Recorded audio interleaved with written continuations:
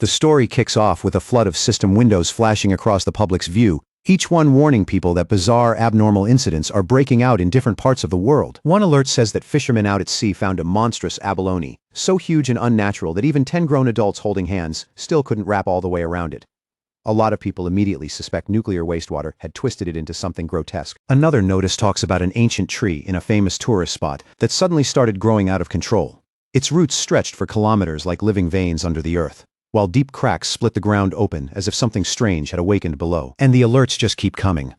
Giant vines are dropping out of the sky like something straight out of a fantasy story, while subway tracks in several areas are being torn apart, leaving chaos, destruction, and even casualties behind. But almost nobody takes any of it seriously. To most people, it just sounds like the usual sensational nonsense. No more believable than that ridiculous zombie bite panic from years ago that turned out to be absolutely nothing. Over at the school gates, groups of students are already gathered around, chatting loudly and swapping gossip, clearly way more interested in local rumors and campus drama than the strange news unfolding outside their little world. Then in one moment, every wandering gaze and half-finished conversation snaps in the same direction. The person walking over is none other than the school's famous beauty, Chu Qingli. The crowd instantly starts buzzing, wondering if she's finally here to dump her boyfriend in their eyes. That relationship was never equal to begin with. It always looked more like pity than love. Chu Qingli had already locked in her future at Qingcheng University, while her boyfriend couldn't even get into a decent college. To everyone watching, the distance between them was already impossible to ignore, and with that cold gap hanging there, Chu Qingli walks right up to Fang Yi and calls his name, making him turn around with a faintly curious look. Her face is cold, without even the slightest softness, as she tells him she's thought it through carefully and that what they have between them just isn't realistic anymore. She says school love stories always seem to end the same way. Sooner or later, reality sets in, people wake up, and it becomes obvious that the two of them were never meant to keep walking the same path. She goes on to say that building a future together takes more than feelings and courage. It takes real compatibility, matching directions, and a future they can actually share. So in her mind, ending it now is the smartest decision. Deep down, she's already looking at him with contempt, convinced that no matter what he says next, nothing will change her mind. Fang Yi doesn't say a word, and the moment people see him staying silent, they immediately assume the breakup hit him so hard that his mind just went blank. After all, she's the school beauty, the girl everyone admired from a distance. So naturally, they expect him to throw away his pride, drop to his knees and beg for another chance. But as they look at him, all they feel is disdain, thinking he was never worthy of a rich, beautiful girl like her in the first place. Just a toad dreaming of a swan. But Fang Yi just looks at her calmly, steady as ever, without the slightest sign of panic, and simply agrees to the breakup as if it's something minor. Something that should have happened a long time ago. That one easy answer leaves Chu Qingli and everyone around her completely stunned. For a second, it's like all their expressions freeze in place. Seeing there's nothing else worth saying, Fang Yi turns his back on her without hesitation and starts to walk off. But the second he does, Chu Qingli suddenly loses her composure and hurriedly calls out to stop him. Fang Yi stops, then slowly turns back. His eyes are sharp now, almost piercing, and in a flat, controlled voice, he asks her what exactly she wants. Her eyes flare with anger and bruised pride as she snaps that she doesn't care what he's thinking, and she doesn't care what kind of tricks he might be planning either. She makes one thing absolutely clear: she is never getting back together with him. Fang Yi looks at her for a moment, then coldly tells her not to think so highly of herself, reminding her that being the so-called school beauty doesn't make her nearly as important as she seems to believe. Words hit her right away. Her eyes widen, and almost at once, her face turns red with shock, embarrassment, and rising anger. The students around them are just as stunned, staring at Fang Yi like he's suddenly become a completely different person from the boy they thought they knew. What none of them realize is that Fang Yi already knows something far beyond their imagination, and he knows perfectly well that Chu Qingli and the others have no idea what's about to fall on this world. He knows the rules society worships right now. Money, grades, status, education, all of it will soon be burned to nothing. What they don't know is that Fang Yi came back from a future ruined by disaster, reborn in this timeline with all his memories still intact. And because of that, the Chu Qingli standing in front of him is no longer someone close to his heart, just a stranger from another life. Without looking back again, Fang Yi leaves the school behind and walks away. He has much bigger things to deal with now. School beauties, gossip, pride, reputation. None of that means anything to him anymore, because the entire order of the world is about to be ripped apart and rebuilt from the ground up. The real danger isn't some campus breakup at all. It's the terrifying crisis already hanging over all of humanity on Blue Star. And in truth, it all started the night before. when Fang Yi suddenly woke from sleep, and strange cracks appeared before his eyes, showing him flashes of the future that felt unreal, yet horrifyingly vivid at the same time. And then the system informed him that aura recovery had been detected. Full activation would arrive in exactly 364 days, 11 hours, and 59 minutes. And once that countdown reached 0, the world would transform into something humanity had never seen before. At that moment, Fang Yi is still half dazed, struggling to figure out whether what he's seeing is real, a dream, or something even stranger. Then several figures appear before him, and the system calmly tells him that from this point on, the rules of human society are destined to be rewritten. The age of cultivators is about to descend on the world, and from that day forward, strength, pure, undeniable power will become the standard everything is judged by. Wary but curious, Fang Yi slowly raises his hand and asks who or what is speaking to him out of the darkness. The very next second, a strange eerie light starts gathering in front of him, glowing with an otherworldly shine that suddenly makes the whole room feel cold and unreal. A system window appears and explains that it comes from the outer universe, built from top-tier algorithms fused with cosmic mysteries. Its purpose is to automatically generate cultivation techniques based on any spiritual material the host touches. And almost mockingly, the screen also shows that his current number of techniques is 0. Fang Yi carefully reaches out, and his eyes widen when his fingers pass straight through the system window like it's made of nothing but light. Then, without any warning at all, a terrifying monster bursts into view and lets out a deafening roar. Its presence so violent it seems to shake the air around him. Fang Yi freezes on the spot. His whole body stiffens. Fear flashes into his eyes, and a cold chill runs through him. Inside the monster's gaping jaws hangs a corpse, and the system coldly tells him that this is the fate waiting for him as an ordinary person. The same doomed end that will swallow billions across Blue Star. Fang Yi swallows hard, his throat completely dry, and no matter how he tries to steady himself, he can't push down the fear rising inside him. He presses a hand against his chest, like he's trying to calm his pounding heart, while worry and dread settle heavily in his eyes. As the shock lingers, Fang Yi falls into deep thought, and memories from his previous life begin surfacing one after another with painful clarity. In that past life, he was never anyone special. Just an ordinary man swept along by the chaos, struggling day after day to stay alive while clinging to the faint hope that he might somehow survive what was coming. But he saw his nation collapse with his own eyes. He saw people suffer through misery, and in the end, even he couldn't escape the jaws and claws of the mutated beasts. He remembers dying in absolute despair, his heart filled with rage, helplessness, and a hatred so deep that even in his final moments it still burned like a curse. A sharp light slowly returns to his eyes, now filled with resolve, as he realizes that maybe this is exactly why the system chose him and sent him back 1 full year before aura recovery begins. He slowly lifts his hand again, fully aware that at this moment, most of the world is still living in complete ignorance, with no clue that a massive and terrifying change is already closing in. Fang Yi reaches out to the fragments of the system and makes up his mind. Every anomaly born from the aura, he's going to seize it first and turn it into his own advantage before anyone else can react. And right then, the system begins initializing a brand new evaluation, as if the first real step toward rewriting his fate has finally begun. A bright, eager light rose in Fang Yi's eyes when the system told him the connection had been completed successfully, like some sealed door in his fate had finally swung open. A completely new road had opened up in front of him. From now on, anything in existence could become material. And the mission in front of him was as clear as it was heavy. Gather powerful techniques, claim extraordinary abilities, become a true cultivator, and one day save the world from the disaster ahead. All across the city, notices spread fast, warning people that humanity was now facing a crisis unlike anything it had ever seen. There were no old answers to fall back on, no past experience to copy. The only thing left was to adapt and survive on your own strength. Everyone who saw those warnings froze in confusion, except Fang Yi.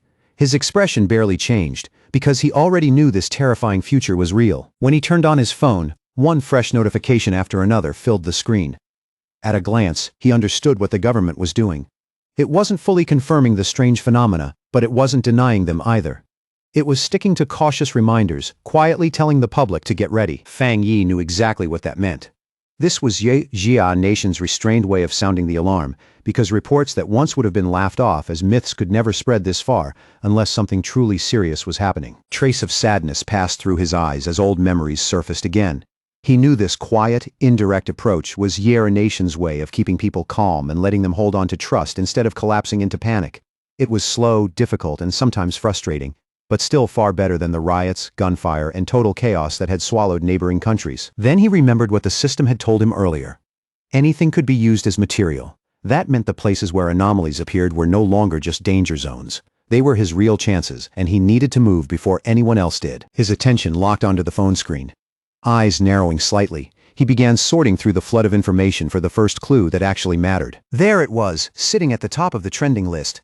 Chingcheng University's UV index had reportedly hit a record not seen in 100 years. A heat warning had already been issued, telling incoming students to protect themselves, stay alert, and put on sunscreen before entering campus. The students reading it were more baffled than concerned. In their eyes, even top universities had started playing ridiculous marketing games.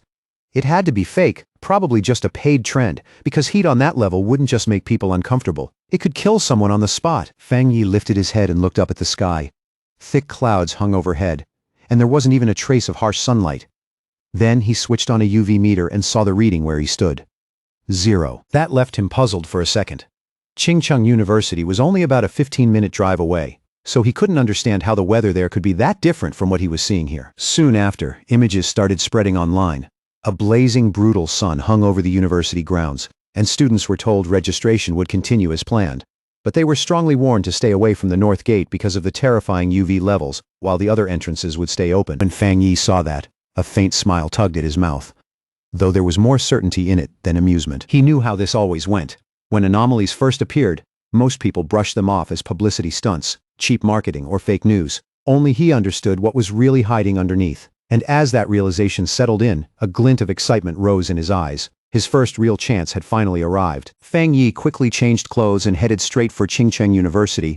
Along the way, almost everyone had an umbrella up against the oppressive heat, and the temperature was so unnatural that even the leaves on the roadside trees had already shriveled and dropped. Once he arrived at Chingcheng University, he headed directly for the north gate. The one entrance people had avoided so desperately that it had become the emptiest place on campus. He already knew something was badly wrong there, and the uneasy feeling hanging around the gate only made that certainty stronger. Then glittering ash began drifting down from the sky, each fragment glowing strangely as it fell. The nearby students screamed and ran, terrified they'd be burned alive. But Fang Yi kept staring at those falling sparks without looking away. Instead of backing off, he calmly sat down right there and decided to touch one of them, like he was reaching out to the very start of a new fate. The instant his fingertip touched it, a fierce burst of light exploded from the ash, and the system immediately reported that it had detected an intense yang attribute of fluctuation and successfully unlocked its data template. That scorching energy rushed straight into Fang Yi's body, and the pain that followed was so violent, it felt like his flesh, bones, and blood were all being ripped apart from the inside. Then blazing light started pouring out of Fang Yi's body, wrapping him in a fierce golden glow that made him look less like a student and more like someone being reforged inside a furnace. The people nearby cried out and covered their eyes, afraid the light would blind them. No one understood what they were looking at, and for a moment some of them even wondered if the heat and panic had pushed them into seeing things. The yang energy kept burning through Fang Yi's clothes, and the pain was so intense that he clenched his teeth until his jaw started trembling. He grabbed the top of his head and nearly lost control, his whole body shaking as he had no idea whether the system had finished compiling or not. In that unbearable stretch of time, it truly felt like death was only a breath away. Then at last, the compilation finished, and Fang Yi successfully obtained a yang-attributed cultivation method, the golden sun breathing technique. Not long after that, Chingcheng University's official registration day arrived, and the campus was packed once again with noise, movement, and fresh new faces. Fang Yi's ex-girlfriend showed up at the registration area looking as striking as ever, and almost immediately a young man stepped forward with a flattering smile, offering to carry her suitcase. Before long, several more boys came over one after another, each trying to grab a chance to get close to her. But she turned every one of them away with the same cold indifference, making it clear she didn't need anyone's help. She turned her head and cast a glance at a nearby couple, a sneer pulling at her lips, her face carrying that same familiar arrogance and quiet contempt. But in the very next second, a brilliant golden flash suddenly lit up the area, startling her, and the students around her so badly that every eye snapped toward the source. A tense voice came over the loudspeaker, urgently ordering everyone to stay away from the north gate and keep their distance from the area immediately. Her expression turned serious right away. Curiosity mixed with unease, and she decided to go see for herself what was happening over there. At the north gate, a massive burst of golden energy lit up the whole area, turning the air harsh and blinding, as if a second sun had exploded right there on campus. Then from the swirling smoke and warped air, a dark figure slowly stepped out, carrying a heavy, oppressive presence that made everyone around tense up without even thinking. He drew in a deep breath, and as he did, his eyes flared with a fierce golden glow, sharp and powerful, like fire gathering behind them. A system screen popped up in front of him, informing him that he had successfully created a new technique and had been awarded 50 points. Fang Yi looked at the screen and frowned slightly. wondering what those points were even for and what kind of value they actually had. After a short pause, he decided it wasn't worth getting stuck on right now, though he could already tell those points would probably matter sooner or later. Time passed quietly, and before long night had fallen. Above everything hung a strangely eerie moon, casting an unsettling light across the campus below. Under that unusual moonlight, the young man began practicing his newly obtained breathing technique, carefully guiding every breath as he adjusted himself to the power now living inside him. When the next day came, the sun was hanging high in the sky again, and a new wave of energy seemed to spread subtly through the university grounds, making the whole campus feel just a little different. Some students suddenly noticed the sky dim for a brief second, and felt the temperature drop with it. That strange shift sent them rushing toward the north gate, and before long a large crowd had gathered there, all trying to see what kind of disturbance was happening. The university dean was furious, demanding to know why nobody had listened to the repeated warnings telling them to stay away from that area in the first place. Then a group forced its way through the crowd, and the students instinctively stepped aside to let them pass as they moved toward the center of the commotion. At the center stood a hooded figure with a stern, unreadable expression, coldly instructing the dean to seal off the north gate completely and not let anyone else come near it. At that exact moment, the system informed Fang Yi that he had successfully cleaned a polluted area, confirming that what happened there was far more important than it had first seemed. From that alone, he realized the government already knew about places like this, and he couldn't help wondering whether there were other people in the world just like him. Then, as the alert came down that no one was allowed to enter the area anymore, Fang Yi understood one thing clearly. The students saw groups of uniformed personnel moving through the area, and whispers spread almost instantly as everyone started wondering if the army had been sent in to take control. From the edge of a rooftop, Fang Yi looked down at the scene below and could clearly tell that the commotion at the north gate was pulling in more attention by the second. With his red eyes faintly glowing in the wind, Fang Yi decided this was the moment to leave. Without a pause, he leaped off the building and vanished from sight in one clean, decisive motion. Down below, the mysterious hooded figure moved slowly across the shattered ground, where the surface had already split open under the force of the violent energy that had erupted there earlier. She carefully surveyed the entire area, taking in every crack, every scorch mark, and every strange trace left behind. Her focus calm, but clearly serious. Then she lowered herself to one knee and placed a hand against the damaged ground, quietly checking whether any remnant of that unusual energy was still lingering there. A moment later, she picked up a broken chunk of the ground and examined it more closely. And after studying the residue inside it, the hooded figure came to one conclusion. This energy hadn't come from nature. It had been caused by a person. Just then, officials began pushing the students back and directing the crowd away from the area, while the hooded woman remained off to the side, silently watching it all unfold. In the middle of the restless crowd, Fang Yi's ex-girlfriend visibly stiffened when she heard that all this destruction and strange energy had apparently come from one person alone. And at that exact moment, she caught sight of a figure leaping away in the distance. For one brief second, an absurd thought flashed through her mind. Could that somehow have been her ex? But she immediately shut that idea down herself. With Fang Yi's grades and background, there was no way he could have entered this school, let alone shown up in the middle of something like this. Far away, back at Fang Yi's home, the last bit of daylight slowly faded, and evening quietly slipped into deep night around the apartment building. Lying on his bed, Fang Yi let out an irritated complaint that his whole body still felt unbearably hot, even after taking a cold shower to wash the heat off. With that lingering heat still burning under his skin, he was already starting to feel like there was no way he was getting real sleep that night. At the same time, another thought kept bothering him. After everything that happened that day, he couldn't help wondering whether someone had already noticed him or started suspecting something. He picked up his phone and noticed a popular story talking about a cultivation association. Seeing that name brought something back to him right away. In the past, most people had treated it like an internet joke, nothing more than some ridiculous online fantasy. And his thoughts shifted to the hooded figures at the university, and it didn't take long for him to suspect that those mysterious people were very likely members of that same association. Now, genuinely curious, he opened the article right away, wanting to read the full report carefully instead of brushing it off like everyone else. The article laid out the cultivation realms one by one, describing levels that ranged from ghost acts all the way to total transcendence, like it was revealing a hidden system the public had never been meant to know. In the comments, most people were still laughing and treating the whole thing like a joke. But Fang Yi stared at the screen in silence, seriously wondering if this announcement might actually be real. Fang Yi couldn't help thinking that in his previous life, when he was nothing more than an ordinary person, he had never known any of this hidden information existed. Sitting quietly on his bed, he thought about the Cultivation Association for a moment, then put it aside, and decided to try using his new technique again for himself. He slowly closed his eyes and steadied his breathing to begin training. Almost right away, Sweat started forming on his skin as powerful golden energy began circulating around him in waves. Before long, Fang Yi's body began to lift slightly into the air inside his room, suspended within a brilliant golden glow that lit up the space around him. A warm yet intense light fell across him as the principle of the first stage became clear.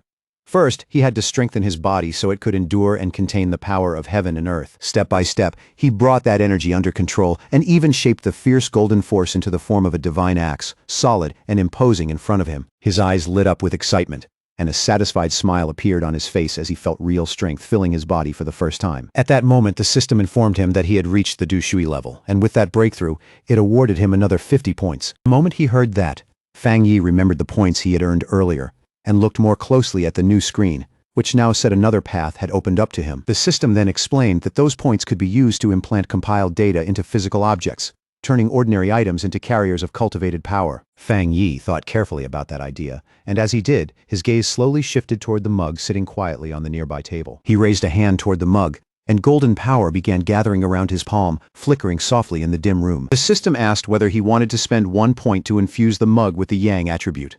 Fang Yi immediately understood what that meant. This was basically a way to enchant an object and give it a special ability. He quickly grasped the deeper value of that function and thought that if he used it on a weapon instead, it could become a personal battle item made for the fights ahead. And the more he thought about what was coming, the more certain he became that having a weapon enhanced by power would be crucial if he wanted to survive. With that in mind, Fang Yi searched his shelf, found a small sword there, and decided to use it as the test subject for this new ability. He figured that if this experiment worked, then his next move would be to buy a real weapon and properly prepare for the day he'd have to face monsters again. But right then, in the middle of the quiet night, a strange sound from outside the building suddenly caught his attention and broke his concentration. Outside, hidden in the darkness, a shadowy creature with massive claws lurked near Fang Yi's apartment, silently staring at his window like a predator sizing up its prey. Its red eyes glowed eerily in the dark, and when it bared its sharp teeth, the creature looked even more sinister and inhuman under the weak night light. The thing looked like a giant demonic rabbit twisted into something unnatural,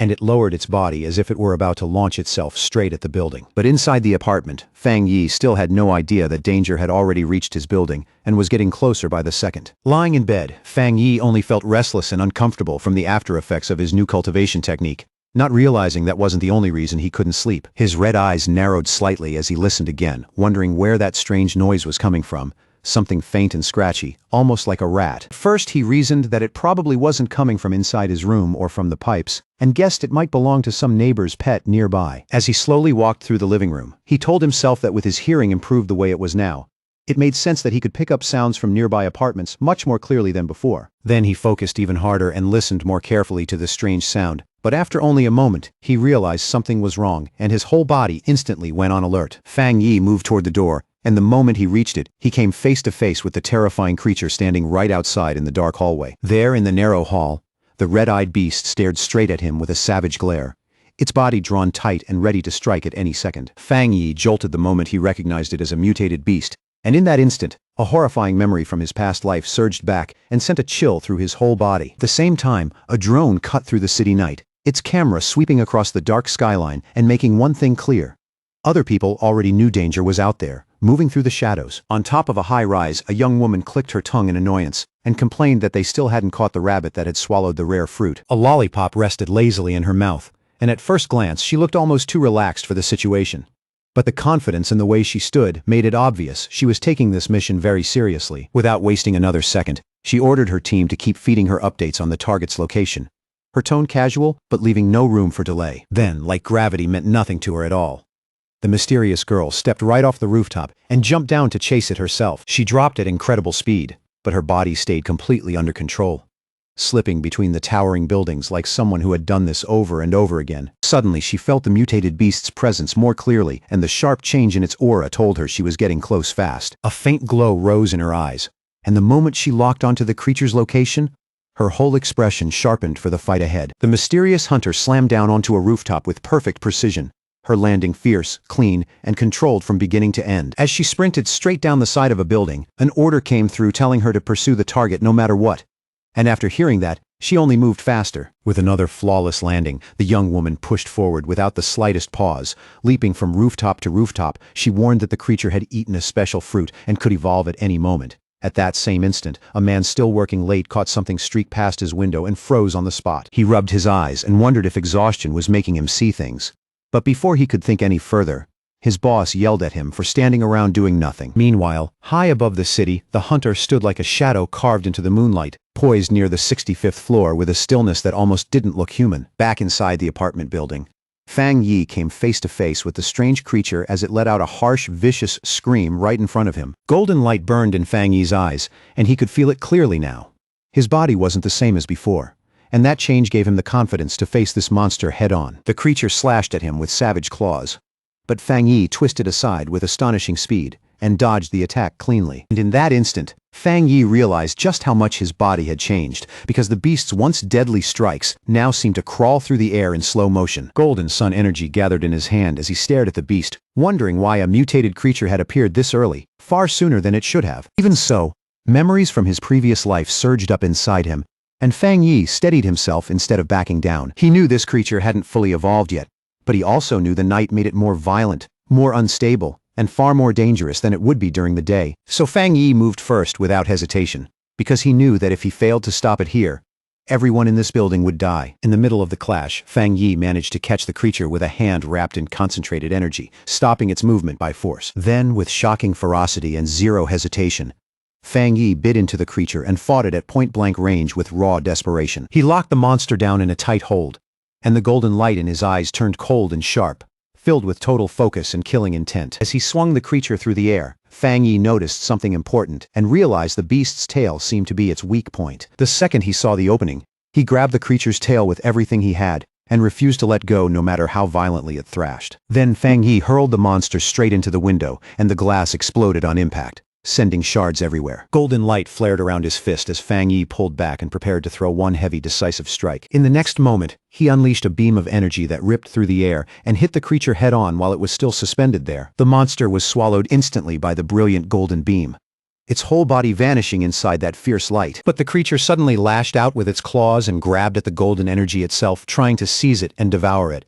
Fang Yi realized at once that the beast was trying to steal his yang power, and he pushed back with everything he had. At that moment, Fang Yi understood that the power of the sun was far too violent for this thing to endure, and that the rabbit was basically destroying itself by trying to absorb it. Not long after, a golden explosion burst across the monster's body, completely engulfing it when it failed to withstand that overwhelming force. In the neighboring building, a couple jolted awake from the noise, and the man frowned sleepily as he asked if that sound had just been thunder. He got out of bed and walked over to the window to check for himself. But when he looked outside, the night seemed completely normal. Back at the scene, Fang Yi dropped to the floor, breathing hard as the last traces of golden energy flickered and drifted around him. Staring at what was left, he thought the creature had acted like a starving ghost, crazily trying to swallow his power no matter the price. After the fight was over, one of the monster's eyes rolled across the floor and came to a stop, releasing a strange strand of black smoke into the air. Fang Yi fixed a serious, unblinking gaze on the remains of the creature he had just killed, staying on guard even now. Without any hesitation, he brought his foot down hard on the eye and crushed it completely, destroying the final remnant of the beast. That was when he understood it.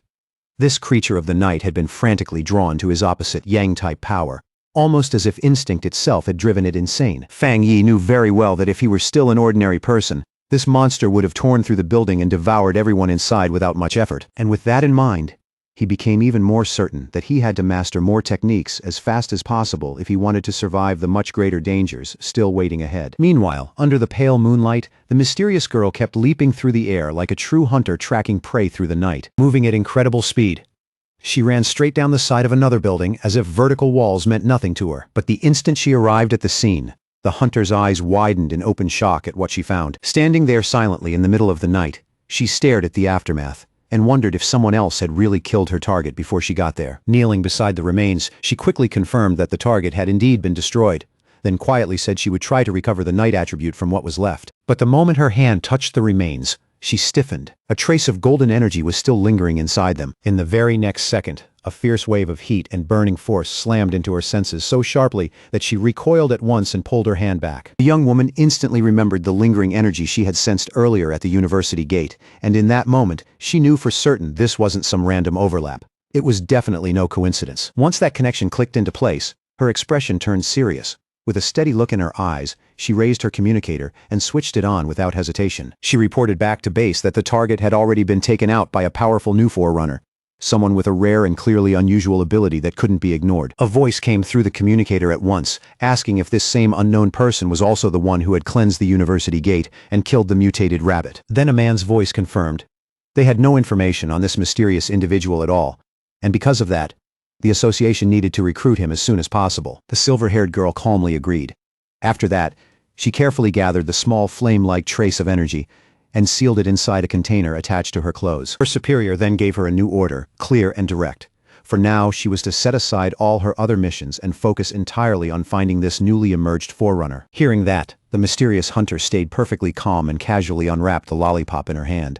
Like this sudden change in orders barely affected her at all. She popped the candy into her mouth and replied in an easy, unhurried voice that she understood the assignment perfectly. But before she properly set out on the mission, the girl added that she needed to grab some milk tea first and relax a little before getting to work. On the other end of the communicator, a voice wondered out loud who this mysterious person could be. Someone capable of wielding such overwhelming and unusual power. The young woman agreed that the president had been right, and said she now wanted to see this powerful expert with her own eyes too. Fang Yi's new day began with the first light of sunrise.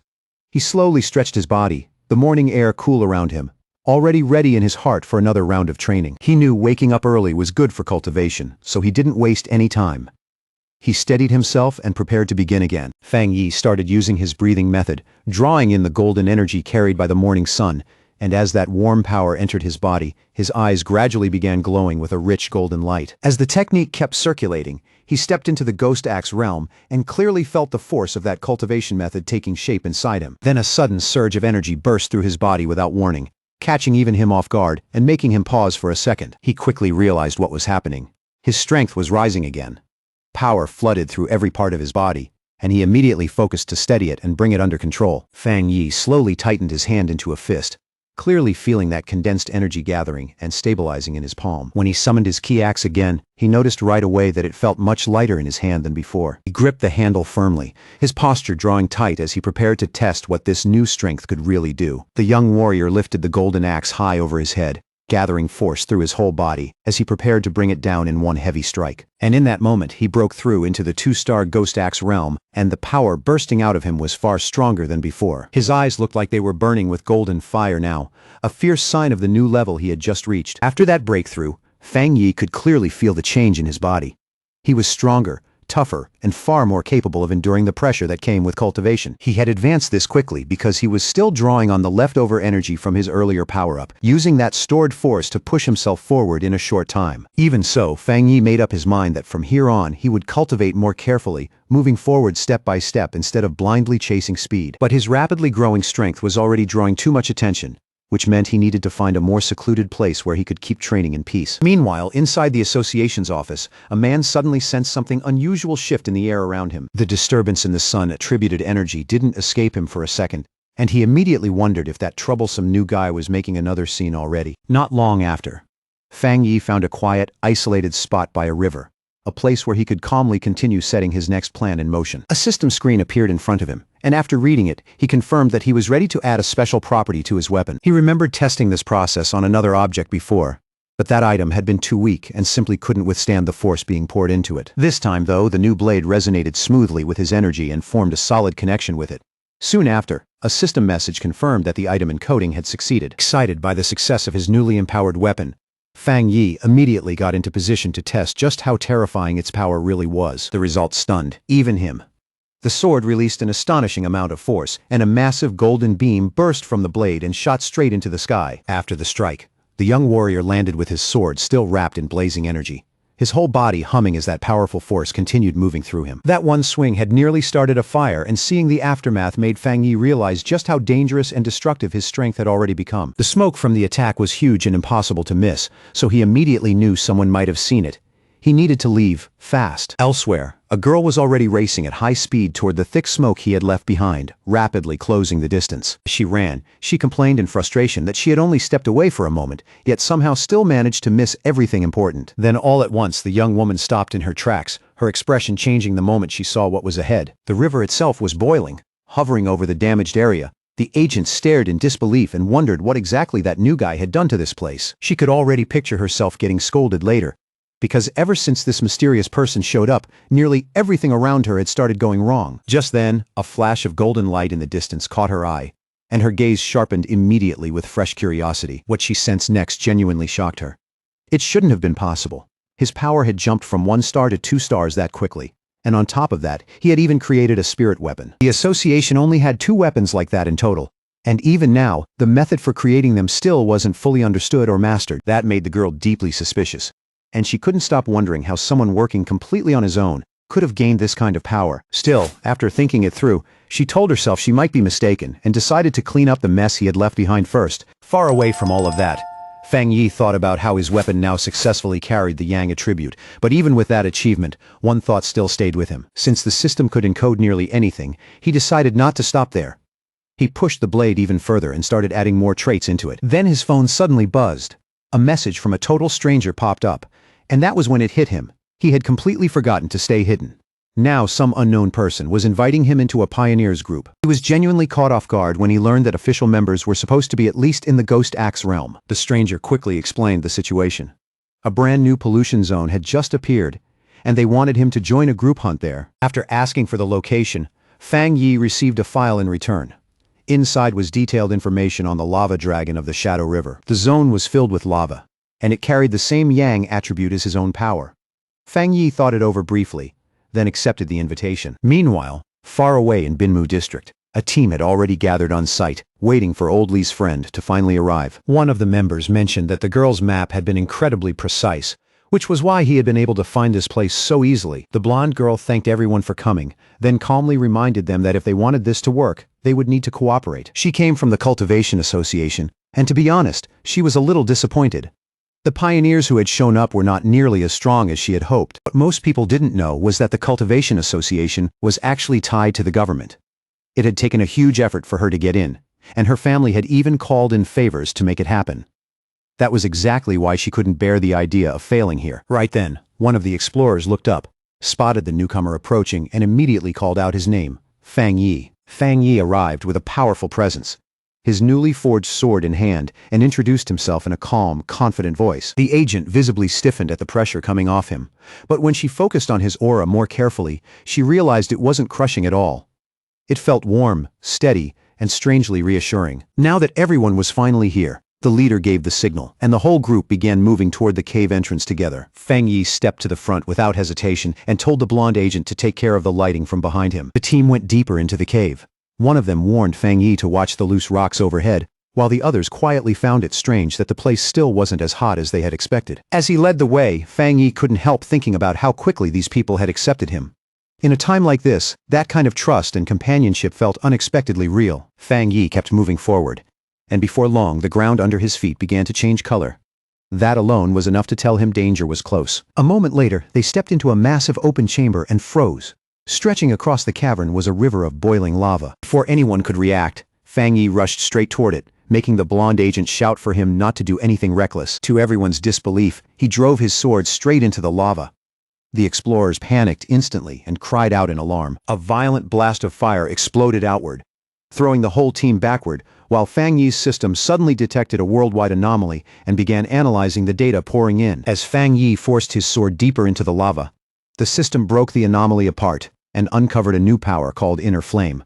It was a force with terrifying internal heat and explosive properties. At the same time, it derived a new move, the Scarlet Flame Sword Technique, which released that power the moment the blade was drawn, covering the sword in blazing fire and crackling lightning. No more hesitation left. Fang Yi tightened his grip on the sword. Both his eyes and the blade flared with burning power, as if this technique had been made specifically for his Tang sword. Down below, the other explorers were still sprawled on the ground where the blast had thrown them, and all they could do was stare in shock as Fang Yi stood completely unharmed inside a swirling vortex of fire. Only then did they realize his weapon was pulling in the power of the lava itself. Fang Yi then spent his script points and permanently engraved the Scarlet Flame attribute into the sword, leaving it blazing with a fierce new power. When the flames finally faded, his teammates assumed he had only gone through a small cultivation accident and had already recovered from it. The whole group lit up with excitement when they realized the cave's spiritual energy had stabilized. One person happily celebrated that he could finally absorb it without trouble. while another, just about to step onto the cultivation path, excitedly shouted Zhang Xiaoya's name. The blonde agent Zhang Xiaoya told them to take full advantage of the chance and cultivate while she kept watch. The team thanked her at once for giving them that opportunity, but that brief calm didn't last.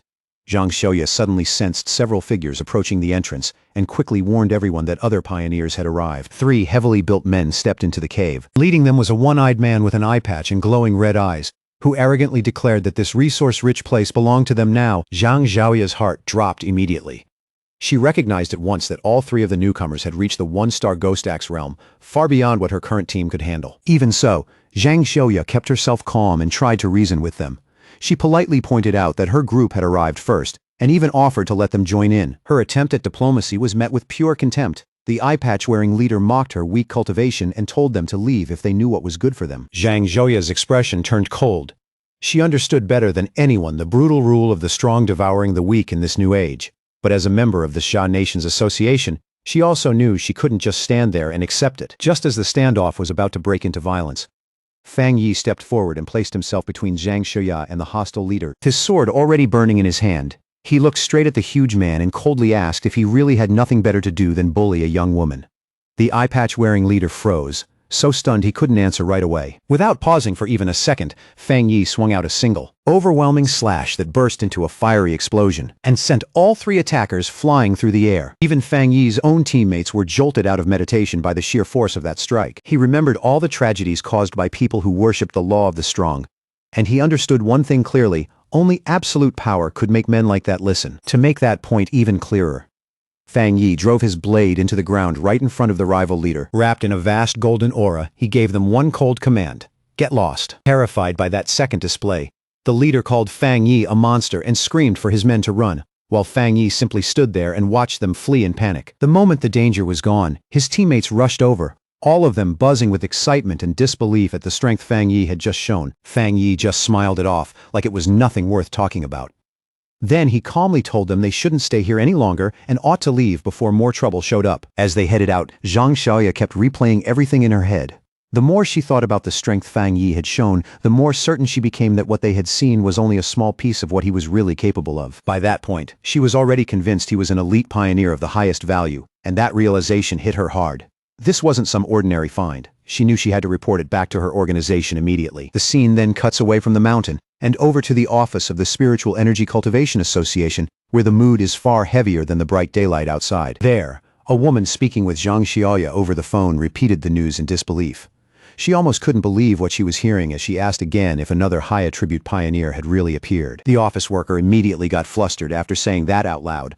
Her face tightened when she realized she had spoken too openly, especially with an imposing man standing silently behind her, listening to every word. Trying to recover, she awkwardly confirmed the report, forced out a stiff response, and quickly ended the call before she let anything more slip. The young woman turned around and cheerfully asked her gray-haired superior if they had somehow gotten lucky enough to discover 2 high-attributed pioneers back-to-back, but his expression stayed grim.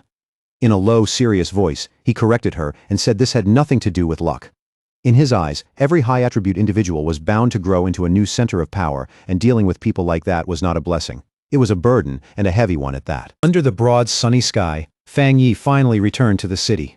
He looked calm on the outside, but his mind was already turning over everything that had happened. He tried to pass himself off as a cosplayer to avoid drawing attention, but it barely helped. With that overwhelming presence of his and a sword that looked all too real, people ended up staring at him even more. His casual walk through the city didn't last long. The moment he checked his phone, he saw that news of the cave incident had already spread online and was going viral at shocking speed. Seeing that, he clicked his tongue and blamed his own carelessness. He knew the eruption of his inner flame had been far too eye-catching for anyone nearby to miss. He quickly dismissed the idea that his teammates had betrayed him. There was no point wasting time on suspicion right now. Instead, his attention shifted to the much more urgent problem building inside his body. The massive surge of yang energy he had absorbed was already forcing him toward another breakthrough. Fast.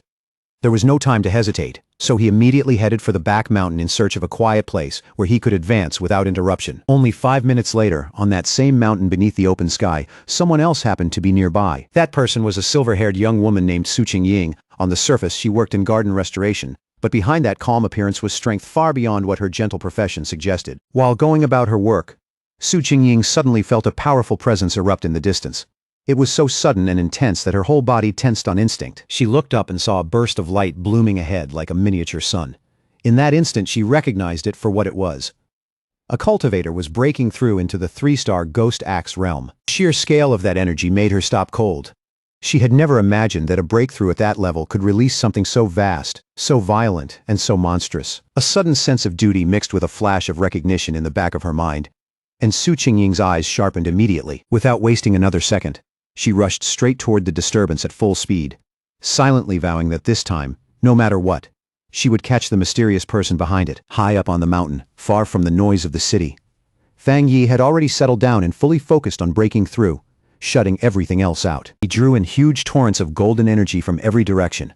The power spun wildly around him, then gradually gathered above his head into a radiant sphere that shone like a newborn sun. As he meditated in midair, the force building behind him condensed into a complex, star-shaped divine form.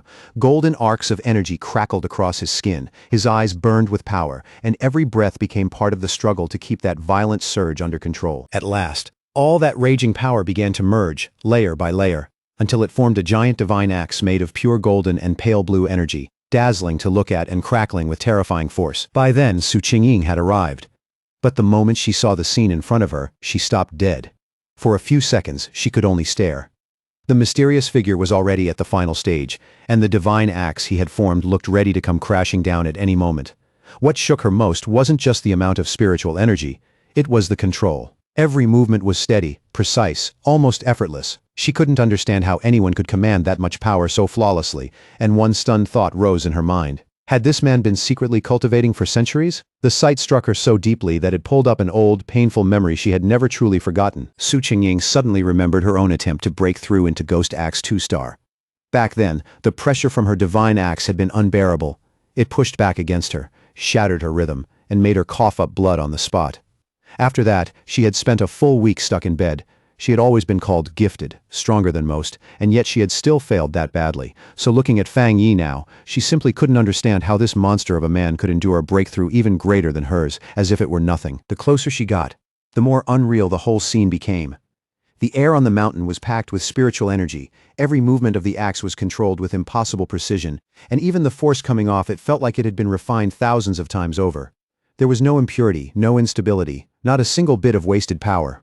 At that point, Su Qingying couldn't even describe him as merely talented or monstrous anymore. In her eyes, he looked more like a god descending from the heavens than a human cultivator. She also noticed how calm he stayed through the entire process. Most pioneers, once they sensed a breakthrough coming, would rush through it in panic or excitement, afraid the chance might slip away. But this man moved with the quiet steadiness of someone who had already weathered countless storms. Every choice carried deep experience, and there was something about him that felt like an ancient master. Her thoughts were cut off in an instant when the giant, blazing divine axe finally began to move. She held her breath and watched as the overwhelming weapon shifted with clear intent, then swung out toward the east. At the very peak of his power, Fang Yi's eyes blazed with pure golden light, while thin cracks of raw energy spread across his face like glowing fractures barely containing what was inside him. He floated at the center of a blinding storm of golden force, his body surrounded by raging brilliance as he successfully brought that enormous mass of energy under control and forced it to evolve. Then a system window appeared before him, crisp and undeniable, confirming the result. He had officially stepped into the Ghost Axe realm, 2-star. Newly formed divine axe then slammed into the earth with unstoppable force, releasing all of its stored power in one massive shockwave that tore violently across the mountain. Su Qingying was hit head-on by that terrifying blast, and had to brace herself with everything she had just to stay on her feet against the sweeping wave of golden energy. The remaining force carved a massive path straight through the forest before gradually fading into silence. And by the time Su Qingying lifted her head again, the mysterious man was already gone without a trace. Breathing hard from the chase and the frustration of it all, Su Qingying could hardly believe she had missed him again, especially when she had reached the area in less than 30 seconds. A troubling thought soon crossed her mind. He must have realized someone was tracking him, and if he stayed this cautious, this elusive, and this hard to pin down, then her mission to recruit him into the association might be doomed from the start. Just as she was about to give up and pull back, she suddenly paused. An idea flashed through her mind. Instead of staring at the torn path left behind by the shockwave, she turned toward a giant old tree nearby, its trunk still faintly glowing with leftover golden light. That tiny detail gave her a new sense of certainty. Looking into the woods that seemed empty, she respectfully called out to him as senior, and asked if he was still somewhere nearby. From the deep shadows of the forest, Fang Yi finally stepped out. His hooded figure carried a quiet, almost chilling confidence. His red eyes were still faintly glowing, and the moment he looked at Su Qingying, he immediately understood that she was the one who had been investigating him these past few days. Now that she had been found out, Su Qingying forced herself to stay composed and introduced herself formally without backing away. She said she was the captain of the Firefly Squad under the Spiritual Practitioners Association of Jaya Nation, and also one of the nation's earliest pioneers. Then, on behalf of the association, she sincerely invited him to join them. She openly admitted that she had been following him for the past 2 days and said she hoped her methods hadn't made him think badly of her intentions. Through all of it, Fang Yi said nothing, and whatever expression lay beneath his hood remained impossible to read. Trying to strengthen her case, Su Qingying added that although the public still knew nothing about it, all of the association's official documents had already been fully prepared. But on the inside, she was extremely tense. Every word had to be chosen carefully, because she had no idea whether she was already offending him or testing the patience of someone far stronger than herself. She knew her tone had to stay soft, respectful, and controlled. But before she could continue with the speech she had prepared, Fang Yi cut straight through it with one simple question. "Why should I join?" The blunt question completely threw Su Qingying off. She froze for a moment, then started to stammer as panic rushed into her head. In that instant, she realized that polite slogans and empty promises would mean absolutely nothing to someone as sharp as him. So she chose the only thing she felt she could still offer him, the truth. Steadying herself, she explained the association's purpose as plainly as possible. Jia Nation wanted to gather the early pioneers, unite them, guide them onto a more organized path, and offer them stronger protection as the world continued to change. She admitted that everything was still chaotic and uncertain, and that to someone like him, an organized group could easily sound like a cage meant to restrain a free spirit. Even so, she asked him to look beyond that. A great return of spiritual energy was coming, and when it fully arrived, they would all need to stand together against the unknown enemies waiting in the future. After quietly listening to her sincere and passionate explanation, Fang Yi simply leaned back against a nearby tree. He looked tired, relaxed, and not especially moved. Then he gave her a plain answer. He was not willing to join. At least for now, he said, he still couldn't fully trust either her or the association behind her. Su Qingying was completely stunned by how directly he refused her. Her eyes widened as if she hadn't even seriously prepared herself for the chance that he would reject her that cleanly. Faced with that refusal, Su Qingying immediately grew anxious. In a hurry, she reached into her jacket and pulled out her identification card, as if that one item might still be enough to turn things around. Holding the card up where he could clearly see it, she quickly introduced herself again as Su Qingying and added that before the return of spiritual energy, she had once been a well-known athlete. There was an unmistakable plea in her voice as she asked him to believe her, hoping her former public identity might give him at least one reason to trust that she was sincere. Fang Yi paused at that, and his expression shifted ever so slightly as he thought over her words. Then he touched his chin and said that he now vaguely remembered who she was. A memory surfaced in Fang Yi's mind with surprising clarity, a framed photo of Su Qingying standing on a podium after taking second place in Jaya Nation's long-distance championship.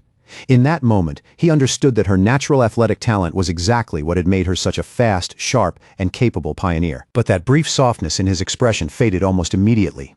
His face hardened as a dark memory from his previous life rose without warning, bringing with it the image of a ruined city drowned in death, silence, and despair. He knew better than anyone that in the original timeline, Jia Nation's efforts, including everything the association had tried to build, had still ended in failure. Humanity had been driven to destruction all the same. Now that he had returned with the system, he understood that this time, he had to become part of the answer. Even so, joining the association now still wasn't the right choice for him. So Fang Yi put on a more thoughtful, measured look, turned back to the hopeful Su Qingying, and calmly confirmed that yes, he did remember her after all. He told her he would think about the offer she had made.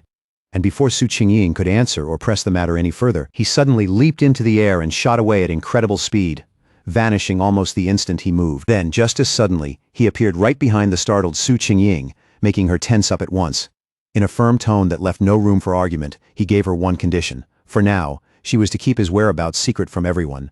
At the same time, Fang Yi quietly noted her respectful attitude and guessed that the association was being extremely careful not to provoke powerful pioneers who had not joined them. He recognized that caution immediately as a weakness he could use. While Su Qingying, sensing there was still room to talk, quickly offered a compromise. She explained that the association had already picked up the energy released during his breakthrough, so she had no choice but to file a report. Still, she proposed sending one mixed with truth and falsehood, enough to protect his identity while still satisfying her superiors. Fang Yi considered that for a brief moment, then quietly nodded and agreed. Su Qingying tried to call out to Fang Yi the moment he accepted. But in the blink of an eye, he had already disappeared again, leaving nothing but empty air behind. She immediately ran down the mountain after him, moving as fast as she could through the rough terrain. But it was no use. There wasn't a trace of him anywhere. Tired, annoyed, and out of options, Su Qingying walked alone along a damp forest path, muttering under her breath in growing frustration about how many times she had already failed to catch him and how he was obviously avoiding her now. Letting out a weary sigh, she grumbled about the exhausting job of cleaning up and erasing the powerful energy traces he left behind after every incident. Her irritated thoughts were suddenly cut off by a voice in her earpiece, telling her to stop dwelling on that impossible-to-track pioneer and refocus on the mission already in front of her. Then the voice informed her in a serious tone that the strange creatures had appeared again. Su Qingying froze where she stood, her eyes widening as she asked, almost in disbelief, whether they had really come back. A terrifying memory instantly flashed through her mind. She saw herself trapped in the middle of a pack of wolf-like creatures, their mouths slick with blood and their red eyes glowing with savage hunger in the dark. She knew she would never forget those bloody, unnatural beasts for as long as she lived.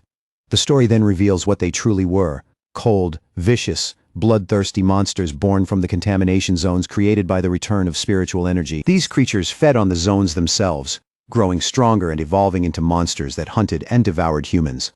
Some of them could even disguise themselves as natural disasters, hiding behind destruction while tearing apart entire regions and creating new contamination zones along the way. If no one stopped them, they would keep consuming the human world piece by piece until nothing was left. Not long after that, a heavy storm suddenly crashed down over the city with frightening force. At night, the sky was no longer lit by ordinary streetlights, but by relentless flashes of violent lightning splitting the darkness again and again. Rain came down in sheets, pounding against windows and streets, while red emergency alerts lit up people's phones one after another, warning of a severe thunderstorm and urging everyone to stay indoors. Another alert followed soon after, announcing that the Yuhuang Mountain area had been officially closed because of the growing risk of flooding and related danger. Standing by their windows, people stared out at the terrifying weather and remarked that they hadn't seen a storm this severe in years. Some even joked nervously that maybe some powerful being was up on the mountain going through a lightning tribulation. Hidden in a narrow, rain-soaked alley, Fang Yi watched the storm with a grim, focused look, one red eye glowing faintly in the dark. He could clearly feel the enormous thunder energy saturating the air, and he recognized at once how wild and violent it was. This was no ordinary storm. It was another anomaly, and all that terrifying power was gathering toward a single point. His gaze moved past the rows of buildings and distant city lights before locking onto a faraway mountain peak, where bolts of lightning were striking over and over without pause. In that instant, he knew he had found the true center of the storm. Without the slightest hesitation, Fang Yi rushed straight into the pouring rain, leaping across rooftops at explosive speed as he headed for the mountain through the storm. The moment Fang Yi reached the foot of Yuhuang Mountain, the system reacted immediately and confirmed that a contamination zone had been detected. He raised his eyes toward the peak, but instead of the familiar beauty the mountain usually had, he saw a grim, twisted landscape, with skeletal remains scattered among warped trees, as if death had already taken the whole place. At the same time, another system notice appeared, making things even worse by stating that the contamination level was unknown. Even so, Fang Yi didn't stop for a single moment. With a steady, determined look in his eyes, he stepped into the dark woods beneath the storm and moved deeper into the zone. As he pushed closer to the heart of the storm, a massive bolt of blue lightning suddenly slammed into the summit, lighting up the entire mountain in a harsh, blinding flash. That one strike was enough for Fang Yi to know he had found exactly what he came for. Inside the Spiritual Practitioners Association's command center, officials were already gathered in a tense emergency meeting. At the front of the room, a large screen showed a swirling vortex of blue energy hanging over the mountain peak. One official reported that the danger level on Mount Yuhuang was rising at an alarming rate, forcing them to seal the area and classify it as a new contamination zone. Hearing that, the association leader, his face grim and heavy, said the situation had become serious enough that he had no choice but to pull Su Qingying away from another important mission. He then asked her for a direct report. Su Qingying informed the room that climbing the mountain was currently impossible, because the thunder energy there had become dangerously unstable and could erupt at any moment. For that reason, the area had already been officially designated as an A-level contamination zone. She followed with even worse news based on the speed at which the energy was growing. The mountain would soon escalate into an S-level threat, forcing them to activate their highest emergency response plan. But even as she said that, she pointed out there was an even bigger problem underneath it all. According to the association's current data, none of the explorers they had available could safely approach the area. Su Qingying admitted it openly, not even she could handle it. A wave of shock spread through the room as the calculations made one thing painfully clear. Even for highly advanced explorers, this mission would amount to certain death. Faced with that impossible reality, a man in a security uniform immediately ordered the entire foot of Mount Yuhuang to be sealed off, with patrol teams sent out around the clock to stop anyone from attempting to climb it. The association leader gave a firm nod and agreed at once. In a hard voice, he declared that their only option for now was to contain the threat by sealing the mountain completely, and that no one was to go near it until the concentration of thunder energy finally dropped. But while the association judged Mount Yuhuang too dangerous for anyone to enter, Fang Yi was already deep inside the contamination zone, moving straight toward its heart. Massive bolts of blue lightning crashed down all around him, each one violent enough to rip through rock, earth, and trees in an instant. Even with the storm raging wildly around him, Fang Yi stood his ground without flinching, protected by the golden aura created by his breathing technique. Still, he knew that simply surviving inside the storm wasn't enough. If he wanted the purest and most concentrated thunder energy, then he had to climb all the way to the very center of it at the mountain's peak. That decision wasn't reckless. It came from the dark memories he carried from the past.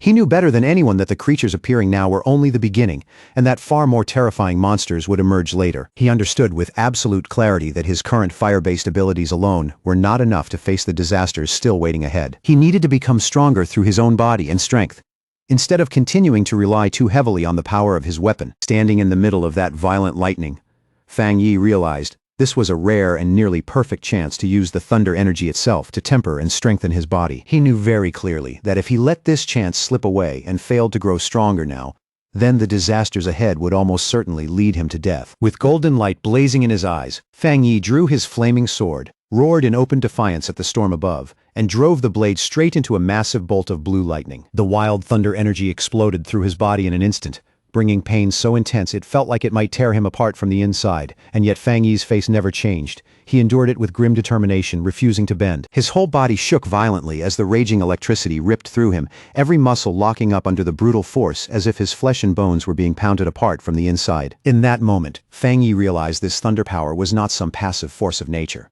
It felt like divine punishment made real. A violent will that was actively resisting him and trying to crush him where he stood. The storm itself seemed enraged that he had stepped into its territory.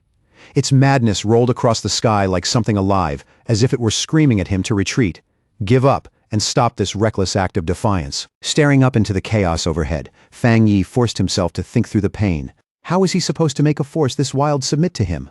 Then an idea flashed through his mind. He steadied his breathing, calmed his heart, and recalled the system's rule. If he wanted to claim a power, he first had to make direct contact with its source. A blazing wave of golden aura burst from his body as he pushed the golden sun breathing technique to its limit. Refusing to let the storm drive him back, Fang Yi roared and surged forward, swinging his flaming sword to carve a burning path through the raging sea of blue lightning. The clash between his radiant golden power and the storm's savage thunder force set off a massive chaotic explosion that shook the whole mountain and sent violent currents tearing through the air. Blood slipped from the corner of Fang Yi's mouth under the crushing strain. But his eyes only burned brighter, filled with a fierce resolve and a stubborn refusal to fall. He knew better than anyone that this was a desperate gamble with no safe ending. If he wanted even a chance to survive what was coming in the future, then he had to push past his limit, stand at death's edge, and risk everything right now. At last, after forcing his way through that merciless torrent of thunder and pain, Fang Yi finally reached the mountain's peak. The moment he stepped into the very heart of the storm, he drove his sword into the ground with brutal force, splitting the rock beneath him. Here, the thunder power was far more terrifying than it had been below, a violent flood of raw energy so dense and oppressive that even breathing felt difficult. Standing there, Fang Yi could clearly feel the storm's full attention settle on him. It was no longer trying to drive him away, now it wanted him dead. As if responding to that challenge, the storm gathered all of its power into one terrifying strike and hurled a massive beam of white-hot lightning straight at him, a final blow so overwhelming it was clearly meant to erase him completely. Just as Fang Yi faced that ultimate strike head-on, the system suddenly activated. It detected an extremely powerful thunder attribute inside the attack and immediately began processing and analyzing it. Far below in the city, people stood by the windows of a tall building and stared at the distant mountain in shock. One man held up his phone to take a picture and muttered that he had never seen lightning that huge in his life. Another looked into the sky and half joked, half believed that maybe some god was undergoing a heavenly trial, even swearing he had seen the outline of a person inside the storm. At the mountain peak, the struggle ended in a blinding explosion of light that lit up the storm itself. Fang Yi had won, a system message appeared to confirm it, announcing that he had obtained refined divine thunder power and could now summon heavenly lightning to temper his body into something godlike. As an extra reward for surviving and succeeding, the system granted him 5 riding points. Now, floating in mid-air, surrounded by crackling blue lightning and the glow of his golden aura, Fang Yi quietly grasped the nature of his new power. Thunder was a top-tier attribute, terrifying in both offense and defense. Unlike his sun power, which leaned more toward protection and endurance, thunder could refine the body itself and turn it into a far more violent, concentrated form of energy. He quickly decided that from this moment on, thunder would become both his spear and his shield. And the more he understood it, the clearer it became that this power was not only about destruction. Hidden inside it was purification, rebirth, and the force of violent renewal. He could feel that new energy moving through him, sinking into his bones, muscles, and veins, strengthening his body piece by piece without bringing the pain he had expected. Then the system presented him with another choice, offering an upgrade called Punish Evil. It promised double critical damage and asked whether he wanted to spend riding points to unlock it now. After descending gently and landing without a sound, Fang Yi lowered his gaze and began thinking carefully about what to do with this newly gained power. His first instinct was to channel the thunder attribute straight into his Tang sword and strengthen the blade even further. But he didn't rush it. He paused and weighed the idea with unusual care. Doing that would definitely make the weapon stronger, but Fang Yi worried it might disrupt the purity of the sun attribute already stored inside it. He also understood that cramming too many different forces into one weapon could make it unstable, or worse, ruin it completely. Then, all at once, a sharper and much bolder idea came to him. Looking down at his own hand, Fang Yi made a different decision. Instead of placing the thunder attribute into the sword, he chose to implant it directly into his right hand. The system immediately responded, asking whether he wished to infuse the selected item with the thunder attribute. A confident, almost amused smirk spread across his face as he gave the command, without the slightest hesitation. In the very next instant, all the wild blue lightning still lingering in the air rushed toward his right hand in a violent stream, as if the entire storm had just been seized and claimed by him alone. By the next day, the immediate danger on the storm-shattered peak of Mount Yuhuang had already passed. Below a cliffside, Su Qingying stood beside an army officer named Han Li, and together they looked down at numerous body bags lined up in grim silence.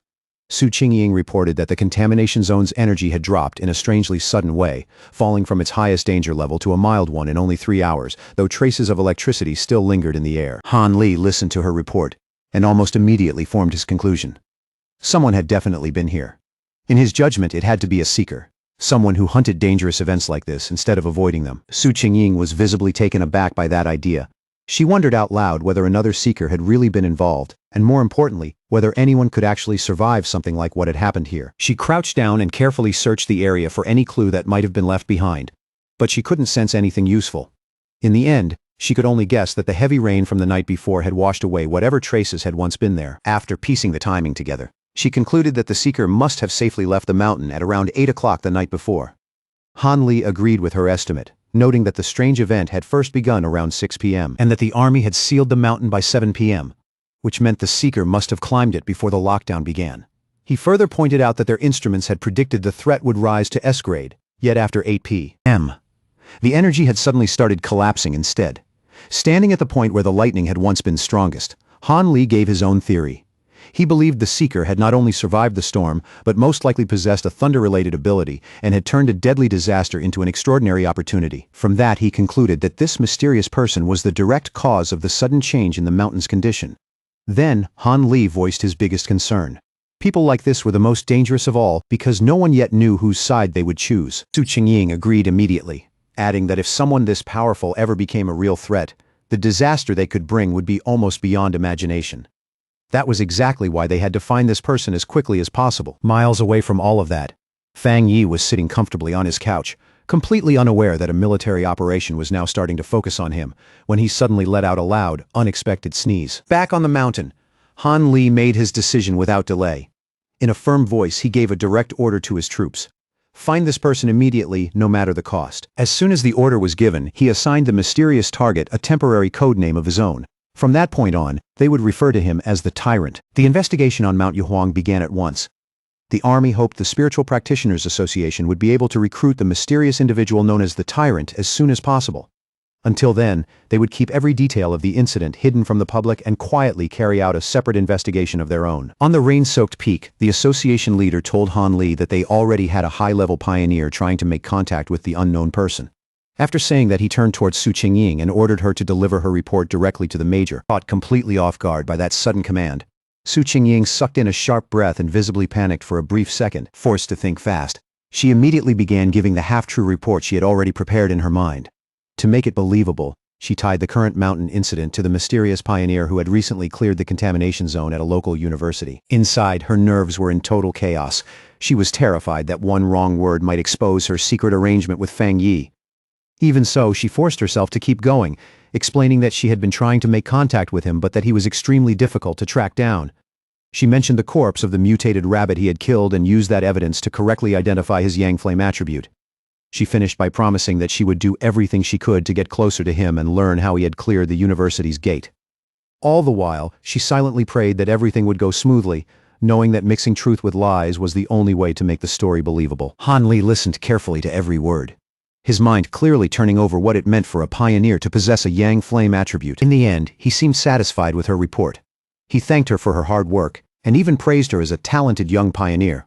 Su Qingying immediately straightened up, gave him a crisp salute, and replied that it was simply her duty. Once the meeting was over, Han Li remarked that they would release false reports blaming natural disasters in order to keep the truth from the public. He also made it clear that he did not agree with posting information about spiritual energy online, where dangerous people might make use of it. While the officials continued discussing the matter, Su Qingying quietly let out a long breath, deeply relieved that the difficult questioning was finally over. Back at home, Fang Yi used his golden sun breathing technique to dry his white hoodie with ease. Warm golden light spread through the fabric, making it glow softly before he lifted it in his hand. Perfectly dry, clean, and without a trace of the storm left on it. After pulling the hoodie back on, he lowered his eyes and carefully examined the changes that had taken place inside his body. Even after integrating the powerful thunder attribute, he could still clearly sense how much his condition had changed. The difference was obvious, deep, and impossible to mistake. He looked down at his right hand, where blue lightning now crackled softly across his skin. That hand had changed completely, becoming the strongest part of his body and gaining an enormous boost in power. As Fang Yi slowly flexed his fingers and watched small spheres of lightning gather and dance between them, he could already feel another breakthrough approaching. What surprised him most, though, was how the once savage thunder attribute had become as tame as a kitten after fusing into his body, letting him control it with effortless precision. He compared it to the unbearable pain he had gone through when he first awakened the Yang attribute, and the difference was impossible to miss. It made him wonder if these energies naturally became gentler once the fusion was complete. Then he remembered the system's note that this new power could deal double damage to strange and evil creatures, and that immediately caught his attention. He genuinely wanted to test it for himself. That train of thought was suddenly cut off by a sharp alert tone from the phone resting on the nearby table. Fang Yi reached over, picked it up, and narrowed his eyes slightly, wondering what problem had appeared this time. After the last incident, he had deliberately set up special news alerts on his phone. In times this chaotic, he knew the government would keep issuing emergency warnings to protect the public, and he had no intention of missing any sign of danger. But to a pioneer like him, those warnings meant more than simple notices to stay away. Every crisis hid an opportunity. Behind every life-threatening event, there was also a chance to grow stronger, even if claiming that chance meant walking straight into mortal danger. Thinking about his next move, Fang Yi lowered his gaze and focused on the major alert now glowing on his phone screen. The report said a massive explosion had just taken place inside a chemical plant, causing serious pollution in part of the city. Officially, the announcement claimed that no one had been injured and urged the public to remain calm. But to Fang Yi, something on that scale felt far too suspicious to accept at face value. He immediately checked the online forums, and the eyewitness accounts painted a much darker picture. People living nearby described a deeply unsettling feeling they couldn't really explain, something cold and wrong that made their skin crawl. One person asked if it had felt like some kind of evil aura, and another quickly replied that it was exactly that. Even with plenty of skeptical voices mixed in, the overall mood online was still full of dread, fear, and growing unease. The phrase cold and evil aura hit Fang Yi immediately. It felt disturbingly familiar, like something he had heard before in a much darker place. Then, without warning, a terrifying memory from his past life surged back into his mind, bringing with it the image of a bloody hand and a monstrous figure so horrifying that his expression hardened at once. He remembered hiding in sheer terror as a giant crimson demonic beast rampaged through everything around him, tearing destruction across the land while he could do nothing but survive and watch. That creature, a disgusting rat-like monster covered in multiple eyes, was not something he could ever mistake. It was a threat he knew all too well. Back in the present, Fang Yi's face turned completely serious, and the last trace of casual calm vanished from his eyes. He remembered exactly what kind of beings these creatures were. They had once been ordinary plants or animals, but after gaining self-awareness, they underwent strange mutations. Their power spiraled out of control, and they developed terrifying abilities made for hunting and slaughter. Worst of all, they loved to appear under the cover of night, when fear already ruled the dark. The moment he realized this new threat was at least 100 times more dangerous than the mutated rabbit he had dealt with before, Fang Yi knew he couldn't just stay home and ignore it. He clenched his fist, and fresh blue lightning crackled across his knuckles as he made up his mind. He would go out that very night and make sure these creatures had no chance to survive, evolve, or grow stronger. As he rose to his feet, thin strands of electricity curled around him, and his eyes sharpened with purpose. It was time to test his new 200% critical strike ability in a real fight. On a dark night, heavy with storm clouds, rain fell steadily over the empty city streets, covering the world in cold reflections and restless silence. As a traffic light shifted in the wet darkness, a blur suddenly cut across the road below. A squad of cloaked figures moved through the rain at astonishing speed, so fast they almost didn't look real. These were the members of the Destroyer Squad, and tonight they weren't patrolling. They were hunting. One of them reported back to headquarters that they were currently tracking Anomaly, file number 7, codenamed Candle Night. But the target had slipped away, and they had temporarily lost it. According to the existing file, the creature had the ability to merge into darkness, making it extremely difficult to track once it disappeared from sight. The squad member then added several new and unsettling details to the record. The anomaly apparently gave off a faint sizzling sound whenever it was nearby, and it had a clear habit of feeding on humans. As lightning tore across the clouds overhead, the squad landed on a rooftop and paused there to survey the city below. Their leader, a stern man with pale hair and a scar across his face, stared into the storm and understood immediately that this weather was perfect for the creature's hunt. With grim certainty, he said they could not allow that to happen under any circumstances. Miles away, inside a brightly lit command center buzzing with activity, an operator received the latest field update and quickly confirmed that the new data for File 7, Candle Night, had been officially submitted. The situation was already being treated as serious. An extermination request was filed immediately as a high-priority matter, with a strict goal of eliminating the threat within 12 hours. Headquarters responded just as quickly. The Destroyer Squad was ordered to continue pursuing the target, but the command also made it clear that the team's own survival remained the highest operational priority. Without wasting another second, the squad launched back into motion, leaping from building to building through the rain-soaked city as the chase resumed at full speed. Their leader paused only briefly to study a glowing holographic map of the city where red markers spread across the screen showed numerous active anomalies. He knew a 12-hour response window was far from ideal, but it was the best headquarters could manage. The nation was vast, anomalies were appearing everywhere, and even their advanced system and manpower were being stretched dangerously thin. Just as the Destroyer Squad reached the edge of the target's last known location, a fresh warning came in from headquarters. The operator informed them that the zone they were about to enter was currently under observation by agents from the Spiritual Energy Cultivation Association. A photo of Su Chengying appeared on their screen as the operator explained that her team was stationed nearby to monitor pioneer activity in the area and could be contacted for support if needed. The Destroyer Squad leader acknowledged the message right away and asked headquarters to request her assistance, saying he had already heard of Su Chengying's impressive work. Elsewhere, when she received the notice, Su Chengying was caught off guard and mildly surprised to learn that her reputation had spread that far. Out in the rain, the Destroyer Squad stood waiting with grim patience, stormwater dripping from their cloaks as they held position in silence. Not long after, Su Chengying arrived with her own cloaked team and took position on a higher rooftop overlooking them. One hand resting on her hip, she looked down at the squad below with easy confidence and asked if they were the ones dragging her out here for overtime. The Destroyer Squad leader did not like her relaxed tone at all. With a stern look, he told her that the Candle Night anomaly hunted and ate people, and that this was far more serious than some simple overtime complaint. One of Su Chengying's teammates immediately fired back, asking if that was really how someone was supposed to ask for help. Su Chengying turned as if she were about to leave on the spot, lightly saying that the Destroyer Squad seemed so capable they probably didn't need any help after all. She announced that her team, the Ying Squad, would be taking their leave. As they started to move, her teammates muttered among themselves, one whispering nervously about their boss's savage temper, while another defended her, saying their missions were dangerous too, and they were not here to be talked down to. The Destroyer Squad leader panicked almost immediately and hurriedly called for her to wait. Swallowing his pride, he apologized for his harsh tone and sincerely asked for her help. He explained just how dangerous Candle Night really was and admitted that without Su Chengying's well-known tracking ability, his team would be at a serious disadvantage.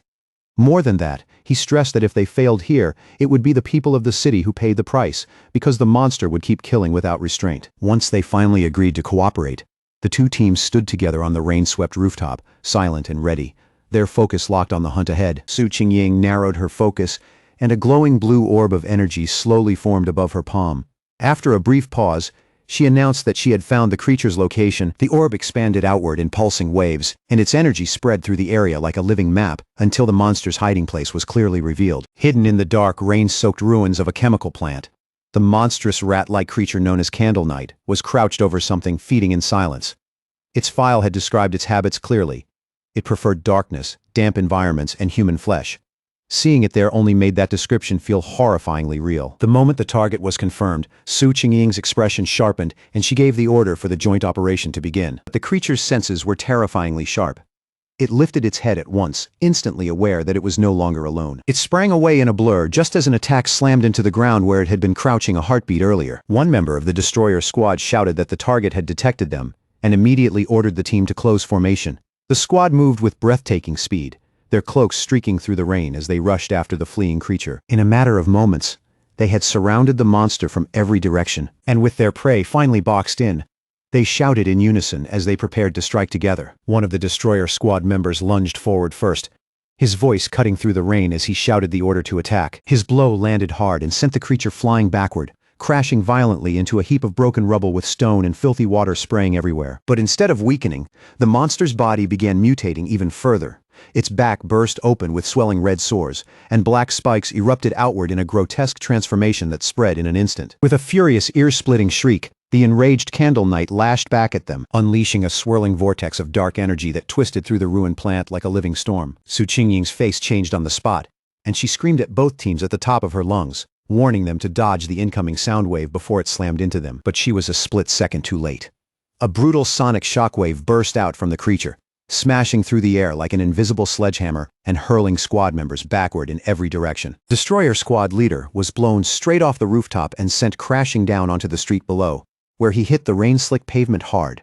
One of his teammates immediately ran after him, panic written all over his face. Bruised and unsteady, the leader pushed himself back to his feet, clearly shaken but grateful to still be alive. Through gritted teeth, he admitted that if he had reacted even a moment later, that blast would have shattered his bones instantly. At that point, the threat was obvious. If this creature stayed loose in the city any longer, the damage would be catastrophic. Then things got even worse. Right in front of them, Candle Knight began mutating again. Its body twisted and expanded, huge bat-like wings ripping out from its back as it let out a savage roar, while a sickly green glow started building deep in its throat. A moment later, it spat out a stream of corrosive black matter that tore through the air with a hiss, spreading thick green poisonous smoke all around it. Just looking at it was enough to tell it was deadly, and it aimed that foul attack straight at the ground, trying to melt through the street so it could burrow underground and escape before the squads could trap it again. One of Su Qingying's teammates quickly warned her that the monster carried a corrosive dark-type ability, and anything touched by that substance would be destroyed. She admitted, tense but direct, that their squad had no power capable of countering it head-on. Even so, Su Qingying didn't lose her composure. She stayed calm, her eyes locked on the battlefield. In a steady voice, she told her team to stay sharp and avoid disrupting the destroyer squad's formation. Their role here, she reminded them, was to gather intel, study the enemy's abilities, and support the fight with strategy, not rush in blindly. At the same time, one of the destroyer squad members gripping a dagger spotted an opening and got ready to strike before the escaping creature could slip away again. Then suddenly, from deep inside the darkness, a pair of sinister red eyes lit up, cold and hungry. The winged Candle Knight exploded forward in a violent rush, barely slipping past an attack from a squad member who had leaped in from the side to cut it off. Furious that the creature had nearly slipped past them again, the destroyer squad leader roared at his team not to let it escape no matter what. The winged monster tore through the city at frightening speed, while the cloaked members of the Ying squad chased after it through the storm-dim streets. From a rooftop above the chase, Su Qingying watched with two of her teammates. Then her expression tightened.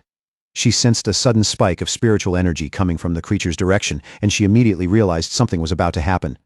Without wasting a second, she ordered her teammates to stay outside while she went in deeper alone. The chase eventually led them to a large abandoned factory, dark and silent, with a heaviness in the air that felt all wrong.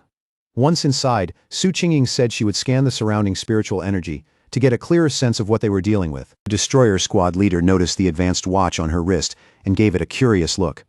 Su Qingying confirmed that it was a new device developed by the association, then explained that according to its readings, the safe spiritual energy threshold for a squad like theirs was 50. Just a moment ago, Candle Knight had only registered at 48. Then, without warning, the device on her wrist began flashing wildly, and the number instantly shot past 80. Su Qingying's voice rose as she shouted that the energy level was surging out of control. That exact moment, a huge shadowy figure with glowing green eyes appeared silently high above them in the rafters, watching them like a predator that had been waiting there all along. That was when the truth hit. They had walked straight into a trap. Horror flashed across Su Qingying's face as she realized there was more than one creature hiding inside the factory. Then, from the darkness behind them, the grotesque face of a second monster slowly emerged, enormous and unnatural.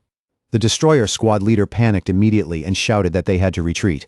Taking charge right away, Su Qingying called for a tactical withdrawal toward the main entrance, hoping to force the hidden enemy to reveal itself completely. She fired off a blast of energy to tear open a path through the danger, yelling for everyone to move and follow her at once. But before they could break free, Su Qingying suddenly cried out and collapsed. Her body giving out as an unseen poisonous gas overwhelmed her senses and stole control from her limbs. When her vision finally steadied, Su Qingying found herself standing alone in the factory's vast green haze, swallowed up by an eerie darkness that felt almost alive around her. She called for her teammates, her voice echoing into the empty space. But nothing answered her back. She could still tell they were somewhere close, but the poison had dulled their senses so badly that they could no longer detect her presence. Little by little, the entire trap came together in her mind.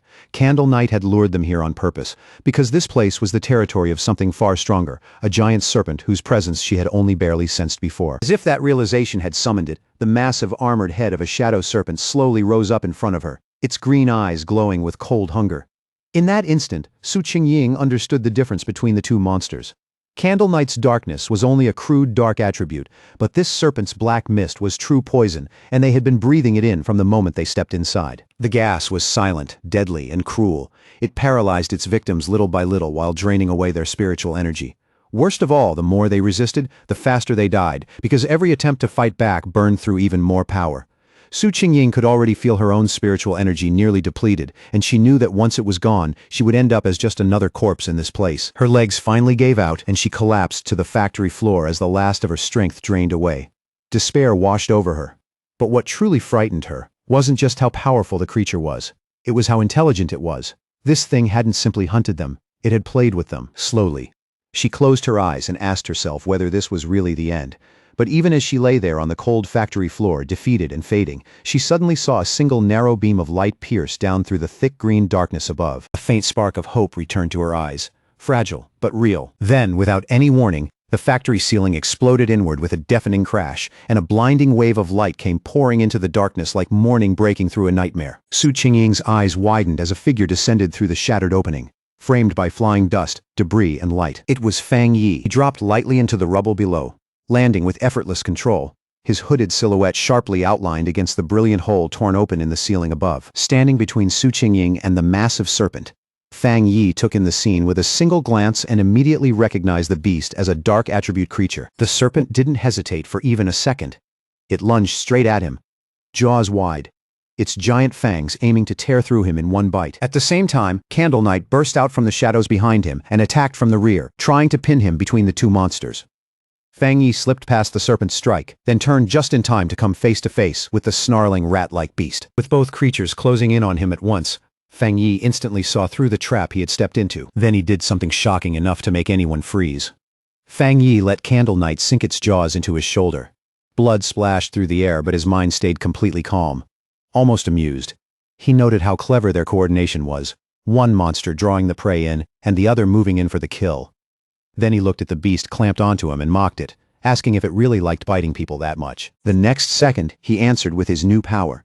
Brilliant blue lightning erupted violently from his body as Fang Yi challenged the monster to get a taste of his thunder attribute. At the very same time, he thrust out his free hand and unleashed a massive beam of golden solar energy, firing it straight into the charging serpent head-on. Now wrapped in crackling lightning and freed from the stunned rat beast, Fang Yi turned his full attention to the serpent.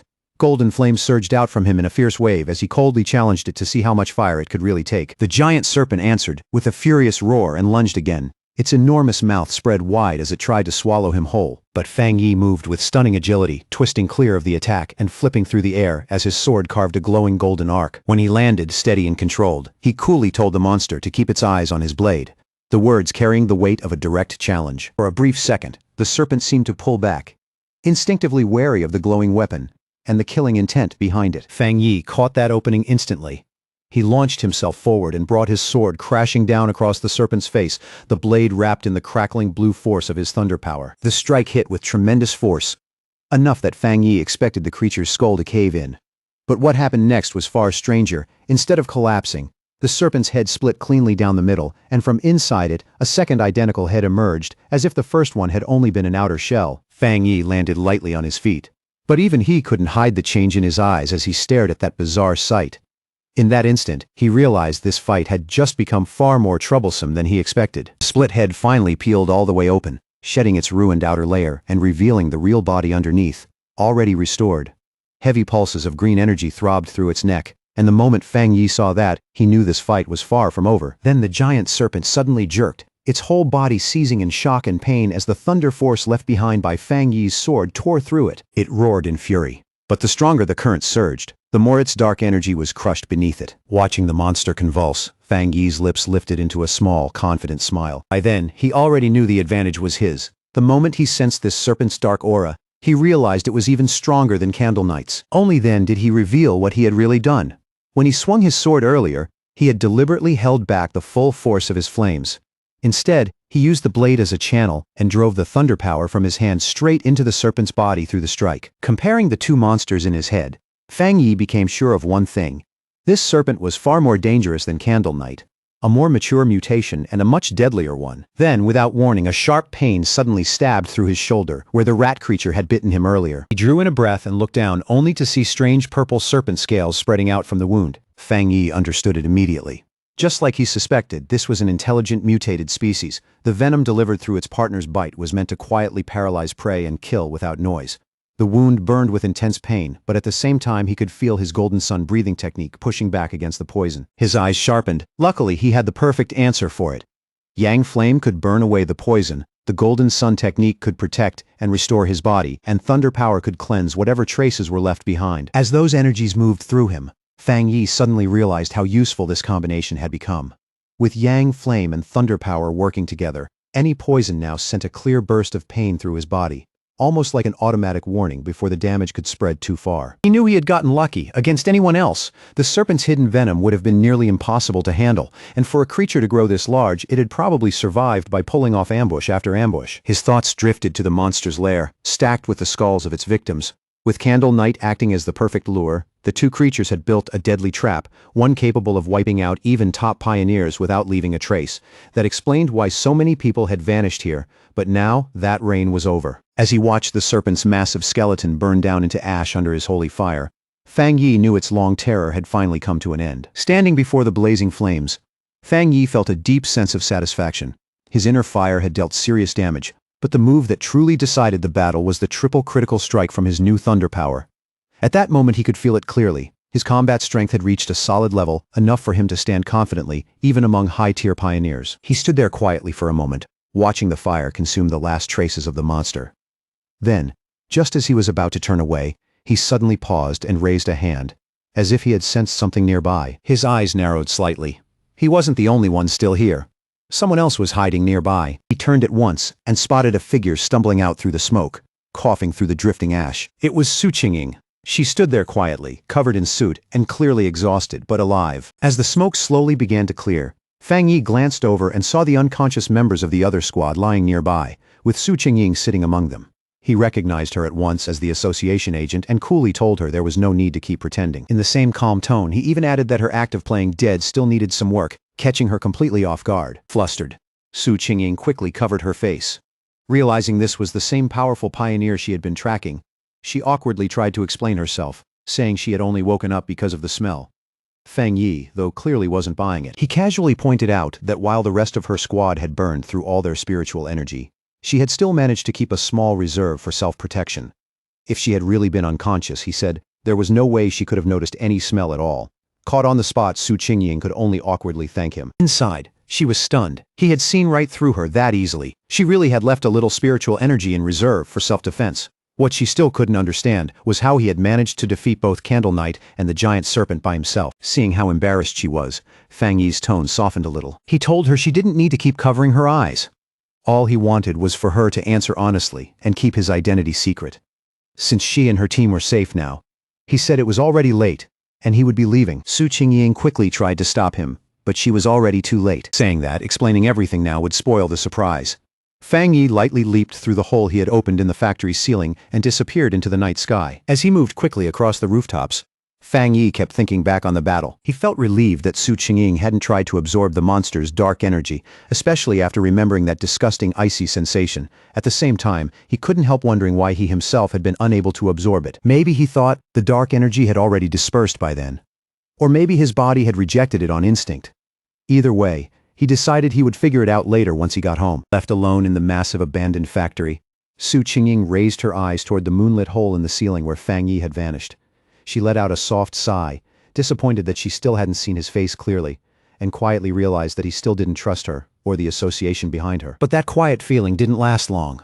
Slipping right back into her role as squad leader, she walked over to the unconscious captain of the destroyer squad and slapped his face a few times, telling him to wake up. The man groaned and slowly opened his eyes, bruised, dazed, and completely disoriented. His first reaction was panic. He jolted upright and shouted that they had been ambushed, while Su Qingying simply stood there watching him calmly. Then he and the rest of his squad saw why she was so composed. Off in the distance, the giant serpent's massive skeleton was still smoking. They stared at it in total disbelief, unable to process what they were seeing. The leader immediately demanded to know what had happened and where that overwhelming yang energy had come from. Su Qingying calmly gave the report she had already prepared, explaining that a powerful pioneer had shown up and saved them.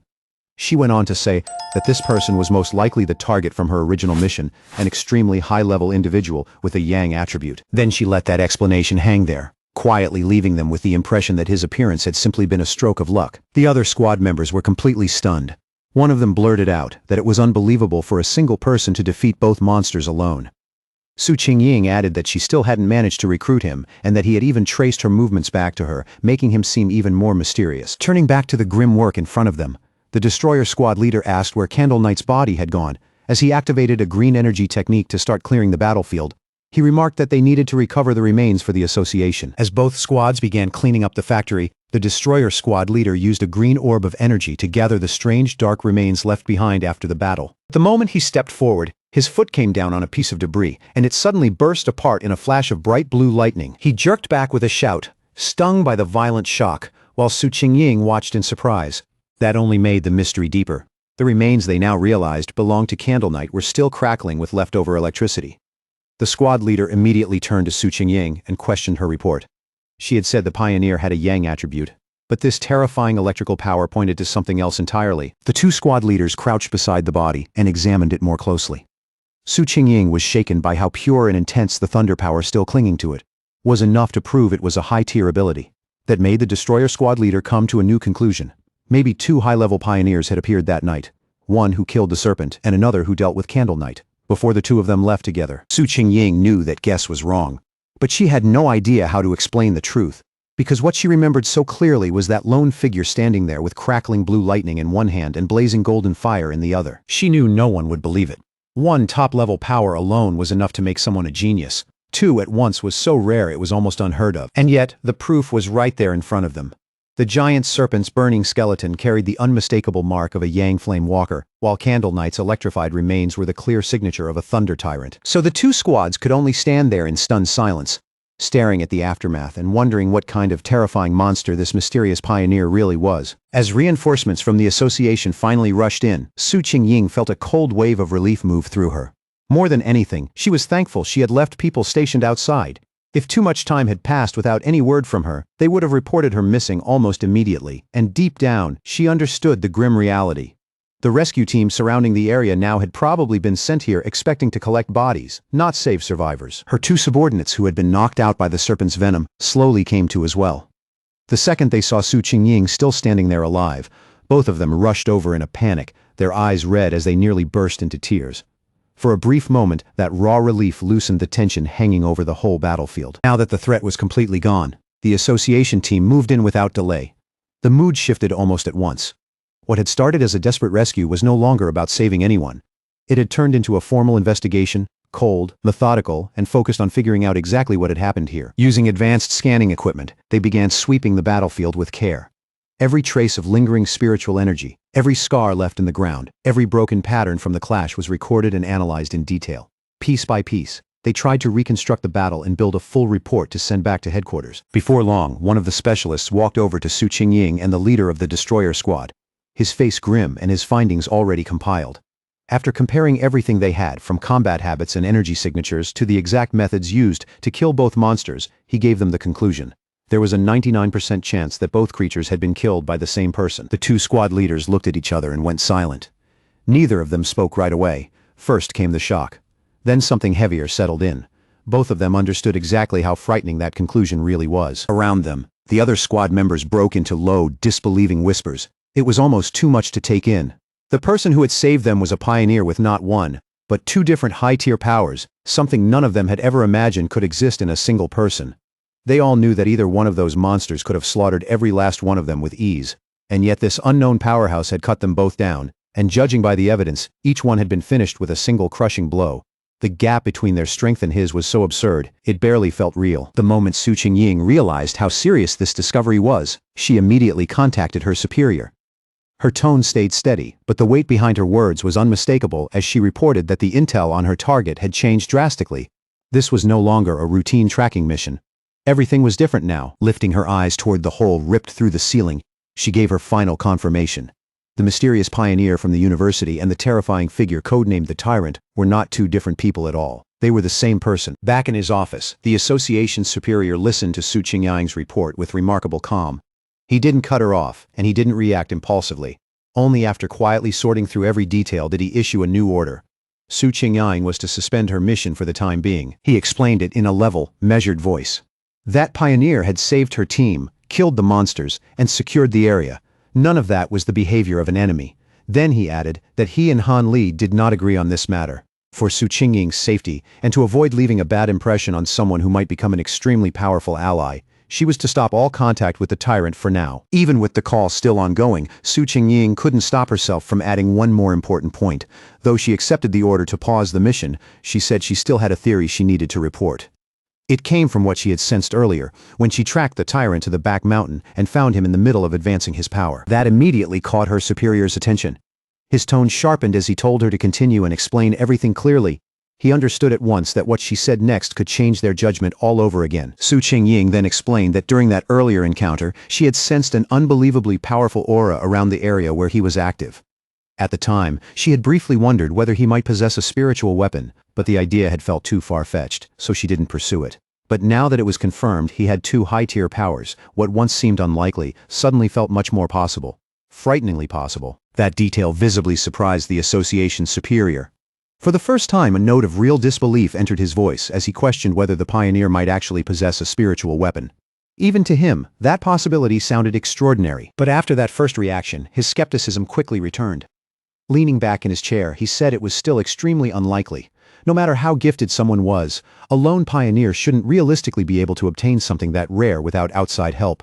On top of that, the team at the scene hadn't detected any third spiritual energy signature, which normally would have appeared if a spiritual weapon had been forged separately. Su Qingying corrected him right away, her voice firmer now as she pointed out the detail he was missing. The aura she had sensed during that first encounter hadn't felt foreign or separate at all. It was distinctly yang in nature, clear, pure, and directly connected to his own energy. That single point changed everything. The superior's eyes widened as the implication hit him all at once. If the weapon's attribute wasn't separate, but came directly from the user's own yang power, then this wasn't a simple case of someone wielding a spiritual weapon.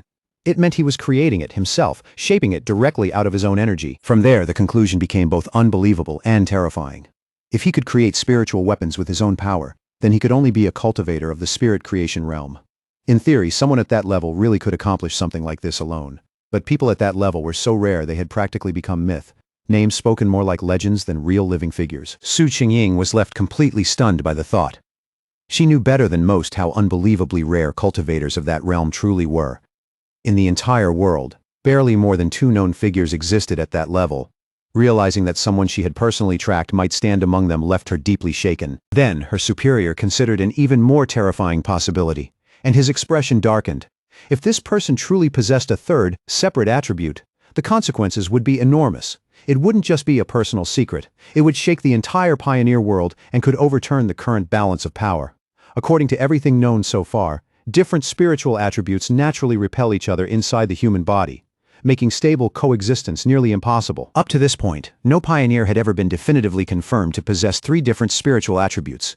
Because of that, if the pioneer really did have a spiritual weapon, then maybe the absence of a third detectable energy signature was actually a blessing rather than a problem. As the call finally came to an end, the superior sat there in silence with one heavy thought on his mind. He could only hope that a pioneer this powerful would never become an enemy of humanity. Back at his apartment, Fang Yi stood under the stream of a hot shower, letting the water run over his shoulders as steam filled the small space around him. The heat slowly washed away the grime, blood, and exhaustion from the battle, but it did almost nothing to lighten the pressure in his mind. As he dried himself off, his thoughts naturally turned to the state of the world outside. He knew there was less than a year left before the full spiritual energy revival officially arrived, and yet even now, before that moment had truly begun, dangerous monsters and strange incidents were already appearing more and more often. The change was no longer subtle. It was speeding up. He casually used his yang attribute to dry his clothes, warm golden energy gathering over his hand and flowing through the fabric with effortless control. As he did, he found himself wondering how many pioneers like him had already awakened early and quietly started cultivating in the shadows, far from the public eye. His thoughts drifted back to the aggressive men he had run into at the lava river. That encounter had made one thing very clear. Once a person's body formed a connection with the spiritual world, their sensitivity to changes in the world naturally increased. Even without official recognition from the government, many self-trained pioneers had clearly already stepped into the one-star Ghost Axe realm on their own. The fact that the government, through people like Su Qingying, had already started reaching out to wild pioneers like him proved something important. For now, both sides were still in a cautious, relatively peaceful stage, testing each other, observing each other, and trying to figure out what kind of relationship might take shape later on. Standing quietly in his room, Fang Yi thought about Han Li and Su Qingying one after the other. After weighing everything he had seen so far, he arrived at a temporary conclusion. At least for the moment, the monster threat was still barely being contained, and open conflict between the different pioneer factions had not truly begun yet. But even as he finished getting dressed, that fragile sense of balance gave him no comfort at all. He knew too well that this peace was thin, unstable, and could break apart at any moment. The government had already established the Spiritual Energy Cultivation Association, but it still hadn't publicly revealed its existence. Fang Yi understood that strategy perfectly. As people slowly started noticing more local disturbances and stranger incidents, the government was walking a razor-thin line, trying to protect humanity while also releasing subtle warnings early enough to prepare the public, all without causing mass panic. Even after his recent victories, his view of the bigger situation remained grim. He knew the real issue was the government's lack of confidence in openly ushering in a full cultivation era. With a population that massive, once the full truth came out, society could easily spiral into chaos, violence, and widespread death. In the current situation, even official pioneers wouldn't be enough to hold back the disorder that would follow. Internal unrest, fear-driven collapse, and the growing threat of monsters outside would all feed into each other and make everything worse. In the end, he had to admit the government's cautious restraint wasn't wrong. Once human panic was unleashed, it could become even more destructive than any beast. Still, none of that was what worried him most. What truly unsettled him was how fast the monsters were evolving. That development was moving much faster than he had expected, and the gap between his predictions and reality left him deeply uneasy. He mentally went back over the creatures he had just fought. They were a classic result of dark attribute contamination, more specifically connected to the shadow attribute, which itself was a branch of dark energy. According to his system, that power was a natural enemy of pioneers, and at least for now, something he couldn't absorb for his own use. What troubled him even more was their intelligence. These were not mindless beasts charging around on instinct. They had coordinated, laid traps, and deliberately targeted pioneers as prey, clearly recognizing them as a rich and desirable source of food. That level of cunning made them far more dangerous than ordinary monsters. Even so, Fang Yi knew these things were still nowhere near the true dark-type monsters he remembered from his previous life. Those horrors were on a completely different level, beings capable of wiping out entire nations on their own, and leaving destruction behind on a scale ordinary people could hardly imagine. Even with that comparison in mind, this close call was a harsh warning. If he hadn't happened to be there, Su Qingying and her whole squad would almost certainly have been wiped out without a single survivor. And yet, buried inside that grim certainty, a small spark of hope still rose in him as he remembered the wording used by the system. The fact that the dark attribute was only temporarily unabsorbable suggested that once certain conditions were met, he might one day be able to use that power himself, and if that ever became possible, it could turn into a critical advantage later on. He then reviewed his current abilities one by one. Right now, he possessed the golden sun breathing technique of the yang attribute, the divine thunder tempering of the thunder attribute, and the crimson flame blade technique. Any one of them would have been formidable on its own.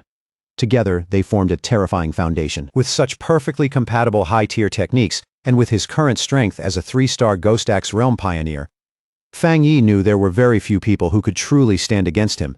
And yet, even standing there with all that power in his hands, he felt no real comfort. Deep down, he knew with total clarity that it still wasn't enough. Just as his thoughts were sinking deeper into that realization, the sharp ring of his phone suddenly cut through the quiet room and snapped him out of it. He reached for it and glanced at the screen, then paused in surprise. It was his aunt calling. On the other end, his aunt first asked how he was doing in the usual warm, familiar way, then finally got to the real reason for the call. She told him his cousin was coming to the city to study, and because she was worried about the girl staying alone, she wanted to ask if the cousin could stay at his place for a few days instead of booking a hotel. The request caught Fang Yi completely off guard. His memory of this cousin was so vague, it almost felt blank, like she existed only as a distant outline from years ago. After thinking for a moment, all he could really remember was that she had been a quiet top student, the kind of person always buried in books and obsessed with studying. Beyond that, he couldn't even clearly recall what her face looked like. Even so, he agreed without much hesitation and told his aunt there was a spare room available. When he asked when his cousin would arrive, his aunt answered casually that she would just give the girl his address and let her head over on her own when the time came. Somewhere else, in a dark room, lit only by the pale glow of a computer monitor, a figure with long fingers typed rapidly across a keyboard. Those fingers were so slender and sharp they almost looked like claws. The blue-white light from the screen cut through the darkness and gave the whole room an eerie stillness. The person wore an oversized hoodie with a pair of bare ears sticking out beneath it, and had just finished a phone call with her mother. That mother was Fang Yi's aunt. During the call, she had been told to arrive at her cousin's place by tomorrow afternoon, and to bring some local specialty snacks along as well. She ended the conversation politely, saying it was no trouble at all, and that she still had other things to handle. On her screen was the chat window of a group called Spiritual Energy Revival, Martial Arts Vanguard Team. Under the username Feng Yi, she had just posted a message saying she had arrived in the city and would be staying at her cousin's place for the time being. The message was short, but it clearly got the group's attention. After the call ended, she clicked her mouse again with practiced ease, and another window instantly popped open in front of her. It was a rumor alert about an internet-famous town people had started calling Death Town. According to the report, 3 more people had recently disappeared there because of something known as the Pork Beast Challenge.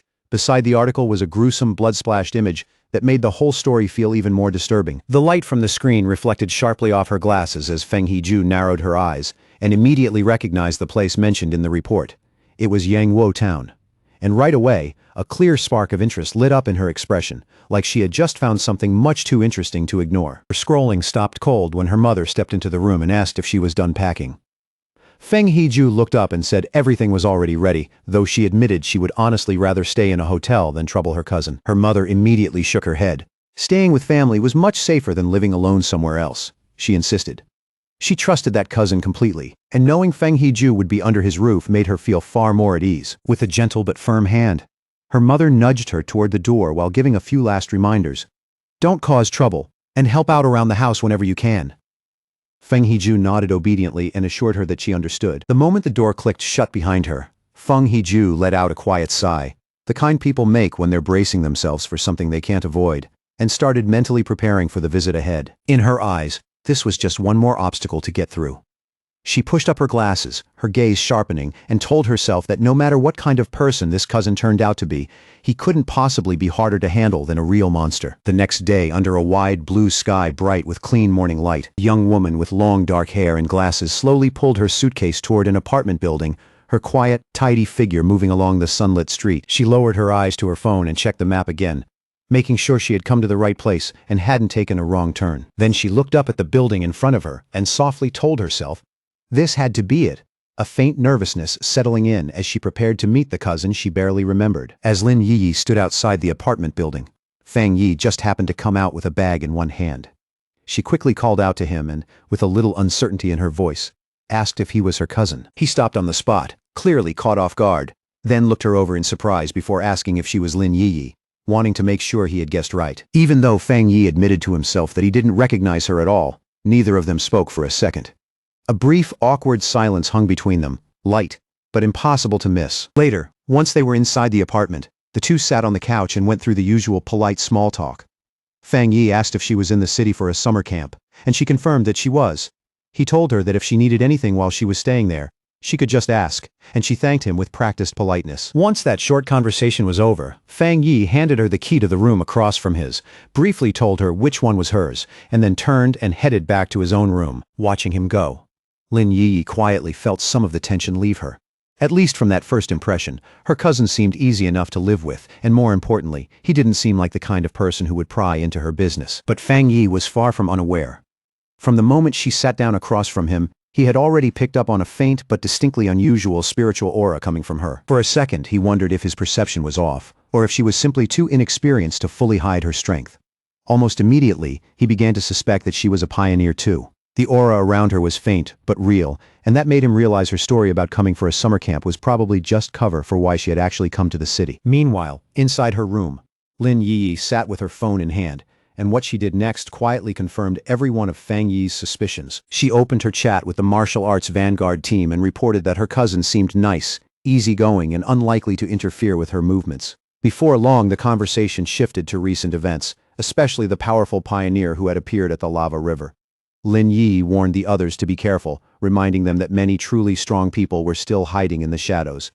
After the group agreed to wait for her signal before making any move, she logged off. For now, she decided it would be safer not to cultivate at all, worried that even a small mistake might expose her secret to her cousin. 3 days passed in a blur. Before long, Fang Yi realized that having his cousin living under the same roof made cultivation far more inconvenient than he had expected. His meditation could be interrupted at almost any moment, including times when she casually stepped out of the bathroom with nothing on but a towel. On top of that, he kept worrying that the bright golden aura from his breathing technique was just too eye-catching, and far too hard to hide if she happened to see it at the wrong moment. But the hardest thing for him to deal with wasn't danger, and it wasn't suspicion either. It was her overwhelming kindness. One evening, she set a carefully prepared dinner in front of him with obvious pride. The dish is warm, fragrant, and unexpectedly good. He tried to insist that he would wash the dishes afterward, but Lin Yi refused right away, saying it was the least she could do while staying there, and that he should just leave it to her. Her flawless politeness and almost excessive neatness slowly started to feel a little strange to him, as if every move and every gesture had been carefully controlled. Even so, Fang Yi decided to go along with it for now. He figured that if he let her keep acting so considerate and helpful, she might gradually lower her guard around him without even noticing. As far as he was concerned, that was the only reliable way to find out what she was really doing here, and what kind of secret she was still hiding behind that well-behaved front. Their quiet dinner was suddenly interrupted when the phone beside her on the table began to vibrate, the sound sharp in the otherwise calm room. Both cousins glanced toward the message almost at the same time, and for a brief instant, surprise flashed across both their faces. Fang Yi immediately used the moment as an excuse to get up, saying he would head back to his room and leave her to talk in peace. Lin Yi could only answer softly as he walked away. Left alone at the table, she watched his back for a thoughtful moment, her eyes lingering with quiet caution before she finally turned back to her phone. Sitting on her bed, she accepted the call, and her expression turned serious almost immediately. As she listened, she repeated the key point out loud to confirm it. The great change of heaven and earth would happen again tomorrow at 3 in the afternoon.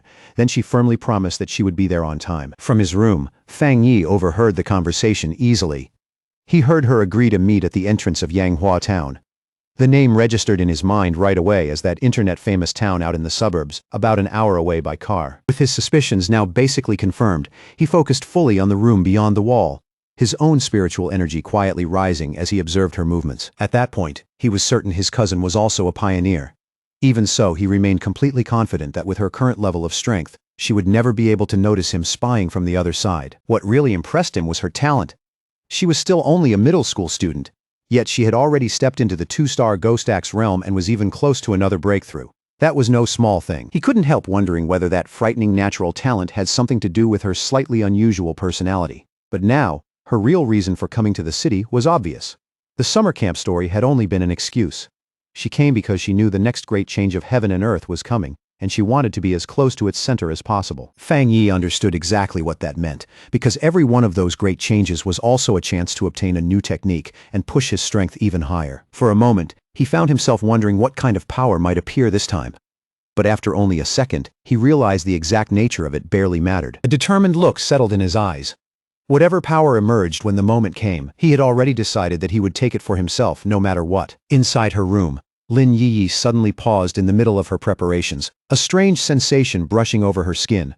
Slowly, she lifted her head and looked around, unsure whether it was just her imagination or if someone had really been watching her. When she found nothing but the moonlit mountains outside the window, still and silent in the night, she gradually let the feeling go and resumed what she was doing, convincing herself she had simply been overthinking it. The next day, Yanghuo town was lively and full of noise, its streets packed with movement, while the layered mountains stood quietly in the distance behind it. At the entrance to town, Lin Yi met up with one of her friends from the pioneer group, the two of them falling into step naturally, like this had been arranged long before. That friend immediately started teasing her in a playful voice about her cousin, grinning as she asked whether he was at least handsome. Lin Yi answered without much emotion that he seemed like a decent person, but as far as looks went, he was really just an ordinary guy. Hearing that, her friend let out a disappointed sigh, clearly hoping for something a lot more interesting. Just then, another woman from their group arrived. She was a redhead in a purple dress, the kind of person who stood out the moment she appeared. With a lightly amused tone, she reminded the first girl that Lin Yi herself had always described herself as nothing special, just an ordinary person. Once the rest of their team had gathered too, the redhead's expression sharpened, and she announced that it was time to get to work. One of the male members looked around, then asked whether a certain person wasn't coming after all. The redhead confirmed that today it would be just the 6 of them, and added that the missing member had always been mysterious, rarely showing up in person, and never easy for anyone to predict. None of them realized Fang Yi was watching the whole thing from the balcony of a nearby cafe, sitting in the shade with his sword resting quietly beside him, his eyes tracking every move below. After watching them for a while, he noticed that his cousin's little squad was surprisingly restrained. They weren't loud or sloppy, like a lot of rookie teams. If anything, they were careful enough to disappear into the crowd. Even from that distance, he could still clearly read their strength. The weakest one among them had already reached the 2-star Ghost Axe level, while the man who spoke earlier was even stronger, firmly in the 3-star realm. He also caught them mentioning that their team was usually stronger than this, and that one especially powerful member was often absent. But while Fang Yi kept quietly observing, his attention gradually shifted away from them and toward the mountains towering over the town. His eyes narrowed a little as anticipation built in them. He could already feel it. The real event everyone came here for was about to begin somewhere in those mountains. High in the mountains, the great change of heaven and earth finally began to show itself. A giant green vine dropped down from the clouds, huge and unnatural, like the beanstalk from an old fairy tale had suddenly been forced into the real world. On the surface, this strange phenomenon didn't seem destructive, but to pioneers, it was an extremely important sign, one of the key clues to understanding the bizarre changes overtaking the world. Deep in the misty mountains, Lin Yi and her squad finally saw the unbelievable sight with their own eyes, and the moment they did, the air around them seemed to grow heavier. The red-haired leader lifted her head and stared up at it in open awe, then quietly confirmed that this was exactly what they had come looking for. For a moment, the whole group just stood there, frozen in disbelief at the sight of that massive, pulsing vine. But the wonder didn't last. Almost as fast as it came, awe turned into fear. One of the more adventurous girls in the squad suddenly went pale and urgently told everyone to stop, warning them in a strained voice that they absolutely could not go any farther. Her whole body was shaking, and it was obvious this wasn't some small fear she could brush off. She shakily explained that hearing about the vine and seeing it in person were two completely different things. The second she looked at it, a terrible feeling rose in her chest. Hearing that, the leader asked if the others had seen the rumors people had been discussing on their internal pioneer forums. The girl's fear came from a story she had heard before. She said she personally knew some of the pioneers from a team that had tried to touch the vine the last time it appeared. Those people had all been powerful, much stronger than she was. And yet, every single one of them died horribly. She went on to say that after those pioneers came here, they were all buried, and now their skeletons were rumored to be twisted deep inside the roots of a dark version of the vine, as if it had absorbed them forever. Terrified, she grabbed her head in panic, her breathing turning ragged as she confessed that she had a sickening feeling they would all end up the same way. And the instant those words left her mouth, the reality around the group seemed to warp, and suddenly they were no longer standing on a mountain path. Instead, it was like they were trapped inside a horrifying red cavern made of living flesh, its walls pulsing, while the ground beneath them writhed with grotesque organic tendrils. But that horrific image was only a terrifying premonition. Back on the misty mountain path, the squad's adventurous friend scammed in online romance out of 50 cents was still visibly shaken by the dread pressing down on her. She admitted that when she first came here, she was ready to take a pioneer's gamble and either come back rich or die trying. But the moment she actually saw the vine, an overwhelming fear swallowed her whole. Her instincts were screaming that this thing was some brand new, unknown high-level monster, a mutation far beyond anything she could handle. Tears welled up in her eyes as she admitted she wasn't ready to die in a place like this and wanted to back out while she still had the chance. The red-haired leader and Lin Yi looked at their panicked teammate with understanding, not blame. They admitted that the moment they saw the vine they had felt that same crushing oppressive presence too. Lin Yi explained it more carefully. To her, the feeling was like total emptiness hidden inside that wood-type vine. It was deeply unnatural. Like all the life inside, it had long since been erased, leaving behind only a hollow shell. That was why the fear came so naturally. After hearing that, the group reached a chilling conclusion. The vine was trying to devour their life force, just as their terrified friend looked ready to completely fall apart. Lin Yi reached out and grabbed her hand, her expression firm with steady resolve. She said this was the road of the martial pioneer, a path they had chosen for themselves, and it was a road that demanded they face danger like this head-on instead of turning away in fear. Unseen by the group, Fang Yi watched everything from a nearby cliff. Even he could clearly feel the heavy, suffocating death aura rolling off that giant vine wave after wave. He noted to himself that of all the world monsters he had encountered so far, aside from pure dark attribute creatures, this vine gave him the worst feeling of them all, he had to admit. It took real guts for that little squad to even think about cultivating somewhere this dangerous, but the closer he studied the monster, the more disturbing the contradiction became. It was clearly a plant, something that should represent life and growth, yet it felt completely lifeless. It wasn't truly alive at all. It felt more like a dead thing pretending to be alive, with no spiritual energy of its own. And from what he could sense, it was soaked in the blood, remains and lingering traces of the people it had killed before. Back with the squad, Lin Yi quickly took charge. Standing near the edge of a cliff, she spoke to her teammates with renewed focus and told them they didn't have much time to keep standing around hesitating. Now that they understood the danger more clearly, she proposed a different plan. Instead of rushing in recklessly, they would carefully sense the energy in the area and study the monster from a distance, learning what they could without getting close enough to trigger an attack. Lin Yi was confident in that decision. In her view, if they stayed back and only observed the monster's energy from afar, then the team should still be safe enough while getting something valuable out of the trip. She chose a spot high up in a tree, settled herself there, and began to meditate. As she entered that state, a blue spiritual barrier formed around her body and shimmered softly in the mountain air. From a distant cliff, Fang Yi watched them in silence. He was honestly impressed by how cautious they were, and noted that they had picked a distance that was both reasonably safe and still useful for cultivation. He quietly gave his top student cousin credit for choosing the right range, a position that was neither recklessly close nor timidly far. And as Lin Yi continued cultivating, the spiritual energy around her began to rise more and more. Fang Yi's eyes sharpened in surprise when he realized what was happening. Lin Yi was right on the verge of breaking through into the 3-star Ghost Axe realm, and even he was genuinely impressed. His cousin's talent was the real deal. Then, in a bright burst of blue light, she successfully broke through.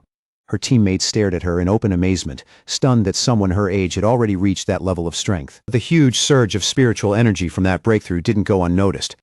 Deep in the forest, the sleeping roots of the giant vine began to stir, twisting awake as a frightening green glow lit up inside them. The pioneers felt the ground start trembling under their feet, and one of the men turned back in alarm, his expression changing instantly. The whole group panicked as the monstrous vine began moving straight toward them, its tendrils violently tearing up through the earth. Even the team's leader was stunned, unable to understand how it had sensed them from that far away. The attack came fast and merciless. Savage green tendrils shot out of the ground and instantly trapped 2 of the male pioneers. The rest of the squad scattered in fear as one of their friends screamed for everyone to run, shouting that if they didn't escape right now, they would all die there. The team leader quickly realized what had caused the disaster. Lin Yi's breakthrough had created too much of a disturbance and drawn the monster's attention. As she yelled a warning, dark green tendrils began wrapping around Lin Yi's protective bubble, which was still shielding her while she remained vulnerable after the breakthrough. The leader knew they absolutely could not let themselves get caught. Once the vine fully wrapped around someone, its death aura would consume them in an instant. Under that crushing pressure, Lin Yi's energy barrier began to crack, thin fractures spreading across its surface one after another. Chaos broke out around them as the red-haired leader tried to drag her panicked friend to safety. The others cried out that they couldn't just leave Lin Yi behind, but the leader shot back desperately, asking what exactly she was supposed to do. Was she expected to burn through her own precious spiritual energy protecting Lin Yi, and basically die just so her teammate could level up? As the situation spiraled even further, the red-haired leader also had to deal with one of her male teammates, who coldly argued that they should abandon Lin Yi and save themselves. He said life and death were up to fate, and if they didn't leave now, then everyone would die with her. He reminded the leader that they were all just people brought together by chance, and accused her of being way too emotional. That cold, practical attitude only made the leader angrier, and the look in her eyes changed as her temper finally snapped. She shoved him aside and shouted that she was not abandoning her teammate, even if she had to stand against the rest of them alone. From his spot on the cliff, Fang Yi watched the desperate scene unfold below. He knew that his cousin, still just a student despite all her talent, was probably completely unaware of how serious her situation had become while she remained trapped in that weakened meditative state. The vine's power was overwhelmingly terrifying, and Fang Yi couldn't even be sure whether with his current strength he would be able to save her once he stepped in. But one thing was obvious. He had to move fast, because the tendrils were already starting to crush her barrier. He clenched his fist, and golden aura burst out around him. He had promised his aunt he would look after her daughter, and once Fang Yi gave his word, he had no intention of going back on it. The red-haired leader moved first, leaping straight through the attacking vines and forcing her way toward Lin Yi. She drove a fierce kick into one of the tendrils, and the impact was enough to snap it apart on the spot. But that small opening lasted only a heartbeat before the situation turned against her again. Dozens more vines burst out at once and coiled around her from every direction, binding her tight and trapping her completely before she could break free. The writhing vines were already closing in, ready to crush them for good, when Lin Yi's barrier finally gave out with a sharp, brittle snap.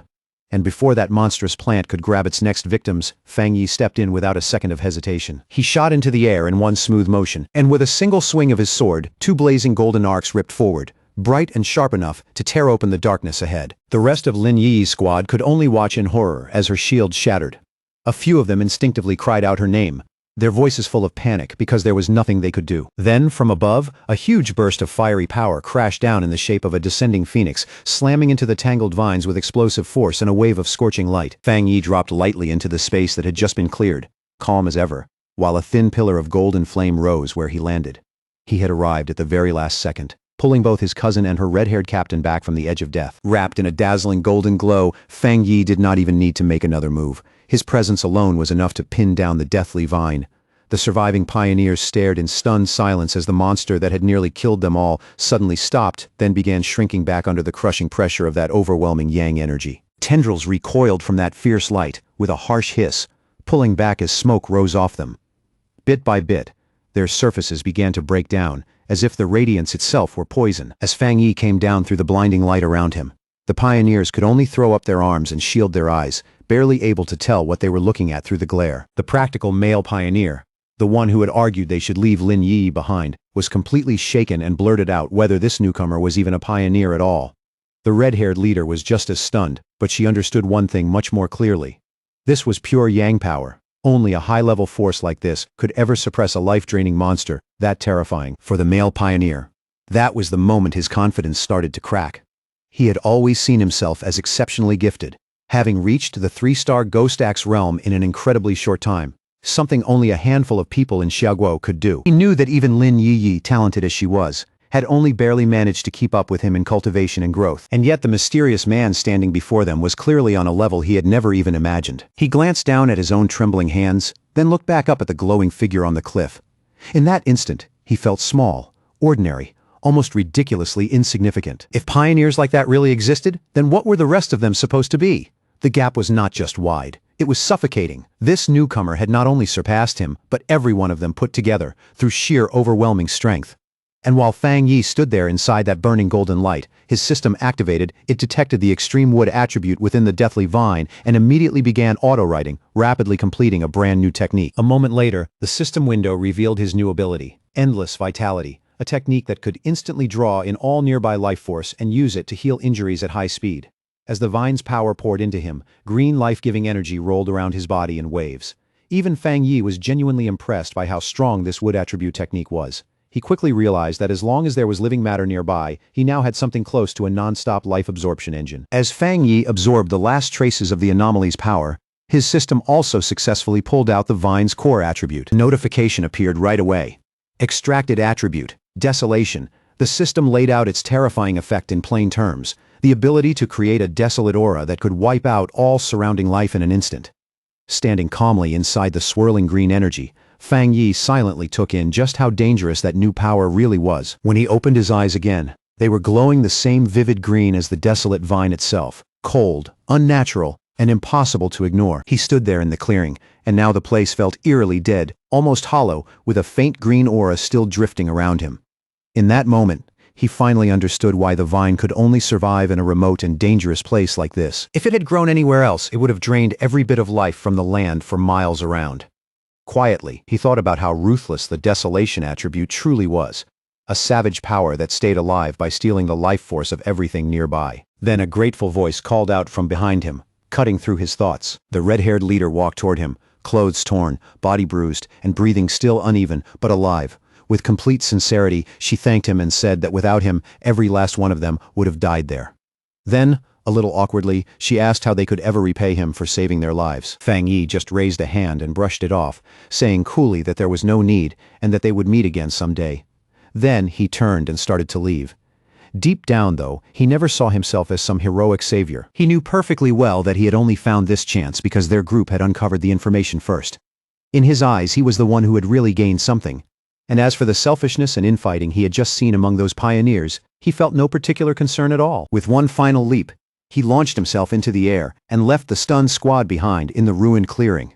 He understood better than anyone that a person's true nature shows most clearly in a life-or-death moment, and a team already cracked like that would never truly be safe in the brutal new era ahead. Back in the empty clearing, scammed in online romance out of 50 cents, and the shaggy-haired man could only watch him disappear. Still pale from shock, the girl asked what they were supposed to do now.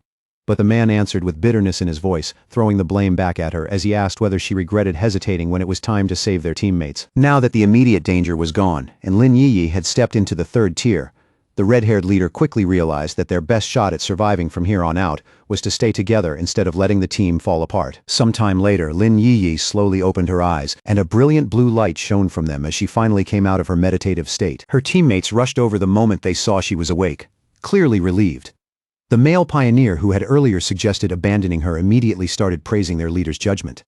But another teammate cut him off and said the real focus should be the mysterious man who had saved all of them. Still dazed and not fully aware of everything that had happened, Lin Yi asked what was going on. But when she noticed some of her teammates lying unconscious on the ground, she stood up at once, only to be hit by the fierce lingering heat of yang energy still clinging to a nearby tree. Even from several steps away, she could still feel that intense heat against her skin, like the power had only just passed through moments ago. At that point, the shaggy-haired man stepped forward and offered to explain everything that had happened while she was unconscious and defenseless. Later that same day, outside her cousin's apartment building, Lin Yi was still trying to sort through everything she had just experienced. It was hard for her to believe someone that powerful could really exist in the real world. Her teammates' words kept replaying in her head. He had called that mysterious pioneer a monster. He had described how the vines they could not even damage, no matter how hard they tried, were effortlessly forced back by that man's power, and how even that enormous beanstalk-like vine had withdrawn deep into the sky, no longer daring to come near them after he appeared. That was the kind of overwhelming presence the man who saved them carried. Lin Yi understood that even though he was long gone, the vine was still strangely quiet, which could only mean that some trace of his power was still hanging in the area. She opened the apartment door and froze for a moment when she saw Fang Yi there, greeting her like nothing unusual had happened all day. He looked at her with quiet concern and immediately noticed that her face was a little pale and that she seemed more tired than usual. Lin Yi quickly steadied herself and forced out a small smile, brushing off his concern by saying she was just tired from studying all day. Fang Yi accepted that answer without pressing her, simply telling her she had worked hard and should get some rest. He casually offered to order takeout for dinner, and after agreeing, she quietly went back to her room. The moment she stepped inside, she dropped onto the bed, all the strength draining out of her at once from pure exhaustion. She knew better than anyone that breakthroughs burn through an enormous amount of mental energy and demanded absolute focus. Right now, she felt even more drained than if she had gone a full month without sleep. Lying there with her phone in hand, scrolling absent-mindedly, she felt an odd mix of relief and fatigue. She was no longer an ordinary person. A few sleepless nights would not kill her now. And somewhere deep down, she had already accepted that this constant life and death struggle was simply part of a pioneer's fate in a world that had already started changing. Then she thought of Fang Yi and the calm, ordinary life he seemed to be living. And she quietly understood that kind of life was no longer possible for her anymore. Her thoughts were suddenly interrupted when a new message popped up in the Pioneer group chat. It came from Jialin, the mysterious and powerful member who was almost always absent and barely ever spoke. Jialin's message was short and direct. If there are any more traces of that strong man, please inform me. It was the first time Jialin had ever spoken in the group, and it instantly caught Lin Yi's full attention. She quickly replied that she would, then asked a question of her own. She wanted to know whether the man who saved them could be the same person connected to the Dark River Lava Dragon incident, and if that was true, why someone like him would choose to help them. The group chat lit up immediately with a post about the mysterious high-tier Yang attribute master. It described his sun-splitting slash in vivid detail, saying the witness had been driven out of the cave by a burst of white-hot light. The writer even stated with complete certainty that no other pioneer in Xiaoguo could match that level of power, and warned everyone that if they ever ran into him, they should stay as far away as possible. Meanwhile, Fang Yi was already out for the evening, riding his bicycle with a completely relaxed look on his face, as if nothing earlier had mattered at all. He was sure that after everything that had happened that day, Lin Yi would trust him even more than before, which would make it easier for him to come and go without drawing suspicion. Now that he could move more freely, Fang Yi immediately set his sights on a new goal. He needed to find a proper carrier for the desolation attribute he had just acquired. He already understood that this kind of power matched plants best, so without wasting any time, he pushed his bike forward into the deepening night and went searching. As he rode beneath the night sky, Fang Yi kept turning the problem over in his head, thinking about the best way to use this newly gained desolation attribute.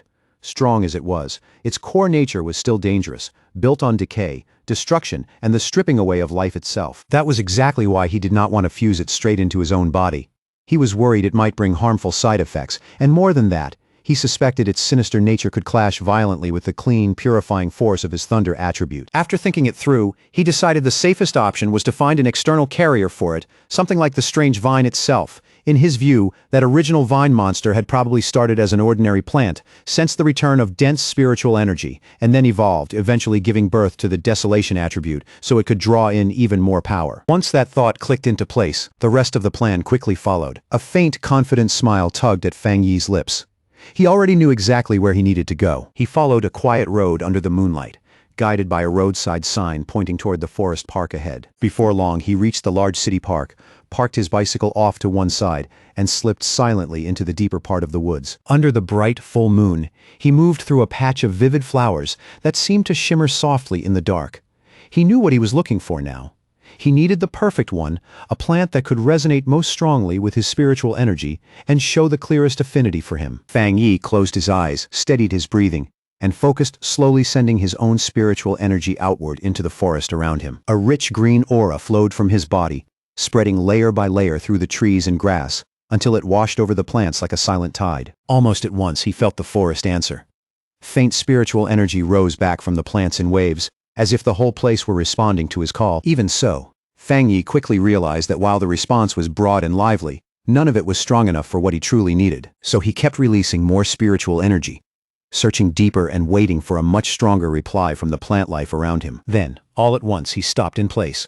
Something in one corner of the forest had caught his attention. There, tucked away in the tall grass, a single white flower swayed softly in the breeze, its center giving off a faint glow. It looked delicate, quiet, almost like it was calling out to him. Fang Yi narrowed his eyes slightly and wondered if this was the one he had been searching for. He walked over with unusual care, then slowly reached out one finger toward the little flower. The moment his fingertip touched it, the petals folded inward around him, and he could clearly feel the flower drinking in the spiritual energy flowing from his body. A moment later, it bloomed open again, almost cheerfully, like it had just eaten a satisfying meal and was already asking for more. Fang Yi knelt beside it with a small, amused smile. He could tell right away that its spirituality was unusually strong. Even though it was only a plant, it reacted to him like a greedy little puppy, eagerly swallowing his spiritual energy, then rubbing against his fingers for more. At that moment, he knew he had found exactly the carrier he was looking for. Out of the entire forest, this tiny flower had shown the strongest response to his aura, which made it the perfect vessel for the desolation attribute. Fang Yi looked at it and quietly told it that it had been chosen, then asked if it was ready. Without waiting for any answer, he released a swirling vortex of green spiritual energy and focused it all onto the small white flower. At once a system window appeared in front of him and asked for final confirmation.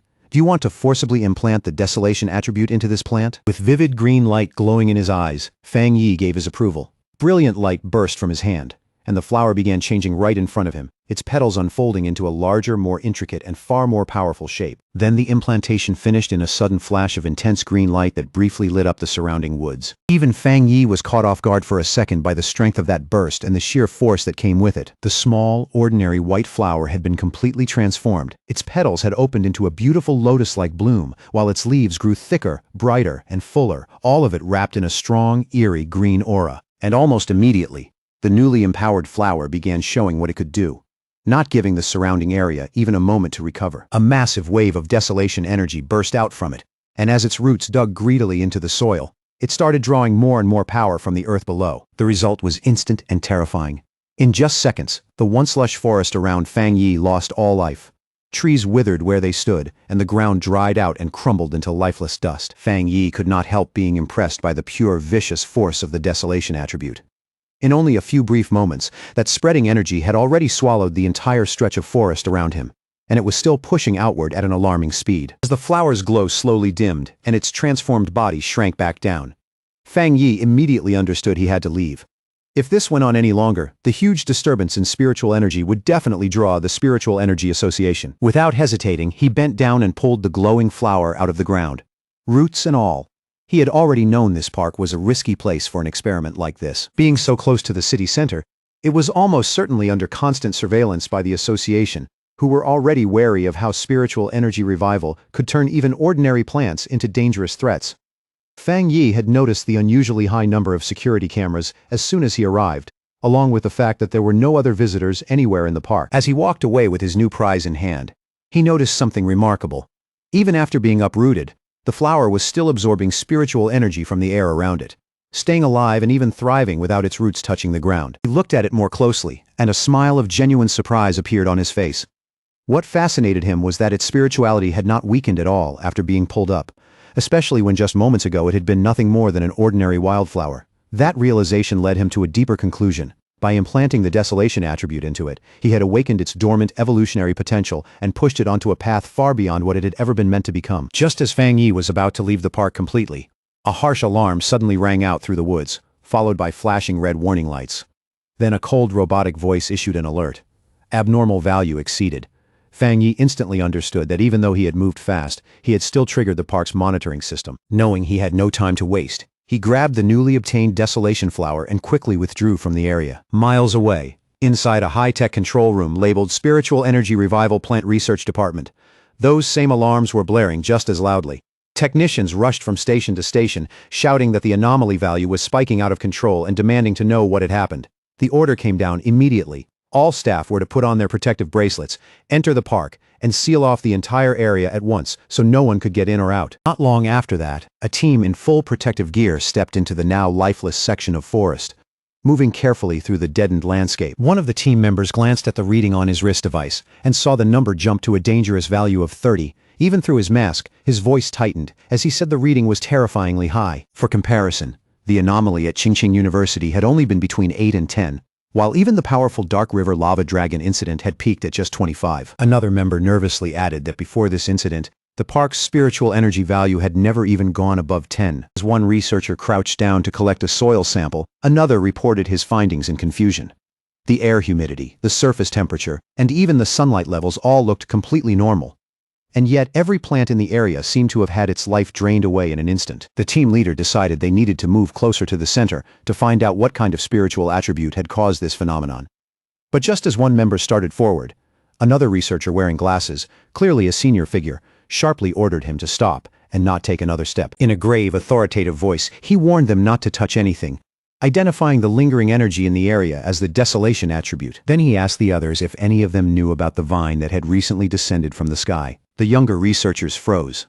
After a moment, one of them finally found his voice, realizing with growing horror that the senior researcher was talking about the infamous devil-like vine that had already been classified as an A-level mutation. The senior researcher confirmed it without hesitation, standing before a ghostly projected image of the vine, with the trapped souls of its victims clustered horribly at its base. He explained where its terrifying power came from. The reason it was so deadly, the reason it had killed so many pioneers, was its innate desolation attribute. A parasitic and monstrous force that devoured the life force of everything around it, and turned all it touched into nourishment for itself. The young researcher who had nearly stepped into the dead zone clutched at his chest, sweating heavily and struggling to breathe as the meaning of those words finally hit him. With a shaken voice, he thanked his superior, realizing he had just been pulled back from certain death. The senior researcher then explained that any area around a plant awakened with the desolation attribute became a true dead zone, a place where anyone who entered would have their life force consumed almost immediately. He remembered reading about another plant like this somewhere in Xiaguo. A rotten ancient tree buried deep inside a forbidden zone in Wan City, a monstrous thing that could erase any living creature the moment it got too close. His eyes slowly swept across the dead, silent clearing, and his expression grew heavier with every second. Plant mutations in this new era were no small issue anymore. From everything they knew so far, desolation was the most terrifying attribute a plant could awaken. First, there had been that ancient tree. then the celestial vine, and now a third one had appeared right in front of them. He had barely finished his grim explanation when a firm hand suddenly landed on his shoulder, cutting him off in the middle of the sentence. The whole research team turned around in surprise and came face to face with Han Li, his expression hard and unreadable, with a full squad of soldiers standing behind him. Han Li had already been brought up to speed. Without wasting a second, he ordered every researcher there to put on the advanced protective suits his men had brought, then told them to follow him straight into the contaminated zone. With Han Li leading from the very front, the newly re-equipped research team moved out in a tight formation, and with Su Qingying joining them as well, they stepped steadily into the eerie dead zone without a hint of hesitation. But the deeper they went with their scanners, the stranger things became. They could not find any real source of the desolation energy at all, and even more confusing, the lingering aura was fading at an unnatural speed. In the few minutes since they had arrived, the level had already dropped to 25. That made no sense based on everything they knew, because the celestial vine was supposed to be capable of moving on its own. Han Li turned to Su Qingying and suggested that they stop relying only on the instruments and take a closer look at the area themselves. Su Qingying gave a quiet nod, her face tense and serious. While Han Li and Su Qingying began inspecting the scene firsthand, two other team members, wrapped in a faint blue glow, started tracking the lingering flow of spiritual energy left behind in the zone. Following those residual trails step by step, they discovered that every strand of energy from the outer edge of the dead zone eventually led back to a single point of origin. But the moment they got close, both of them stopped dead in their tracks, shock written all over their faces. At the same time, Han Li and Su Qingying realized the horrifying truth as well. The source of the desolation energy had already been dug out of the ground and taken away. One researcher inside a protective suit blurted out in disbelief that it should have been impossible. Han Li's eyes darkened immediately. If someone really had the ability to enter a desolation dead zone and steal its source, then that person was far too important to ignore. Su Qingying, though, seemed to be thinking along a different line.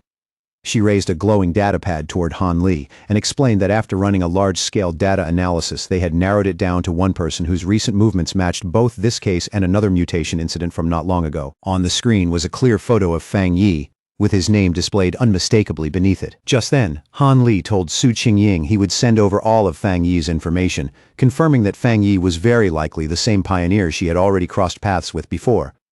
After that, he tipped his hat slightly and left the rest to her association to handle. Once everyone else had left, Su Qingying remained alone in the desolate forest, the cold air pressing in around her. She held the datapad in silence, her expression darkening as if several scattered clues had finally started connecting in her mind. 2 hours later, back in the quiet safety of his apartment, Fang Yi carefully placed his newly acquired desolation flower into a small flower pot, handling it with surprising patience. A faint smile touched his face. In both of his lives, this was the first time he had ever seriously raised a flower. In a good mood, he even gave it a name, the obedient little white flower, and told it that now that it carried the desolation attribute, it should cultivate well on its own and grow into a strong helper at his side. He knew exactly how useful its strange ability to drain life would be in battle. And with such a plain, harmless appearance, it was perfect camouflage too. Easy to keep nearby without attracting attention, especially from his cousin. As his fingertips brushed lightly across one soft petal, Fang Yi's thoughts deepened. In this dangerous new world, raw strength alone was never enough. Real victory depended on how many hidden cards a person held back, and how well they kept those cards concealed. The quiet rhythm of Fang Yi's evening was suddenly interrupted when the phone on the table began to buzz. He picked it up, then paused in surprise when he saw the caller ID. Wang Liang. He recognized the name instantly. It was his childhood friend, someone he had not seen a single time in the 3 full years since the other man left to join the army. For a brief moment, an old memory rose to the surface. Back in school, the two of them had been almost inseparable, the kind of friends who shared everything. That bond had only been broken when Wang Liang suddenly announced he was enlisting and left without much warning. Fang Yi accepted the call. On the other end, Wang Liang's voice sounded bright and familiar, carrying that same easy cheer as he asked if Fang Yi was back in town and invited him out for a drink at their old spot. The sudden invitation caught Fang Yi completely off guard. Wang Liang just laughed at his reaction and added that he had a big secret to tell him. Something shocking enough that Fang Yi had better prepare himself before hearing it. But underneath that warm, nostalgic invitation, the reunion was anything but simple. It had been arranged in advance as a trap, and that truth became obvious the moment the call ended and the scene shifted away from Wang Liang. He was sitting in a dim room, speaking to a stern-faced woman in a high-ranking military uniform. Her long red hair and scarred, intimidating features only made her presence feel sharper. Su Qingying was there too.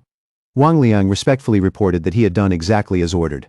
Then, after a brief pause, he made one personal request.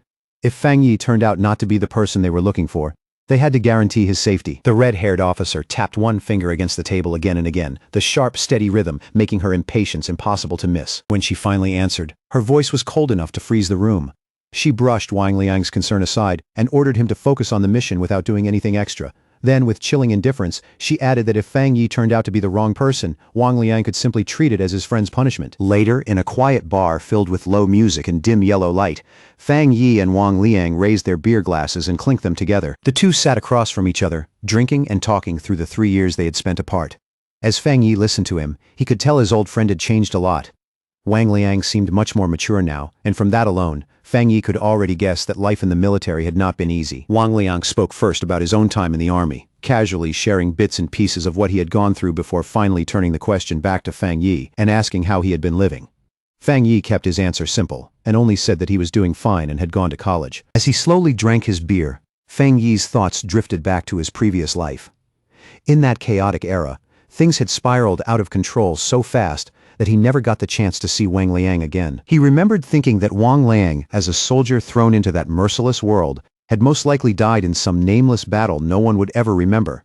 And because of that, Fang Yi could not help wondering whether this second life might let him change his old friend's fate. After a while, Wang Liang shifted the conversation.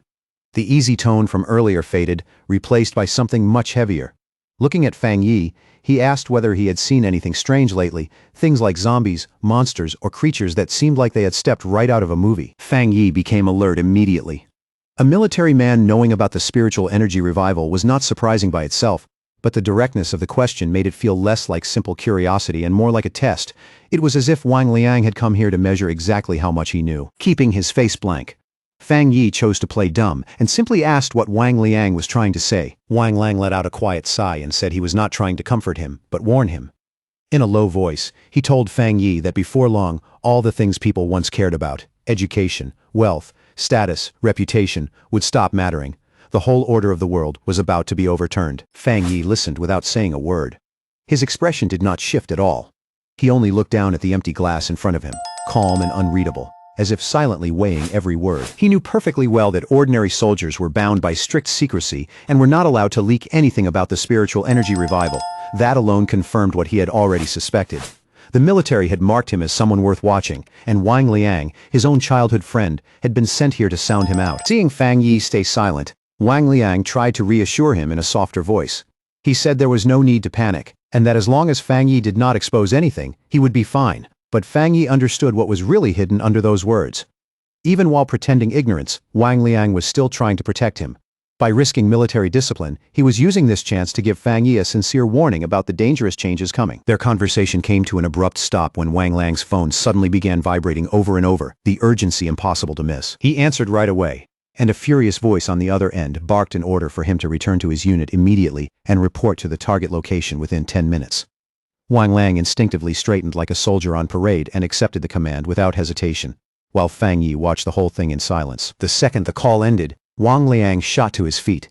He quickly apologized to Fang Yi, saying he had an urgent mission and could not stay any longer or even walk him home. Just as Wang Liang was about to leave, Fang Yi suddenly dropped the act.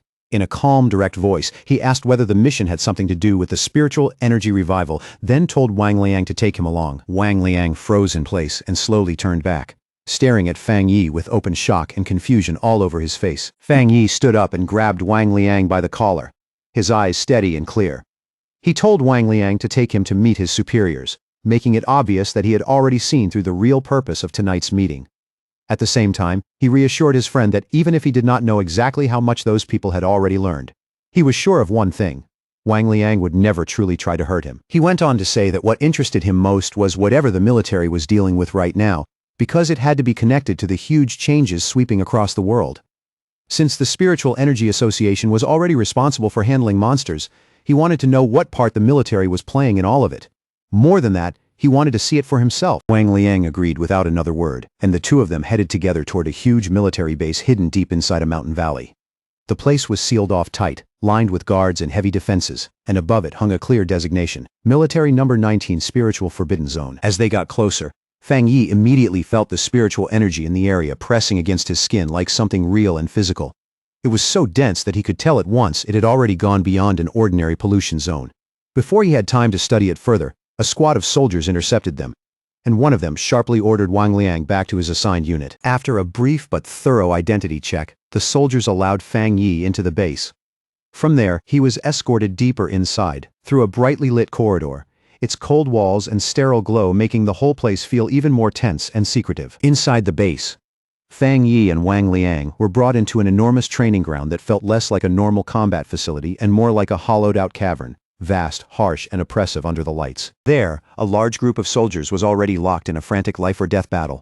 Blue energy crackled across their bodies as they tried to contain a monstrous black creature covered in jagged spikes, its single glowing red eye burning with savage hostility. The beast hit back with terrifying force, unleashing a devastating red beam that tore straight through the soldiers' formation. Painful cries and alarmed shouts rang out immediately as several men were thrown into chaos by the sheer violence of the attack. From a raised platform above the battlefield, the stern red-haired officer watched everything with a sharp, merciless gaze. The moment Fang Yi looked over, he sensed something unusual and realized right away that the creature's strength came from a fusion of two different attributes. The officer confirmed it without hesitation, stating that the monster was a full blend of dark and flame attributes, which made it exceptionally violent, savage, and hard to control. She added that several of her soldiers had already been badly wounded by it. A caption identified her as Ji Ruoyan, a 3-star officer at the Ghost Axe realm. The second she noticed Wang Liang, she barked out his name, and he instantly snapped to attention. Anger flashed in her eyes as she demanded to know why he had brought an unauthorized outsider into a restricted zone.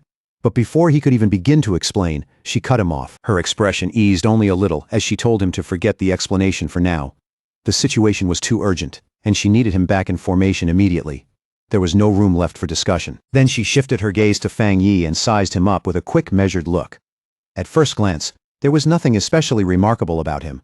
His spiritual energy only showed slight activity, nowhere near the overwhelming presence she had expected. For a brief moment she wondered whether he could really be the powerful pioneer they had been searching for. But the thought passed quickly.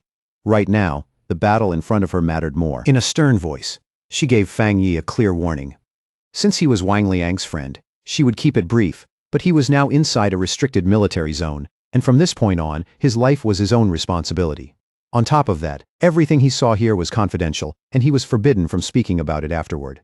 Fang Yi simply replied that he understood. With that settled, Ji Ruoyan immediately resumed command. She lifted a massive energy cannon with practiced ease and shouted out the names of 2 soldiers, her voice cutting across the battlefield like a blade. The 2 men reacted at once and rushed forward without the slightest hesitation. Blue energy flared over their bodies as they closed in on the monster at close range, trying to pin it down. Ji Ruoyan took aim with the cannon and fired, sending a huge blast of concentrated energy roaring straight toward the creature with overwhelming force. The attack hit the monster head-on and erupted into a violent explosion that shook the training ground. But when the smoke and light cleared, it was obvious the creature had not gone down. Instead, it let out a furious roar, its shadowy body pulsing with an even more dangerous red glow. Its mouth stretched wider, exposing more savage fangs, and its whole presence turned darker and more unstable. It was clear Ji Ruoyan's attack had not weakened it at all.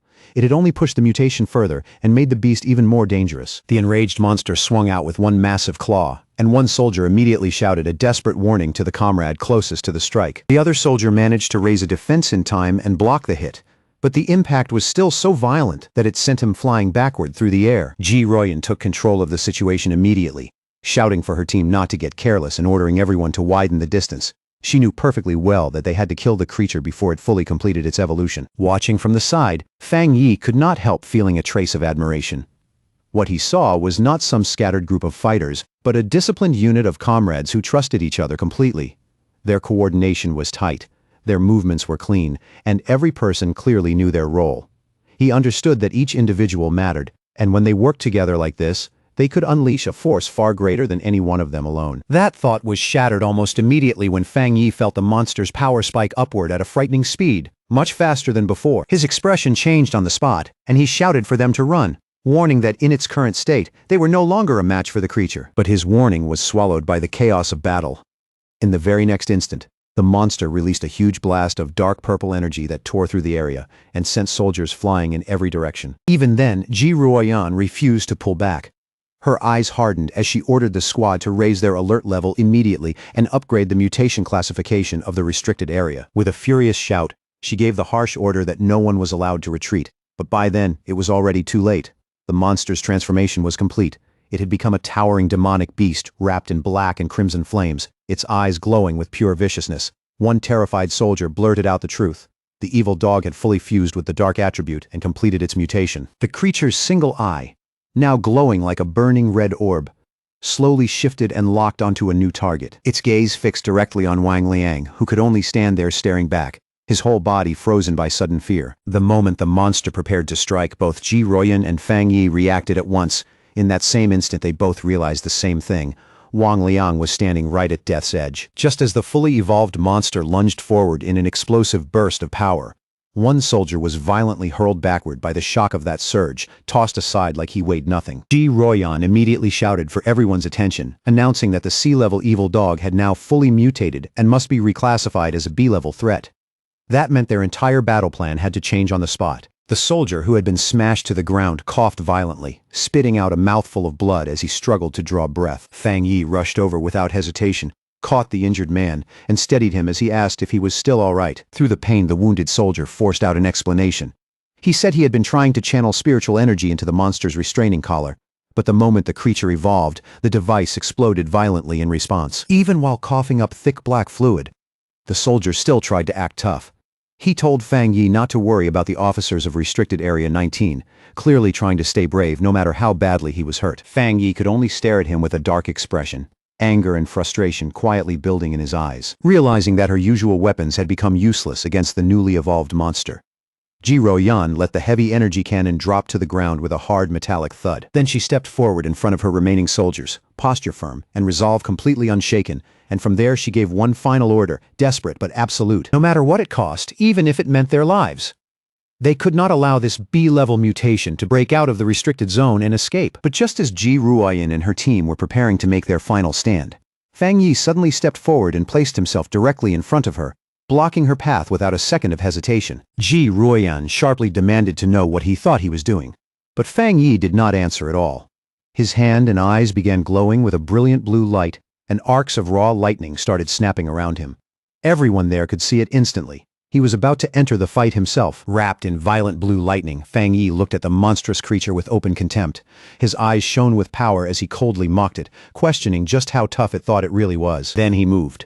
Fang Yi charged straight at the mutated beast, his arm blazing like a bolt of blue energy as he drove directly for the creature's head. The instant the hit landed, a massive explosion of divine thunder erupted outward. The impact was overwhelming, and the monster was swallowed whole by the violent burst of lightning. The force of that single strike sent a brutal shockwave across the battlefield, blasting nearby soldiers off balance and throwing others backward. One stunned soldier could only mutter in disbelief. This was the same B-level monster their commander, Ji Ruoyan, had not been able to suppress alone, and yet Fang Yi had just overpowered it head-on. Just as shaken, Wang Lang turned toward Ji Ruoyan and asked if his friend really was the person they had suspected all along. With a grave look, she confirmed it. There was no doubt anymore. Fang Yi was the pioneer known as the Tyrant. Fang Yi stood calmly in front of the beast, his figure steady and unmoving. The monster was still burning, but the damage from that lightning strike was obvious, and its body clearly showed signs of serious injury. Seeing that it still had not been completely finished off, Fang Yi said plainly that he would have to end it himself. Then he told Ji Ruoyan and Wang Liang to move farther back for their own safety. Ji Ruoyan watched him in silence, her thoughts unsettled. Her entire squad had needed a carefully coordinated formation just to resist a B-level threat. Yet this man was now preparing to deal with it alone, as if that were the most natural thing in the world. She could not help wondering just how powerful Fang Yi really was, even by her standards. His thunder attribute was the most extreme and overwhelming force she had ever seen. She already understood that, right now, he stood among the top pioneers in the entire country. And with the full revival of spiritual energy still only beginning, she could not even imagine how terrifying his future might become. As Fang Yi slowly raised one hand and drew even more lightning into it, a rare flash of shock crossed Ji Ruoyan's face. She looked up and saw a massive storm of thunder energy forming above him, churning and growing at a frightening speed. The sight made her chest tighten. If Fang Yi kept evolving like this, just how far would that power go? Then, with one final step forward, Fang Yi unleashed the full force of his thunder attribute without holding back at all. Gigantic pillar of brilliant blue lightning exploded upward from where the monster stood, tearing through the battlefield in a blinding display of power. In that moment, the strength he released fully lived up to his title, the Tyrant. As the blinding light of the attack slowly faded, strands of leftover electricity still crackled in Fang Yi's eyes. But behind all that violent energy, his expression stayed calm, focused, and completely steady. The surviving soldiers could only stare in stunned fear. One of them muttered to another that just looking at it made his whole body shake. Through training and grit, he could endure the monster's corrosive dark power. But this thunder was something else. Pure destruction. Wild, absolute, and overwhelmingly terrifying. When the dust and sparks finally settled, Fang Yi casually turned and gave Wang Liang a thumbs up, saying like it was nothing that the threat had already been handled. Wang Liang rushed over right away, yelling in relief that Fang Yi had nearly scared him to death. Still shaken and overjoyed at the same time, Wang Liang laughed out loud and gave his friend a playful punch on the shoulder, saying he never would have guessed his old buddy had become this absurdly strong. But the lighter mood quickly gave way to something more serious. Wang Liang apologized, admitting that he had suspected Fang Yi might be a pioneer, but still had no choice except to follow orders. Fang Yi brushed it off easily, asking why Wang Liang was acting so stiff after only 3 years apart, and made it clear that he understood the situation. Their long-delayed reunion was cut short when Ji Ruoyan started walking toward them from across the battlefield. She stopped in front of Fang Yi and formally thanked him for stepping in to help, even offering him her hand as a sincere sign of respect. With a faint, easy smile, Fang Yi accepted her gratitude without the slightest arrogance. He shook her hand and said it was no trouble, since he had mainly stepped in to save his friend in the first place. Ji Ruoyan then introduced herself formally as the warden in charge of Forbidden Area 019. She explained that because Fang Yi had effectively saved the entire base, she would need to file a proper report, and asked whether he would be willing to leave his contact information. Fang Yi agreed without hesitation. Off to the side, Wang Liang could only watch in silent disbelief, because the whole scene felt strangely unreal. Seeing his famously tough commanding officer treat his childhood friend with that much respect was hard to process. Once the formalities were out of the way, Ji Ruoyan made a direct and serious offer. She told Fang Yi plainly that his strength already surpassed many of the military's own special pioneers, and on that basis, she formally invited him to join the army. At the same time, she admitted that an invitation from a single base warden like herself was probably not enough to truly move someone like him. Deep down, she was still trying to process the sheer scale of Fang Yi's strength. What shocked her most was that he was also a 3-star Ghost Axe realm cultivator, the same realm as her. And yet his combat power had already gone far beyond the normal limits of that level, to the point where he felt less like a man and more like a monster wearing human skin. Fang Yi calmly asked Ji Ruoyan if she truly meant she did not consider herself qualified to invite him. Carrying both the pressure of her superior's authority and the reality of what she had just seen, she answered honestly and admitted there was nothing to deny. She went on to explain that the order to involve him had come from High Command itself, and she was certain that sooner or later, people at that level would come in person to offer him a formal invitation. Fang Yi let out a small laugh and told her there was no need to be so stiff or formal. Resting a hand lightly on his chest, he said with genuine sincerity that he truly respected all of them. In his eyes, not everyone had the courage to put their life on the line for others. He admitted that this was the first time he had ever watched soldiers fight in real combat, and what he had seen had honestly moved him. Hearing that, Ji Ruoyan could only lower her tone and quietly thank him from the heart. Then Fang Yi made an offer of his own. He told her that if they ever ran into trouble in the future, they could call on him for help, just as the military had always stood up for ordinary people like him in the past. But he added one important condition. They could not interfere with his personal cultivation, and they could not restrict his freedom. His unexpected proposal clearly caught Ji Ruoyan off guard, leaving her standing there momentarily stunned. With their discussion finished, Fang Yi said it was getting late and that he should be going. Ji Ruoyan agreed, explaining that she and Wang Liang still had to deal with the mutated creature's body, and that she would arrange for someone to escort him back safely. Standing there and looking at the soldiers, Fang Yi finally understood the military's real role in this new era. He realized they were stationed in these dangerous, spiritually rich forbidden zones for 2 very clear reasons. One reason was to use that dense spiritual energy to train and strengthen themselves. But the more important one was this. They were a living line of defense between the ordinary human world and the strange monsters now lurking in the shadows. After Fang Yi left, Ji Ruoyan turned to Wang Liang and said that a simple word like impressive was no longer enough to describe his friend. She was certain that what they had seen today was only a tiny glimpse of Fang Yi's real strength. The fact that a pioneer could rise to such a terrifying level that quickly proved Fang Yi possessed astonishing insight. In her eyes, he was a rare mix of luck, courage, judgment, and raw talent, the exact kind of person destined for greatness. Seeing how much his commander respected Fang Yi, Wang Liang immediately lit up and suggested that if Ji Ruoyan did not think she was the right person to recruit him, then maybe she should let him do it instead, since he was Fang Yi's childhood friend. Ji Ruoyan, however, snapped him right back to reality with a sharp knock on the head, telling him to quit daydreaming, stop talking nonsense, and help clean up the mess.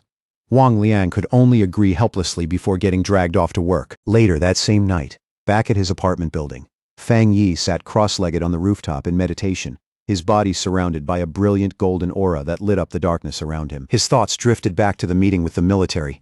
He knew that even though the trip had exposed his identity to them, he had only revealed his thunder attribute and had successfully kept his other abilities hidden. Judging by the military's attitude and the respect they had shown him, Fang Yi concluded that this was probably a good result.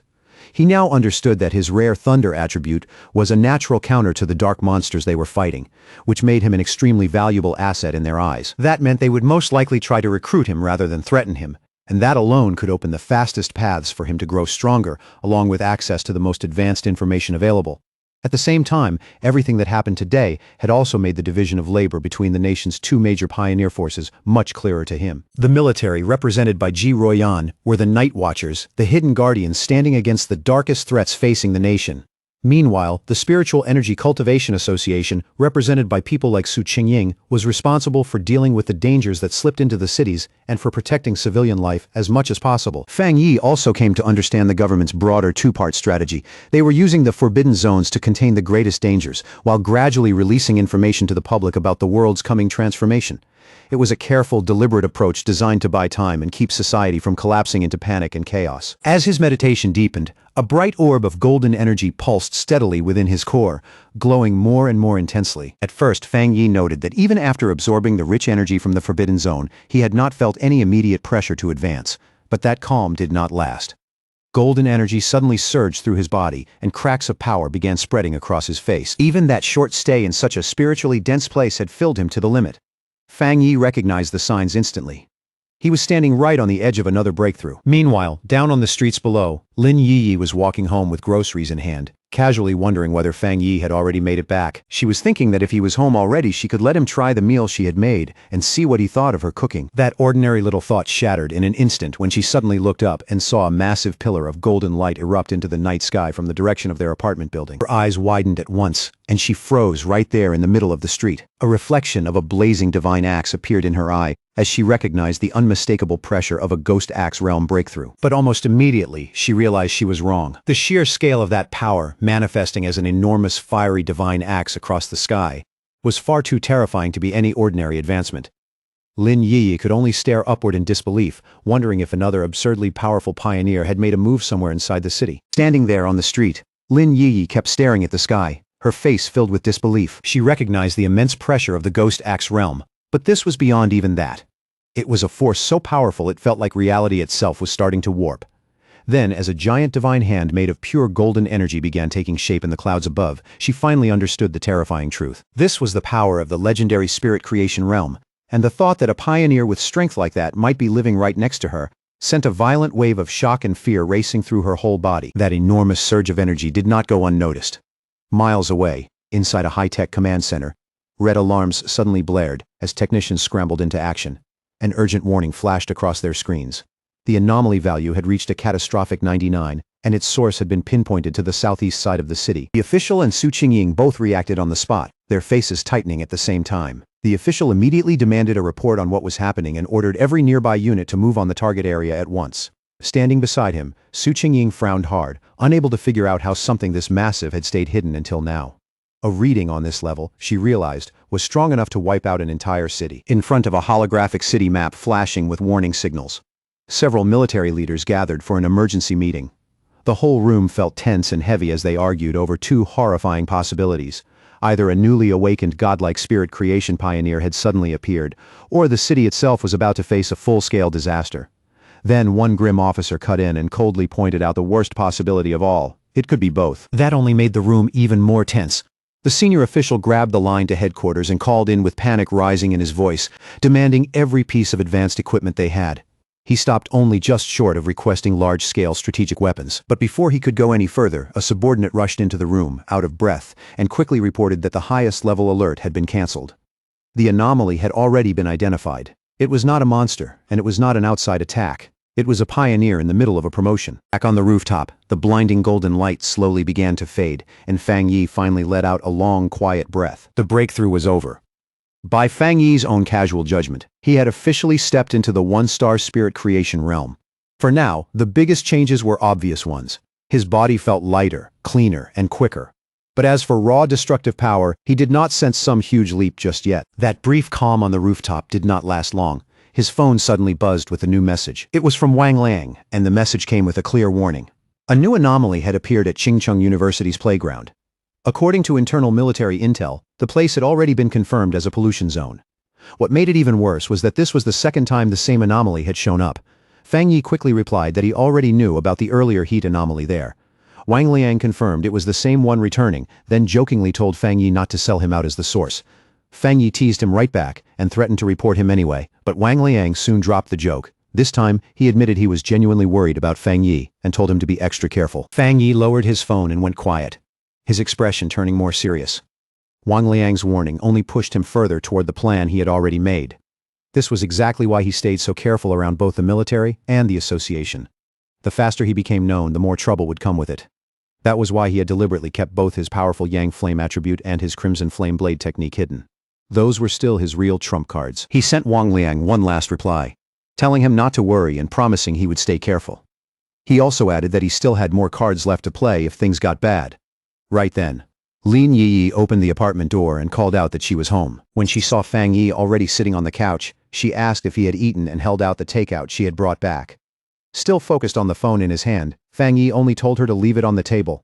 He said he would eat later. Lin Yi looked at him, and a worried, slightly irritated expression crossed her face. In her mind, she could not help thinking about what kind of person her cousin was. He was not bad at all. In fact, she thought he was decent in a lot of ways, but to her, he had one major flaw. He was just too lazy. From her point of view, Fang Yi looked perfectly happy spending all day at home with his phone, not even seriously going to college. The contrast felt almost ridiculous. While she and other pioneers were constantly out chasing opportunities, taking risks, and hiding their true identities, her cousin seemed to be drifting through life without any real direction. Worn out from the day, Lin Yi went back to her room and dropped onto her bed. Even then, one thing was already clear in her mind. The news about that shocking spirit creation pioneer who had appeared in their district tonight was going to spread fast. Quietly feeling a sense of responsibility, she made up her mind that when the time came, she would protect her clueless-looking cousin as a way of repaying him. But Fang Yi was not aimlessly scrolling through his phone at all. He was carefully going over the news Wang Liang had sent, which showed a raging fire sweeping across Chingcheng University's playground.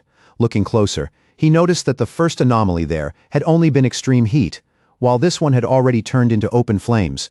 That immediately made him wonder if this might be another variation of the Yang attribute. The video showed the fire erupting with shocking speed, and the flames were burning with terrifying force. Online comments from witnesses were full of panic, with some people even asking whether special forces now had to be deployed just to handle what looked like a normal fire. The report also said that every nearby tree, flower bed, and landscaped area had already been burned clean, and the entire site was now under complete lockdown. Fang Yi noticed the video was short and cut off suddenly. But even that little bit of footage was enough to tell him this incident was far more dangerous than the earlier anomaly at the university. He started wondering what exactly made this new Yang-related phenomenon different from the last one. And before long, he came to a simple conclusion. If he wanted real answers, he had to see the place himself. But to get inside a sealed zone like that, he would need to call in his new military contact, Ji Royan. By the next day, a crowd of reporters had already gathered outside the sealed gates of Chingcheng University, only to be held back by a solid line of soldiers. Questions kept flying from every direction. Was it true there was a fire that could not be put out? And if this was really so serious, why had it still not appeared in the public news? As the reporters kept pressing the soldiers for answers, Ji Ruoyan arrived with Fang Yi right beside her. The crowd instantly turned to look. People stared at the pair, wondering who they were, especially after the soldiers opened the gates for them without a second of hesitation, and let them walk straight in. The reporters were left outside, completely baffled. None of them could understand how those two had gotten in so easily when everyone else had been blocked the entire time. Inside the restricted area, Fang Yi and Ji Royan looked over what was left of the university playground. Now it was nothing but blackened earth and smoldering ruins. Fang Yi commented on how badly the place had been destroyed and asked if this was the so-called sky fire he had heard about. Ji Royan confirmed that it was. She then explained just how terrifying sky fire really was. It could appear without any warning. Normal methods could not put it out, and in the end, the only thing anyone could do was let it burn until everything it wanted had turned to ash. To her, Skyfire was exactly the right name. After they finished taking an initial look around, Ji Royan told Fang Yi she needed to head to the principal's office for a moment, and asked if he could wait there on his own.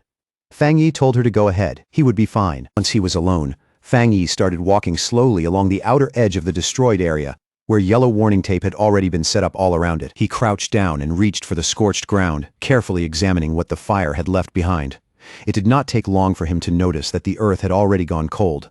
More importantly, there was no lingering spiritual residue from the sky fire at all. That left him a little disappointed. If there was no attribute residue, then there was nothing he could collect. His original plan, he realized, had been far too simple. Before he could think any further, a familiar voice suddenly called his name.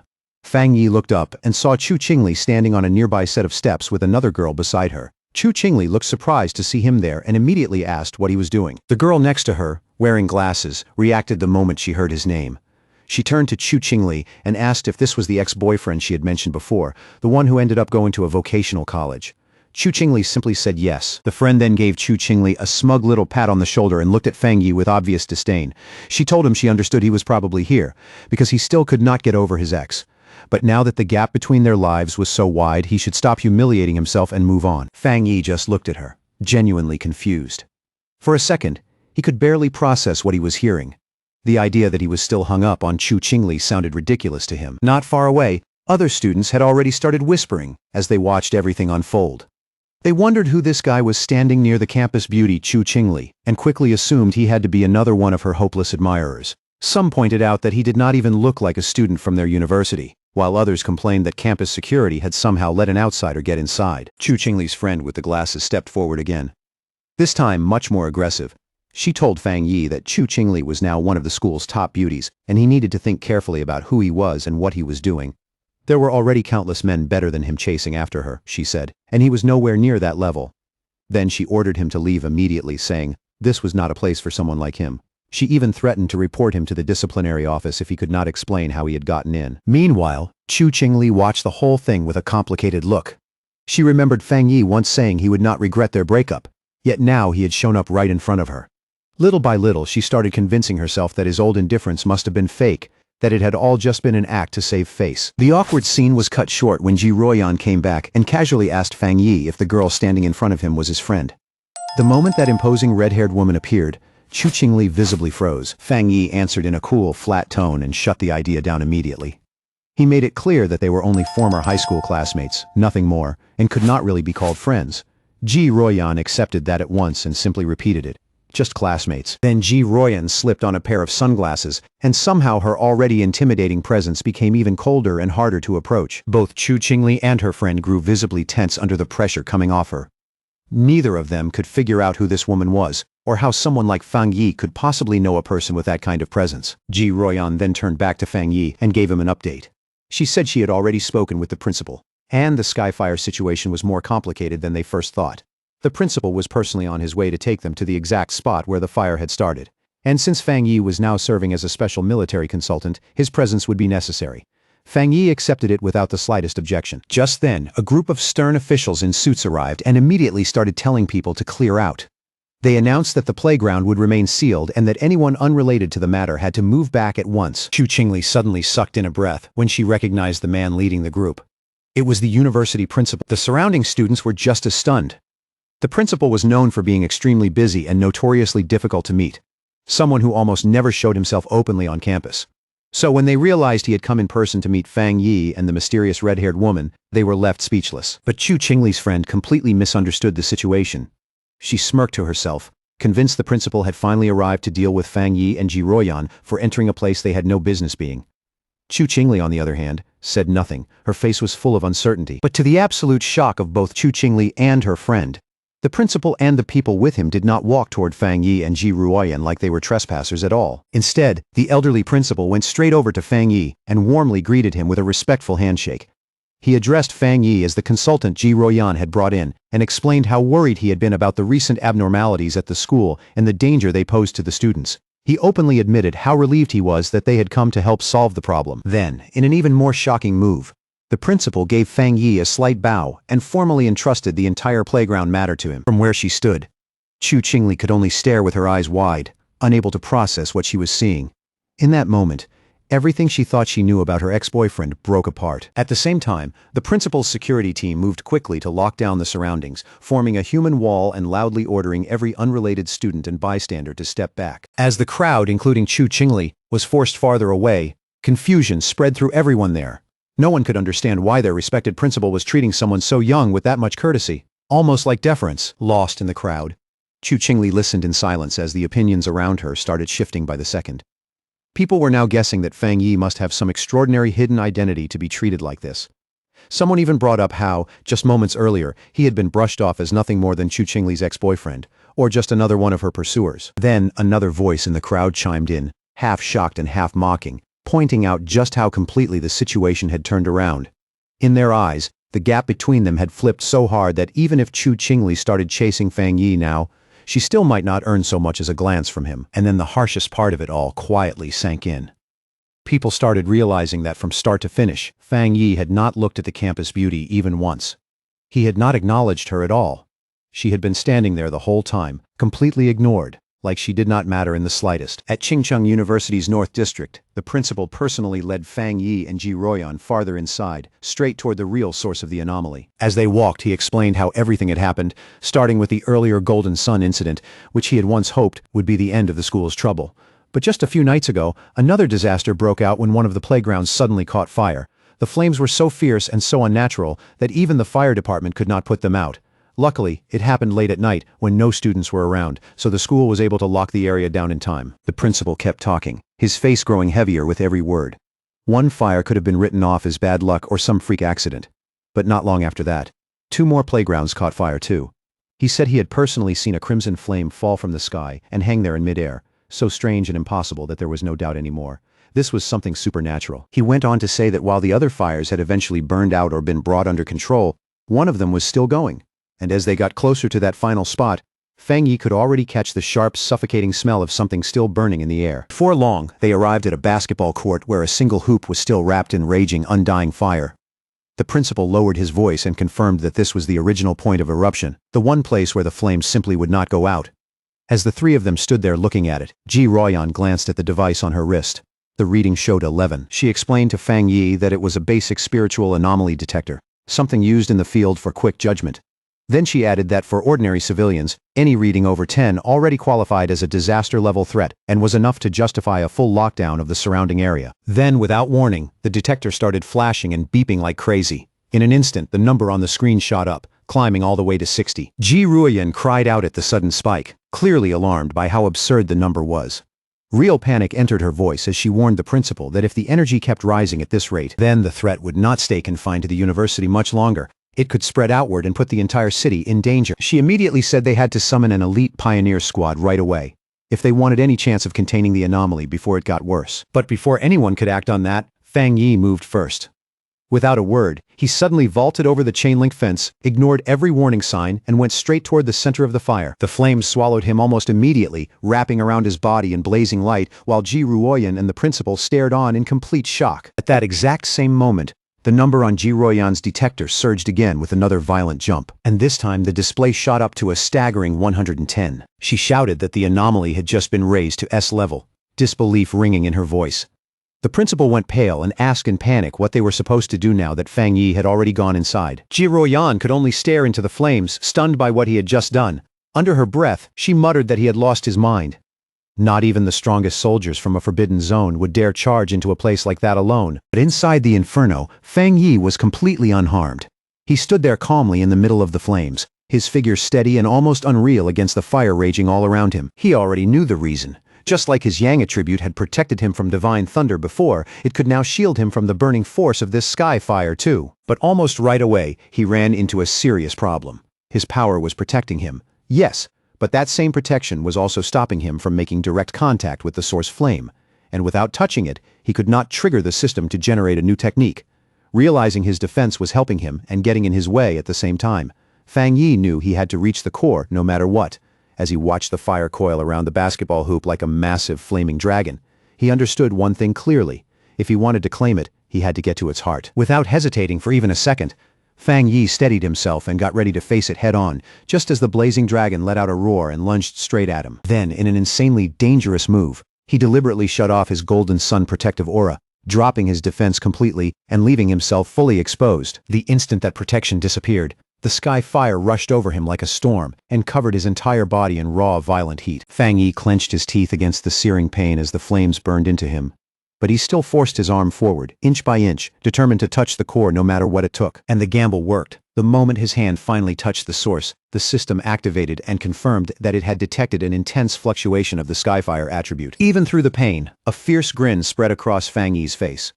He could feel just how terrifying the will behind this Skyfire was, and it shocked him to realize it felt even more overwhelming than the desolation attribute he had obtained not long ago. Even so, that only hardened his resolve. No matter the price, he was going to make this power his. The system immediately entered its final calculation stage and successfully began compiling the new data. A satisfied smile pulled across Fang Yi's face. He knew right away that he had succeeded. A brand new system window appeared in front of him and announced the reward. He had obtained the Skyfire attribute technique, the 9 Dragons Skyfire sealing art, a fearsome power meant to destroy evil and seal all demons, and as that knowledge poured into him, the wild flames that had been raging just moments ago started obeying his will, curling around his arm like a dragon that had finally been subdued. The system confirmed that the newly compiled technique had been fully unlocked and was ready to use immediately. As Fang Yi focused his mind and tightened his control, he moved to the final step.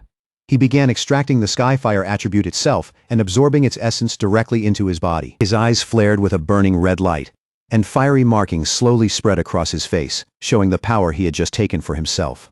With both hands forming a seal and red energy blazing in his eyes, Fang Yi prepared to unleash his new technique and called out the name of the 9 Dragons Skyfire sealing art. The moment Fang Yi released the technique, huge glowing red chains burst from his back and ripped violently into the surrounding sea of fire. Outside the fence, Ji Ruoyan and the principal could only stare.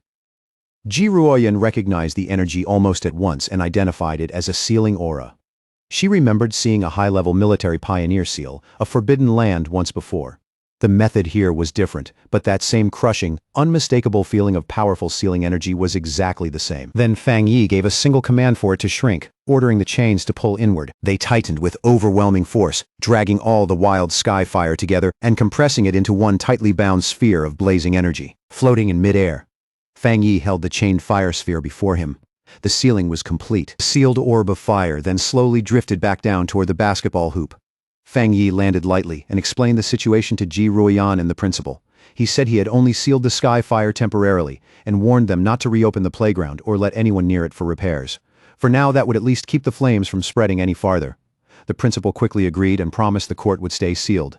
Then, forcing himself to sound calm, he added that it was not too serious since the university still had 7 or 8 other courts anyway. Ji Ruoyan, however, did not respond right away. She only stood there watching Fang Yi in silence, her gaze sharp and unreadable, like she was reassessing everything she thought she knew about him. Clearly impressed, the principal remarked that Fang Yi could still joke around after doing something that extraordinary, and he offered any further assistance Fang Yi might need. But before the conversation could keep going, Ji Ruoyan cut in and said she needed to speak with Fang Yi privately. The principal immediately excused himself with a cheerful smile, leaving the two of them alone beside the sealed court. Once he was gone, Ji Ruoyan turned to Fang Yi and spoke in a direct, serious tone. She told him he had hidden his true depth extremely well. Fang Yi tried to brush it off casually, saying only that the Skyfire had been troublesome and unusually strong, but Ji Ruoyan saw through that excuse right away. With a sharp, steady look, she told him to stop playing dumb. She made it clear she was not talking about the fire. She was talking about him, his terrifying talent, his hidden strength, and just how much power he had been keeping out of sight. In the end, Ji Ruoyan let it go instead of pressing him further. She admitted that it was normal for pioneers to keep secrets, especially someone as powerful as Fang Yi. Hearing that, Fang Yi said nothing. He just kept listening with the same calm, unreadable expression. Then her tone shifted again, quieter now, more sincere, and much heavier. She told him that while she had no right to demand anything from him, she still hoped he would listen carefully. What she described was a bleak future, a world sliding into chaos, an era of violent upheaval, and a Shaguo that would desperately need top-tier talents like him if it wanted to survive what was coming. To make it absolutely clear, she told him that once the spiritual energy revival fully arrived, someone with his level of power would be as strategically important as a modern nuclear weapon. And because of that, she warned, every major force from the military's forbidden zones to the Spiritual Energy Association would eventually rush to recruit him. She told Fang Yi to be ready, because sooner or later, high-ranking figures would come to him in person, with invitations and shockingly generous terms. She also admitted she had selfish reasons for telling him this. If Fang Yi chose to stand on the military side with her, it would be a huge gain for them, and would mean gaining a powerful ally. That was why she wanted him thinking about his decision now, before those real offers started arriving. Fang Yi, however, went quiet for a moment before asking a question of his own. He wanted to know why Ji Ruoyan and even Wang Liang had both seemed so hesitant about recruiting him into their own forbidden zone, almost like they thought he belonged somewhere else. Still carrying herself like she was not truly qualified to speak for a place at that level, Ji Ruoyan explained that the reason was another legendary military region.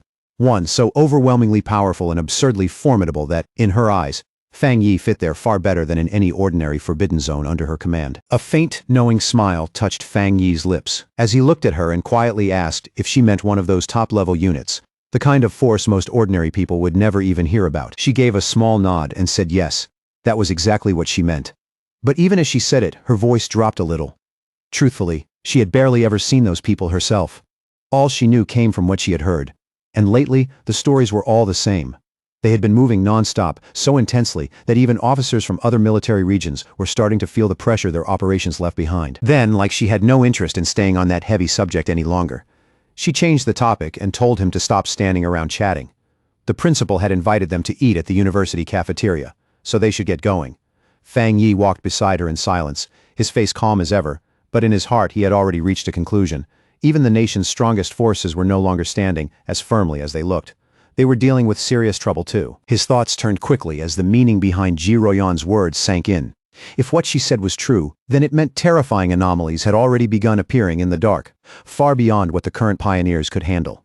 The thought made his chest tighten. The ones fighting those creatures were probably cultivators in the spirit creation realm like him, and maybe even people who had stepped into levels far above anything he had imagined. A sharp urgency swept through him at once, cold and heavy beneath his steady expression. He could feel it more clearly now than ever before. The day full spiritual energy truly revived was coming fast, frighteningly fast, and everything he had prepared still felt nowhere near enough. Not long after, his thoughts pulled back from that distant pressure and settled on the problem right in front of him. How to make the most of the Skyfire attribute he had just gained. He turned it over carefully in his mind. This was no ordinary flame. It was violent, uneven, wild, and ravenous, a fire that devoured everything it touched and left nothing behind, and the more he thought about it, the clearer it became. Against anomalies that multiplied endlessly, regenerated over and over, or simply refused to die, this would be the perfect weapon. Then suddenly an idea flashed through his mind. The fierce domineering nature of Skyfire fit his Crimson Flame Blade technique almost too well. Fang Yi could already see it in his head. His sword wrapped in that savage new fire, every swing carrying far greater destructive force than before. Just thinking about it stirred his blood. If he could truly fuse the two together, his fighting style would rise to a whole new level, wanting to test that new power immediately. Fang Yi headed for the back mountain, the quiet, secluded place he always used when he needed space to train without holding back. But the moment he got there, he stopped. The path he knew so well had been sealed off, and a large warning sign stood in front of it, clearly stating that the mountain was dangerous and that entry was strictly forbidden. Fang Yi narrowed his eyes and wondered who would bother setting something like this up. There had never been monsters roaming around here before, so that excuse made no sense. And as for the military, he doubted they could have found his private training spot this quickly. After thinking it over, he soon landed on the most likely answer. The only group that knew his habits and would quietly do something like this for him was the Spiritual Energy Cultivation Association. They had basically handed the place over to him without saying it outright, turning it into his own private training ground as a gesture of goodwill and a way to stay on his good side. A slight smile appeared on Fang Yi's face. Since they were being considerate, he would accept it just as gracefully. Before that thought could settle, his expression shifted. His sharpened senses had already picked up a presence that absolutely should not have been there. In that instant, Fang Yi realized someone or something had slipped onto the mountain and was now hiding somewhere in the stillness of the woods. He focused for a moment and caught a familiar trace in the air. The aura felt extremely close to the one he had sensed back at the factory, only this one was weaker, far less oppressive. Not far away, hidden among the thick trees and broken shadows, a monster crouched in silence. Its shape was roughly like a monkey's, but the body was twisted and unnatural, and its glowing red eyes were locked straight onto Fang Yi with a feral, unsettling stare. Fang Yi quickly realized this was no mindless beast. It knew how to hesitate, how to watch, how to measure his strength instead of rushing in blindly. That made it even more dangerous. Spiritual energy was already gathering along his sword, and as he raised the weapon slightly, he decided this was the perfect chance to show exactly what he could do. At that moment, a system window appeared before his eyes, asking whether he wanted to infuse the newly obtained Skyfire attribute into his Tang sword. The description was short, but it stood out immediately. Skyfire was a powerful light attribute, especially effective against evil and corrupted beings.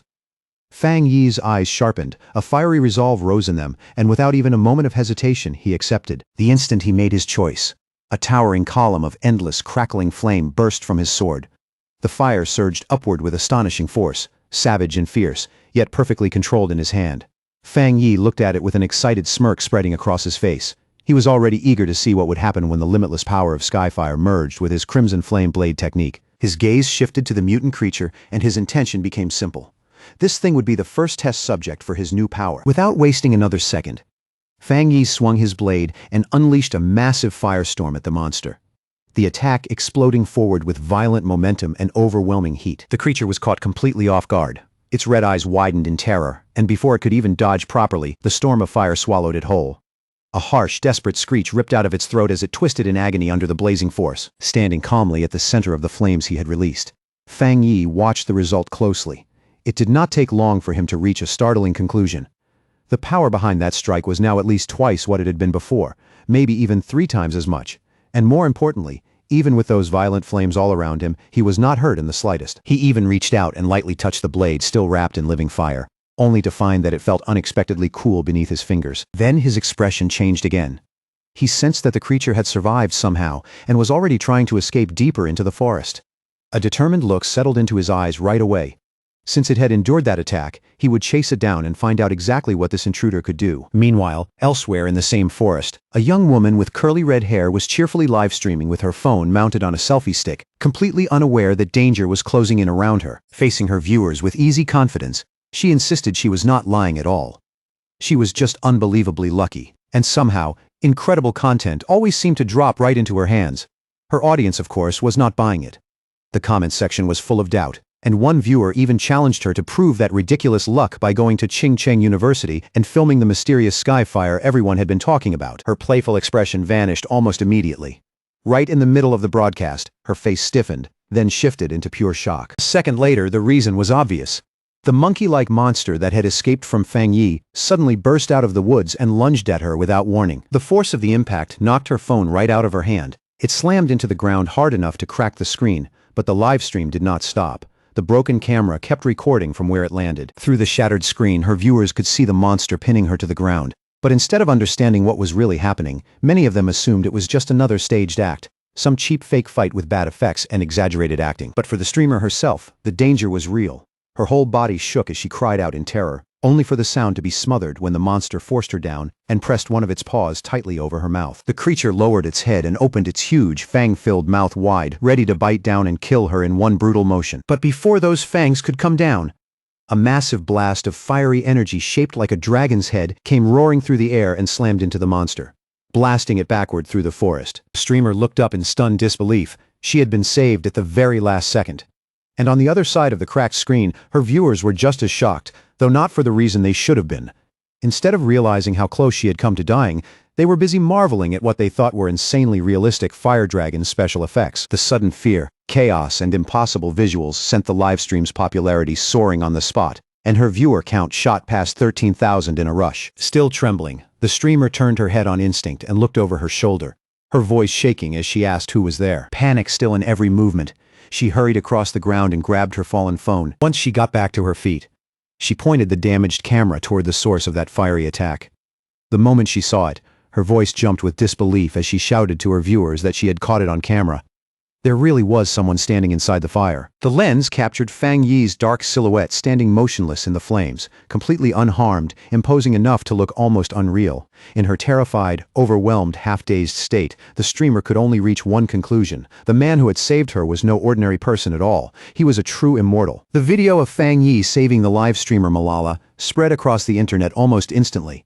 In no time, it shot to the top of the trending charts and racked up more than 13.5 million views.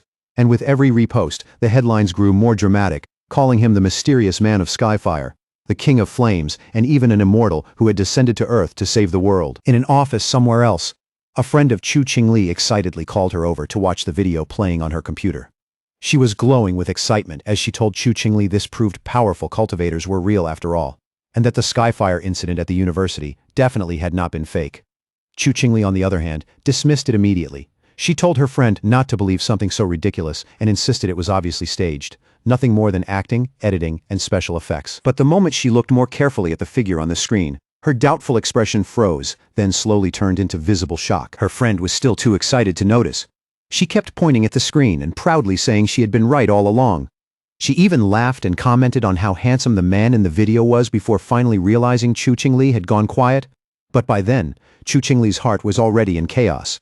She kept forcing herself to believe the video had to be fake, that it simply could not be real, and that the figure inside the flames only happened to look like Fang Yi. She tried to reason it out, clinging hard to that denial. If that person were really Fang Yi, then flames like those should have reduced him to ashes long ago. But that excuse quickly started falling apart, and denial gave way to fear. What if it really was him? What if he truly had become that powerful? The thought made her stomach tighten. After everything that had happened between them, she could not help worrying that he might use that terrifying strength to get revenge for their breakup. Even so, her stubborn pride rose up just as fast, and she swore to herself that no matter what happened, she would never lower her head to him. Elsewhere, the red-haired leader of Lin Yi's pioneer squad was showing the same video to Lin Yi on her phone. Looking at the figure standing in the flames, the leader asked if the man seemed familiar, suggesting he might be the same person who had saved them from the monstrous vine before. Lin Yi agreed that the resemblance was real, but then she added something even more surprising. She had recently learned that a powerful master who had broken through to the spirit creation realm was living right in her neighborhood.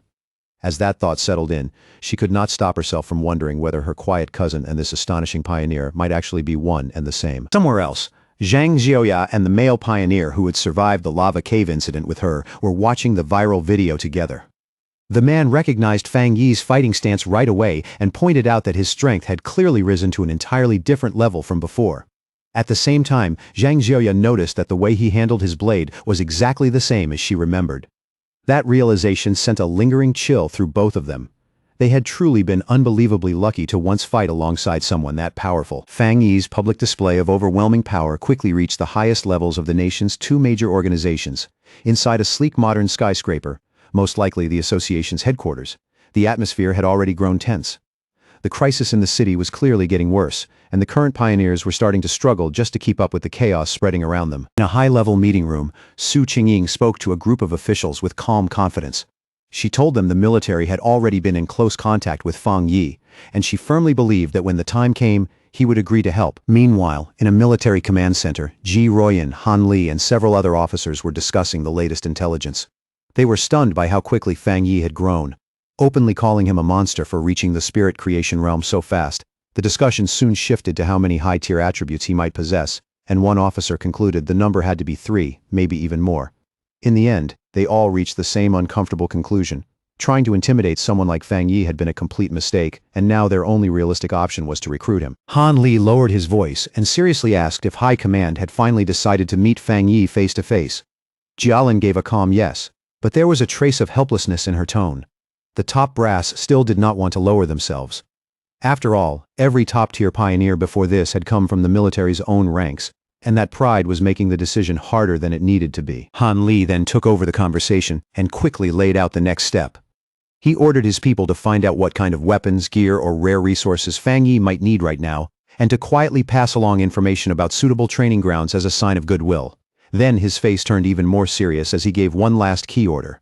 The viral livestream video, along with all the rumors and online noise surrounding it, had to be handled and brought under control before it spread any further. By this point, almost the entire spiritual energy world in Xiaguo had started watching Fang Yi.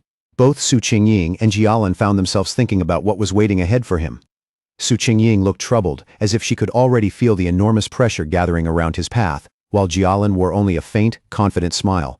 Their thoughts were different, but both women, each standing at the head of a powerful force, were quietly waiting to see what this extraordinary young man would do next. Inside a quiet hospital room washed in pale light, the steady beeping of a heart monitor sounded especially clear, breaking the silence one measured note at a time. Seated beside the bed was a mysterious woman with long purple hair, calm and elegant, as she looked at the unseen patient and softly called that person teacher. Her voice was gentle, almost tender, as she said Xiaguo seemed to have finally found a new glimmer of hope. With someone as powerful as Fang Yi appearing at such a critical time, she whispered, the chances of her teacher waking up had become just a little better than before. A day later, back at the apartment, Fang Yi sat at the table eating breakfast. His face looked calm, but his mind was still going over everything that had happened the day before. As he ate, he thought about how the fight on the back mountain had somehow spread all over the internet overnight. All because one reckless live streamer had sneaked into the restricted area chasing views and excitement. Between bites, he casually checked what happened afterward and saw that the video had already been wiped from the internet while the streamer's account had been banned completely. He instantly guessed what had happened. Whether it was the military or the Spiritual Energy Cultivation Association, someone with enough power had clearly stepped in and cleaned everything up fast. His thoughts had barely started to settle when his expression suddenly shifted. A small but unmistakable sense that something was wrong cut straight through his casual mood. He quickly realized what had been bothering him.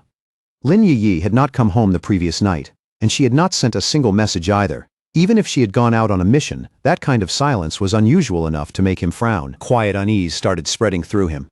He picked up his phone and called her, only to be met right away with an out-of-service message.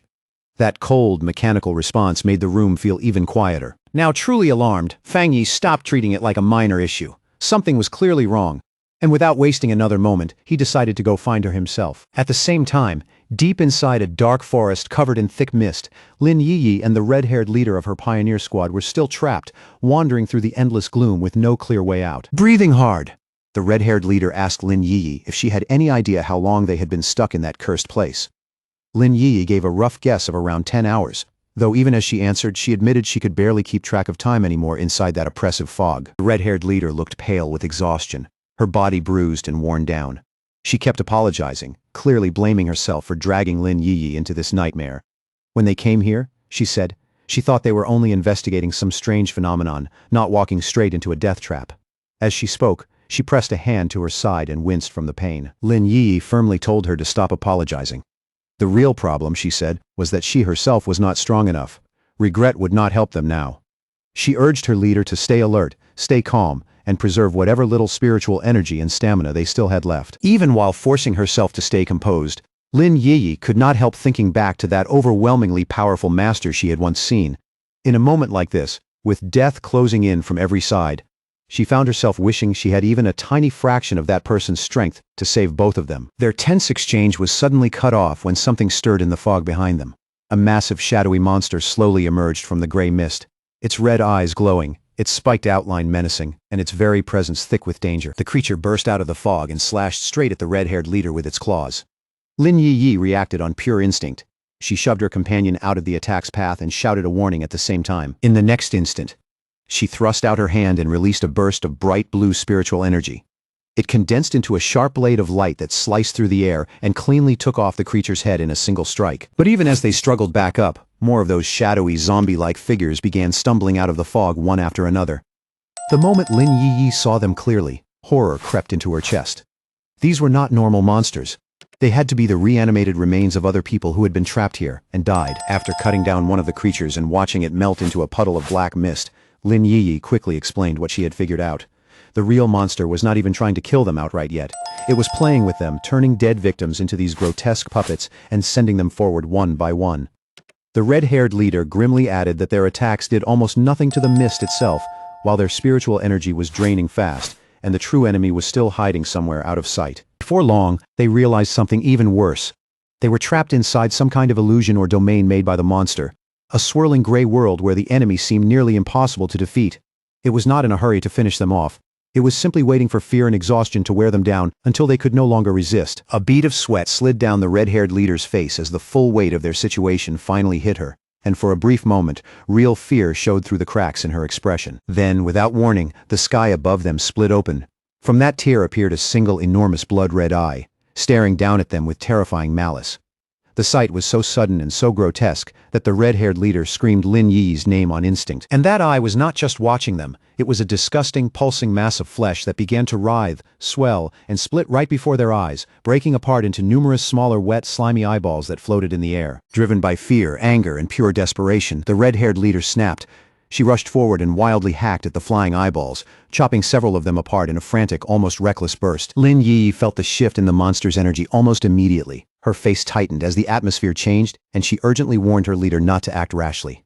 The hidden enemy was done toying with them. It was finally starting to lose patience. The giant main eye reacted at once, firing a concentrated blast of red energy straight at them. Lin Yi barely got a crystal barrier up in time, but the force crashing into it was terrifyingly heavy. The barrier shattered on impact, and in the blink of an eye, Lin Yi was separated and alone, swallowed by thick darkness with dozens of glowing red eyes surrounding her on every side. In that suffocating moment, she felt hope slipping away and could not stop herself from wondering if this was really how she was going to die. Trapped inside the monster's dark domain, Lin Yi felt shadowy tendrils slowly wrap around her and consume her body. She could no longer hear the red-haired leader's voice at all, and that silence made the truth painfully clear. The two of them had been dragged into the darkness and swallowed separately. A heavy wave of regret washed over her. Deep down, she blamed herself for being too confident and too careless, bitterly admitting that she had been wrong to think the two of them could handle a mission this dangerous on their own. As the darkness closed in and her resistance kept weakening, her thoughts drifted helplessly toward a future she would never get to see.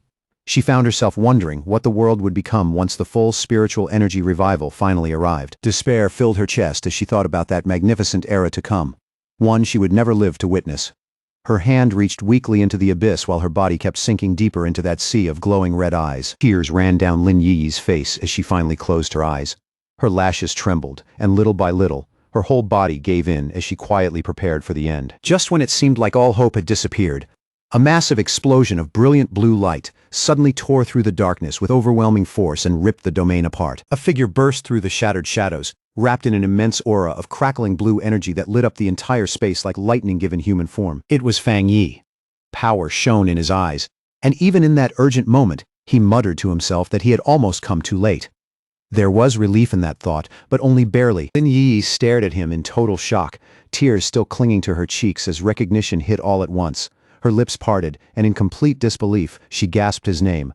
The person who had saved her was actually her own cousin. Without pausing for even a second, Fang Yi raised his power and unleashed a violent blast of divine thunder, smashing straight through the monster's shadowy domain and shattering the false darkness that had trapped them. He landed lightly in the now cleared forest, one hand still crackling with leftover arcs of electricity.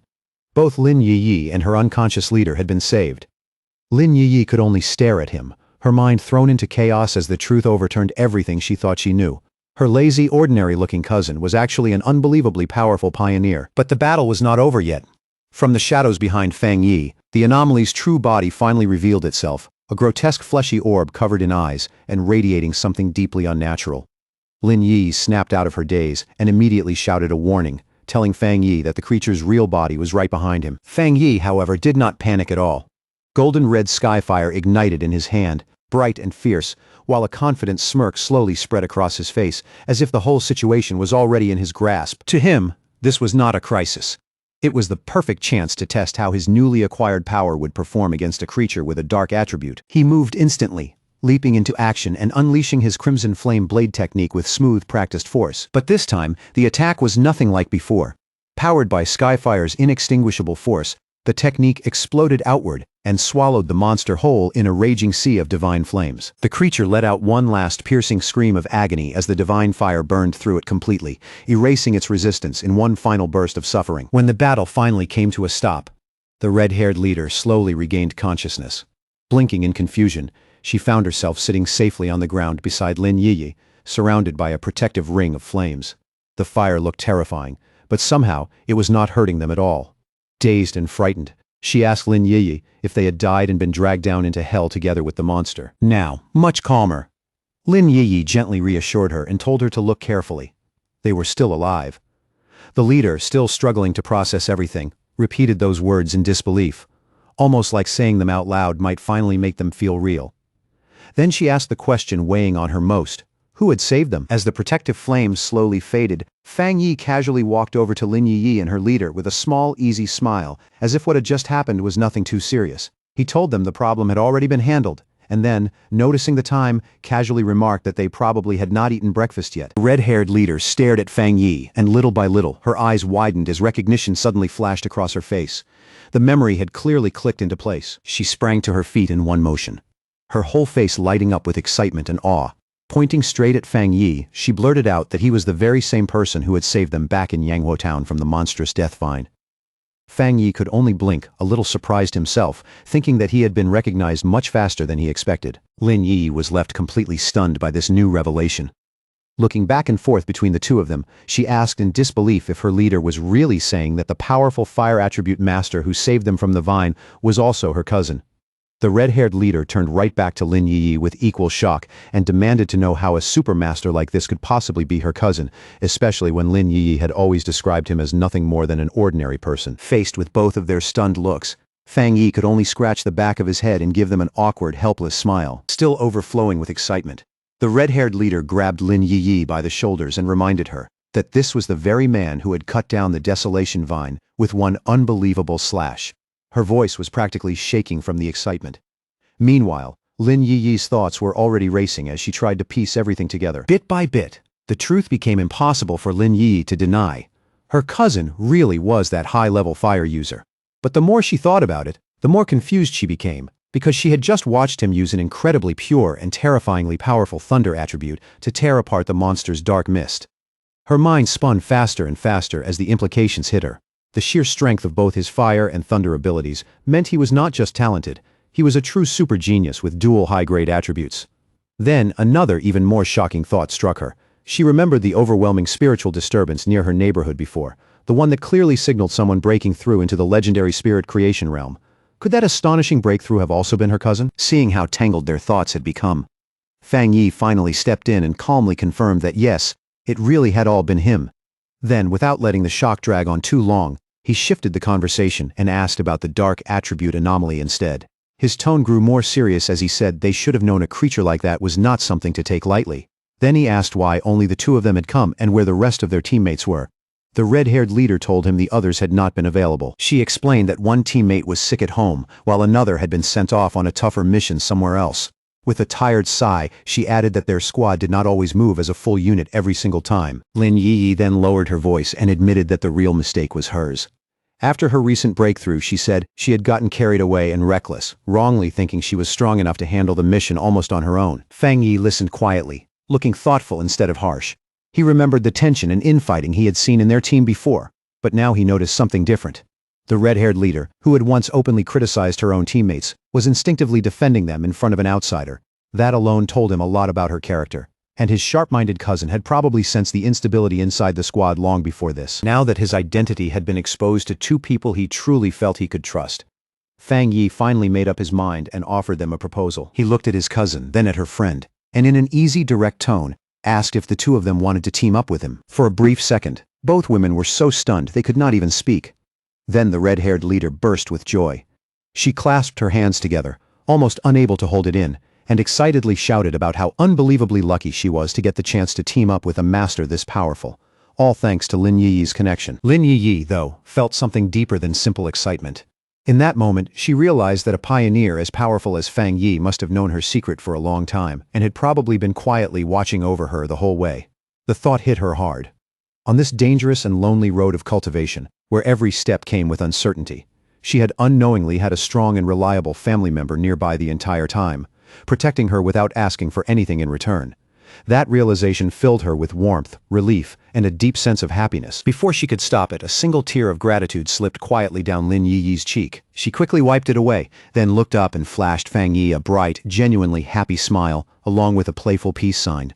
Laughing through the emotion, she thanked him sincerely and promised to make him 2 extra eggs for dinner. Just then, Lin Yi's phone buzzed with a new notification. She glanced at the screen and announced that Jialin, the mysterious and powerful member of their pioneer group, had just posted a brand new mission. The message was an alert for a high-risk collection mission in a place called the Boundless Dark Realm, and it clearly stated that the task was tied to the dark attribute. At the end of the post, Jialin added a stern warning, telling everyone to think very carefully before choosing to sign up. Fang Yi immediately asked if they knew anything about the place.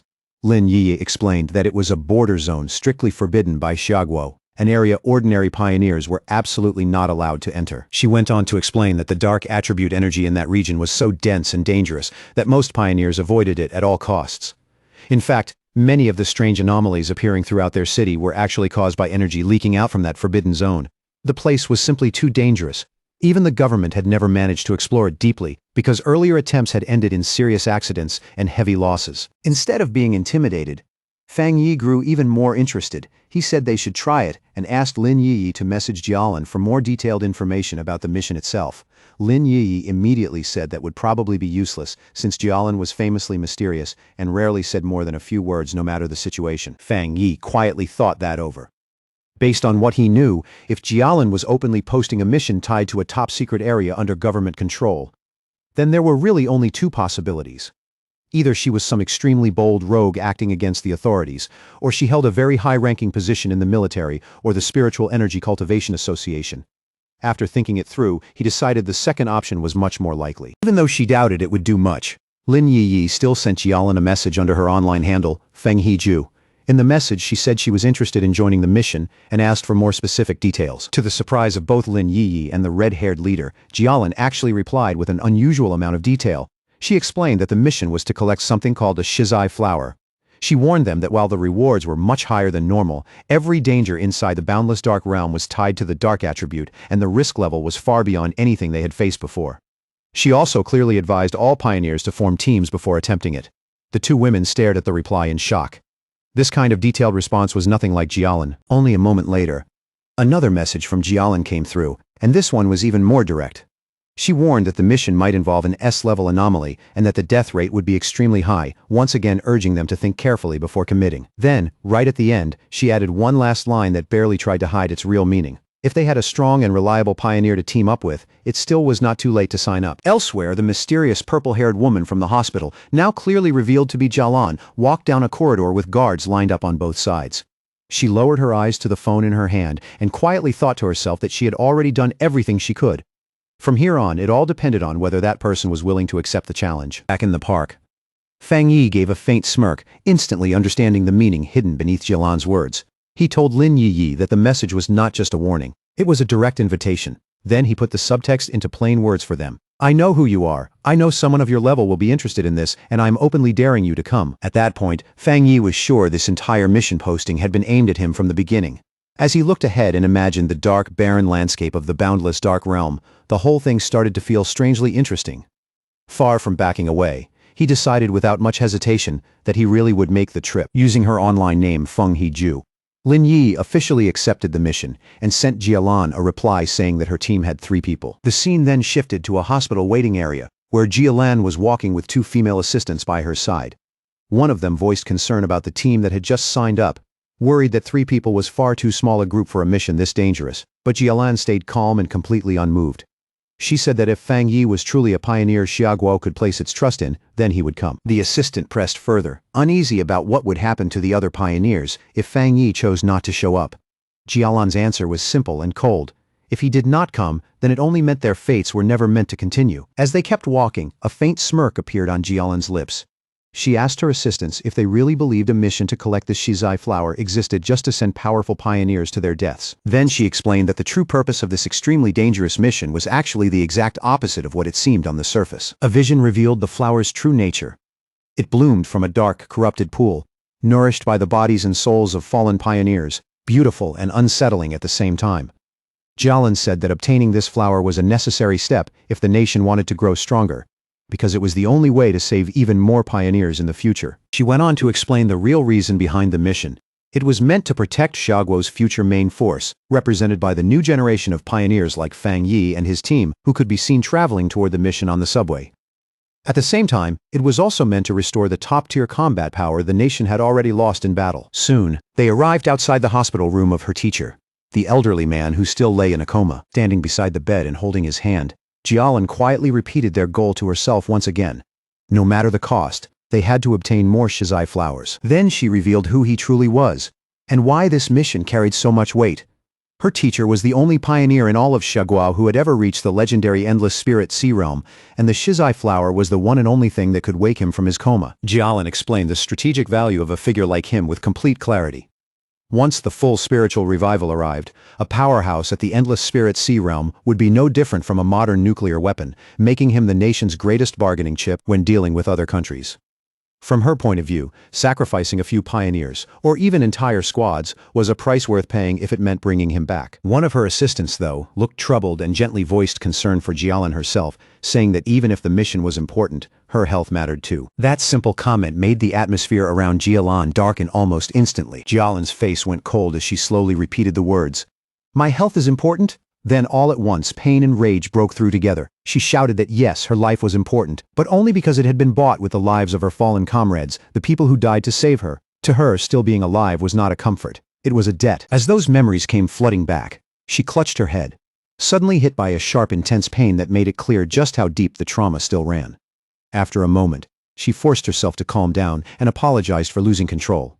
One of the assistants, clearly worried, softly asked if her headaches were starting again. Jialan brushed the concern aside and said it was not time for her medicine yet. At that moment, an image of her old team in happier days flashed through her mind. She looked away with a tired, sorrowful expression and murmured that it was all in the past now. The story then slipped into one of Jialan's painful memories.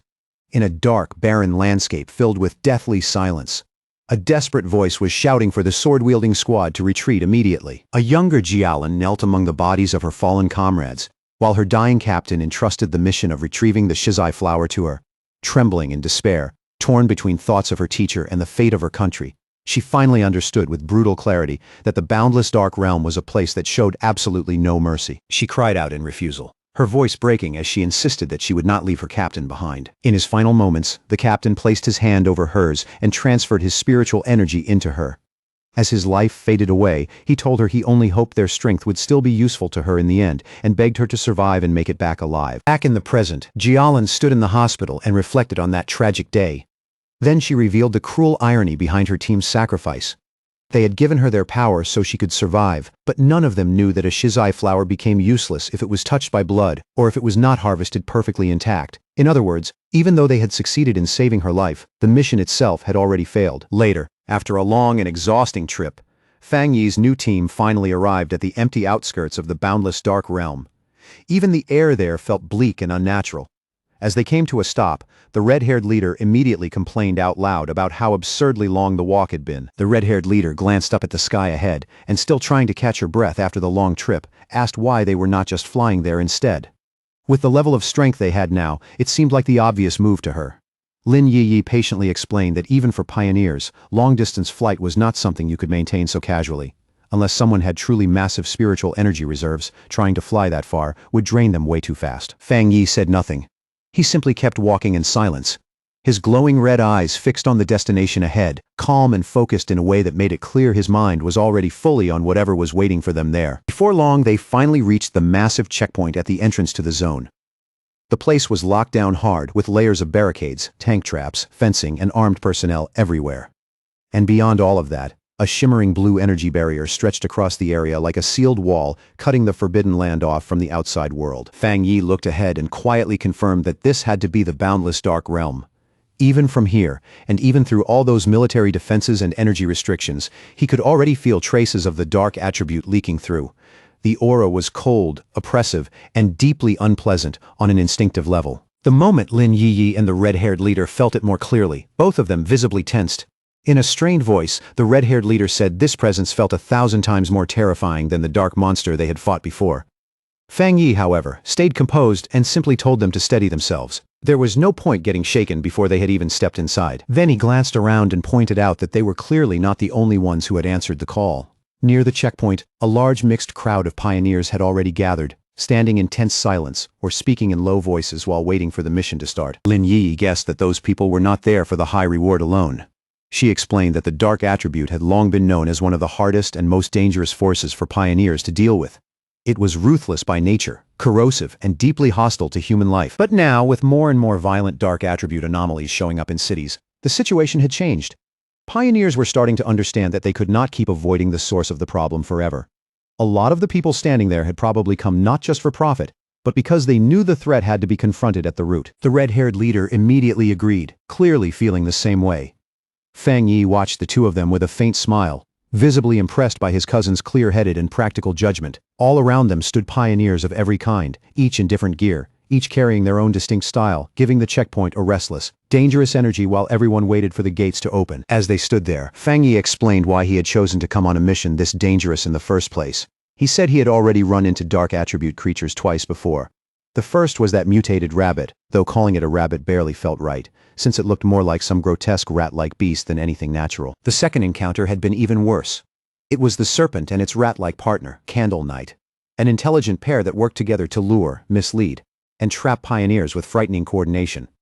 That mission had nearly wiped out an entire squad from the Spiritual Energy Cultivation Association. Then Fang Yi pointed out what mattered most.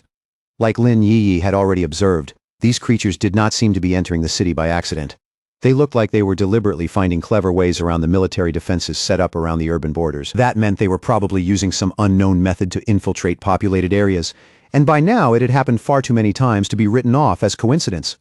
For Fang Yi, that pattern alone was enough to make the whole situation impossible to ignore. The problem had already grown serious enough that if nobody stepped in to deal with the source, the cities would eventually be facing far more than scattered incidents.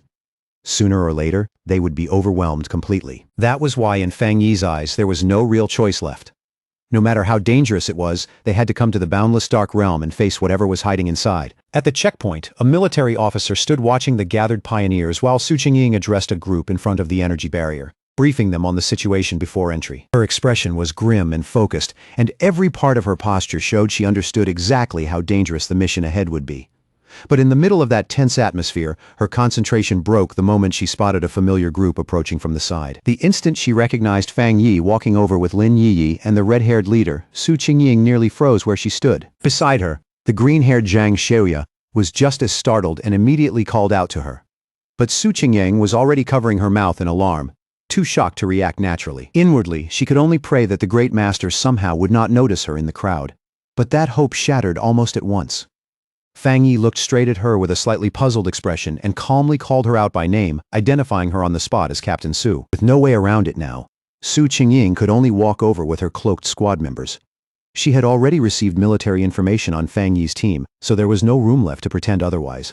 The red-haired leader, still mischievous even in a place this tense, looked the beautiful silver-haired girl up and down and grinned as she asked Fang Yi if this was Lin Yi's future sister-in-law. That one teasing question instantly threw both Lin Yi and Su Qingying into visible panic. Su Qingying blushed hard and hurriedly waved both hands, flustered as she insisted it was a huge misunderstanding and absolutely not what it sounded like. Fang Yi, on the other hand, answered with complete calm and said no, she was not. He explained matter-of-factly that Su Qingying was Captain Su from the Spiritual Energy Cultivation Association and that she helped him deal with miscellaneous matters from time to time. Somehow, that only made Su Qingying even more flustered, because being described that way irritated her even more than the romantic teasing did. Before the awkward exchange could go any further, it was suddenly cut off by a loud, arrogant voice slicing right through the scene. An imposing older man in heavy red armor stepped forward with two other armored pioneers at his side and sneered at them as a bunch of shameless brats. In a booming, condescending voice, he complained that the newer generation of pioneers kept getting younger and more disrespectful, to the point that they did not even know how to greet their elders. He scolded them for chatting so casually in a place this dangerous, then finished with a sarcastic remark that he hoped they would all be able to rely on each other once they were inside the boundless dark realm. The red-haired leader immediately bristled at his tone and looked ready to fire back. But Lin Yi quickly reached out and held her back, trying to stop the situation from getting worse. At the same time, Fang Yi calmly stepped forward and positioned himself between them, quietly signaling for his teammate to cool down. But the red-haired leader was not intimidated in the slightest. She jabbed a finger at the arrogant man and told him to mind his own business, then shot back that once they got inside, who ended up scared to death first was still anyone's guess. Her words made the man's face stiffen at once, his arrogant expression twisting into a cold, angry glare. Just then, the rising tension was broken by the sound of a vehicle approaching. The armored man smirked as soon as he saw it, clearly recognizing it as theirs. A large armored transport with flashing police lights rolled up to the checkpoint, and a moment later the rear doors swung open. Jialin stepped out from inside, and the moment she appeared, every pioneer there turned to look at her. A wave of surprise moved through the crowd as people recognized the infamous Jialin. She walked forward with calm authority.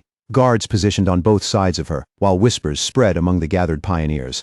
A lot of them stared in awe, wondering what kind of status someone had to have to arrive with that kind of presence and that much obvious protection. Fang Yi watched her approach in silence and quickly understood why she was here. She was not just here to observe the mission, she was the one who would personally open the gate. Jialin stopped in front of the massive blue energy barrier, its surface crackling with power.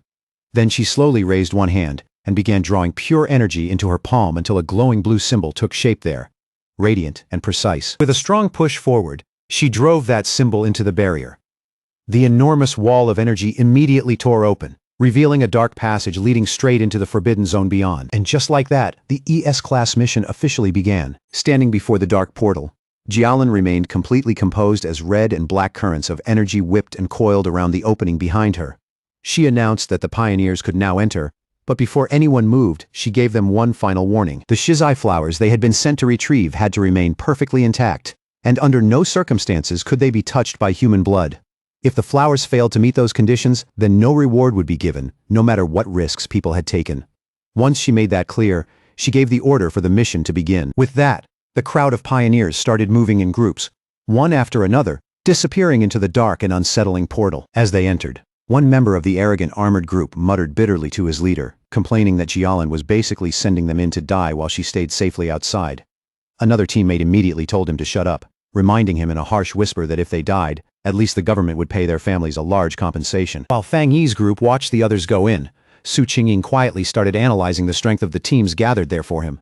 She identified the arrogant armored man as a one-star spirit creation cultivator, putting him at the same realm as Fang Yi. She also pointed out that several other dangerous figures were hiding their auras well enough that even she could not judge them clearly, while the rest were solid pioneers around the one-star or three-star ghost axe realm. In the end, she concluded that at least on the surface, the teams looked roughly balanced in strength. Fang Yi was a little surprised to hear that the arrogant man was also in the spirit creation realm, because earlier he had not sensed especially powerful spiritual energy from him. That only strengthened another conclusion in his mind. If so many elite teams had been drawn here at once, then this mission had to be far more difficult than it looked. Back outside the portal, one of Jialan's assistants gave her a final report from the tablet in her hands.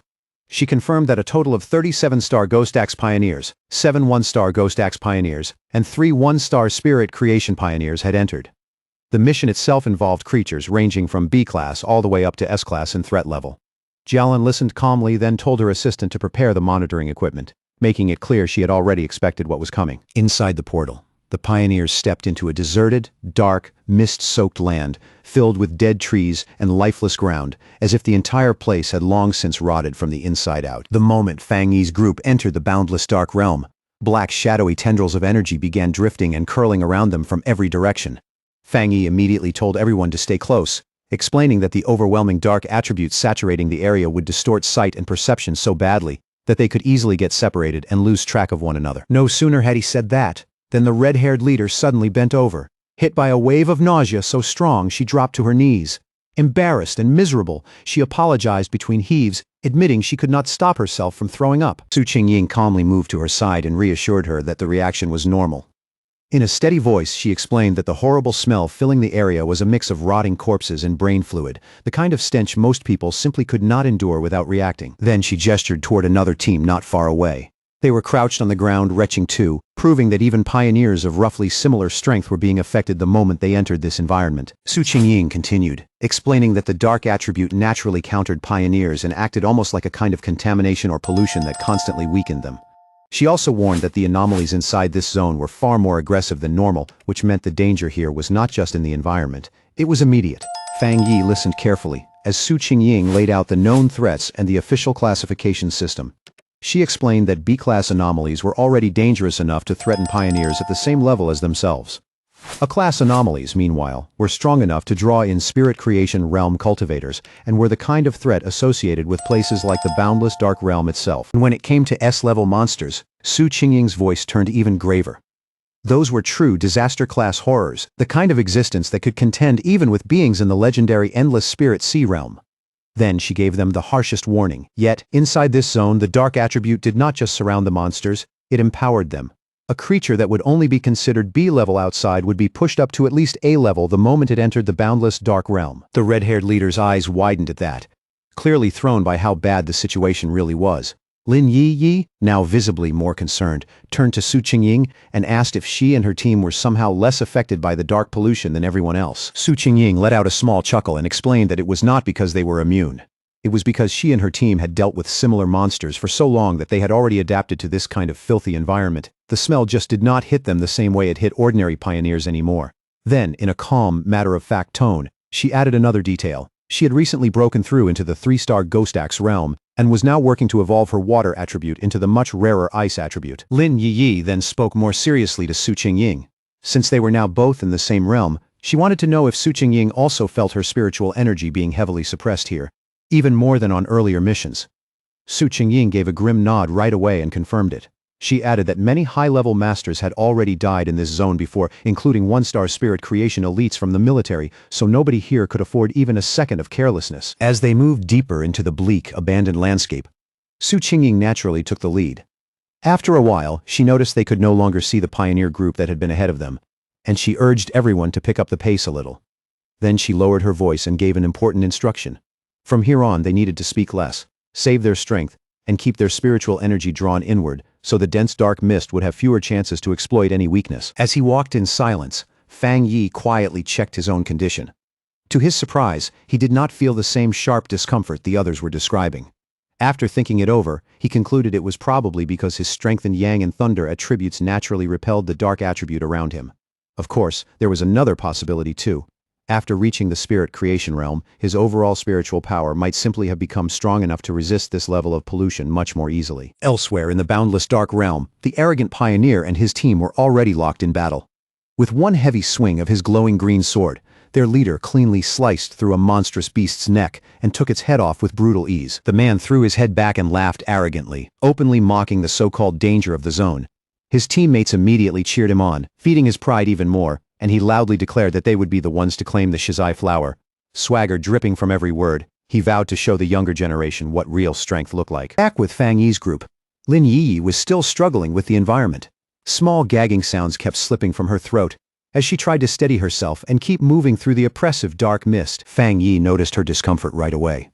Watching her force herself to endure it, he could not help thinking that even after everything she had been through and all the power she now had, in some ways, she was still just a kid. Without making a big deal out of it, he gently placed a hand against her back and sent a soft, steady wave of spiritual energy into her body to calm and support her. The effect was almost immediate. The nausea twisting Lin Yi's stomach, along with the deep, bone-chilling cold creeping through her body, faded in moments. In their place came a gentle warmth, the kind that felt like winter sunlight after being trapped too long in icy darkness. Lin Yi could not help marveling at how incredible the power of the spirit creation realm really was. In amazement, she commented on the warmth around her, assuming it had to be some especially rare and high-grade fire attribute. Then her thoughts briefly drifted to her own wood attribute, which absorbed energy slowly and steadily by nature, and to what Su Qingying had said earlier about evolving water into the much rarer ice attribute. Fang Yi calmly corrected her, explaining that what she was feeling was not a fire attribute at all, but the yang attribute. He even apologized lightly for never explaining that to her before. Then, almost casually, he revealed something even more shocking. He was the one behind both the incident at the North Gate and the blaze on the playground at Qingqing University. The red-haired leader froze in complete disbelief at that confession. Staring at him, she blurted out whether he was seriously admitting to having 3 separate high-grade attributes. Fang Yi explained that the 2 fire-related incidents were not actually the same thing, because there were subtle but important differences between the yang attribute and skyfire. At the same time, his thoughts briefly flickered to the desolation attribute, his 4th power. He decided at once to keep that one hidden. In a place like this, it was always smart to keep at least one trump card in reserve. Outwardly, he only gave a vague confirmation which naturally left the others even more stunned. Still shivering from the biting cold and the oppressive aura around them, the red-haired leader edged a little closer to Fang Yi. Somewhat awkwardly, she admitted that she had not reached the 3-star Ghost Axe realm yet, so her ability to sense attributes was still weak, but even so, she could tell his yang attribute would help a lot. Trying to sound obedient, she shyly asked if he could warm her up too, and promised she would behave herself. Fang Yi agreed without making a fuss and said he would help keep her warm for the day. Then he placed a hand on her shoulder and sent a gentle wave of nourishing energy into her body, drawing out a sharp little yelp the moment the warmth spread through her. As she breathed out a visible puff of warm air and let out a long sigh of pure relief, Zhang Xiaoya and the other member of Su Qingying's squad watched from the side with obvious curiosity, both clearly seeing just how effective Fang Yi's energy was. Noticing their reactions, Fang Yi generously offered to do the same for Su Qingying's team too. Su Qingying hesitated for a moment, but then admitted in a slightly awkward tone that the warmth did, in fact, feel very nice. Her 2 much more enthusiastic subordinates accepted almost immediately, with no convincing needed. With a few quick, easy pats, Fang Yi passed his protective yang energy into all 3 women. Each of them reacted with visible surprise as the warmth settled in, and the tension in their faces eased right away. Their gratitude was genuine, because in that hostile darkness, that simple comfort felt far more precious than it would have anywhere else. But that brief relief did not last. It was suddenly broken by the heavy sound of clawed footsteps crushing over the dead ground somewhere nearby, deep and deliberate in the fog. The moment his senses locked onto the disturbance, Fang Yi's expression hardened. In a sharp, low voice, he warned the whole group that a monster was coming. The next instant, a huge, shadowy, wolf-like creature burst from the mist and lunged straight at them. Su Qingying reacted on instinct, leaping forward and forming a long blade of blue energy to intercept it. But the beast moved with eerie speed and landed with a heavy thud directly behind the terrified red-haired leader, forcing Fang Yi to shout a warning at her. Wrapped in a menacing purple-black aura, the monster threw back its head and unleashed a furious roar that shook the air. Then it lowered itself and charged again. this time with brutal, killing intent. Su Qingying immediately identified it as a dangerous A-level monster.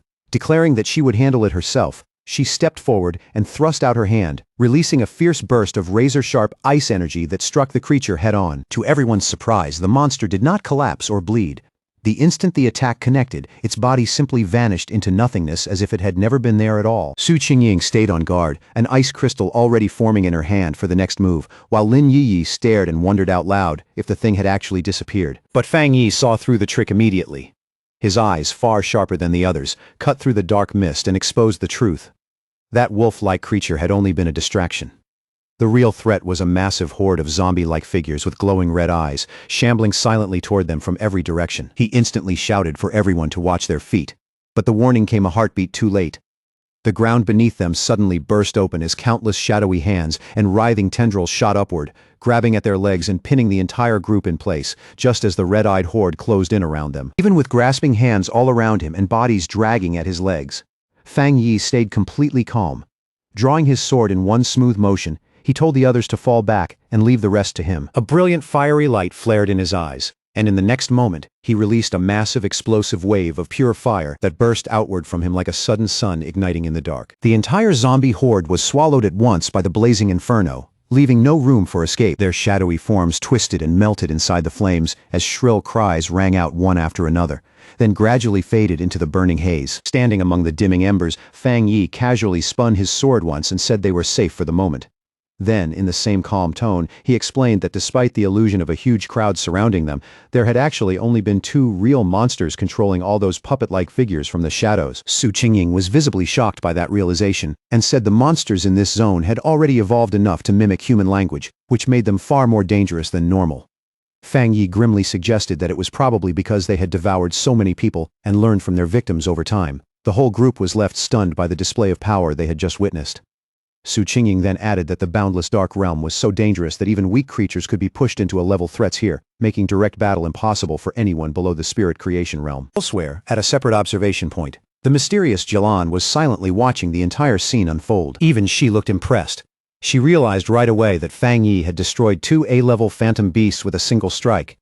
And inwardly, she admitted that even she would have needed to trade several rounds with them before ending the fight that cleanly. Now, fully aware of how dangerous this place really was, Lin Yi immediately said that if Su Qingying's explanation was right, then it was more important than ever for all of them to stay close together. She warned that the monsters could disguise themselves, mislead people, and strike the instant anyone let their guard down.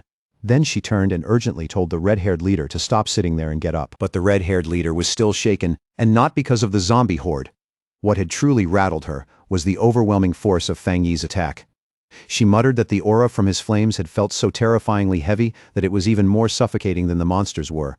In her eyes, even the slightest touch from that fire probably would have killed her on the spot. Just then, a deep rumbling sound rolled across the empty landscape, low and heavy enough to make everyone instinctively lift their heads. Lin Yi frowned and asked if the others could hear it too, because what she was hearing sounded strangely like distant ocean waves crashing somewhere in the dark. A moment later, the ground started shaking violently beneath them, the tremors so strong the whole group staggered and nearly lost their footing. Off in the distance, they could see other pioneer teams running in full panic, their formations broken and their faces full of terror, as they fled through the dead forest. One man was screaming desperately at his companion to stop fighting and run. His voice cracked with fear as he shouted that the thing coming toward them was pure evil, that they were seeing ghosts and that staying to fight would only get them killed. Fang Yi, Su Qingying, and Lin Yi all watched the chaos with grim, tightening expressions. Then they saw it clearly.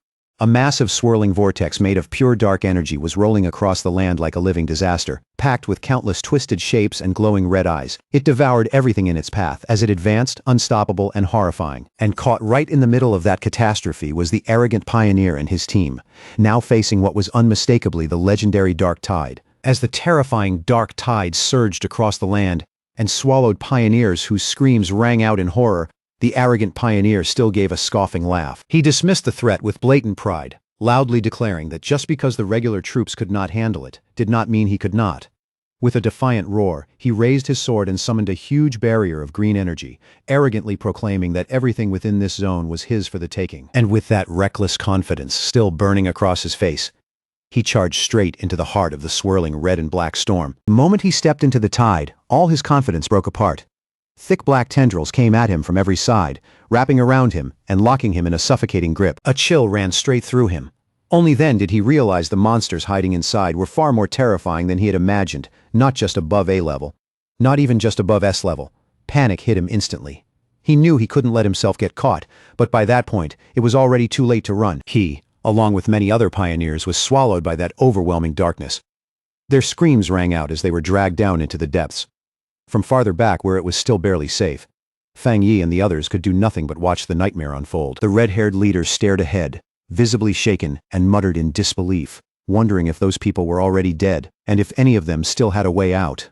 Beside him, Lin Yi quickly turned to Su Qingying and pressed her to explain what this so-called dark tide really was. With a grim look on her face, Su Qingying explained that this was the ultimate form of the dark attribute, a corrupted tide that devoured everything in its path, even other monsters. There was fear in her voice, but confusion too. Their mission was supposed to have been arranged specifically to avoid the day of the tide, and now that this was happening right in front of them, she could only fear that every pioneer who had gone ahead was already gone. Lin Yi suddenly remembered seeing the dark tide mentioned on pioneer forums, where people described it as a disaster capable of wiping out an entire city. Her face tightened with fear, and she immediately told Fang Yi they needed to retreat while they still could. But Fang Yi stayed completely calm. He told everyone not to panic, then raised a huge protective barrier around the group, golden spiritual energy pouring out as blue lightning crackled across its surface. In a steady voice, he explained that this spiritual shield naturally countered dark energy. And if things really got desperate, they could all pour their power into the barrier together, hold it in place, and survive the tide head-on. Su Qingying looked at him in shock, and immediately asked what exactly he was planning to do. She warned him that the dark tide was not ordinary dark energy, but a terrifying concentration of the dark attribute itself. Even if all of them combined their strength, they still wouldn't be able to stop it. She reminded him that even that spirit creation realm pioneer had been swallowed without putting up any real resistance. Fang Yi didn't look troubled at all. Golden flames burst across his sword, while blue lightning flared wildly in his other hand. Then, with complete confidence, he said he was going in to destroy it. Before anyone could respond, he kicked off the ground and shot forward like a streak of fire and thunder, heading straight for the towering wall of darkness.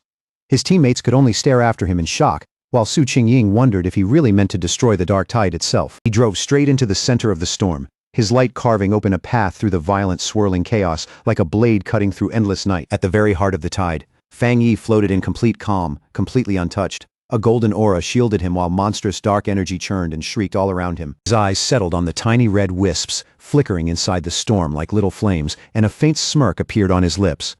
One of his suspicions had just been confirmed. Suspended in the center of the dark tide, Fang Yi found himself surrounded by a grotesque horde of monsters, their twisted bodies covered in countless eyes as they writhed through the darkness. And the more closely he looked, the clearer the truth became. These weren't just A-level monsters being controlled by dark energy. They were evolved composites. Upgraded forms created by forcing countless smaller monsters together into something far more horrifying. In that instant, Fang Yi understood what the tide really was. It was like a living incubator, endlessly refining its creatures from B level to A level, and then from A level to S level. By his judgment, this entire event had already reached at least an SSS class threat level. That alone explained how it had swallowed even spirit creation realm pioneers so easily without giving them any real chance to fight back. Then one of the monsters suddenly lunged out of the darkness and rushed straight at Fang Yi. Golden fire flashed in his eyes. With one clean swing of his flaming sword, he unleashed the crimson flame blade and effortlessly cut down the charging A-level composite beast. He couldn't help noticing just how much stronger he had become. Now that he had reached the spirit creation realm and combined it with his skyfire-enhanced sword, a creature that once would have dragged him into a brutal fight could now be killed in an instant. As his gaze moved through the storm around him, something nearby suddenly caught his eye. It was that arrogant pioneer. He was still alive, but the tide's dark energy was steadily eating away at him. He hadn't passed out yet, and he was still struggling desperately against the corruption spreading through his body. Fang Yi saw right away that the man was still responsive, which meant his spiritual energy had not been completely drained yet.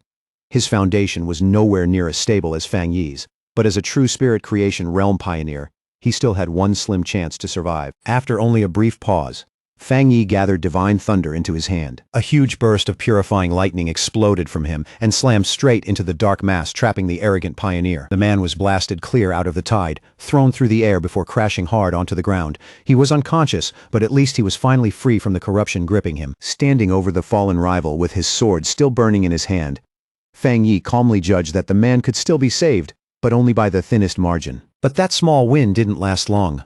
The dark energy around him started twisting and gathering again, and the monsters he had just cut down began reforming right in front of his eyes. He watched a massive, many-eyed creature regenerate out of the surrounding darkness, and immediately understood the real problem.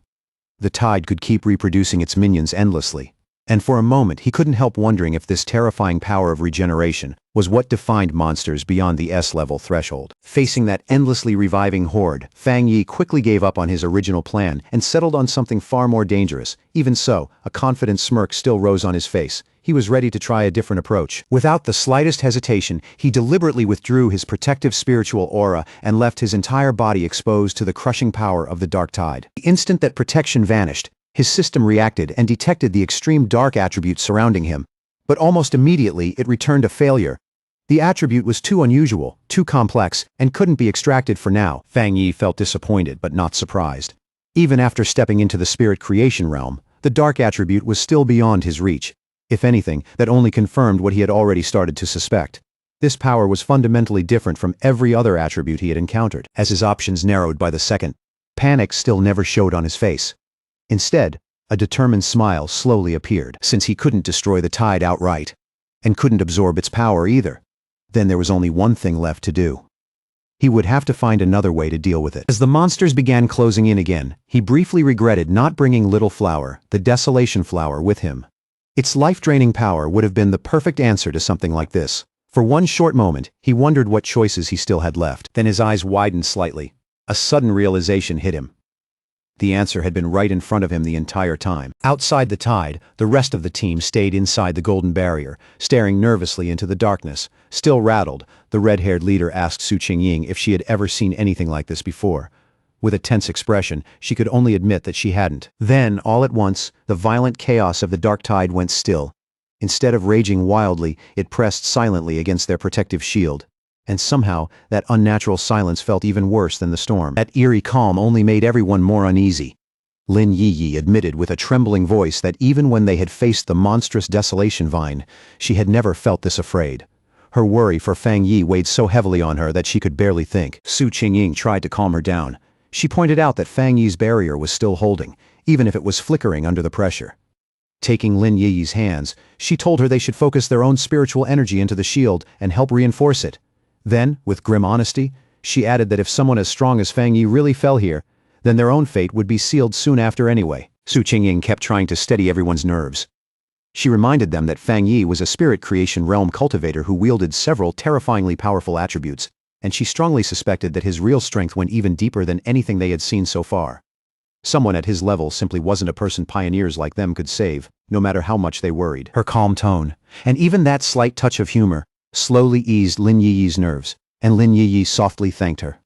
Su Qingying just smiled and admitted that her own teammates often said she was too serious. Then she gently asked Lin Yi if she felt a little better now. Their tense waiting was suddenly shattered when a towering pillar of pure fire erupted from deep inside the dark tide, instantly forcing the oppressive darkness back. From the blazing center of that inferno, Fang Yi unleashed his ultimate technique, the Nine Dragons Skyfire sealing art. He rose out of the flames like a god of war, his entire body shining with a fierce mix of blue and golden energy. Outside, his teammates could only stare in awe. The red-haired leader excitedly pointed him out to the stunned Lin Yi, while Su Qingying stood there in open disbelief, unable to process the sheer scale of the power unfolding in front of them. The technique took form as 9 colossal fire dragons, twisting and circling through the sky with overwhelming majesty, their combined light swallowing the darkness of the dark tide whole. Elsewhere, Jialin, who had been quietly watching the mission from afar, was nearly thrown off balance by the immense wave of spiritual pressure that suddenly erupted outward. She recognized that power instantly as the legendary Skyfire attribute, and she immediately realized the technique itself was a sealing art of terrifying power. In utter disbelief, she watched the 9 dragons converge and compress the city-destroying dark tide into a single unstable orb of blazing energy. She could hardly believe he might actually have sealed the entire event, but Fang Yi still wasn't done. After sealing the tide, he gathered divine thunder into both hands and released it as a massive vortex of crackling blue energy, spiraling violently around the sealed sphere of fire. With a roar that shook the air itself, Fang Yi called out the name of his fused technique, the 9 Dragons' Edict, and the force in his voice made the whole battlefield tremble. In the next instant, those 2 overwhelming powers, fire and thunder, slammed into each other head-on. The collision exploded outward with terrifying force, blasting through everything around them and shaking the very foundation of the extreme dark zone. Then Fang Yi gave one final command to seal. Bringing his hands together, he forced that raging chaotic power to collapse inward under his control. The violent vortex of fire and lightning compressed tighter and tighter, shrinking into a smaller, steadier sphere until it finally settled into a glowing orb, bright, stable, and packed with perfectly contained power. After that unbelievable display of strength, the arrogant pioneer lay unconscious on the ground, like a hollow shell of the man he had been before. Fang Yi glanced at him and figured that, for now at least, the danger had passed. In the end, he had even saved someone by accident, which left him quietly wondering what he was supposed to do with the man now. Lin Yi hurried straight to Fang Yi, relief written all over her face now that she could see he was safe with her own eyes. Nearby, Su Qingying stood beside the unconscious pioneer and calmly said her team could take care of the injured man from here. A little later, Su Qingying walked over and asked Fang Yi why he still didn't look the least bit pleased, even after sealing something as terrifying and high-level as that dark attribute phenomenon. But inwardly, she was stunned. He had actually done exactly what he said he would do and crushed the dark tide itself, to her, that made him a truly frightening force. Fang Yi quickly told them this was no time to relax, and that they needed to move immediately. He explained that the seal he placed was only temporary, and the dense dark attribute energy still lingering in the area remained extremely dangerous. They had to find the Shizai flower before the seal weakened and broke. Su Qingying understood at once and nodded, saying her team would carry the unconscious man back to the association for treatment, while several of her teammates lifted him onto their shoulders. Before long, the group stopped at the edge of a cliff and looked out over the silent, empty land ahead. Su Qingying's heart sank as she realized none of the other pioneers who had gone ahead were coming back. There wasn't a single trace left behind. The only conclusion she could make was that they had all been devoured by the dark attribute. The red-haired leader bitterly mourned the fact that people who had been alive just moments earlier had disappeared without leaving anything behind. Fang Yi, on the other hand, quietly thought that maybe he really was cold-blooded, because what he felt most was relief. At least he hadn't been forced to stand there and watch them die one after another. As they approached a sinister dark pool that gave off an oppressive presence, Fang Yi immediately took charge. He told Lin Yi and the others to keep moving with Su Qingying's team, explaining that this pool had now become the most dangerous spot in the area and that it would be safer if he stayed behind to cover them. The others accepted that without argument and carefully moved on. Once he was alone on the rocky ledge, with the air around him tense and strangely quiet, a system window suddenly appeared in front of Fang Yi and informed him that it had detected a new and intense fluctuation of the dark attribute nearby. Almost immediately, a violent vortex of purple-black energy burst up from the ground around him, twisting like a living storm. The system confirmed the detection had succeeded and announced that it was activating its highest level of computing power to write a brand new technique. An unseen force lifted Fang Yi into the air. His arms spread outward as towering pillars of pure dark energy surged up around him from every direction. Then the system declared that the writing process was complete. Fang Yi's eyes snapped open at once, now glowing with a cold purple light that carried the essence of the power he had just gained. A new system window appeared and confirmed what he had obtained. It was a dark attribute technique called the Boundless Dark Realm. The system explained that this ability allowed him to create a sealed domain of dark mist, and inside that enclosed space, spiritual energy would be heavily suppressed. Fang Yi immediately grasped what that meant and realized this dark world was a special domain completely under his control. He saw the value of it at once. The corrosive nature of this new power wouldn't just drain an enemy's spiritual energy, it would also slow their recovery, giving him a huge advantage in battle. In his mind, he could almost see himself standing above a sea of desperate hands reaching up from below. And that image made one thing clear. If he combined this suppressive power with his other attributes, his combat strength would become even more terrifying. With that thought, his confidence only grew. Even if something stranger and stronger than the dark tide appeared again, he believed he would still be able to destroy it. As the last traces of purple energy slowly settled, Su Qingying, still struggling to believe what she was sensing, asked Fang Yi whether he could feel the dark mist gathering around them again. Then her eyes widened sharply as the full scale of that spiritual fluctuation finally hit her, leaving her visibly shaken. She stared at Fang Yi while the leftover energy swirled around him, unable to understand how he could be going through another breakthrough without any of the usual dramatic signs, like changes in heaven and earth. Then the truth hit her all at once.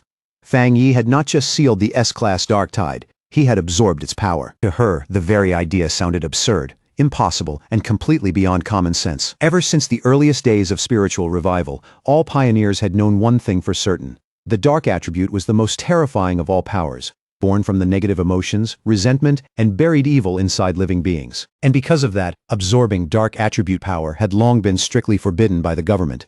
A flashback revealed a failed official experiment where researchers once tried to purify dark attribute energy and paid a devastating price for it. In the end, it was classified as a uniquely dangerous monster-type power. Dark monsters could range anywhere from D-class to S-class, but even the weakest among them had been enough to overwhelm early pioneers. And the Dark Tide, an absolute S-class threat, could devour even spirit creation realm cultivators with frightening ease. Another flashback showed the tragic fate of a 3-star Ghost Axe pioneer who, before the ban was ever established, had tried to absorb the energy of nothing more than a sea-level monster. The backlash drove him completely insane. His skin began to rot, his mind gave way, and in the end, he was locked away in a psychiatric hospital where he remained to this day. Back in the present, the violent dark energy gradually died down and flowed back into Fang Yi's body. He let out a slow, quiet breath as the disturbance finally came to an end. Then he calmly spoke into the mist-covered emptiness, telling whoever had been watching them all this time to come out already. His red eyes swept across the area with a sharp, certain look, as if he had known from the beginning that someone was there. From within the drifting mist, Jialin finally stepped out.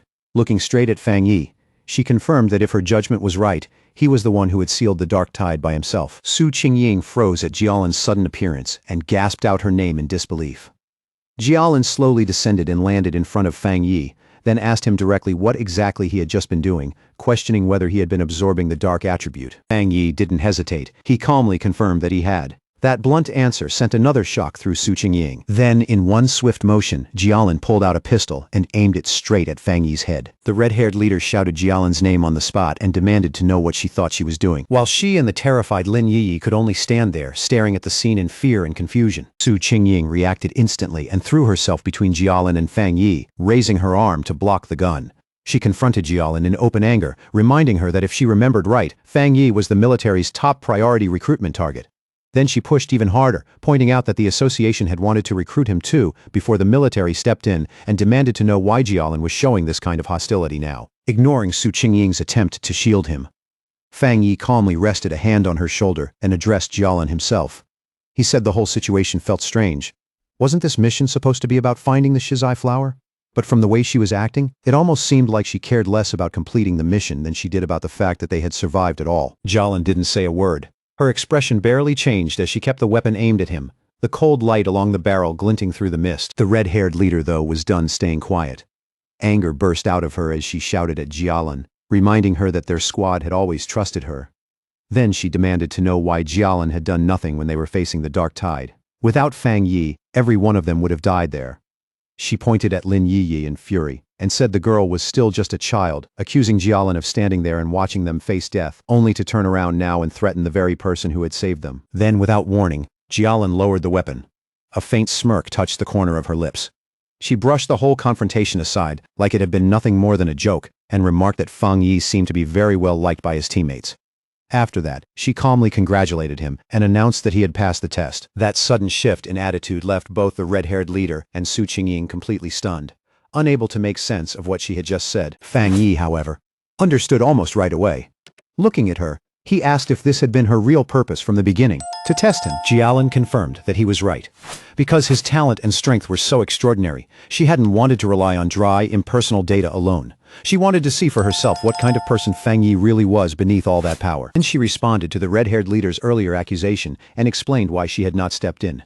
In this new world, pioneers were forced to live by brutal rules, whether they accepted that or not. She said this was the fate all of them shared.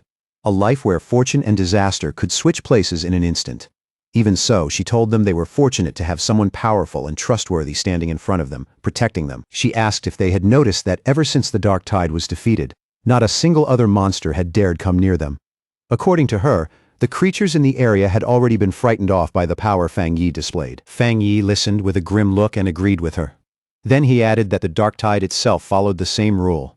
It preyed on the weak and feared the strong. Now that the test was over, Jialin offered to personally lead them to the Shizai flower, saying she knew this region far better than any of them. As the group followed her, Su Qingying leaned in toward Fang Yi and quietly whispered that she felt there was something mentally wrong with Jialin. Then she revealed an important detail. Jialin's own squad had once encountered the dark tide before, and she had been the only survivor. Fang Yi quietly took that in and began piecing together a much clearer picture of her state of mind. He realized that her rigid obedience to missions and rules was what made her seem so cold and detached. At the same time, losing her teammates had likely left deep scars, pushing her toward a kind of post-traumatic self-destructive tendency. Even so, he could tell that some other powerful belief was still driving her forward, and that seeing him seal the dark tide had only shaken her composure for a moment. With that understanding in mind, Fang Yi showed the faintest smile and told his teammates that they should all try to be considerate toward this wounded person. The red-haired leader immediately asked whether Jialan was actually hurt. Watching her carefully, Fang Yi calmly said that she was. He explained to the others that Jialan's spiritual barrier had been badly damaged. In his judgment, even though she still had the power of a 2-star spirit creation realm cultivator, her protective aura had already dropped by at least 2 levels. The crumbling state of her spiritual energy only confirmed it further and made it clear that she had suffered a serious internal injury. She even stumbled a little as she walked, and that tiny misstep made it impossible to miss just how weakened she really was. Noticing the concern in everyone's eyes, Jialan glanced back over her shoulder and thanked them in a quiet voice. Even then, she brushed it off and insisted her injury was nothing serious, nothing that would slow her down. With Jialan leading the way, the group moved deeper into a barren, mist-covered wasteland scattered with dead trees, broken bones, and the remains of fallen creatures. It was a bleak, silent place known as the chaotic burial mounds. As they walked, Fang Yi suddenly caught something subtle in the stillness around them. Something wrong. His eyes shifted, and before long, he spotted the half-buried skeleton of a fallen pioneer hidden beneath the dirt. At last, Jialan came to a stop and said they had arrived. In a small clearing ahead, a single shizai flower stood glowing softly on its own, its petals giving off an ethereal purple light through the mist. As Jialan started walking toward the flower, Fang Yi kept his eyes on her. His instincts were already telling him that something about this didn't feel right. In the very next instant, that suspicion was confirmed. Vicious, shadowy monsters with glowing red eyes burst up from the earth and surrounded the flower, as if they had been waiting there all along to guard it. But the sudden appearance of those monsters didn't stop Jialan at all. Instead, her face turned strangely fixated, almost obsessively so. She slowly reached out a hand and whispered that she could finally see it again, her expression darkening like she had slipped into some waking trance. Fang Yi's eyes sharpened immediately. The second he understood what was happening, his expression turned serious. He knew right away that Jialan was no longer in her right mind. Without hesitating for even a moment, he summoned a sphere of golden-red flame into his palm and shouted a command meant to snap her spirit awake. Then he hurled the blazing fireball straight at the entranced Jialan, not to hurt her, but to force her out of that dangerous state before it was too late. The fireball shot toward her at high speed. At the last possible second, Jialan snapped out of her trance and recognized the incoming attack for what it was, an extremely rare and powerful Yang attribute technique. Even injured, she moved with surprising speed. She knocked the blast aside with her arm, and the impact sent a heavy shockwave rolling across the clearing. A tense silence followed. Jialan and Fang Yi stood facing each other, neither of them making the first move, while golden energy kept crackling restlessly around his hand. Now fully awake, Jialan looked visibly shaken. The sight of the flower had dragged up an old painful memory, and ghost-like images of her fallen companions flashed through her mind. Bitterly, she wondered if even all her preparations still hadn't been enough. Seeing that she had come back to herself, Lin Yi and Su Qingying hurried over at once. Lin Yi anxiously asked if she was all right, while Su Qingying, more cautious, pointed out that Jialan was being heavily affected by the dark attribute and said it would be safer if they all stayed together from now on. Ignoring their concern, Fang Yi stepped forward with calm confidence. When it came to the shizai flower, he said it would be enough for him to go alone. He had clearly decided to handle this himself. Then he walked calmly into the empty clearing. Steady step after steady step, heading straight for the softly glowing flower ahead. Suddenly, the ground beneath them began to shake violently. A massive, hideous wolf-like monster with glowing red eyes burst out of the earth in a spray of dirt and stone, lunging forward with savage force. Its jaws split wide open, revealing a horrifying storm of smaller screaming faces and dark red energy churning inside its mouth as it let out a roar full of hunger and malice. Fang Yi didn't flinch. Blue energy crackled across his fingertips as he calmly spoke a single word. Divine thunder. Several massive bolts of lightning exploded from his hand and tore straight through the monster's body. The creature howled in pain as electricity ripped through its flesh. But even after taking the blow head-on, it still refused to go down. Fang Yi watched it closely and quickly understood what he was dealing with. This fox demon had clearly devoured countless other monsters and mutated into something this twisted and powerful, making it yet another S-class threat. Knowing the seal on the dark tide was only temporary and that every second mattered now, Fang Yi understood he had to end this fast, but when he sensed the monster's abnormal vitality, a confident smirk slowly formed on his face.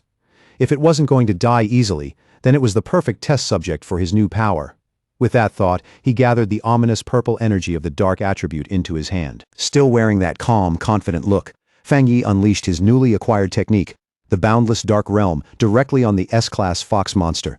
A massive storm of swirling purple energy erupted outward from him and instantly trapped the startled beast inside. That raging power quickly compressed and solidified into a huge dark purple sphere, sealing both Fang Yi and the monster inside its enclosed space. Inside that newly formed world, shadowy purple tendrils whipped in from every direction and wrapped tightly around the EOS-class beast like living chains. The monster thrashed wildly and let out pained whimpers as its enormous body started shrinking under the crushing pressure of Fang Yi's domain. Then a system window appeared and confirmed just how terrifying the technique really was. Under the effect of the boundless dark realm, the S-class anomaly had been forcibly downgraded by 2 entire levels, all the way down to a B-class threat. Standing in front of the weakened creature, Fang Yi calmly remarked that an S-class anomaly like this must have had a very unstable foundation if it could be downgraded so easily. Now that the monster had been reduced to something manageable, his sword burst into blazing golden-red fire once again. He declared that the battle was over, and with that, he brought down a single massive slash of fire, engulfing the creature completely and destroying it in one overwhelming strike. Outside the sphere,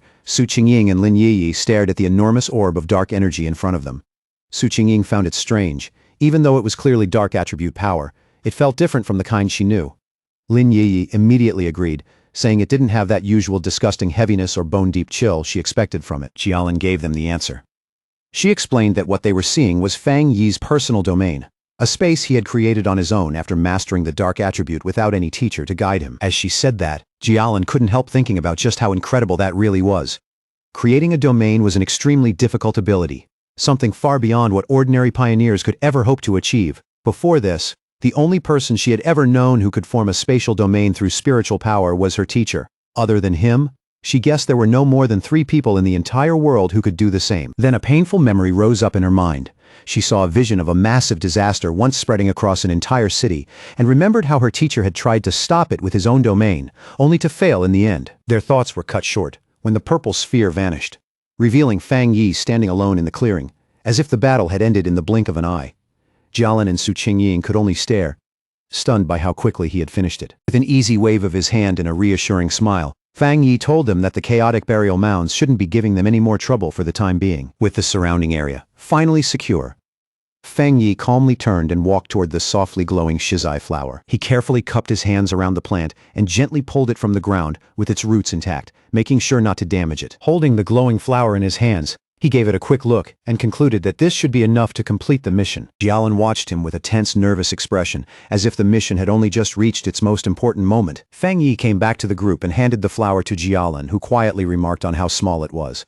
He then confirmed that the mission was complete and urged everyone to leave immediately, explaining that the sealed dark tide was unlike ordinary monsters and could become a major problem again at any moment. He added that they still had to deal with the unconscious arrogant pioneer and the rest of that man's team as well. At that, the tension finally drained from Jialan's face, replaced by genuine gratitude. Holding the glowing flower carefully in her hands, she thanked Fang Yi from the heart and admitted that it was only because of his overwhelming strength that they had succeeded. Then she turned and thanked the others as well, announcing that it was time for all of them to leave. As the group started moving away, Jialan paused for a moment and looked back at Fang Yi to thank him one more time. Then she finally revealed why this mission mattered so much. Elder Wu, the Xia nation's only Jinggang realm pioneer, was on the verge of death, and the shizai flower was the only medicine that could save him. With a small but deeply grateful smile, she told Fang Yi that he had just saved the life of the nation's strongest protector. Fang Yi listened closely, his expression turning thoughtful as he took in that important piece of information, quietly repeating the name of that legendary Jinggang realm to himself. When the group finally stepped out through the dark portal of the extreme dark zone, they were greeted by a sky filled with swirling red clouds overhead. The red-haired leader threw both fists into the air and shouted in overwhelming relief that they could finally see the light again and had made it out alive. Beside her, Lin Yi nodded right away, deeply thankful to be standing under daylight once more. The moment they returned, the large crowd of officials, who had been waiting in tense silence, broke into loud cheers. Relief swept through the entire scene as people celebrated the successful retrieval of the shizai flower, with some openly admitting that when Jialan first reported it, they could barely believe it was even possible. As the team moved ahead through the path, the crowd quickly opened for them. The red-haired leader looked around in surprise at just how many people had gathered, and somewhere in that crowd, someone couldn't help asking out loud who it was that had actually brought the flower back. Then, Lin Yi suddenly paused, her expression shifting the moment she saw what was waiting directly in front of them. Parked right in their path was a massive armored military vehicle, with elite soldiers standing in rigid formation on both sides. The red-haired leader recognized it instantly, along with the unmistakable emblem of the legendary Star God War Zone, the strongest and most famous military force in all of Zaya. The realization hit her at once, followed immediately by embarrassment. Jialan belonged to that unit, which meant yelling at her earlier suddenly felt like a terrible idea. Star God War Zone was the #1 military district in the entire nation. Ever since the spiritual revival began, its unique advantages had allowed it to claim the most resource-rich forbidden zones, turning those deadly areas into priceless grounds for cultivation and military growth. As the group got closer, one of the officials carefully took the shizai flower, now sealed inside a glowing blue container, and respectfully handed it over to the high-ranking officer waiting nearby. That officer turned out to be Han Li, and the small, satisfied smile on his face made it clear just how important this delivery really was. Then came a stunning sight no one expected. Han Li, along with every soldier behind him, snapped to attention and gave Fang Yi a sharp formal salute. It was such a solemn display of respect that even Fang Yi looked caught off guard. Han Li then turned to Jialan and told her he would personally deliver the shizai flower to the hospital right away, assuring her that she could finally put her mind at ease. Jialan gave a slight nod and said she would follow shortly after. With the precious cargo secured at last, the armored vehicle roared to life and sped off without a second of delay. Once the urgent situation had settled, Jialan turned back to Fang Yi. He asked her directly if she was from the Star God War Zone, and she calmly confirmed it.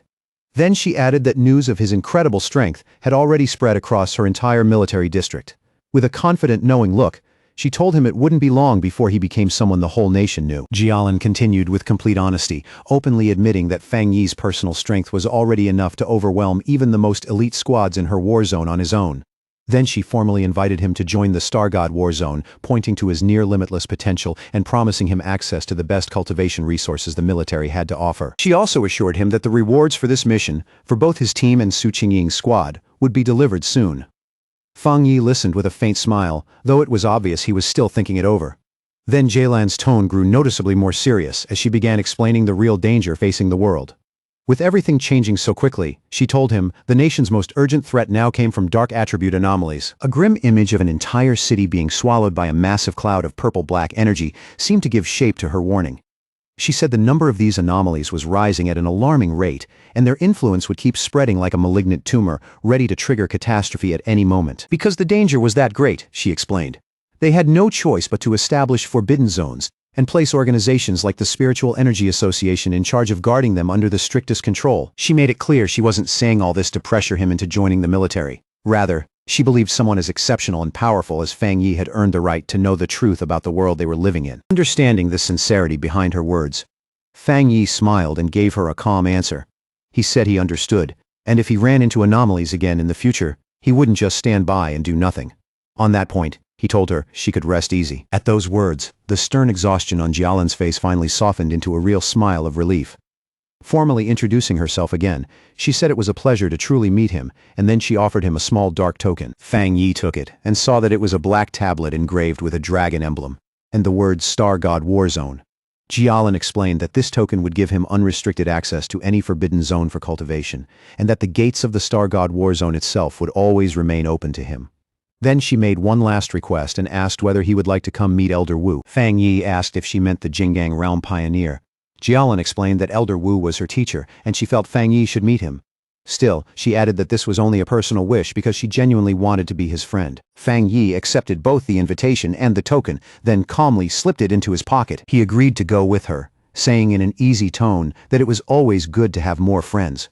Then, as a gift to mark their new friendship, he raised a hand crackling with blue lightning and told her he had something for her first. Jialan looked confused, but Fang Yi explained that he believed he could clear out the remaining dark attribute, poison still lingering in her body. Before she could say anything else, he released a surge of blue lightning that instantly spread around her, leaving her startled in place. As that energy moved through her body, she was stunned to realize that this thunder attribute carried a healing effect. The cold, deep pain that had been lingering inside her gave way to a warm numbness, and she quickly felt the discomfort fading away completely. Deep inside her body, the old damage left behind by the dark attribute began to heal as the energy purified her from within. To her, it felt like being reborn, as that rare and powerful thunder attribute washed every last trace of poison from her system. When it was over, Fang Yi asked Jialan how she felt, a few sparks of lightning still flickering around her. She answered without hesitation that she felt great. and that the remaining dark energy inside her had been completely cleared out. Nearby, Su Qingying watched as paramedics worked on the unconscious arrogant pioneer, quietly wondering whether someone hurt that badly could even still be saved. Then she turned and noticed that Fang Yi and Jialan were still there, which already surprised her. But what caught her eye even more was how different Jialan's aura felt now. The weakness and damage she had shown before seemed to be completely gone. Jialan explained that Fang Yi had used his rare and pure thunder attribute to completely cleanse the dark attribute poison from her body. Su Qingying was openly stunned by that revelation, and finally understood what Fang Yi's power really was. It wasn't just meant to destroy enemies. It could save lives too. She pointed at him in disbelief, and Fang Yi simply looked back at her and asked what exactly she was staring at. At that moment, a brilliant idea suddenly hit Su Qingying, and she immediately waved the paramedics over. She hurried over to Fang Yi and proposed a partnership. If his spiritual power could be combined with their advanced medical equipment, she explained, then they might be able to save many more pioneers suffering from dark attribute corruption. To show how serious she was, she bowed deeply and earnestly asked him to demonstrate his power one more time. Fang Yi didn't answer right away. He fell quiet for a moment, thinking it over. In the end, Fang Yi agreed. He released a carefully controlled burst of blue lightning from his hand and calmly asked if that was enough of a demonstration for them. After seeing that pure thunder energy up close, one of the paramedics excitedly confirmed that it really could work. A thunder attribute at that level, he said, was indeed capable of resisting and countering dark attribute corruption. Jialan added that when Fang Yi treated her earlier, the power had been sent directly into her body and destroyed the corruption from the inside. Su Qingying immediately suggested that maybe all they had to do was let Fang Yi and the patient hold hands. But the paramedic quickly explained that not every cultivator, not even one in the spirit creation realm, could necessarily withstand such pure and intense energy.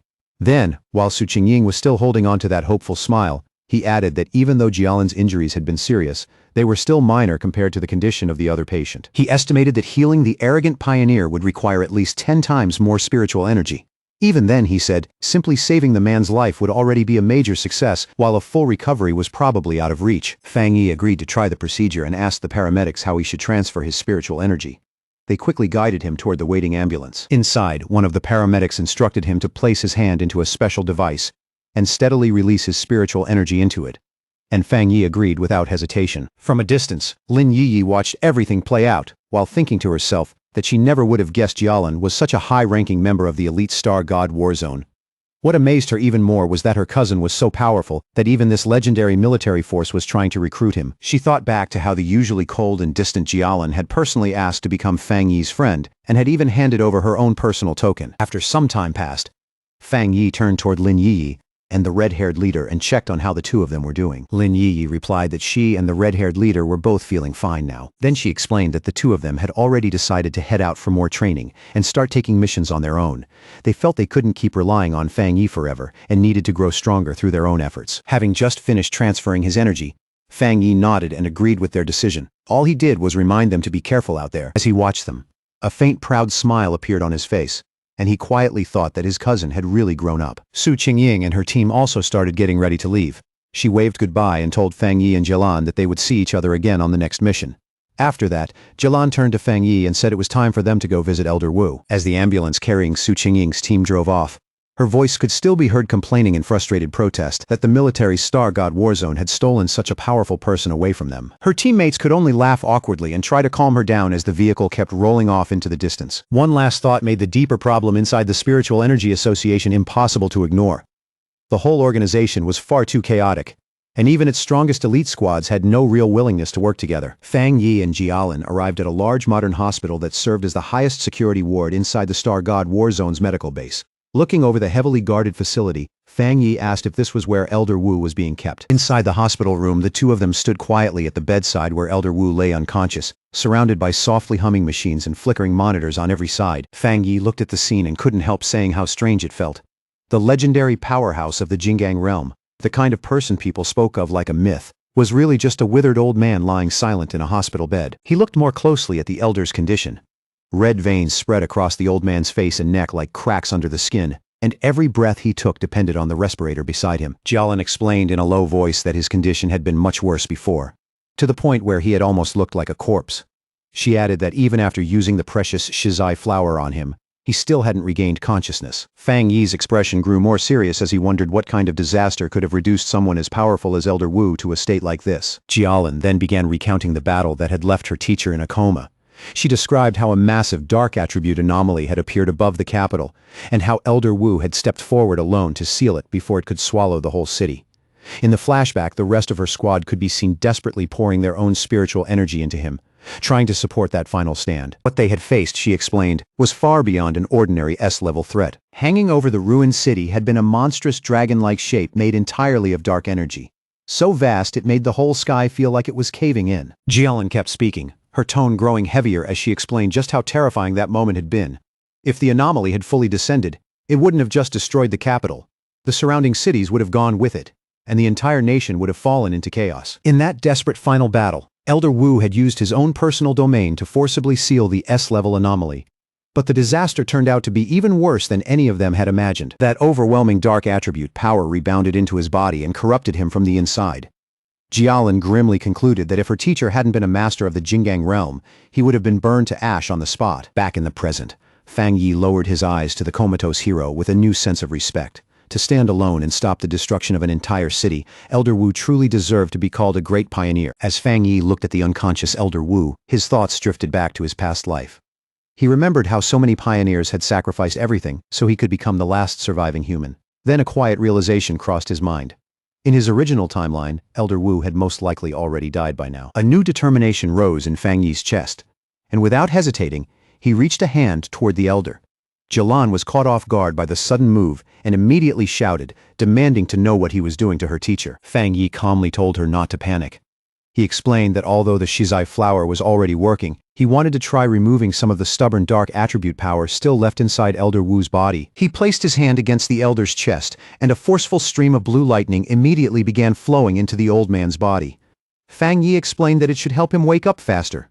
Jialin stared in shock and blurted out that the power he was trying to cleanse had come from an S-level disaster. After hesitating for a brief moment, she finally gave in and told Fang Yi to go ahead. Maybe, just maybe, he really was the miracle they had been waiting for. Before long, the whole room was filled with the sharp crackling of Fang Yi's power as he steadily poured more and more energy into the elder's body. Jialin warned him to be extremely careful, explaining that the dark attribute left inside her teacher was even more terrifying than the dark tide itself.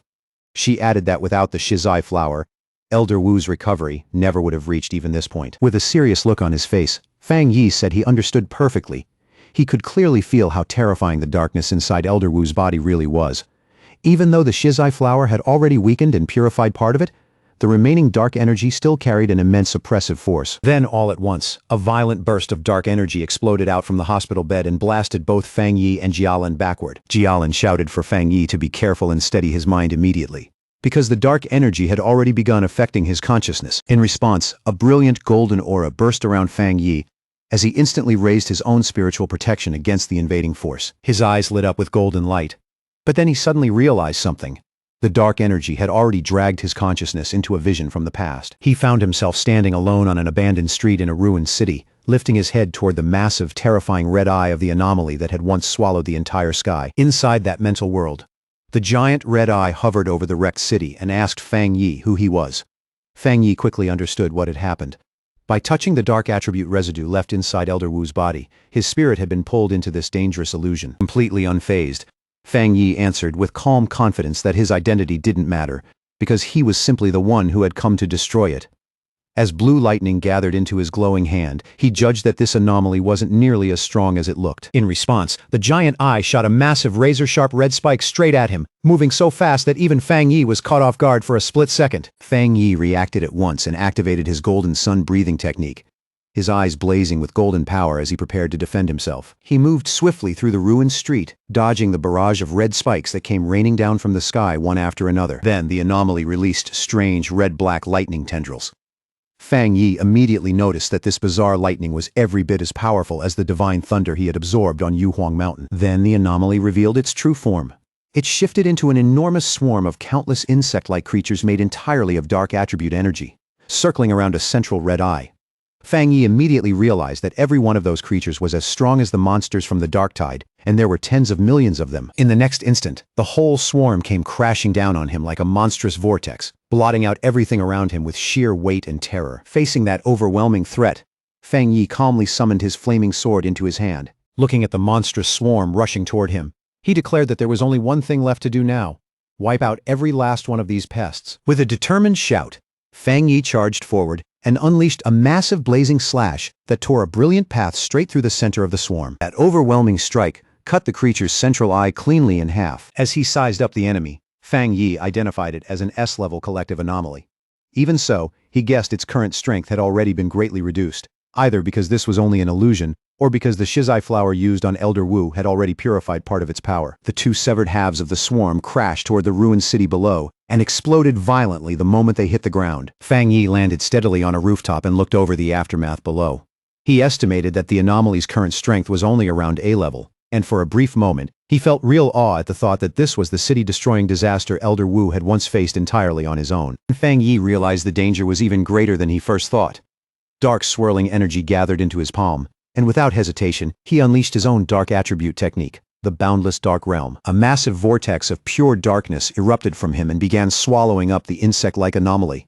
The creature was visibly shaken, as if it had realized the one standing before it was no ordinary human. With a confident smirk, Fang Yi simply answered, "Guess so." Then he shouted a command to open, and his dark vortex completely absorbed whatever remained of the S-level anomaly. As the last traces of its energy faded away, a final warning echoed through the emptiness like a dying whisper. "We will be back soon," floating inside a sphere of his own dark energy. Fang Yi thought that final message had to be a leftover fragment of the anomaly's consciousness. But one word immediately stuck with him: we. That was enough to make him wonder if other disasters like this were already out there, just waiting for the right moment to appear. As the illusory world around him let out a deafening roar and began breaking apart piece by piece, he decided it would be smarter to leave now and think through the meaning of that warning later. His mind snaps back to reality in a violent, breath-catching jolt, like he's been ripped out of a nightmare and slammed straight back into his own body. Not wasting a single moment, he drives his hand into Elder Wu's body and starts pulling out the corrupted dark attribute energy that has been buried inside him for far too long. A thick mass of dark purple energy is dragged out from the Elder's chest by force, crackling wildly as Fang Yi's blue lightning coils around it and tears it free little by little. To keep that dangerous power from slipping loose, Fang Yi instantly uses his 9 Dragons Skyfire sealing art, trapping it inside a blazing sphere wrapped tight in red chains that burn like molten fire. Holding the sealed orb in his hand, he explains to the stunned Jialan that this is the dark attribute remnant left inside Elder Wu's body. After a short pause, his tone turns heavy as he says this must be the last fragment of the anomaly that once nearly wiped out the city. He goes on to say that while the sealed dark energy is still terrifying, its influence has already been weakened a great deal by the shizai flower and by Elder Wu's own seal. Looking at the old man with genuine respect, he says Elder Wu truly deserves the title of the nation's #1 pioneer for using his own body to hold back something this horrifying. Fang Yi knows very well that anyone else would have died countless times over long before reaching this point. As Jialan studies her teacher more closely, she notices the red veins on his face have already faded, and even his breathing now sounds deeper, steadier, and far more peaceful than before. With obvious relief, she tells Fang Yi that he really did save Elder Wu's life, but Fang Yi answers quietly, without taking all the credit. He explains that if the shizai flower had not weakened the corruption first, there is no way he could have removed such a stubborn dark attribute so cleanly. Jialan nods at that, saying the flower may have preserved the Elder's life, but it was Fang Yi's strength that finally gave him a real chance to fully recover. Then, with one last burst of force, Fang Yi closes his fist and crushes the sealed orb completely, grinding the dark energy down until nothing is left but drifting dust. He says the remnant is useless now and can no longer threaten anyone.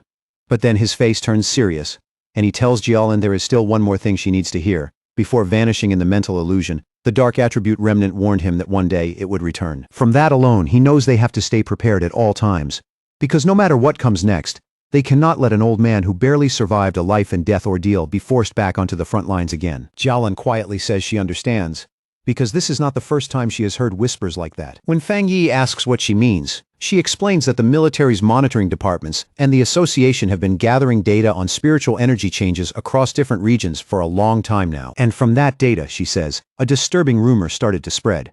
With Xiaoguo's current level of strength, they might not even make it through the first year after the full revival of spiritual energy. Even then, she adds with a faint, bitter smile, almost no one wanted to believe it. Fang Yi remarks that tracking spiritual energy fluctuations sounds far too official to be dismissed as ordinary rumor. Jialan looks at him then and asks him directly whether he believes that rumor might actually be true. A faint shadow crosses Fang Yi's face as he wonders if his rebirth has already started changing the future in ways even he cannot see. In his original timeline, he remembers surviving for 3 full years after the spiritual energy revival, and by then, the whole planet had already been pushed to the brink, with destruction spreading everywhere he looked. He pulls himself back to the present, gently places a reassuring hand on Jialan's shoulder, and tells her not to overthink it for now. Elder Wu, he says, should wake up soon. Then he looks at her with a firm, serious expression and makes her a solemn promise. If that disaster really returns, he will stand with them and fight at their side. Deep down, he already knows the final battle against that great catastrophe is coming sooner or later, and no one will be able to keep avoiding it forever. With fierce determination burning in his eyes, he declares that this time, no matter what it takes, he will change everything. Later that same night, Fang Yi is back in his apartment, where the stillness of the room feels almost unreal after everything that happened earlier. He sits cross-legged on the couch and enters meditation, surrounded by the slow swirl of his newly gained dark attribute. As his breathing settles, he thinks back on his recent battles and realizes that after facing 2 S-level anomalies in a row, he is already close to breaking through into the 2-star spirit creation realm. Even so, he knows the full revival of spiritual energy is coming much too fast. And even with this new dark attribute, his current strength is still far from enough. His thoughts drift back to the anomaly he faced inside the mental illusion, and a chill runs through him as he remembers that even in a weakened state, its true power was already terrifying beyond measure. His thoughts are suddenly cut off when his eyes fall on the potted plant he left on the table earlier, the obedient little white flower, quietly sitting there like it has been waiting for him the whole time. He speaks to the faintly glowing flower in a tone that is half gentle and half apologetic, telling it that it really is not easy to carry around everywhere, and admitting that it was his own fault for not bringing it along on the last mission. Smiling to himself, he picks up the pot, and the little flower seems to brighten right away in response. With a bit of regret, he tells it he should have let it level up sooner, then casually decides to take it out for a walk. Fang Yi heads toward the back mountain, his own private training ground. Walking the narrow path under the moonlight, he cannot help thinking the association's plant research department must be incredibly capable. Even though this area was damaged before, the forest has already begun recovering in such a short time, a clear sign that nature's self-healing ability has grown much stronger in this new era. After finding a suitable spot deep in the woods, he kneels down and carefully takes the flower out of its pot, getting ready to place it into the rich dark soil. At the same time, he makes a mental note to thank Su Qingying and her team later for helping secure such a convenient training ground for him. As he prepares to plant it, he holds the flower in both hands and gently warns his new companion to take it slow and absorb only a little at a time. In an almost teasing tone, he reminds it that if it gets too greedy, not even every forest on the planet would be enough to fill its appetite. The instant it touches the soil, the obedient little white flower roots itself in place at once, as if it has been eagerly waiting for this exact moment. Then in the very next instant, a massive vortex of green, life-draining energy erupts from the plant and races through the forest at frightening speed, devouring the vitality of every nearby tree within reach. A few moments later, Fang Yi stands there with his arms crossed in a stretch of woodland that has already turned gray, dead and empty, calmly deciding that the flower has had enough for now. With a small, satisfied smile, he bends down and gently pulls the glowing flower back out of the ground, roots and all, then tells his companion it is time to move on and find somewhere else to feed. Holding the plant in his hand, Fang Yi watches it bloom with fresh power and starts wondering where it would rank among all the evolved plant-type spirits now roaming the world. After giving it some thought, he decides that with its terrifying desolation attribute, it has to be at least an A-level threat. As he keeps walking along the dark ridge, he starts to notice how unnaturally quiet the forest has become, and it quickly hits him that every animal nearby must have fled in fear from the flower's presence. That heavy silence is suddenly ripped apart by a savage howl that tears through the night and echoes across the entire mountain. Fang Yi's expression hardens instantly, because he knows that sound the moment he hears it. It is a wolf's howl, and definitely not from any ordinary wolf. On a nearby cliff beneath a blood-red moon, a pack of monstrous wolves has gathered, their crimson eyes glowing as their bodies twist, swell, and mutate right in front of him. The moment Fang Yi sees it, he realizes with alarm that the whole pack is in the middle of a dangerous evolution. Standing before the gathered wolves, Fang Yi quickly picks out the largest beast on the cliff as the Wolf King, and from the aura pouring off it, he can tell its evolution is already nearly complete. Another thunderous howl shakes the night air, and with it, the Wolf King finishes transforming. Its massive body now shines with a sinister green energy that feels poisonous and deeply unnatural. Holding his potted flower in one hand, Fang Yi is clearly taken aback by the immense spiritual pressure rolling off the creature, and he realizes with a jolt that it is only one step away from reaching the level of an A-rank anomaly. The newly evolved wolf pack moves in fast, surrounding him from every direction and sealing off every obvious path of escape. In that same instant, Fang Yi realizes the Wolf King has awakened a new, powerful poison attribute from its original wood attribute. most likely after absorbing lingering dark attribute energy from the area and mutating under its influence. Even with that danger right in front of him, Fang Yi stays completely calm, dismissing the whole threat in his heart as nothing more than A-level strength, something he can still handle. He calmly removes the obedient little white flower from its pot and speaks to it almost like a partner, telling it that it is time for the two of them to deal with this problem. Then he kneels and plants the flower in the ground, thinking that while the anomaly itself is only A-level, the sheer number of wolves makes this situation troublesome. More importantly, the city is just down the mountain, and if this pack breaks through and charges downhill, the result will be a disaster. Just as the Wolf King lunges in, Fang Yi calmly gives the order for the flower to begin, and brilliant green energy instantly pours out of the plant. At the same time, he decides to use this moment to test its combat ability, curious to see just how much destruction it can unleash on its own. A massive beam of green, life-draining energy suddenly blasts straight into the night sky, so bright and violent that it can be seen even far down the mountain, where another group of pioneers is already watching. This newly arrived squad stares at the scene with growing concern. One of the men says the Wolf King has successfully evolved, and that the aura coming from it is incredibly strong.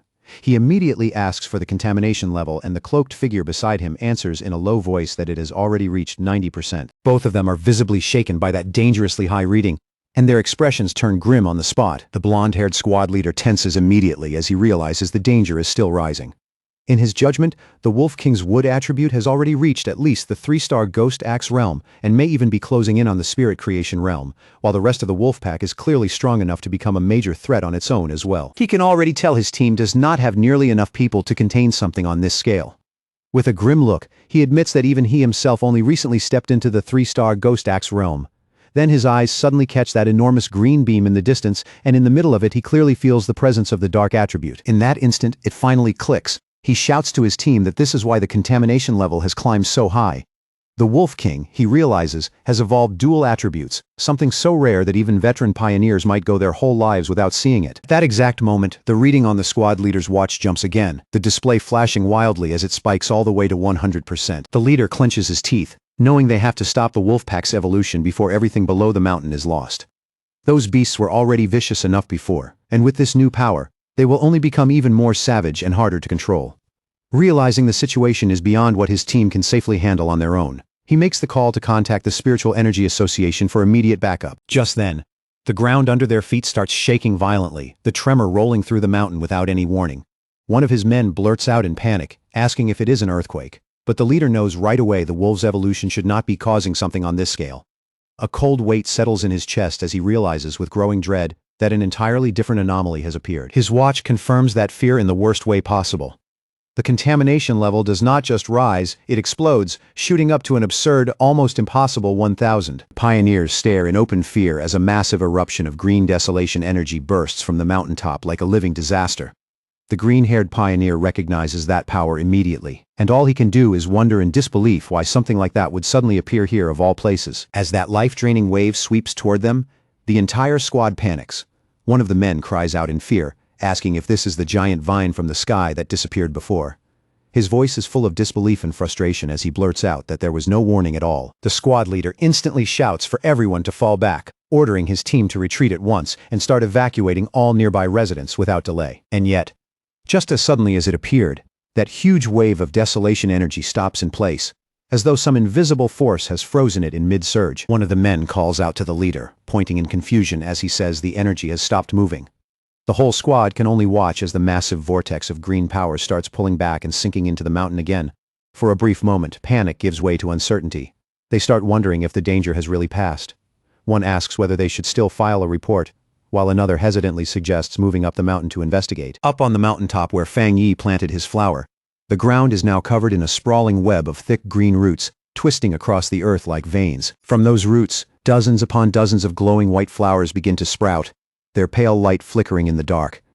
Then in the next heartbeat, they burst with a massive surge of green energy, blooming together into a huge radiant flower-like structure that takes over the entire area. That surging power shifts again, scattering outward into a vast sea of white petals that spreads over the mountaintop and blankets everything in sight. The Wolf King lets out a furious howl as those soft, harmless-looking petals suddenly reveal what they really are, sharpening into deadly edges that slice through the air at terrifying speed. Fang Yi stands calmly inside that storm of swirling petals, completely at ease in the middle of the chaos, and begins explaining just how frightening his flower's power truly is. This sea of spiritual flowers, he says, will keep regenerating and multiplying without end, absorbing the enemy, wearing it down, and purifying it over and over until there is nothing left. Standing atop the massive root system of his flower, Fang Yi watches the wolf pack start collapsing under its power.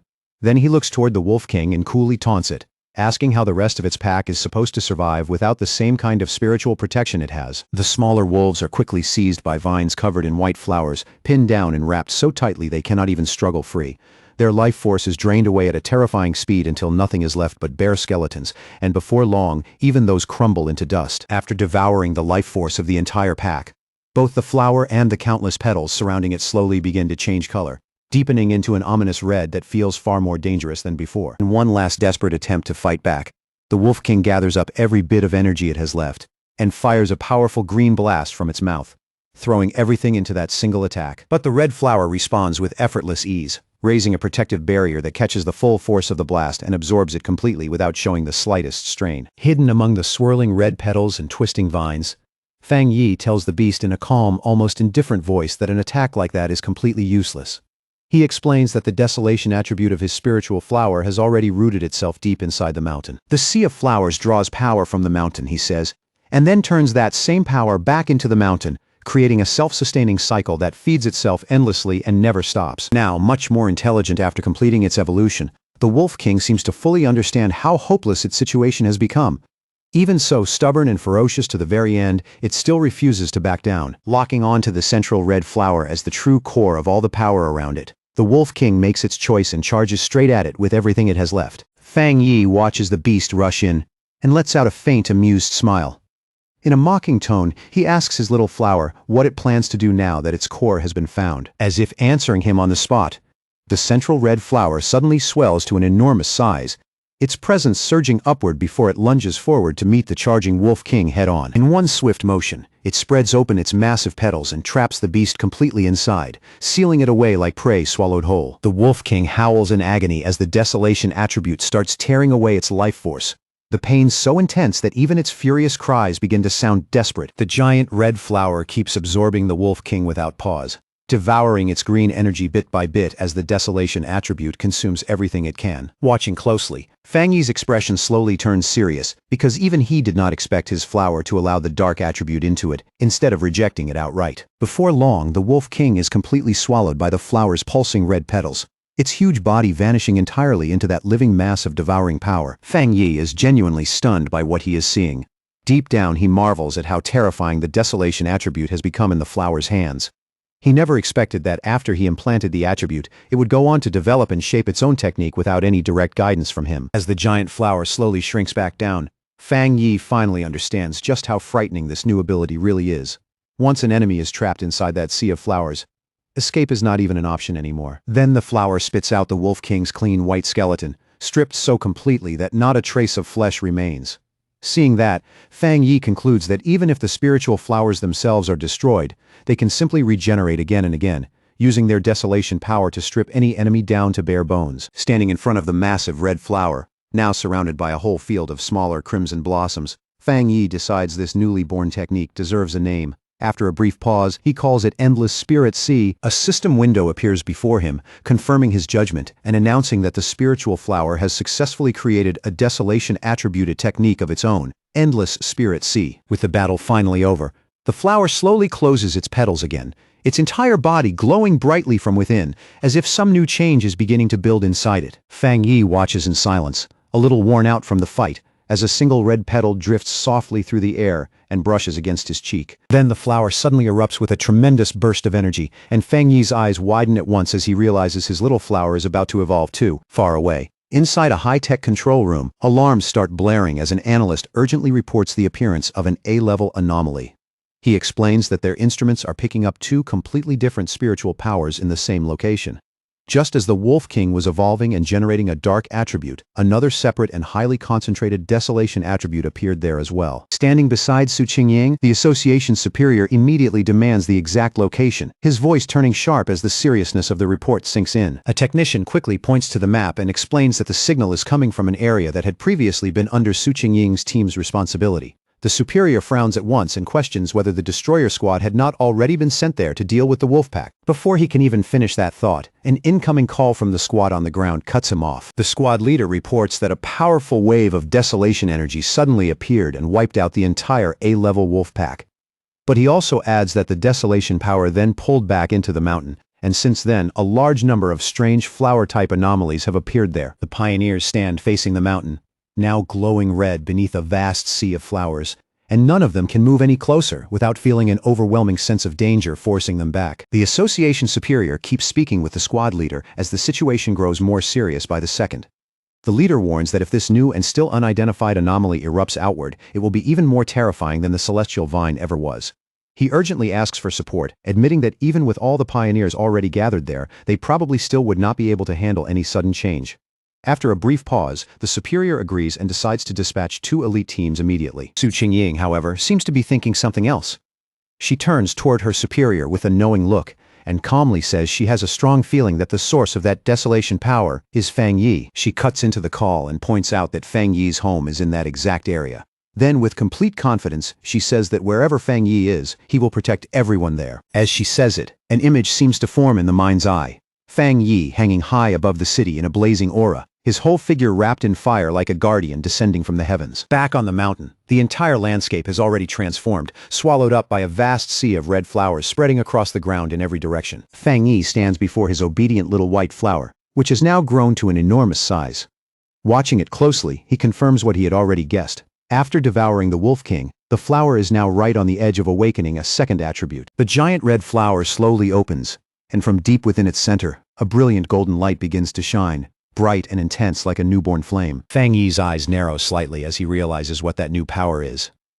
The flower has awakened a fire attribute, something even he had not fully expected. He reaches out and places a hand on the massive plant, marveling that its way of evolving is absurdly simple. It just swallows enemies whole and turns them directly into strength. Once the evolution settles down, the huge flower gradually shrinks again until it returns to its original handheld size, though its petals are now a deep, heavy red. A system window appears in front of him, confirming that the spiritual flower has successfully completed its evolution. It is now classified as an A-level anomaly called the Desolate Fire Spirit Flower, with both desolation and fire attributes. The notification goes on to say that the flower has a powerful hunger for spiritual energy and can be nurtured inside the boundless dark realm. Fang Yi reads that line twice, briefly caught off guard by the mention of the boundless dark realm, before a new idea suddenly flashes through his mind. He quickly realizes that he can place the flower inside his own personal dark domain. In his understanding, that domain holds a large number of dark attribute anomalies, and offers exactly the kind of environment this flower could use to grow stronger. And once that thought appears, another follows right behind it. If the spiritual flower keeps feeding on the energy inside, then it might even evolve a third attribute, one tied to darkness itself. But just as he lifts the orb of his dark domain into his hand, the sky above suddenly begins to shift, and a massive storm starts gathering overhead at an alarming speed. Golden light flashes through his eyes as it hits him. Another breakthrough is coming. This time, he is about to step into the 2-star spirit creation realm. He immediately sits down to cultivate, and in the next instant, a massive pillar of golden divine energy descends from the heavens and swallows him whole. As he meditates inside that overwhelming light, he feels his power becoming smoother and easier to control, while the spiritual energy of the world starts merging with his body as naturally as if it had always belonged there. Elsewhere in the mountains, a muscular man with spiky hair senses that immense breakthrough energy from far away.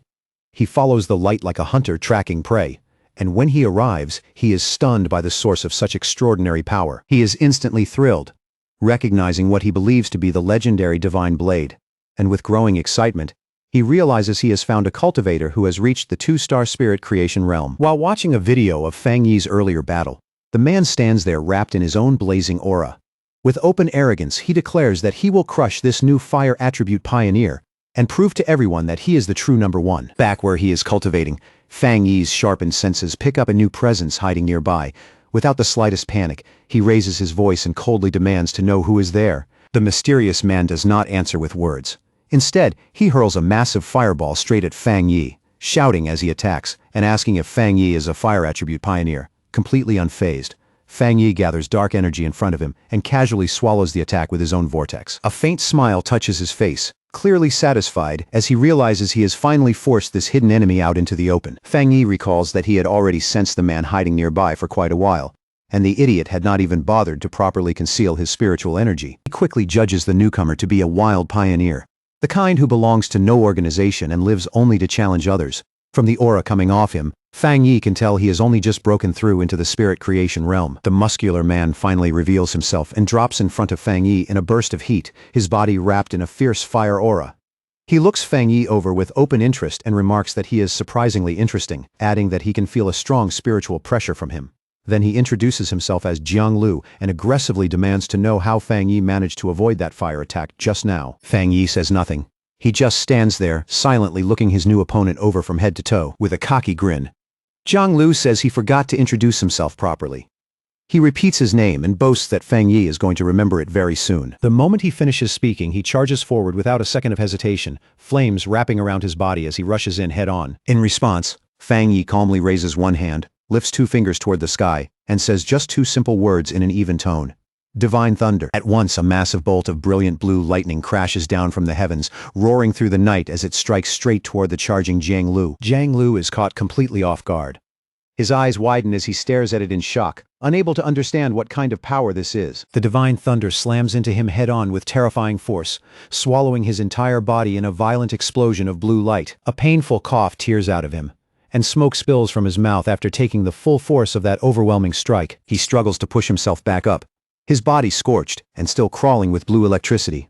His mind is spinning as he tries to understand what just happened, unable to grasp how his opponent could be using a thunder attribute when he was supposed to be a fire pioneer. He grits his teeth so hard they nearly crack, while his whole body keeps trembling uncontrollably from the lingering shock of the lightning. Fang Yi stands over the fallen Jiang Lu, who has dropped to his hands and knees, and is now so thoroughly overwhelmed that he can barely move. Then Fang Yi grabs him by the hair and brutally slams his head into the ground, shattering the rock beneath him with one heavy, merciless impact. Blue lightning still crackles all around Fang Yi, fierce and unstable in the night air, and with open mockery in his voice, Fang Yi tells him to say his name again, adding that he did not quite catch it the first time. Jiang Lu can do nothing but stare in silent shock, his face pressed against the broken earth.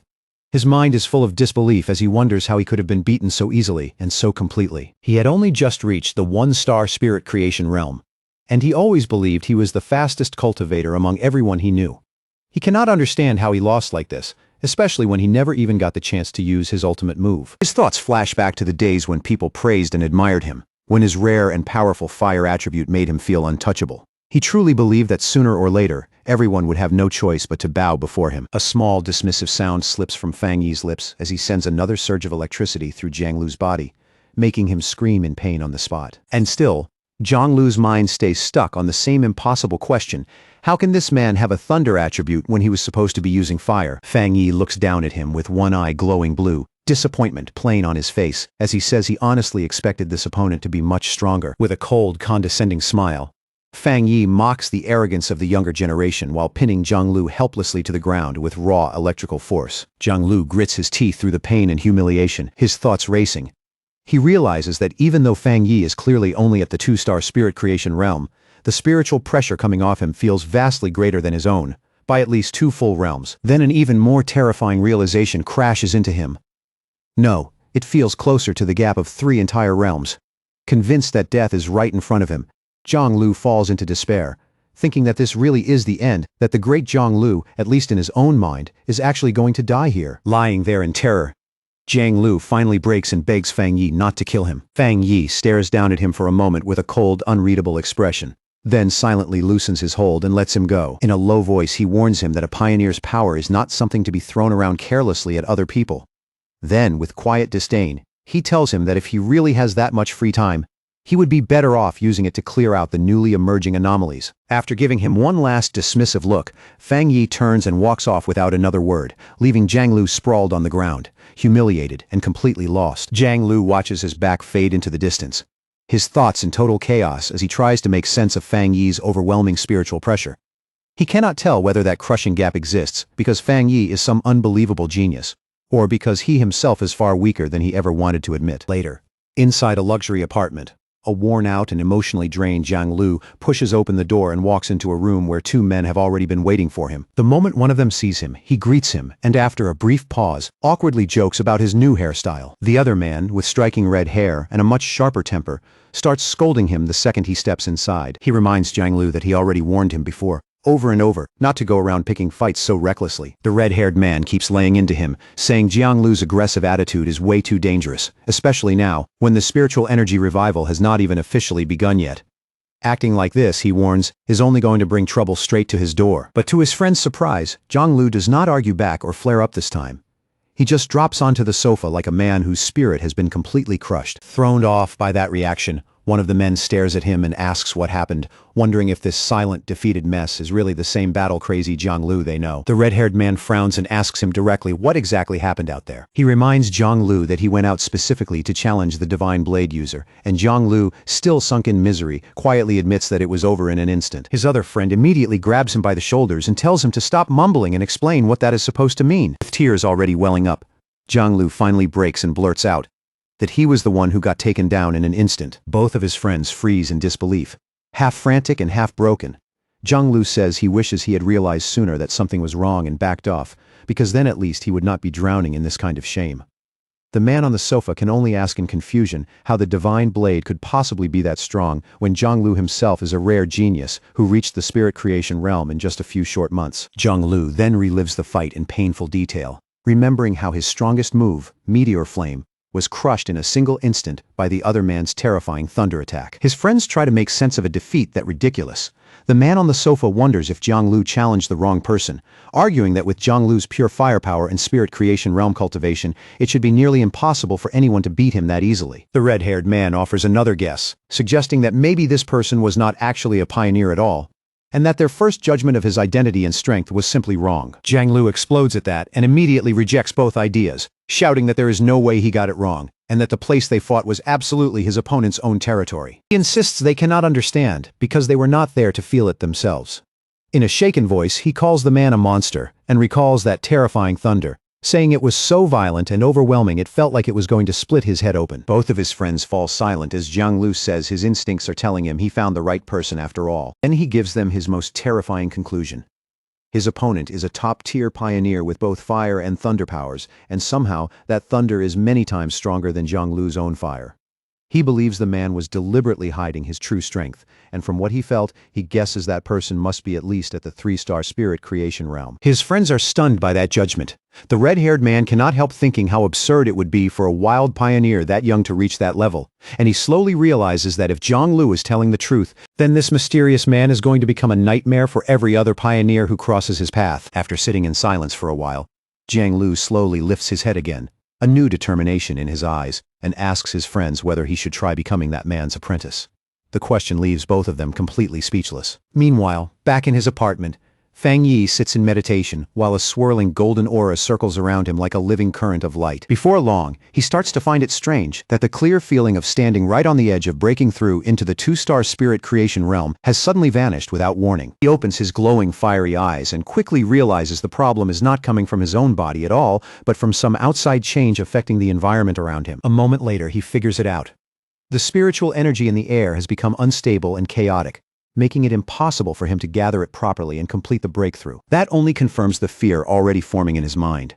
Thinking back to the government's secret monitoring of spiritual energy and those rumors about an approaching disaster, he cannot help wondering if something truly terrible is about to begin. Looking out over the city, he sees a massive electrical storm brewing in the sky. The sight tells him everything at once. The full spiritual energy revival is starting ahead of schedule, and it is beginning right here in his city. He immediately tries calling Jialan, wanting to know what the military has already found, but no matter what he does, the call will not connect. His face darkens as he considers the worst possibility that they may already have been forced into silence, which would mean the situation is even worse than he hoped. Just then, his phone suddenly rings and the incoming call is from Su Qingying. He answers through a burst of static, and on the other end, a panicked Su Qingying tells him the situation has changed drastically and that she needs his help immediately. As Fang Yi asks whether the terrible signal is being caused by monsters appearing inside the city, a monstrous bat-like creature with glowing red eyes suddenly slams into his window, sending cracks racing across the glass. Through the broken static of the call, Su Qingying confirms that the situation is enormous and tells him that she is already inside the city herself. Then, with one final explosive crash, the dark energy-wrapped creature smashes through the window completely and lunges straight at Fang Yi, who is still sitting there. Fang Yi does not look impressed in the slightest. In a calm, almost bored voice, he remarks that the creature is badly overestimating its own strength. In the same instant, Fang Yi summons a blade of pure blue lightning into his hand. The the sharp glow crackling violently around his fingers. He rises into the air and sends that lightning blade straight through the charging beast, piercing its body cleanly and destroying it in a sudden flash of brilliant light. The noise immediately sends Lin Yi rushing out of her room, shouting a warning to her cousin about the bat-like monster that just appeared. But she stops cold the moment she sees the shattered window and Fang Yi standing there calmly in the fading arcs of lightning. Stunned, she asks him what is going on. Looking out through the broken window, Fang Yi explains that while monsters usually appear at random, it is deeply troubling that they are now spawning directly inside their home, and not just one of them either. He says he believes the situation is still manageable for now.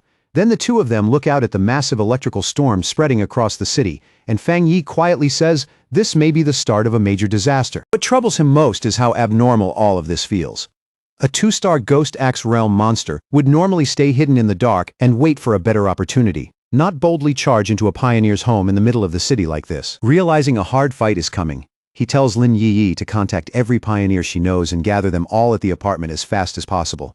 She agrees immediately without a second of hesitation. Fang Yi then steps onto the ledge of the broken window and tells his cousin that since she is already close to her own breakthrough, he is trusting her with the safety of their home while he is away. He tells her clearly to guard the window and hold the apartment until he gets back. Elsewhere across the chaotic city, Su Qingying and her squad stand on a rooftop, while the violent storm overhead is already wreaking havoc on all of their communications. One of her teammates, Zhang Xiaya, looks at the failing equipment and wonders out loud whether their devices are just broken, though the tension in her voice makes it clear she already knows that is not the real problem. Su Qingying's face tightens as she says that if a real disaster has truly begun, then they may have no choice but to fight through it with only their own strength. Together, they look up at the enormous swirling vortex overhead, and even as she watches it twist across the sky, she can only hope this is still some kind of false alarm. Without hesitating, she steps fully into the role of captain, raises her communicator, and starts checking the status of every patrol unit. Her voice stays steady as she orders every team in the area to remain at the highest level of alert. But before she can finish giving those commands, Su Qingying, Zhang Xiaya, and the other squad member all lift their heads at the same time, their expressions locking up in pure shock and instinctive fear. A massive swarm of those dark bat-like monsters comes pouring down from the vortex above, and someone instantly shouts a warning that a large anomaly group has appeared. In that moment, it becomes clear the invasion has begun. All across the city, red alerts begin broadcasting emergency warnings about the heaviest rainstorm seen in 50 years, urging every citizen again and again to stay indoors and not go outside. The streets fill almost immediately with fear, confusion, and spreading panic as people stare up at the darkened sky, unable to understand what they are seeing and wondering if the world is ending. At the same time, Jiang Lu and his red-haired friend speed through the rain-soaked streets on their motorcycles, their tires slicing across the wet road. The friend yells over the storm that something about this feels seriously wrong and asks whether they should stay or leave, but Jiang Lu says nothing, his face dark and uneasy. Then, without warning, a monstrous bat-like creature wrapped in dark red energy dives straight down from the sky toward them like a spear. Jiang Lu reacts instantly, shouting in anger that the thing must be looking to die as he throws up a hand and summons a blazing fireball. He fires a fierce blast of flame straight at the monster, while his friend stares in confusion and blurts out that creatures like this should normally avoid pioneers as strong as Jiang Lu.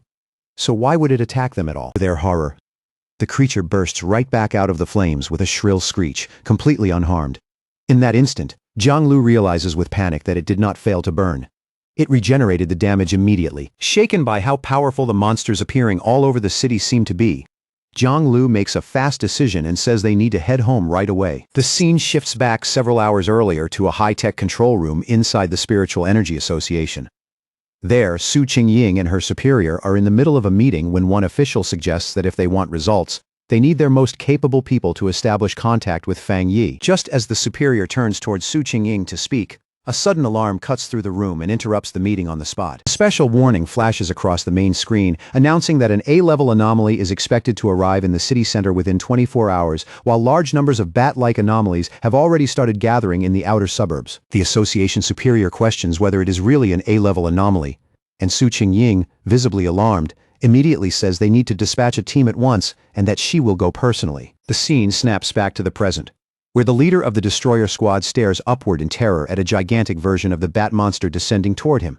In a panic, he shouts into his communicator, correcting the earlier report, and warning that the anomaly is not A-level at all, it is S-level. The creature's enormous shadowy body keeps descending, growing more oppressive with every second, its glowing red eyes fixed below with the cold intent to wipe everything out. The scene then shifts again to a quiet military district, where sleek futuristic hallways stretch ahead in eerie silence, almost unnaturally still compared to the chaos everywhere else. Outside, though, that silence has already been shattered by war. A huge swarm of glowing red bat-like anomalies is swarming a military warship, and the vessel answers with massive blasts of energy in a desperate effort to hold them back. At the center of that raging swarm, Jialan fights fiercely, moving like a storm as powerful energy whips lash out from her hands and tear through wave after wave of the dark creatures. For one brief moment, Jialan pauses in the middle of battle and looks up, watching the endless stream of monsters keep pouring in with no sign of slowing down. She knows her unique ability lets her shape and reinforce her spiritual power however she needs, but no matter how many dark attribute bats she cuts down, more keep coming. It no longer feels like a random attack. It feels like a deliberate effort to keep her and her soldiers away from something important. Just then, a young blonde man wrapped in crackling yellow lightning drops down beside her, his arrival flashing across the battlefield like a strike from the sky. Even in the middle of the chaos, he gives her a quick smile and openly praises her strength, clearly impressed by what he just saw. Then his tone turns serious as he explains how bad things have become. He says the entire military district is being held by only a small number of high-level officers and asks for her orders. Jialan tells him their communications are being jammed so badly that contacting anyone outside the district has become impossible. She assumes the same thing must already be happening in the other military districts as well. As she stares up at the sky turning black beneath the swarm, Jialan silently makes a difficult decision. Then she raises her voice and gives the order, telling 2 squads to stay behind and defend the restricted zone no matter what happens. She declares that everyone else will follow her and force a path through the enemy lines so they can try to reconnect with the other military forces. And with that, she, the blonde lightning user, and the soldiers under her command throw themselves back into the fight, ready to cut their way out. But as they push toward the city, Jialan suddenly realizes something horrifying. Looking out over the urban skyline, now buried under a blood-red swarm, she finally sees the truth. The Anomalies' real target was never just the military zone. From the start, it was the entire city. Elsewhere, under the pouring rain, frightened civilians scrambled desperately for shelter. At a bus stop, the live streamer scammed in online romance out of 50 cents waits beside a man. But unlike everyone else around her, she looks more excited than afraid. With eager eyes, she tells the man that this strange, oppressive rain is the perfect chance to make a stream that could blow up in popularity. With a determined smile, she adds that sometimes you have to take a risk if you want footage no one will believe. But that excitement lasts only a second before it twists straight into horror. In the very next instant, a shadowy, bat-like monster lunges out of the darkness and devours the man right in front of her, leaving scammed in online romance out of 50 cents screaming in shock. The whole street explodes into chaos as a huge swarm of those creatures descends from above. Scammed in online romance out of 50 cents turns and runs for her life, hearing terrified voices all around her shouting that the bats are draining people's blood. One of the creatures quickly catches up to her and attacks, and she lets out a desperate scream, certain this is the moment she is about to die. But just before it can strike, a bright blue blade of energy tears through the air and slices it apart in an instant, killing the creature and saving her life. A figure wrapped in blue lightning lands gracefully behind her, the crackling energy around that person briefly lighting up the rain-dark street. The one who saved her is Su Qingying, standing there with 2 cloaked members of her squad. She reaches out a hand to the terrified scammed in online romance out of 50 cents and tells her that her teammates will escort her home safely. As the 2 squad members start helping the shaken girl away, one of them warns Su Qingying that the number of sea mystic level bat anomalies is rising fast, and worse, they seem to be evolving. Su Qingying's expression hardens instantly, as she says that if they already know these creatures evolve by feeding on humans, then they need to move faster and get every civilian they can to safety immediately. She gives one last order, telling her teammates to regroup with her here later, because this area currently has the highest concentration of anomalies.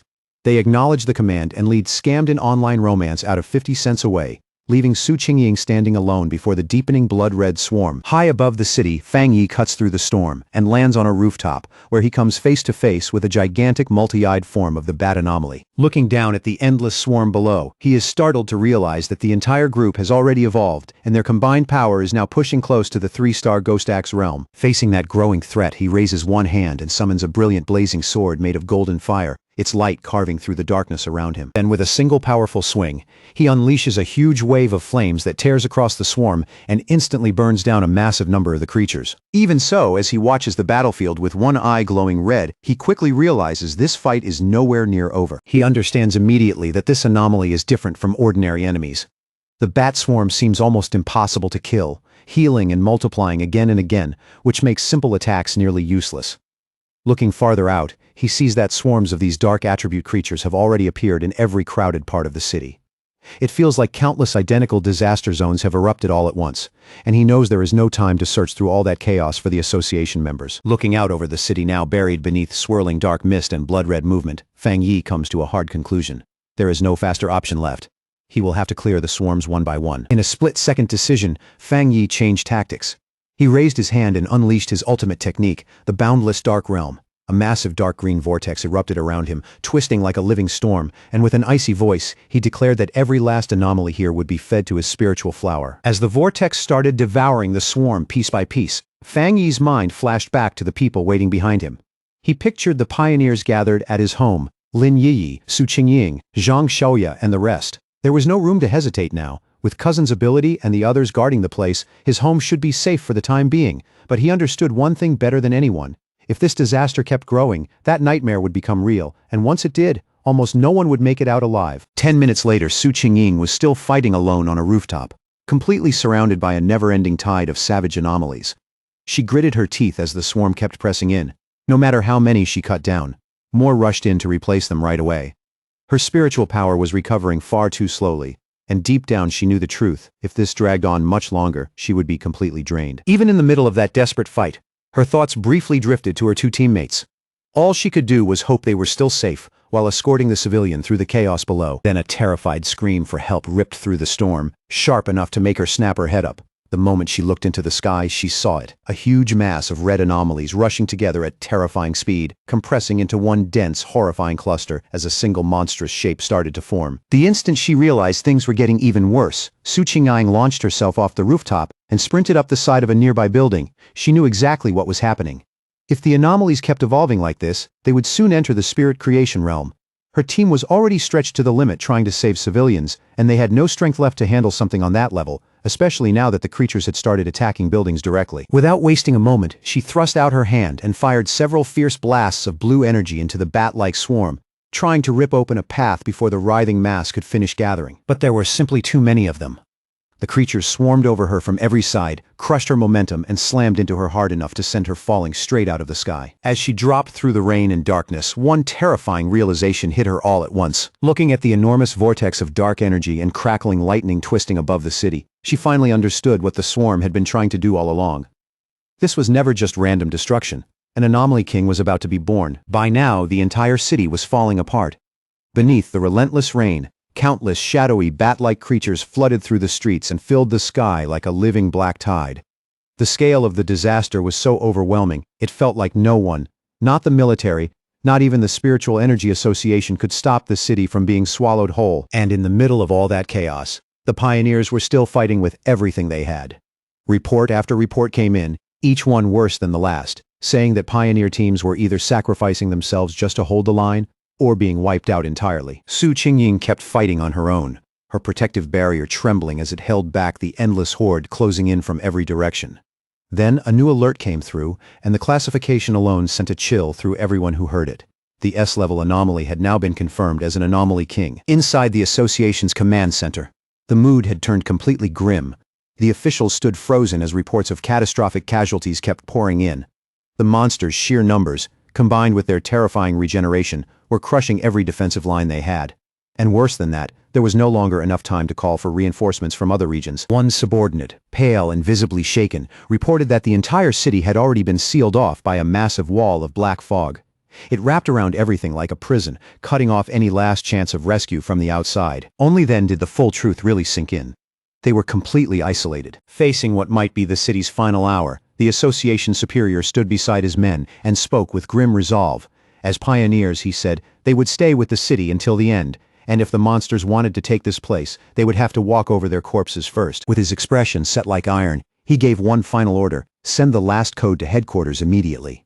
If they failed to stop the disaster here, then headquarters had to launch a destruction strike at once, no matter the cost, to prevent the dark attribute from spreading any farther. Meanwhile, Su Qingying never stopped fighting. But under the swarm's non-stop assault, her protective barrier was starting to crack, and she could feel the last of her spiritual power slipping away. She was almost at her limit. Pulling together every bit of strength she still had, she forced herself to focus, gathered what little energy remained, and hurled one last massive blast at the swirling vortex of monsters overhead. But the attack was deflected with shocking ease. Like all the power she had poured into that strike, meant absolutely nothing. In the storm-dark sky, the evolved creature's form became clearer, and it let out a shriek so sharp it seemed to split the rain itself. As its true aura spread out, Su Qingying's eyes widened. The monster had already reached the terrifying level of a 3-star spirit creation realm. It shot straight at her barrier and with one brutal hit shattered the entire defense in an instant. Forced back and nearly out of strength, Su Qingying bit down hard in despair.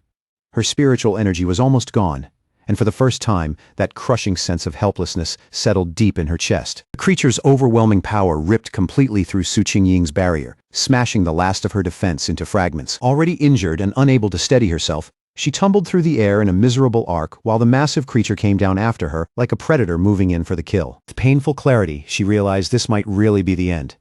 Even so, she still forced herself to gather the last traces of power left inside her, for one final, desperate strike, refusing to give up, even with death rushing straight at her. But just as she was about to attack, a brilliant streak of fire suddenly flashed past her, cutting through the darkness so fast it was almost impossible to follow, and then slammed into the monster with violent force, stopping its advance right there in midair. Through the fading flames and scattering sparks, Su Qingying stared in shock as Fang Yi appeared in front of her, his sword still burning with fierce light. He turned toward the monster without the slightest hesitation, and his eyes shone with overwhelming power, one blazing fiery orange, the other crackling electric blue, both bright enough to pierce straight through the storm. In a cold, steady voice, he declared that his power was divine thunder. Then he surged forward, pouring both fire and lightning into his blade until the sword itself looked ready to split heaven and earth. He met the creature head-on in midair, and with a single devastating swing carrying unstoppable force, he split the enormous monster clean in half. The severed halves exploded one after another in blazing bursts of fire, lighting up the rain-soaked city sky with a violent brilliance that almost didn't feel real. Once the clash was over, Fang Yi and Su Qingying both dropped back down, landing on a rain-slick road shining under the storm. Fang Yi calmly apologized for taking so long to find her, explaining that too many identical swarms had spread across the city. Still breathing hard, Su Qingying warned him not to let his guard down. These creatures, she reminded him, could revive. Almost the moment she said it, the monster's scattered remains started pulling back together in the sky, slowly reforming before their eyes. Fang Yi simply looked up and answered in an even voice that he already knew. Facing the regenerating swarm without a trace of panic, Fang Yi told Su Qingying not to worry. He always finished what he started. Purple dark attribute energy rapidly condensed in his hand, growing denser and heavier with every second, before he unleashed the boundless dark realm once again. A terrifying vortex burst outward and began absorbing the enemy, and Fang Yi declared with absolute certainty that he always kept his word. Watching that overwhelming scene unfold right in front of her, Su Qingying felt hope rise back up inside her. Only then did she realize she had nearly forgotten something important. The city still had a peerless pioneer like Fang Yi standing in it. The massive purple vortex spread wildly across the street and up into the sky, swallowing the entire bat-like swarm as if the night itself were being dragged into its center. Then, with nothing more than a single command from Fang Yi, the huge vortex suddenly compressed inward, crushing the countless monsters tighter and tighter, until they were forced into one stable orb of pure dark energy. Only after the swarm had been dealt with, did Fang Yi turn to Su Qingying and ask if she was all right. She thanked him for saving her life and said she was fine for now, adding that she had medicine on her that could help her recover. But the moment Fang Yi noticed the condition of her injuries, his expression visibly turned more serious. He placed a hand on her shoulder, and in the very next instant, blue lightning surged around her body, making her cry out in startled surprise. Fang Yi calmly explained that he had already cleansed the dark attribute invading her system, then told her to hurry and bandage the wound. Su Qingying was stunned by just how powerful his thunder attribute was. She could clearly feel that the pain from her wound had already eased, and the injury itself was healing faster than it ever had, even compared to the Association's most advanced medicine. At the same time, back in the Association's command center, one operator suddenly shouted in excitement that the number of monster groups seemed to be dropping. One of the superiors immediately corrected him in a grim voice. Every rescue pioneer team, he said, had already come under attack and lost contact. The number of monsters outside the city had not gone down at all. The truth was far worse. The swarms inside the city were gathering together because the Anomaly King was just about to appear. A faint ache passed through his chest when he thought about seeing his parents one last time. But deep down, he already knew that chance was gone. So he buried that pain, accepted the reality in front of him, and decided that all he could do now was see his final duty through to the end. As the two of them looked up at the enormous green vortex churning across the sky, Fang Yi asked Su Qingying if the Association had any real information on what they were facing. In a low, grave voice, she told him it was a Super S-class anomaly, one that meant to devour the entire city, and that its power was already on par with the terrifying monster the Star God Warzone had once been forced to seal away. Her face grew even darker as she explained that a disaster on this scale had a name. It was called a cataclysm. The swarms flooding the city were not the true disaster at all. They were only the first sign, the opening warning of something far more horrifying still on the way. She went on to say that, deep inside that swarm, an unimaginably powerful spirit was being born right now. And if that birth was allowed to finish, then the city's fate was already decided. Everything here would be erased. Then Su Qingying told Fang Yi what the association had managed to piece together from its research and battlefield records. Normally, monsters of the same type devoured each other to evolve, growing stronger through brutal self-consumption. But dark attribute anomalies did not work the same way. Once one of them fully evolved into what was known as an anomaly king, it gained a terrifying kind of authority. That power could forcibly suppress every other anomaly of the same type, and drag them all into absolute obedience under its will. She turned to Fang Yi, worry written all over her face. His strength was incredible. She could not deny that, but the harsh truth was still the same. He had not yet reached the legendary Jinggang realm. She reminded him that even the nation's strongest pioneer had ended up bedridden after sealing a disaster like this. Her voice tightened, almost pleading, as she told him they could not afford to lose another genius like him. She begged him to break through the monster blockade, leave the city while he still could, and inform the military that this place had to be abandoned before everything was lost. Before she could finish that desperate plea, Fang Yi gently tapped her on the head, stopping her in the softest way possible. There was even the faintest trace of playfulness in his voice when he asked if she had already forgotten what she learned back in school. Then that lightness vanished. His expression turned firm, steady, and impossible to shake as he said that this city was his home. No matter what it cost, no matter how much he had to give up, he would protect it. Su Qingying could only look at him in silence, completely at a loss for words in front of that kind of resolve. For a moment, even the storm and chaos around them seemed to fade next to the certainty in his eyes. Without another word, Fang Yi turned and walked off through the rain, then leaped in one clean motion onto the roof of a tall building, where he stood alone before the massive green vortex, facing the place where the Anomaly King was slowly and horribly forcing its way into the world. Wrapped in a brilliant golden aura, Fang Yi looked up with a grim expression and said it really did seem like the whole city was being offered up as a sacrifice for this king's birth. And as those words left his mouth, the power of the golden sun flared around him in blazing waves. Then he glanced back at Su Qingying, who had followed him up, and asked to borrow her wrist device. He said he needed it both to track the anomalies more clearly and to make contact with the association's command center. Su Qingying handed it over without hesitation. Holding the device in one hand and his blazing sword in the other, Fang Yi lifted his eyes to the storm above and said he had to go up there himself and destroy the creature before it could fully take shape. He stood beneath the storm like a drawn blade, every muscle tight, while far above him the monstrous Anomaly King kept forcing itself out of the swirling vortex hanging over the city. Back in the association's command center, the suffocating tension broke all at once when an operator shouted that they had reconnected with the signal of a missing pioneer. It was Su Qingying's signal, and for a brief moment, the entire room just froze. A second later, that shock only deepened.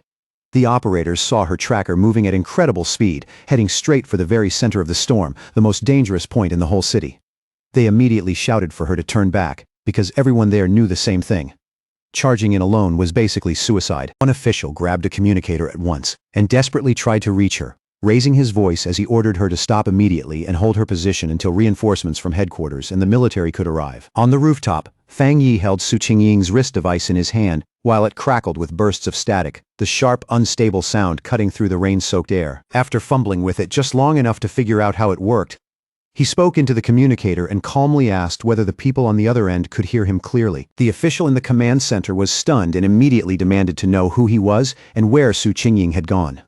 Fang Yi ignored every question. Taking control of the exchange without hesitation, he told the official he needed everyone in the command center to cooperate with him because he was on his way to destroy the Anomaly King at the heart of the storm. As Fang Yi flew toward the massive vortex with wind and rain tearing around him, he kept speaking in that same commanding tone. He told the speechless official that if they truly did not want to see the city destroyed, then they would start working with him right now. He demanded that every communication channel they had and every piece of information available be used to support him. The command center fell silent for a brief, stunned moment, and then the official made his decision. With sudden force and urgency, he barked out orders for everyone to stop what they were doing and connect all available resources to the unknown pioneer immediately. He ordered his teams to bring every satellite radar online, feed the man constant battlefield updates, and assign one operator to stay as his direct contact at all times. The assigned operator moved at once and started reporting immediately, explaining that satellite images showed an enormous number of anomalies gathered around the king, spinning in a violent circular formation like a living typhoon of darkness. He quickly added that the concentration of anomalies along the northern route looked a little lower, making it one possible way in. Even so, he recommended approaching from the southeast instead, since that direction appeared to avoid the thickest and most dangerous swarms. As the stream of information kept coming through the communicator, Fang Yi continued flying deeper into the storm without slowing down for even a second. Then the operator suddenly shouted a warning. Fang Yi had been detected by two powerful anomalies, one ranked A and the other S, and both were estimated to have strength on the level of the two-star spirit creation realm. Panic crept into the operator's voice as he urgently told Fang Yi to pull away immediately. The official stared at the monitors with a grim expression, already knowing the truth in his heart. Retreat was no longer an option. The unknown pioneer had gone too far in to turn back now. At that exact moment, a massive shockwave slammed into the command center building, shaking the entire room and throwing the staff into chaos as alarms blared and frightened cries broke out on every side. High above the city, Fang Yi moved with effortless precision and cut one of the powerful bat-like anomalies clean in half with a single swing of his flaming sword. His eyes burned with blazing power as he looked forward and asked with complete calm, and back in the command center, the operators could only stare in stunned disbelief. The lead official blurted out that the anomaly's source signal had vanished. The moment he understood what that meant, shock crossed his face. This pioneer had just killed a dark attribute S-level anomaly with a single strike. One of his subordinates, almost shouting from excitement, immediately said this had to be the legendary pioneer known as the Tyrant. In an instant, the whole command center erupted into cheers. The fear that had been crushing everyone just moments earlier gave way to wild relief, and for the first time in a long while, they felt like they might actually survive this. Meanwhile, Fang Yi was far calmer than the people watching him. Even while flying through the storm, he was already breaking down the battle in his head. He understood that after enchanting his sword, the flames covering the blade could now directly suppress the dark attribute, which greatly slowed the anomaly's regeneration.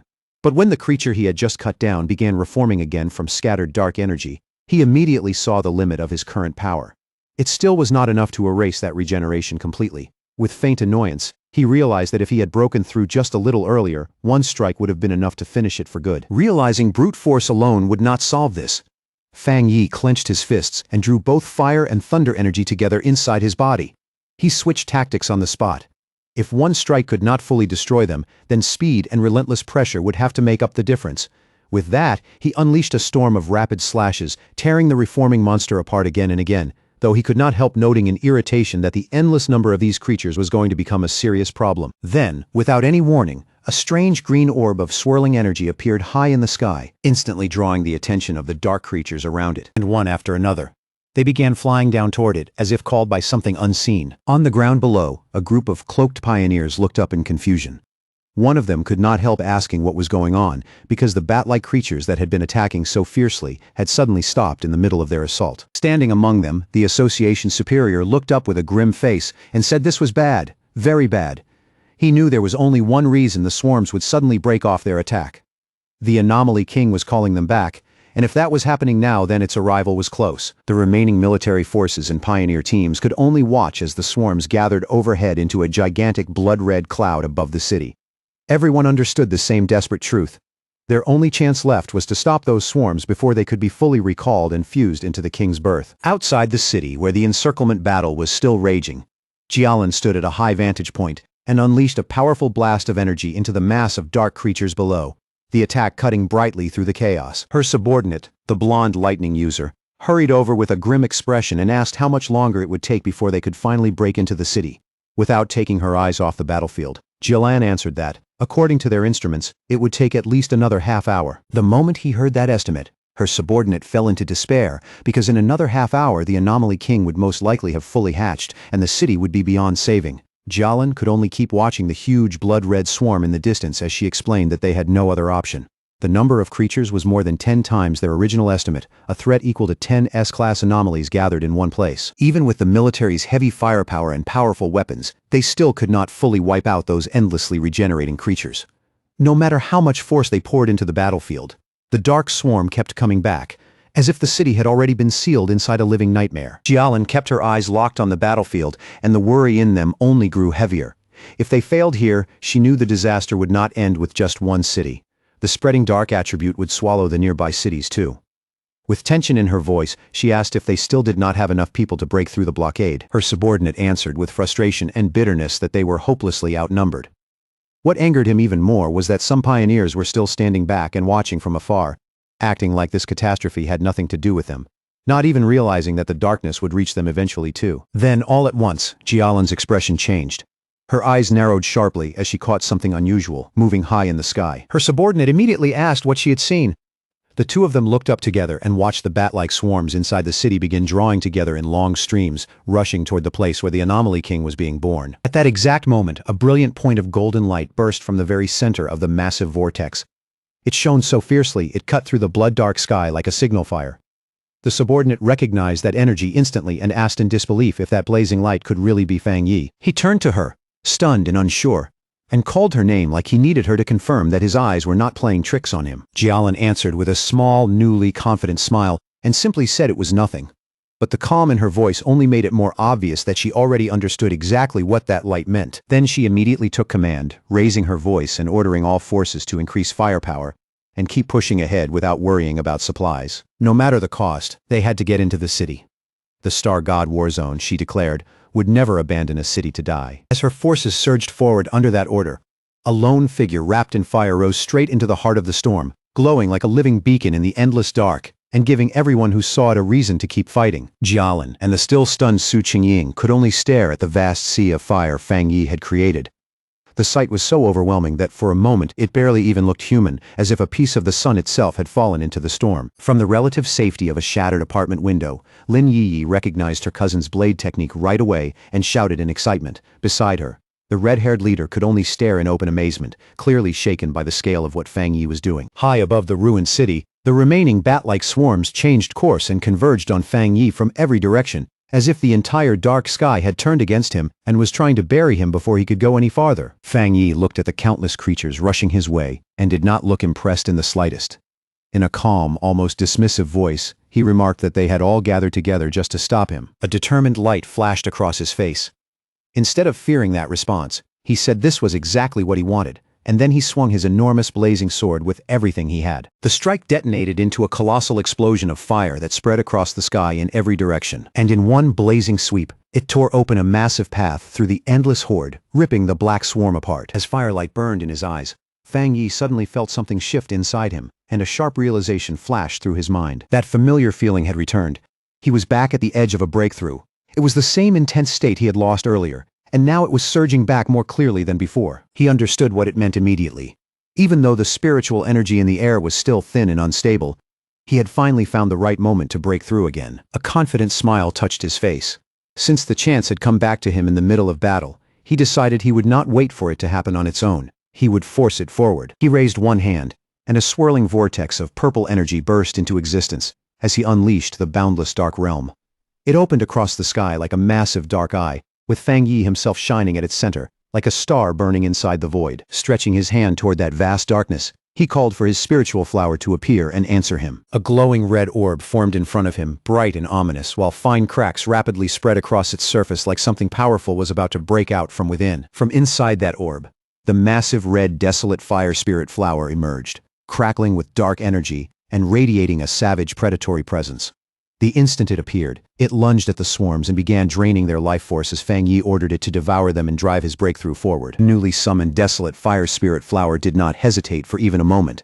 The second it entered the battle, it moved exactly according to Fang Yi's will. The huge red flower erupted with violent power, sending wave after wave of dark tendrils toward the bat-like creatures filling the sky. Those tendrils pierced through the monsters with terrifying ease, as if their bodies offered no resistance at all, and the flower immediately started consuming them one after another, using the dark energy torn from their bodies to feed Fang Yi's breakthrough and push his power to the next level. Once the swarms in that area had been cleared out, Fang Yi slowly descended and landed in the center of the now enormous red flower, standing there like it was a throne in the middle of battle. From there he looked up at the vast green and red vortex in the sky, where the Anomaly King was still taking shape. His eyes deepened to a darker red as he observed that, although the creature's giant form could already be seen, it still felt strangely unreal, almost like a reflection trembling on water instead of a fully solid body. Even so, a confident smirk slowly formed on his face. In that unstable, half-hidden presence, he had still managed to sense something crucial, the creature's true core. He could even hear it beating, low, heavy, and powerful. It sounded like distant war drums rolling through the storm and shaking the air around him. Fang Yi understood at once that this king carried an especially dangerous power. It could awaken the darkest, most twisted desires buried in people's hearts, turning it into something far worse than simple destruction. A fierce red light flashed in his eyes as he realized something else. The king was still holding part of itself back and deliberately hiding it, most likely because its evolution was not fully complete yet. Standing atop his flower in the middle of the storm, Fang Yi asked it directly whether it had already found the Anomaly King's exact location. The flower seemed to answer immediately, as if confirming that it had. In the next instant, it sent the detected location straight to the device fastened to Fang Yi's wrist. The device lit up with a sharp red glow and projected a beam into the sky, clearly marking the hidden core of the Anomaly King inside the swirling vortex above. Now that the target had been locked in, golden light began to fill Fang Yi's eyes as he pushed his golden sun-breathing technique to its absolute limit. A tremendous explosion of pure golden energy burst out from his body and surged upward like a rising sun tearing into the heavens, carrying enough force to completely destroy the dark creatures if the strike landed cleanly. Far below, among the broken remains of the city, Jiang Lu and his companions could only stare at the sky in disbelief. They wondered what kind of power could create a light like that, and first guessed it had to be some form of fire attribute. But one of them quickly realized ordinary fire could never be this overwhelming, and it definitely could not suppress dark power so completely. That left only one answer: it had to be a high-tier Yang attribute, the natural enemy of darkness itself. Meanwhile, inside the association's command center, the suffocating tension was broken by sudden shouts of joy.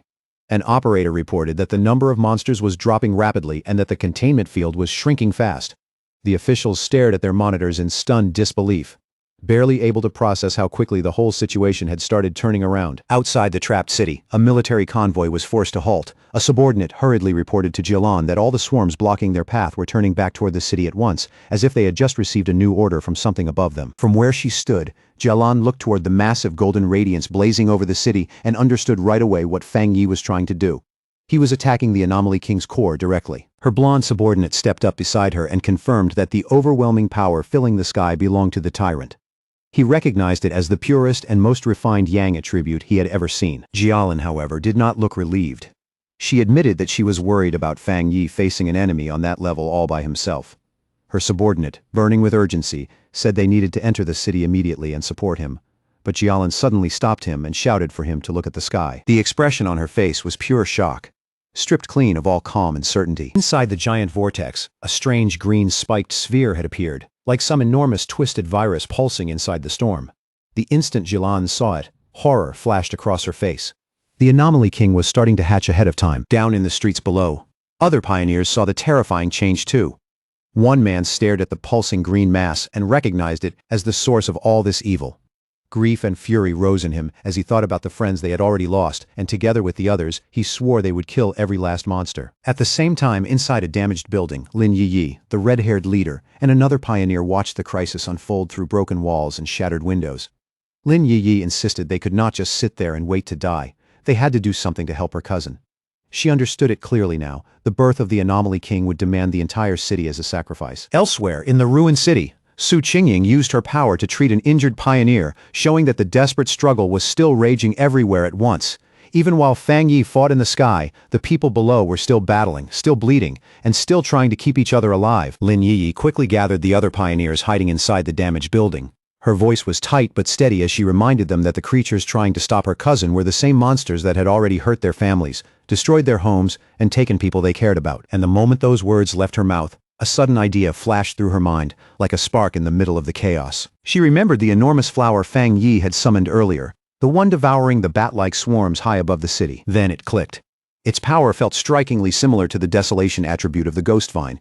The realization hit her hard, leading her to a shocking conclusion. Her cousin also possessed the power of the desolation attribute. That thought in place, Lin Yi immediately proposed a bold plan. She told everyone to pour their spiritual power into the network of vines created by Fang Yi's flower, feeding it with their energy, so it could grow even stronger for the final battle ahead. The other pioneers did not hesitate for even a second. One after another, they raised their hands and released their spiritual power, sending streams of energy surging toward the great flower in the sky. Down on the ground, the association's superior noticed those trails of blue energy rising into the air, like rivers of light cutting through the ruined city. At first, he thought other pioneers might be gathering their strength for a direct strike against the monster itself. But he dismissed that idea immediately, knowing full well that from that distance, their individual power was nowhere near enough to reach it effectively. Then he understood what they were really doing. They were not attacking the monster directly at all. They were sending their spiritual energy into the plant. Fang Yi had summoned, using it as the channel for their final support. Moved by their courage, the superior declared that he would join them too. With a fierce shout, he released a powerful surge of blue energy from his own body and sent it streaming upward into the sky. All across the city, the remaining pioneers saw what was happening and followed his lead without hesitation. They steadied themselves, focused their wills, and poured out their spiritual power together, creating a vast tide of energy rising toward the heavens to support the battle above. While treating an injured pioneer, Su Qingying suddenly felt the enormous shift in spiritual power spreading across the city like a shockwave. When she looked up, she saw Fang Yi's spiritual flower glowing brilliantly, now wrapped in the combined power of the pioneers still fighting throughout the city. Realizing this was humanity's final stand, she gathered what little strength she still had left and sent it upward to join the others, adding even more power to the flower so it could deliver one final, overwhelming strike against the Anomaly King's core. Monster let out one last scream of pain as the attack finally hit its target. In that same instant, Fang Yi followed through without pause, delivering a clean, decisive slash straight through its body. After that massive clash, Fang Yi remained suspended in the air and lifted a hand to wipe the blood from his face. Then an urgent voice burst through the communicator, warning him that every bat swarm from outside the city was now converging on his position. The numbers were staggering. Tens of thousands of B-level, A-level, and even S-level monsters were rushing toward him together, forming what looked like an endless tide of red and black swallowing the sky. Fang Yi did not look shaken in the slightest. He simply raised his eyes to the pulsing green cocoon of the Anomaly King, and coldly said that no matter how many minions it sent, he would kill every last one. Then he openly mocked the creature, asking if it was trying to hatch early because it was afraid of him. The taunt worked. The Anomaly King finally began to emerge for real, and a monstrous shadow-green claw tore through the cocoon as its full body slowly started taking shape above the city. Golden flames wrapped around Fang Yi's hand as he watched the scene with a grave, focused expression, fully aware that his true enemy was finally showing itself. Now, fully formed, the Anomaly King appeared as a terrifying beast crowned by a single menacing green eye. It released one final horrifying scream that shook the air, announcing the beginning of the true final battle. The fully born Anomaly King twisted and circled through the sky, forming a dreadful vortex of dark green power and living shadow, with a bright green orb of terrifying energy burning at its very center. The instant its full power appeared, the entire city shook.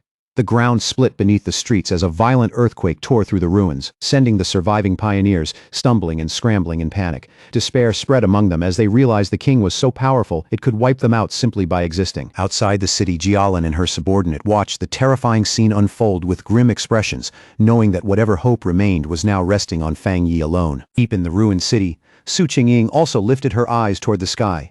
Worry and hope sat side by side on her face as she silently prayed that Fang Yi would succeed. Inside the apartment building turned temporary shelter, Lin Yi clenched her fists tight, her face tense and determined as she held onto that same desperate hope, floating high above the city and wrapped in bright golden light. Fang Yi faced the monster head-on. Without a trace of fear, he named it for what it was: the king of the dark anomalies and the true source of the city's suffering. As his spiritual flower blazed around him with fierce fire, he made his reason for fighting perfectly clear. He said he had grown up in this city, that he loved the life he had here, and that this place was worth protecting with everything he had. In answer, the Anomaly King threw back its head and let out a furious scream so savage it seemed to shake the heavens themselves. With burning red eyes locked on the monster, Fang Yi gave it one final message. For the sake of his home, it had to die. Then their two immense powers slammed into each other, exploding into a violent storm of red, green, and golden light, as the fate of the entire city hung in the balance. The clash between Fang Yi and the Anomaly King created a colossal explosion so bright it lit up the whole sky like a second sun. When the blinding light finally faded, Fang Yi found himself floating inside a strange dark void. In front of him hung the giant green eye of the Anomaly King, staring without blinking. Its voice echoed straight into his mind, mocking him for daring to challenge it while he was still only at the one-star spirit creation realm. Before Fang Yi could even answer, the Anomaly King opened its huge, shadowy mouth, and a powerful vortex instantly formed inside it. Fang Yi sensed the danger at once, but the pull was too strong.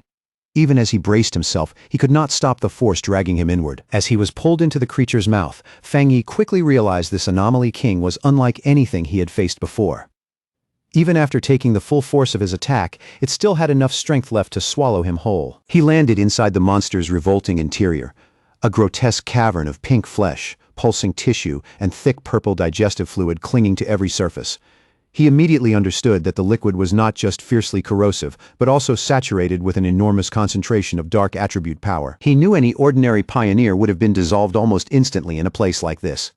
At the same time, he found it strange that such an evolved intelligent creature would make the mistake of swallowing him alive. A determined look settled over his face as he realized the monster might have just made a fatal mistake. If it was not afraid of being attacked from the inside, then it was badly underestimating him. And Fang Yi knew better than anyone that a creature's insides were usually its weakest point. To test that thought, he gathered fire into his hand, clenched his fist, and slammed it hard into the fleshy floor beneath him. At once, the inner walls of the beast sizzled and burned from the impact, the flesh writhing violently under the damage. Fang Yi quickly judged the situation and noted that although the corrosive fluid was weakening his power to some extent, he could still inflict serious damage from the inside. That was enough. As long as his attacks were working, this fight could still be won. With his confidence returning, he called for his desolate fire spirit flower to assist him. To his surprise, he realized the Anomaly King's swallowing attack had not only dragged him in, but had pulled his spiritual flower inside with him too. That turned out to be a stroke of luck. The flower was already heavily empowered, having absorbed the dark energy of the bat swarms along with the combined spiritual power of the pioneers across the city. But when Fang Yi held the bright red flower in his hand, he noticed something unusual. It seemed strangely hesitant. Frowning slightly, he asked what was wrong, wondering if it had started rejecting the Anomaly King's dark attribute. To his surprise, the Desolation attribute flower, which normally fed on dark energy without restraint, seemed to be repelled by the Anomaly King's unique power. Fang Yi had not expected that at all, because his original plan was to use the flower's life-draining ability to hollow the monster out from the inside. Realizing he would have to change tactics, he gripped the flower in one hand and drove his other fist into the fleshy walls of the monster's stomach once again. After that fierce clash, the Anomaly King's form suddenly broke apart and dissolved. But the victory only lasted for a moment. Almost right away, its shattered presence began pulling itself back together in the sky, twisting once more into a colossal vortex as it summoned every remaining bat-like swarm back to its side. Down below, Lin Yi and the red-haired leader could only stare up in confusion and fear. The leader asked what in the world was happening, but Lin Yi could only shake her head. She had no answer. The only thing she could think about was where Fang Yi was now. Elsewhere in the chaos, Su Qingying was still directing the evacuation of civilians. She kept her voice steady as she urged everyone to move in an orderly line, promising them that the pioneers would protect them for as long as they possibly could. But when someone anxiously asked where Fang Yi was, the calm on her face broke at once.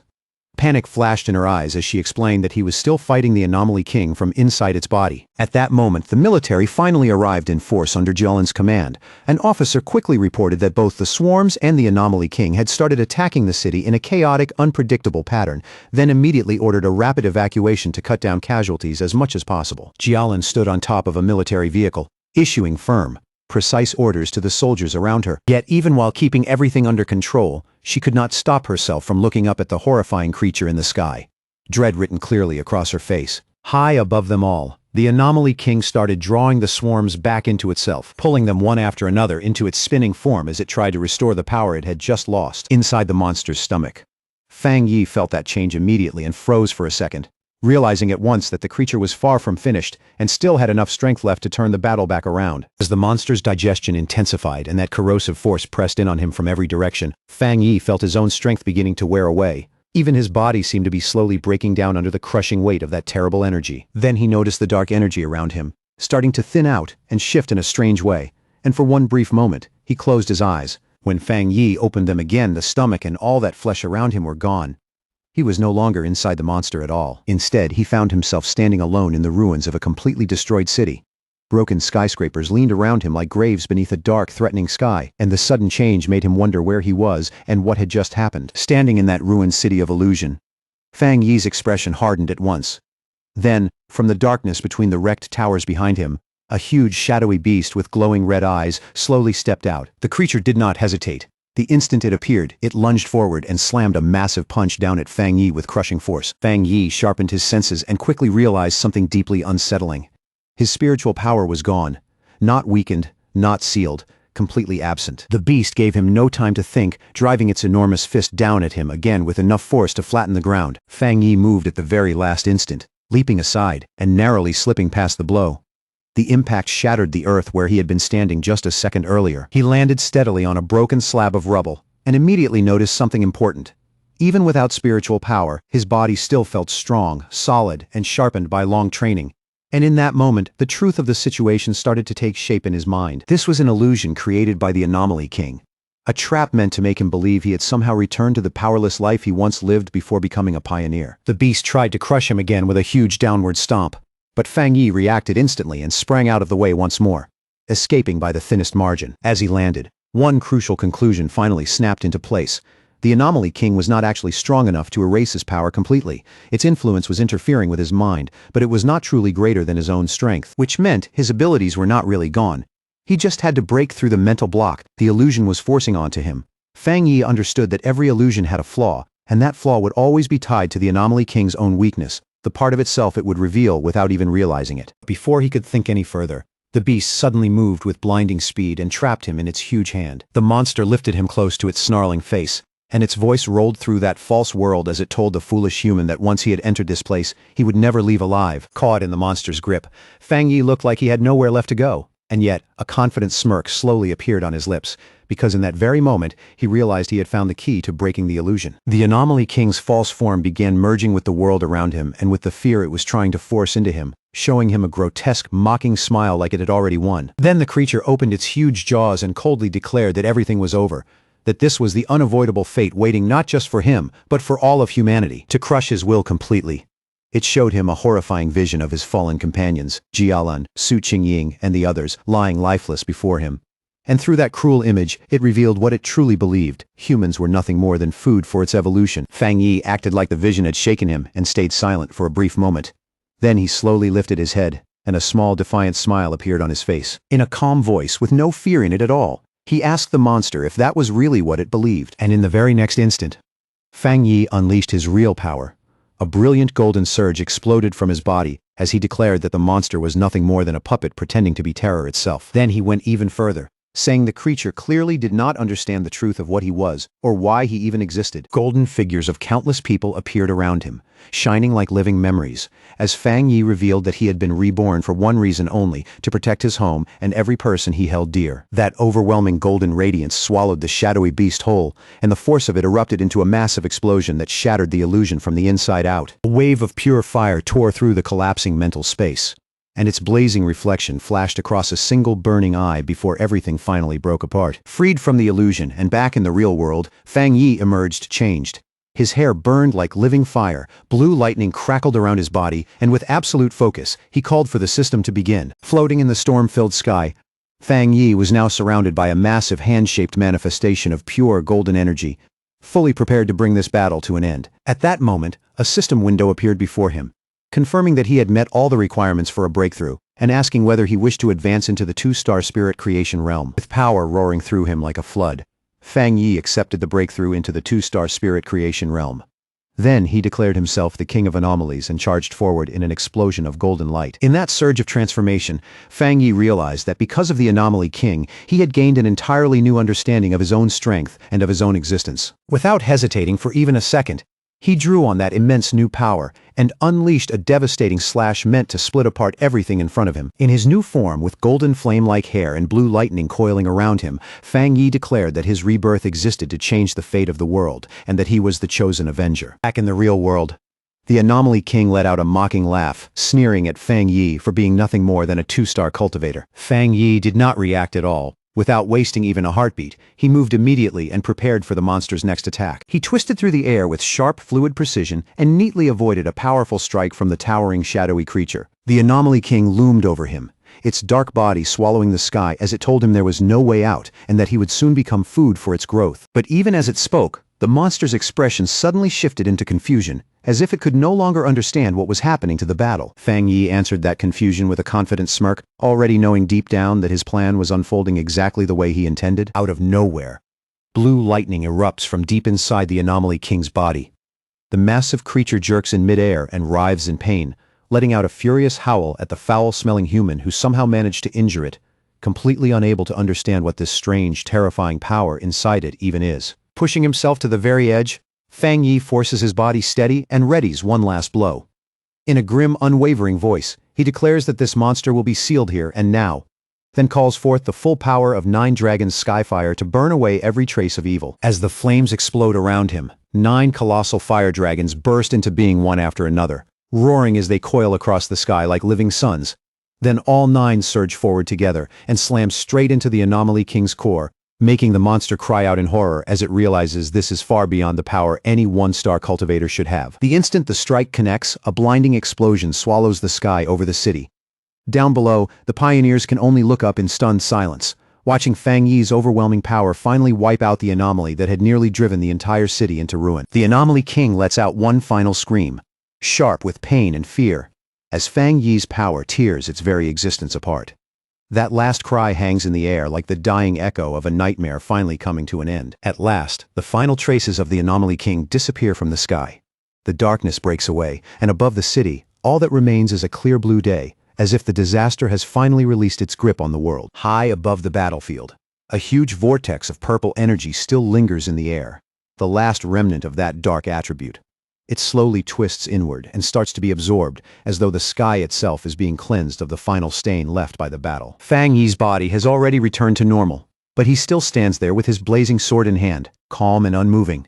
In front of him, the swirling purple energy is pulled together little by little, compressed into a dense sphere spinning with an unsettling force. He watches the whole thing with a calm but hardened expression, his face giving away nothing after such a brutal fight. Only the red glow in his eyes shows that not even for a second has his focus slipped. Then Fang Yi opens the boundless dark realm, forming a massive vortex that devours everything the battle left behind.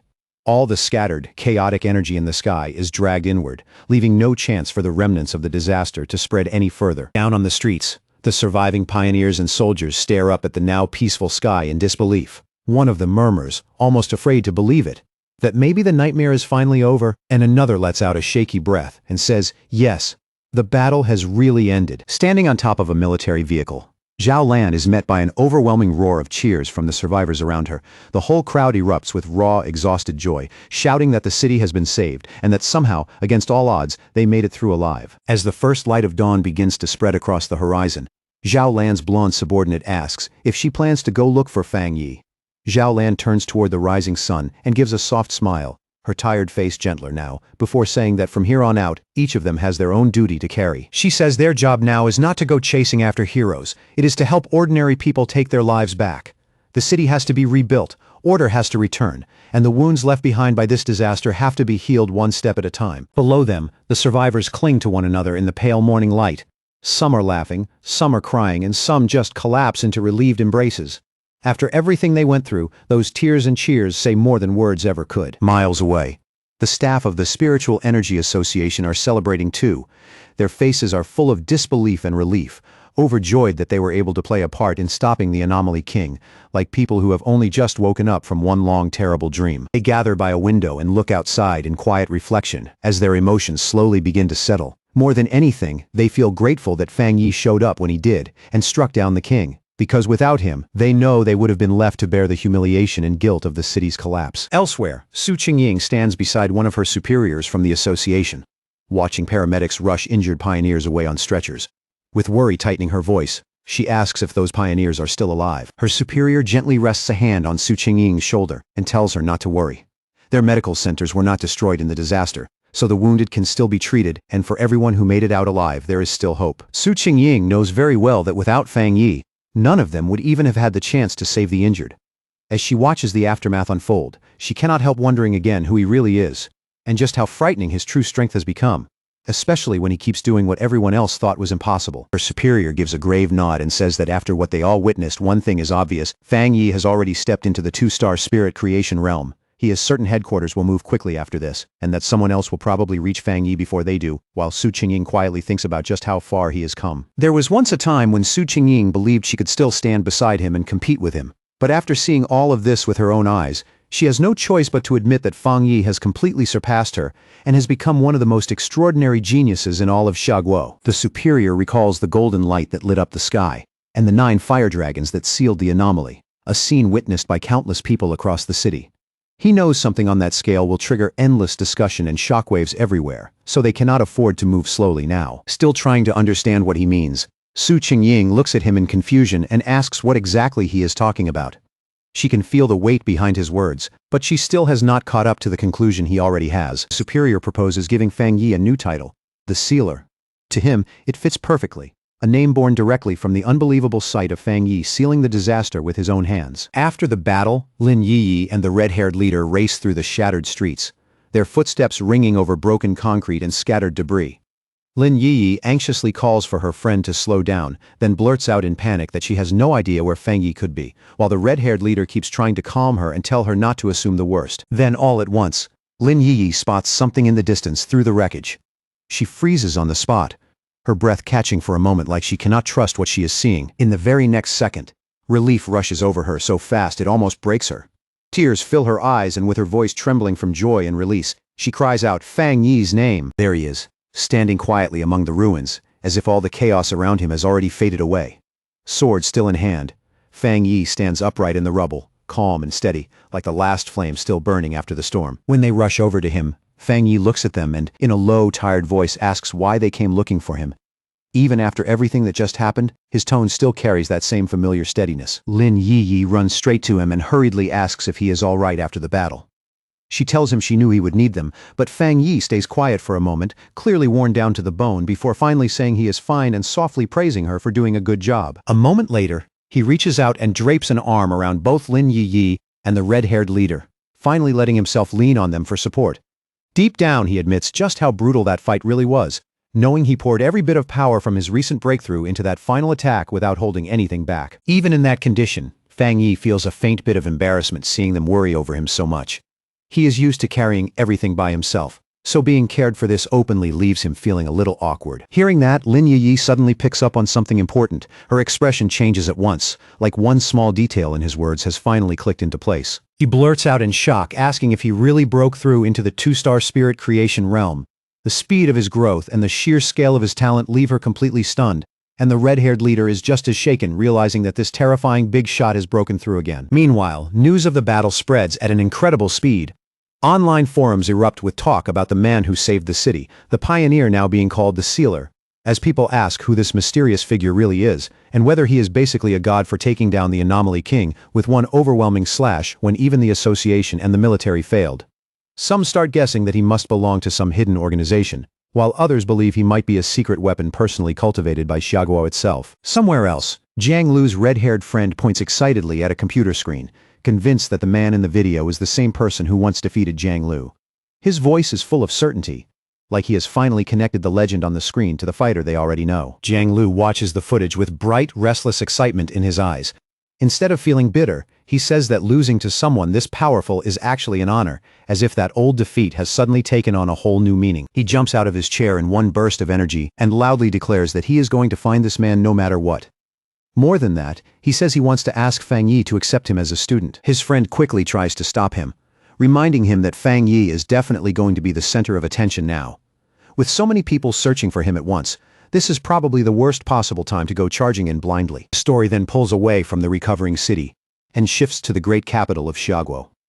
The mood changes immediately, moving from the warmth of survival to something colder, darker, and far more secretive. Inside a hidden, shadowy room, several figures sit gathered around a glowing table.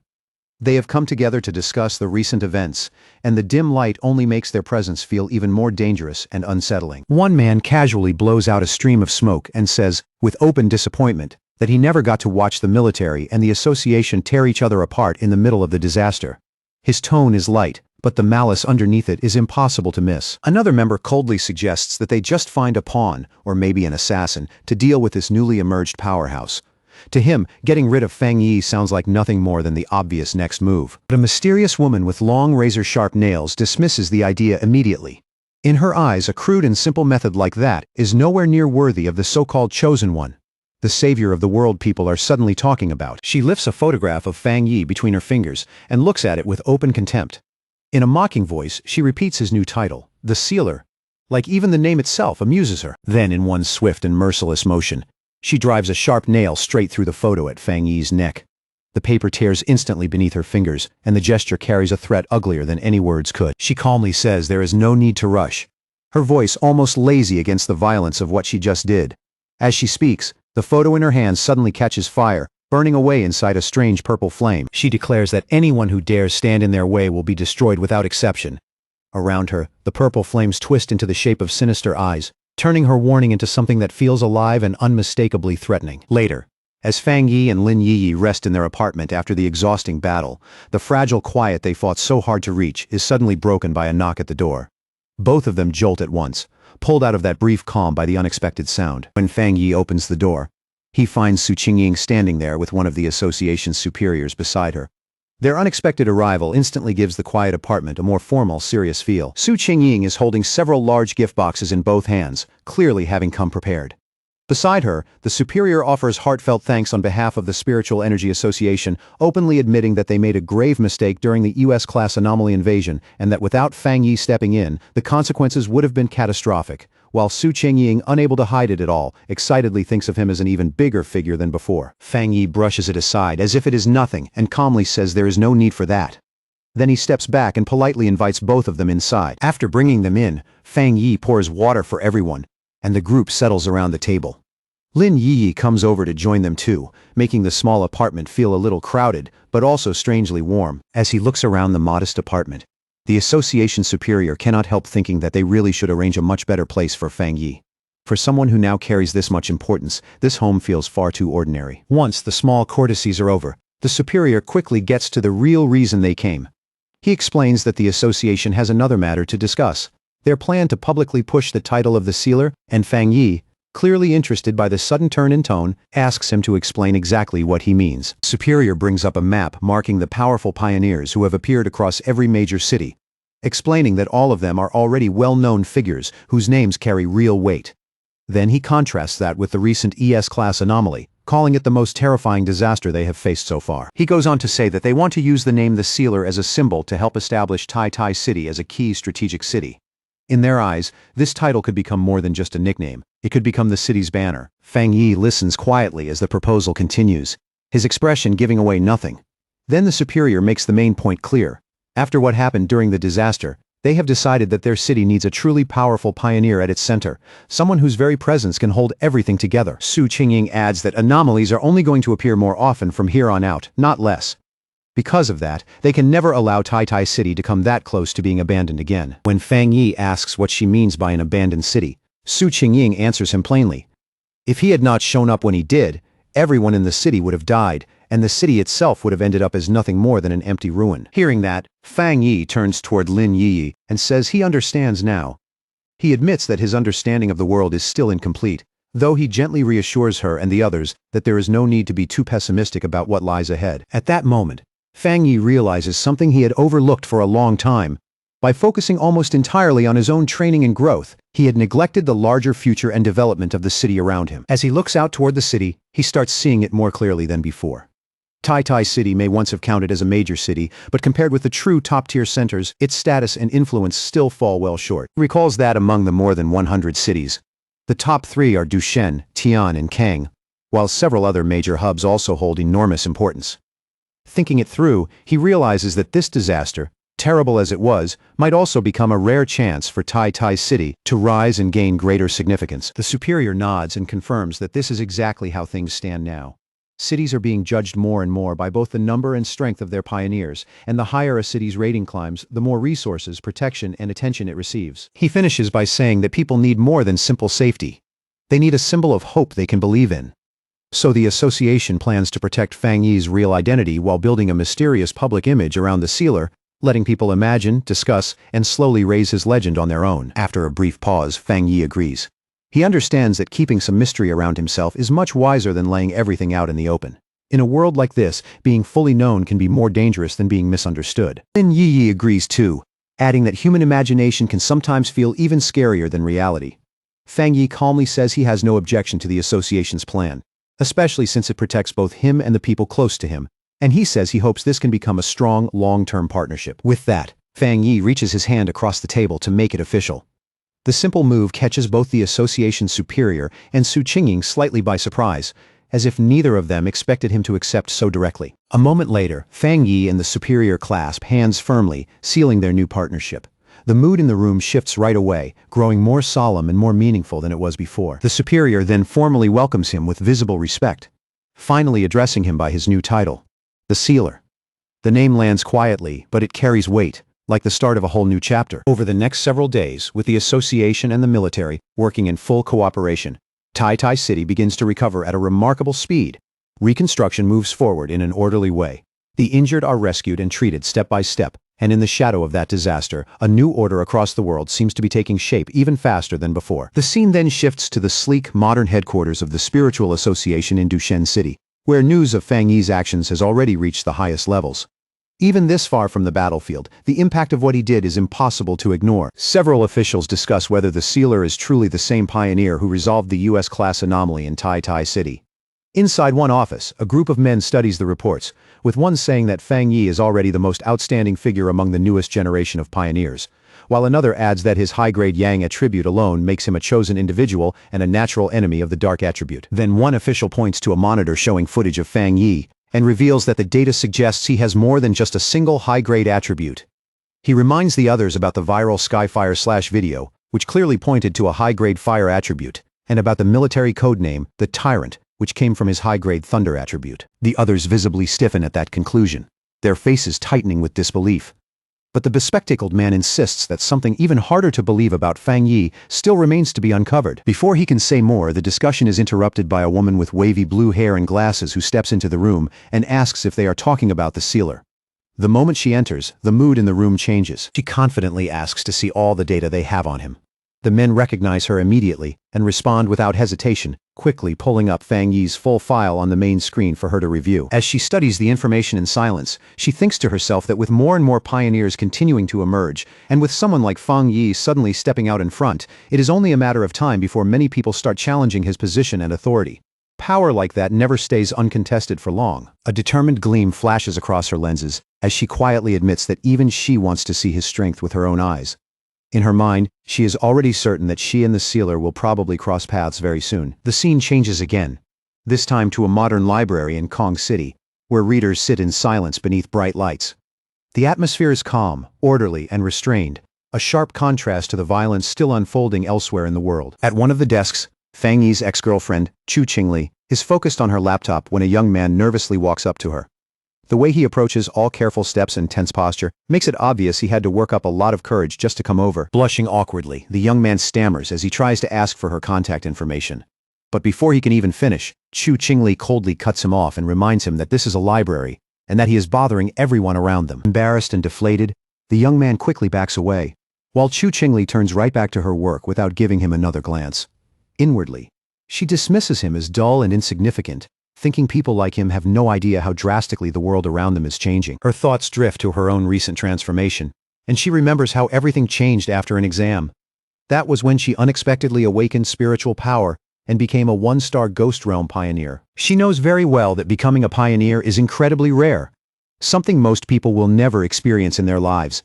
In her eyes, that means she now belongs to a select few. A faint smile touches her face, as she convinces herself that this new power is the reason she survived the recent disaster in Tai City. At the same time, she inwardly scoffs at the thought of ordinary people trying to face anomalies with nothing but courage. Her mind then drifts towards certain men she has already decided are beneath her. In this dangerous new era, she wonders with open contempt what people like them could possibly accomplish. Then a sudden memory flashes through her mind, showing Fang Yi telling another girl that he and Chu Qingli were nothing more than classmates. That moment still stings her pride more than she wants to admit. Chu Qingli grimaces and tells herself that the old Fang Yi would have died quickly when the monsters invaded. She cannot understand how she ever managed to connect a useless man like him with a dazzling, unbelievably gifted sealer. On her laptop screen, she stares at an article about the sealer and silently compares the two men in her mind. To her, the sealer is 10,000 times better than her ex-boyfriend in every way. With a self-satisfied look, she decides that only a strong and handsome pioneer on that level could ever deserve to stand beside her. In her heart, that conclusion feels completely natural. Meanwhile, in a much lighter mood, Fang Yi flips through a real estate brochure. After everything he has gone through, even a normal task like this feels strangely refreshing. He and his cousin Lin Yi, both dressed in stylish new outfits, stand ready to head out for the day. Fang Yi announces that they are finally taking a proper break from training so they can go look for a new house. Lin Yi playfully asks if they really are not going to train at all today, sounding half joking and half serious. Fang Yi explains that training and rest have to stay balanced, then adds that the association's suggestion to improve their living conditions was actually a pretty sensible one. Lin Yi then remembers that the idea originally came from Su Qingying. Su Qingying had told her pretty directly that their current place needed an upgrade, and she had even said she would go house hunting with them herself. The thought leaves Lin Yi both thrilled and a little stunned, amazed that Su Qingying has access to that kind of money and influence. To her, casually offering them 2 high-end houses sounds almost unreal. As Fang Yi and Lin Yi enjoy their rare day off and continue looking at houses, something strange starts drifting through the air nearby. A foul green vapor slowly floats over, instantly ruining the relaxed mood. Lin Yi wrinkles her nose and asks Fang Yi if he can smell that awful stench too. Fang Yi immediately frowns and says yes. The smell is so bad it reminds him of a sewer. Fang Yi's face drops all at once, turning cold and sharp. In that instant, he understands the nasty stench isn't some coincidence. Someone has been following them on purpose. At the exact same time, he and Lin Yi both react. They spin around without hesitation, and the easy mood from a moment ago disappears completely, replaced by pure alertness. Out of the drifting green mist, 3 hard-faced men slowly emerge. Leading them is a big bald brute with a metal pipe in his hand. With a sneer, he calls Fang Yi the sealer and mocks him for only figuring it out now, after he and his little group had already been lured straight into a trap. The bald man openly looks down on Fang Yi, treating him like some overhyped pretty boy with no real strength to back up his name. Beside him, one man releases even more of that strange gas, while another laughs and says Tai City must really be full of trash if they picked a kid like Fang Yi to be captain, not even trying to hide their greed. The 3 of them rush forward and demand that Fang Yi hand over every resource and benefit he got from the city. They shout it out shamelessly, like robbing someone in broad daylight is the most normal thing in the world. Lin Yi makes the first move. She bursts forward with impressive speed, throws out both hands, and fires off a blast of blue energy. But the man with the axe reacts just as fast, vaulting clean over her attack, like he's done it plenty of times before. The second he lands, spiritual power pours straight into his oversized weapon. The heavy axe starts glowing with a dangerous light, its blade humming like it just became far more lethal. As soon as the glowing axe comes down, Lin Yi throws up a barrier in front of herself. The blow slams into it with brutal force, and she grunts as the pressure crashes through her arms and forces her to brace. At the same time, the bald leader charges Fang Yi and swings the metal pipe straight at him. Lin Yi instantly warns her cousin that these men are pioneers too, and that they can use spiritual power. But Fang Yi doesn't even blink. He just catches the weapon with one bare hand and stops it cold, like it weighs absolutely nothing. The bald man can only stare. He freezes on the spot, completely unable to believe that a full-force strike was shut down that easily. Fang Yi looks at him with clear contempt, and a burst of flame suddenly blooms around his hand. In a cold, mocking voice, he asks what kind of stinking fish and rotten shrimp think they can rob him in the middle of the street. Before the man can even react, Fang Yi moves. He throws a punch without the slightest pause, his fist wrapped in blazing fire, and drives it straight into the bald leader's face. The hit sends the man flying backward. He screams in pain and disbelief, unable to accept that he got dropped so fast and so cleanly. Nearby, the accomplice with the gas tank just stares in shock. He cannot understand why Fang Yi is still perfectly fine. In his mind, that special universal permeating potion should have already eaten through Fang Yi's defenses and left him unable to move. Fang Yi only looks back at them, calm and completely unimpressed, while flames still dance across his hand. The green gas turns out to be a potion refined from the sweat of a wood attribute pioneer, designed to corrode a target's spiritual barrier and leave them exposed. The trade-off is the smell. It's foul enough to linger stubbornly in the air. Humiliated and furious, the bald man scrambles back up and yells that he was just careless for a second. He insists they're all in the spirit creation realm anyway, so there's nothing to be afraid of.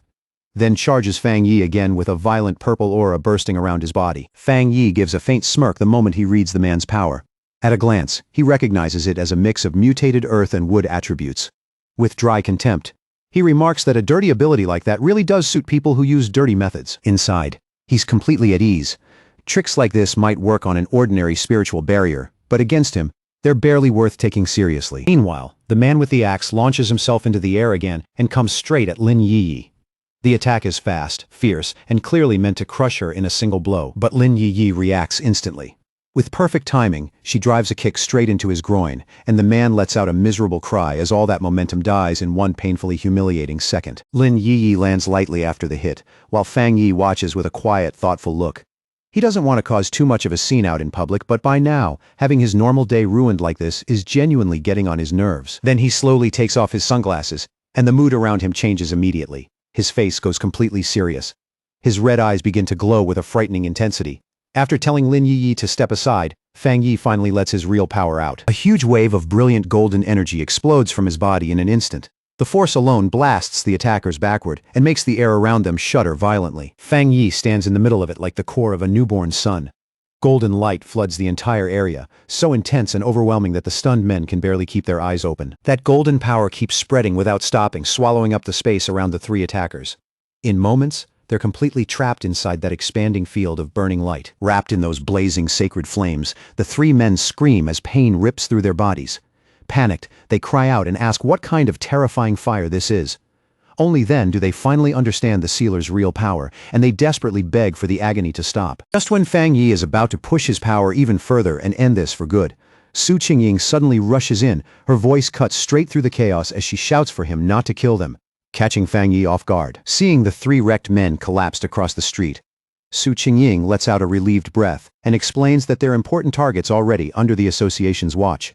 Fang Yi glances at her and asks if she plans to take them away for official processing. Su Qingying nods right away and says yes. The association has already started registering all pioneers, and troublemakers like these, especially repeat offenders, are now under close watch. Standing over the beaten men, Fang Yi coldly tells them they got lucky today. He says he hates being disturbed, and if they ever bother him again, it won't end this simply. That earns him an annoyed sidelong look from Su Qingying. As paramedics arrive and start loading the injured men onto stretchers, Su Qingying tears into them without holding back. She tells them that if this had happened just 2 days earlier, the association would never have stepped in, and they would have deserved to die right where they fell. She reminds them that the sealer spared their lives for the association's sake, then grimly tells them to think carefully about the punishment waiting for them. Arms crossed, she watches the ambulance drive off and mutters in irritation about the idiots who actually dared challenge the #1 pioneer. Still looking a little uneasy, Lin Yi quietly asks what kind of punishment those men will get. Su Qingying explains that all three already have criminal records, so even though they're in the spirit creation realm, they'll be sentenced to life in prison, stripped of both freedom and civil rights, and made to serve as pioneers behind bars for the rest of their lives. After hearing that, Fang Yi goes quiet for a moment. Then he says the method actually isn't bad. To him, it sounds practical, and it seems effective for dealing with dangerous pioneers. Su Qingying then turns to Fang Yi with an exasperated look and calls him the association's precious sweet bun and the future of Shaguo. She complains that even after all the effort they put into promoting him, clueless idiots still keep coming to provoke him, and it seriously makes her wonder if their publicity has been way too restrained. She goes on to say that it's the association's job to recruit strong pioneers like him and help them keep growing. Her tone turns completely firm as she says they cannot let brainless troublemakers ruin the good relationship they've only just started building with Fang Yi. Then her whole mood flips in an instant. Su Qingying brightens right up and flashes a cheerful smile, excitedly telling Fang Yi and Lin Yi that she's taking them to pick out a new villa and a new car. Standing in front of a tall, sleek apartment building, Su Qingying says they need to make an example out of those attackers so nobody else gets the same idea. Then she lays out 2 housing options, a top-floor penthouse in the city center, and a private 3-story villa in the mountains that would be perfect for both living and training. Holding up a golden model of the villa, Su Qingying explains that both places are fully furnished and ready to move into right away. Lin Yi looks them over and honestly admits that both choices are really appealing. After listening quietly, Fang Yi lifts 2 fingers with a faint, confident smile. In the calmest tone possible, he says he'll take both. That answer leaves both Lin Yi and Su Qingying staring at him, speechless. Fang Yi playfully asks if that's allowed, saying he trusts Su Qingying's sincerity. She gets flustered for a second, but then quickly agrees with obvious delight and assures him it's no problem at all. After that, the 3 of them head together to a luxury car dealership. On the way, Su Qingying explains that the association has an ongoing partnership with the showroom, so they can choose any car they want. As they look around the cars, some people nearby can't help glancing toward Lin Yi and whispering to each other. They quietly admire her fair skin and elegant looks, clearly struck by how eye-catching she is. Outside the dealership, a few men watch the group from a distance and size them up in silence. To them, Fang Yi is the one who stands out the most. Even dressed plainly, he gives off the feeling that he might be the son of some powerful family. Inside the showroom, one of Chu Qingli's friends happens to be there too. Seeing the scene, the people around her start guessing that Fang Yi must be buying a car for his girlfriend. The moment Chu Qingli's friend gets a proper look at him, her expression changes on the spot. She clearly never expected to run into Fang Yi here of all places. She quickly realizes exactly who he is. Chu Qingli's ex-boyfriend, and the same young man the university principal had personally come out to greet before. That detail makes the whole situation feel even stranger. Her mind jumps back to the argument she had with him earlier, and irritation rises almost immediately. Seeing Fang Yi shopping for a car with another girl only makes that feeling worse. Trying not to draw attention, she quietly pulls out her phone and starts secretly recording Fang Yi, Lin Yi, and Su Qingying while they stand near a sports car. Her eyes stay locked on them, full of restless curiosity. Not long after, Her phone buzzes as she sends the photo she just took to Chu Qingli. The message goes out right away, carrying the beginning of a new round of trouble. Excited by what she just found, she quickly messages her friend that she spotted Chu Qingli's ex-boyfriend at a VIP dealership. And with obvious satisfaction, she adds that he looks like he's buying a car for a beautiful girl. Chu Qingli answers almost right away, but her reply is cold and flat. She just says, "So what?" like none of it means anything to her. But sitting there in the lecture hall, Chu Qingli is clearly more bothered than she wants to show. A hint of irritation settles on her face, as she wonders where Fang Yi suddenly got that kind of money.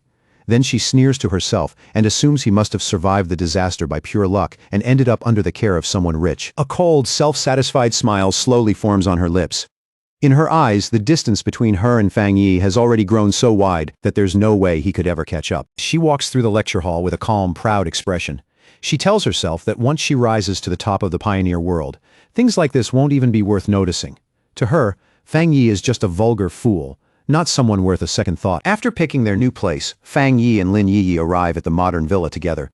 The second she sees it up close, Lin Yi lights up, runs up the stairs, and shouts in disbelief that they really do have a villa of their own now. Inside the elegant living room, she spins in place and stares all around in open amazement, taking in the polished floors and luxurious furniture. Fang Yi walks in behind her carrying their bags and teasingly tells her to wipe her drool, reminding her with a smile that they still have the penthouse in the city too. Too excited to stand still, Lin Yi announces that she's going upstairs to check everything out right now. Then she dashes up the grand staircase at full speed, while Fang Yi watches from below with a helpless little smile, clearly amused by how childlike she's being. As he watches her disappear upstairs, Fang Yi's thoughts slowly turn serious. He realizes she's finally acting the way someone her age should, and that small, lively moment pulls up an old memory from his past life, one tied to a fallen pioneer. Before his rebirth, he never saw his cousin again. So the only conclusion he can make is that she became a trusted pioneer and later died in the line of duty. The thought settles heavily in his chest. This time, no matter what happens, he swears he won't let her die again. Just then, his phone starts ringing and cuts straight through his thoughts. Fang Yi glances at the screen and sees the name, Zhao Lun. Fang Yi picks up, and Zhao Lan's voice comes through with easy confidence as she congratulates him on becoming Captain Fang. Then, in the same breath, she teasingly mentions that she already heard the association recently gifted him 2 houses. Leaning back on the sofa, Fang Yi answers with a lazy smirk that this is a very good habit, and one they should absolutely keep up. His tone is casual, but the joke lands perfectly. Zhao Lan tells him not to bother flattering her. She knows someone as strong as Fang Yi doesn't really care about things like that. Still, she admits that when it comes to improving someone's living conditions, there isn't a more practical reward right now. Then she adds that once the first spirit fruits born from the spiritual energy revival are ready, she'll make sure some are sent to him too. Deep down, Zhao Lan understands this new world far better than most people do. She knows there is already a huge divide between ordinary people and pioneers, a gap created by strength alone. And beyond that, there's an even greater gap between normal pioneers and someone at Fang Yi's level. Then she finally gets to the real reason for the call. Resting one hand on a top-secret folder in front of her, Zhao Lan tells Fang Yi that she has an internal mission and hopes he'll agree to join it. Her voice turns noticeably more serious. Fang Yi understands right away that this is what the call was really about. So without wasting time, he tells her to explain the mission. Zhao Lan asks if he knows Tianbao Building in Kang City. Fang Yi immediately recalls that it's the largest shopping mall in the city and one of the most recognizable landmarks there. Zhao Lan confirms that he's right, but then explains that the place was recently sealed off after a monster invasion caused a huge number of deaths and triggered intense public outrage. What used to be one of the city's busiest centers has now become a source of fear. Then, in a low and grave voice, she reveals the worst part. The building has now become a true ghost building. It isn't just dangerous anymore. It's turned into a real anomaly zone. Soon, Kang City becomes the center of attention as the massive Tianbao building looms over the area like a dark monument.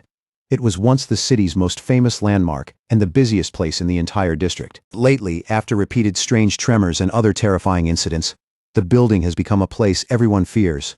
Wrapped in a swirling mass of dark red and purple energy, it has grown so dangerous that the Kang City Spiritual Association had no choice but to seal off the entire area. Fang Yi heads to Kang City to take part in the mission. When he arrives at the meeting point, he raises a hand toward the people waiting there and calmly introduces himself as the one who accepted the assignment. 4 other people are already gathered there. Fang Yi remembers Zhao Lan's warning not to reveal his real identity or true level of power yet. So from the beginning, he decides to stay quiet and keep a low profile. Without saying much, Fang Yi quietly looks over his temporary teammates one by one. His gaze moves calmly across the group as he starts sizing them up. It doesn't take him long to notice that this team is made up of very different kinds of people. Their temperaments, their bearing, even their equipment don't match. The whole group feels more like a forced mix than a polished unit. Just from their clothing and posture alone, Fang Yi guesses that 2 of them are military, even without introductions. The discipline details give them away. The other 2, a stern gray-haired man and a woman with short purple hair, introduce themselves as members of the Kang City Spiritual Association. They explain that Zhao Lan already spoke to them ahead of time, and that all of them will be working together on this mission. Not long after that, the group gets into an armored vehicle and heads toward the sealed building. Outside, heavy rain pounds down the entire way, turning the trip into a grim ride through the storm. Inside the vehicle, the atmosphere is tense and awkward. The brown-haired man drives in silence, while the blonde girl sitting beside him looks visibly nervous, her unease obvious even without her saying a word. Eventually, unable to stand the silence anymore, she speaks up. Since none of them really knows what the others can do yet, she says they should at least agree to support each other once they enter the danger zone. Her tone is careful, but sincere. The back seat feels even more uncomfortable. Fang Yi sits there casually beside the stern man and the short-haired woman, while the 2 of them keep their arms crossed and stubbornly stay silent. Resting his chin on one hand, Fang Yi quietly judges the team. To him, the lineup feels messy, and the overall quality of Kang City's association members doesn't leave much of an impression. The stern man in the back seat throws Fang Yi a sharp, suspicious look. His eyes stay on the young newcomer, and the doubt in them is obvious. He leans closer and quietly asks the short-haired woman whether this young guy really is the expert Zhao Lan said she was sending. To him, Fang Yi looks way too thin and ordinary, more like a student than some hidden powerhouse. He also notices that Fang Yi isn't wearing any official device, and that his aura is hidden so completely that no one can read his level at all. Instead of reassuring him, that only makes him more suspicious, but the short-haired woman keeps staring at Fang Yi with a stunned look on her face. Unlike the man beside her, she isn't just doubtful. Her shock is clearly starting to build. In her mind, old rumors start surfacing one after another. Stories about a legendary figure wrapped in flames. A godlike being who stopped a natural disaster alone. She wonders if this student-looking young man could actually be the sealer, but when she looks at his age and ordinary appearance, the idea still feels almost impossible. The short-haired woman with purple hair keeps staring at Fang Yi, more intrigued by the second as the pieces begin to fit together in her mind. This young man matches the description of the legendary figure said to possess 3 rare high-level powers and to have sealed the king of anomalies. By now, she's almost certain the quiet person sitting beside her is the sealer himself. Meanwhile, back at the Star God Warzone office, a phone suddenly starts ringing. The sharp sound cuts straight through the tense atmosphere in the room. Zhao Lan answers, and terrible news hits her immediately. Tianbao building has fully fallen. Contact with everyone inside has been lost. The anomaly level has surged to 12,000. And according to the grim report on the other end, there are already 53 confirmed deaths. Zhao Lan's expression tightens at once. She realizes the situation is getting worse, even faster than they predicted. The speed of the collapse is clearly beyond their earlier estimates. Even so, she firmly says the person she sent, Fang Yi, will be fine. No matter what's happening inside that building, her trust in him doesn't waver for a second. Then she ends the call in a firm, unquestionable tone, saying that since the mission has already been handed over to them, there's no need for any more questions. Her decision is final. Back in Kang City, Tianbao building stands wrapped in a horrifying swirl of red and purple energy. The whole structure looks like it's been swallowed by a living nightmare. The armored vehicle finally pulls in, and the team steps out into a heavy, unnatural rain that falls thick and dark like blood. The second they leave the vehicle, the oppressive atmosphere crashes down on all of them. Fang Yi studies the area with a grave look and quickly judges that the situation is worse than expected. Just from what he can sense already, the creatures inside seem much stronger than the enemies he's faced before. The whole group lifts their heads toward the towering skyscraper. Dark stains smear the outside of the building, and when Fang Yi points them out, the others feel a chill run through them as they realize the entire side is splashed with massive amounts of blood. The short-haired woman tells Fang Yi that the building has 40 floors and is the tallest structure in the city. She adds that even though many people were evacuated, the narrow interior layout made the operation extremely difficult and chaotic. The moment he hears that, Fang Yi understands the problem. Some civilians must have refused to cooperate before the lockdown fully took effect, which means a considerable number of ordinary people are still trapped somewhere inside. Fang Yi asks if there's any way to contact the people still inside. The brown-haired driver tells him no. Ever since the anomaly first began, no information has come out at all. Then he adds that he personally took part in the operation on the second day of the lockdown. The driver recalls it with visible dread from the very start, he says. The whole building looked like a dead zone, like it had rotted for decades in the span of a few moments. And the worst part was what came from above. Mangled body parts kept dropping from the windows, some already torn open and half-eaten by monsters before they even hit the ground. He goes on in a strained voice saying that in less than a week, the dark aura around the building has only grown heavier. Day by day it feels thicker and more oppressive, like the entire place is sinking deeper into something monstrous. Hearing that, Fang Yi turns toward the group with a sharp look that instantly chills the air. He realizes at once that with no contact from anyone inside, the reported death toll of 53 is nothing but a rough estimate based on the body parts found outside. Coldly, he rebukes the Kang City Spiritual Association for taking the situation far too lightly, leaving the driver sweating as he nervously stammers that they really had no other choice. Fang Yi quietly turns that over and quickly sees the grim truth. The association's numbers are almost certainly far below the real count. For ordinary people, an anomaly on this scale is basically a living apocalypse. And once they're trapped inside a sealed place like this, they're nothing more than helpless sheep with nowhere left to run. Not wanting to waste another second, Fang Yi orders the team to enter the building immediately. In a firm voice, he explains that some anomalies grow stronger by feeding on humans, so the higher the death toll climbs, the more dangerous the monsters inside will become. But the second Fang Yi takes charge, the gray-haired man pushes back without hesitation and reaches out to stop him with a hand on his shoulder. Even while admitting the military told them to follow Fang Yi's lead, he insists Fang Yi explain the plan first before dragging all of them into what sounds like a suicide charge. Fang Yi turns his head and looks at him with cold impatience. "What plan is there to discuss?" he asks, when they know almost nothing about what's happening inside. To him, the answer is obvious. They go in first, and they see it for themselves. The gray-haired man still doesn't buy it and keeps pressing the issue. He argues that everyone there has experience dealing with anomalies, and as the acting commander, Fang Yi should at least understand the abilities of the people under him. Then he starts criticizing him more openly, pointing out that Fang Yi hasn't even joined the official organization and has no formal training at all. Before the argument can get any worse, the short-haired woman with purple hair suddenly steps forward. Her face is tight with anger, and the way she cuts in instantly snaps the tension in half. She moves between them and sharply tells the gray-haired man to shut up, reminding him that they are already out of time. Then she adds that Fang Yi only took this mission because Zhao Lan personally recommended him, so questioning Fang Yi now is no different from openly questioning a high-ranking officer. Fang Yi watches the whole exchange in silence, and doesn't say a word while the others argue around him. But inwardly, he looks down on it. For a team about to enter a life-and-death mission, internal conflict is the worst possible mistake. Without wasting another breath on it, Fang Yi turns and walks straight toward the dark entrance. In a cold voice, he tells them that if they don't want to come in, they can stay outside. That blunt resolve is enough to make the rest of the team, even the hesitant ones, hurry after him. The group steps into Tianbao Building and is greeted by a scene that feels ruined and deeply wrong at the same time. Wrecked cars are crushed where they shouldn't be.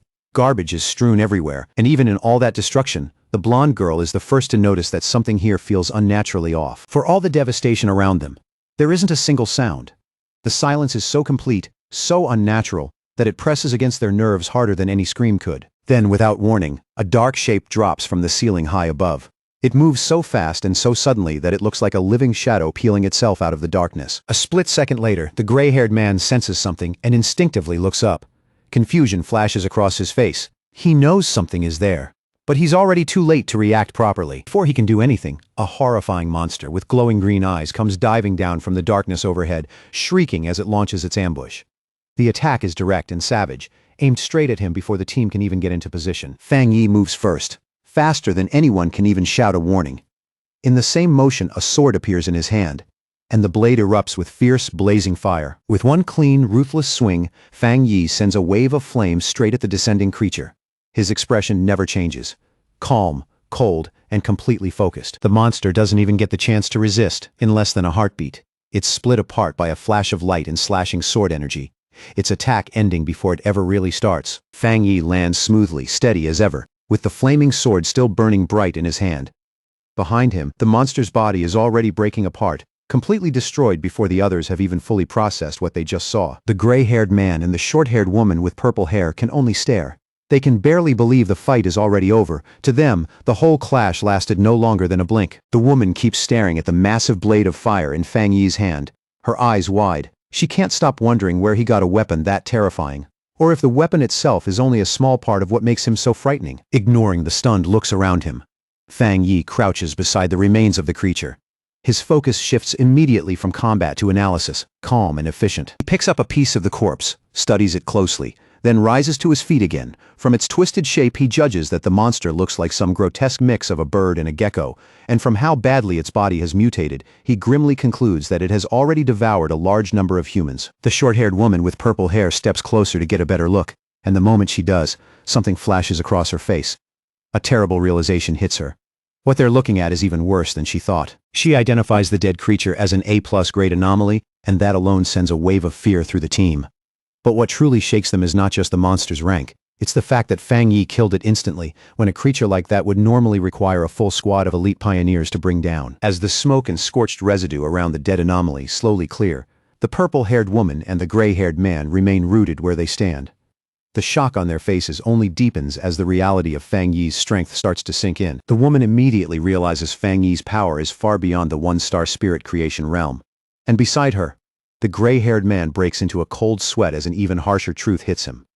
If Fang Yi had wanted to, killing him earlier would have been effortless. The brown-haired man finally admits, looking embarrassed, that he was wrong about Fang Yi.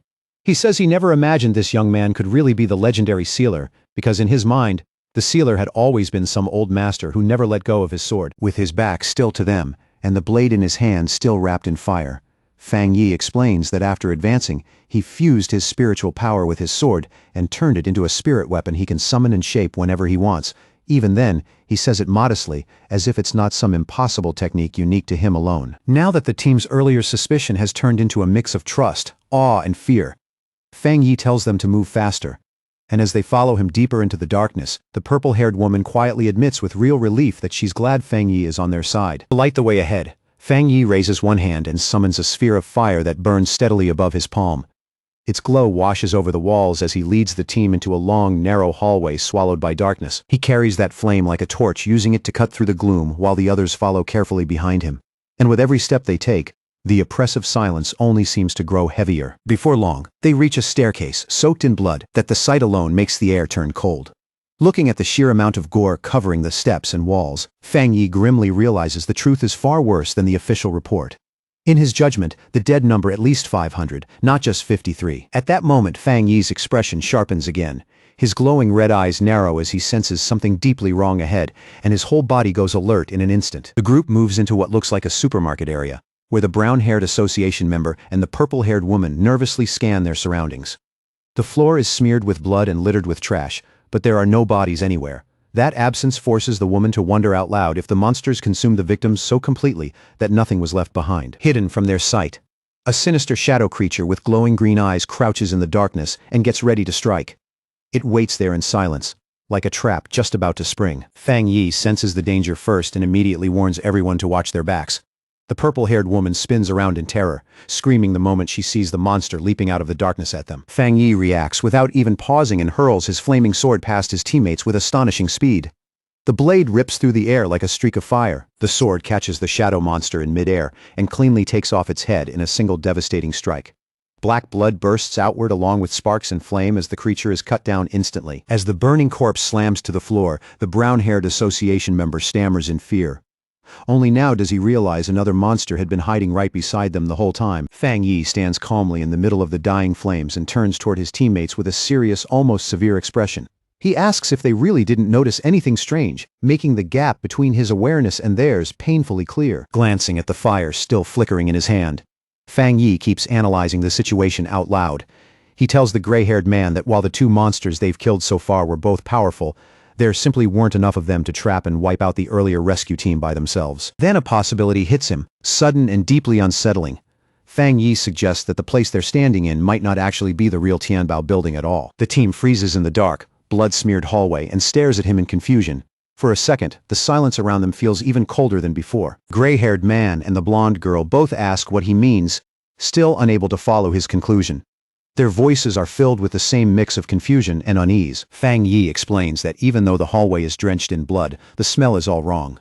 The strongest scent in the air comes from dark attribute energy and from the monsters themselves, but there's no matching stench of rotting corpses anywhere nearby. Once that thought clicks into place, Fang Yi decides he has to verify it right away. Guessing isn't enough anymore. He needs to test whether this whole environment is fake. The purple-haired woman watches nervously, her chest tightening as Fang Yi prepares to use a powerful technique. Even before he makes a move, she can already feel the air around him beginning to change. She gives a small nod and quietly agrees.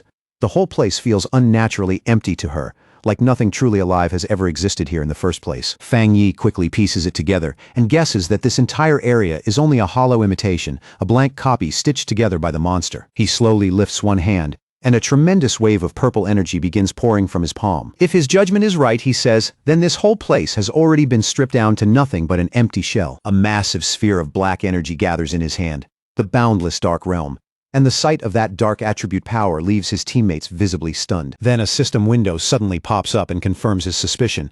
It detects a similar dark power called the Inner Dark World and asks whether he wants to view the details. The system explains that the Inner Dark World is a special space created by splitting the dark attribute, a nest-like domain that invades the original area and replaces it. It goes on to reveal that if they want to reach the true Inner Dark World, they first have to find the door that forms it and keeps it in place. Fang Yi understands immediately.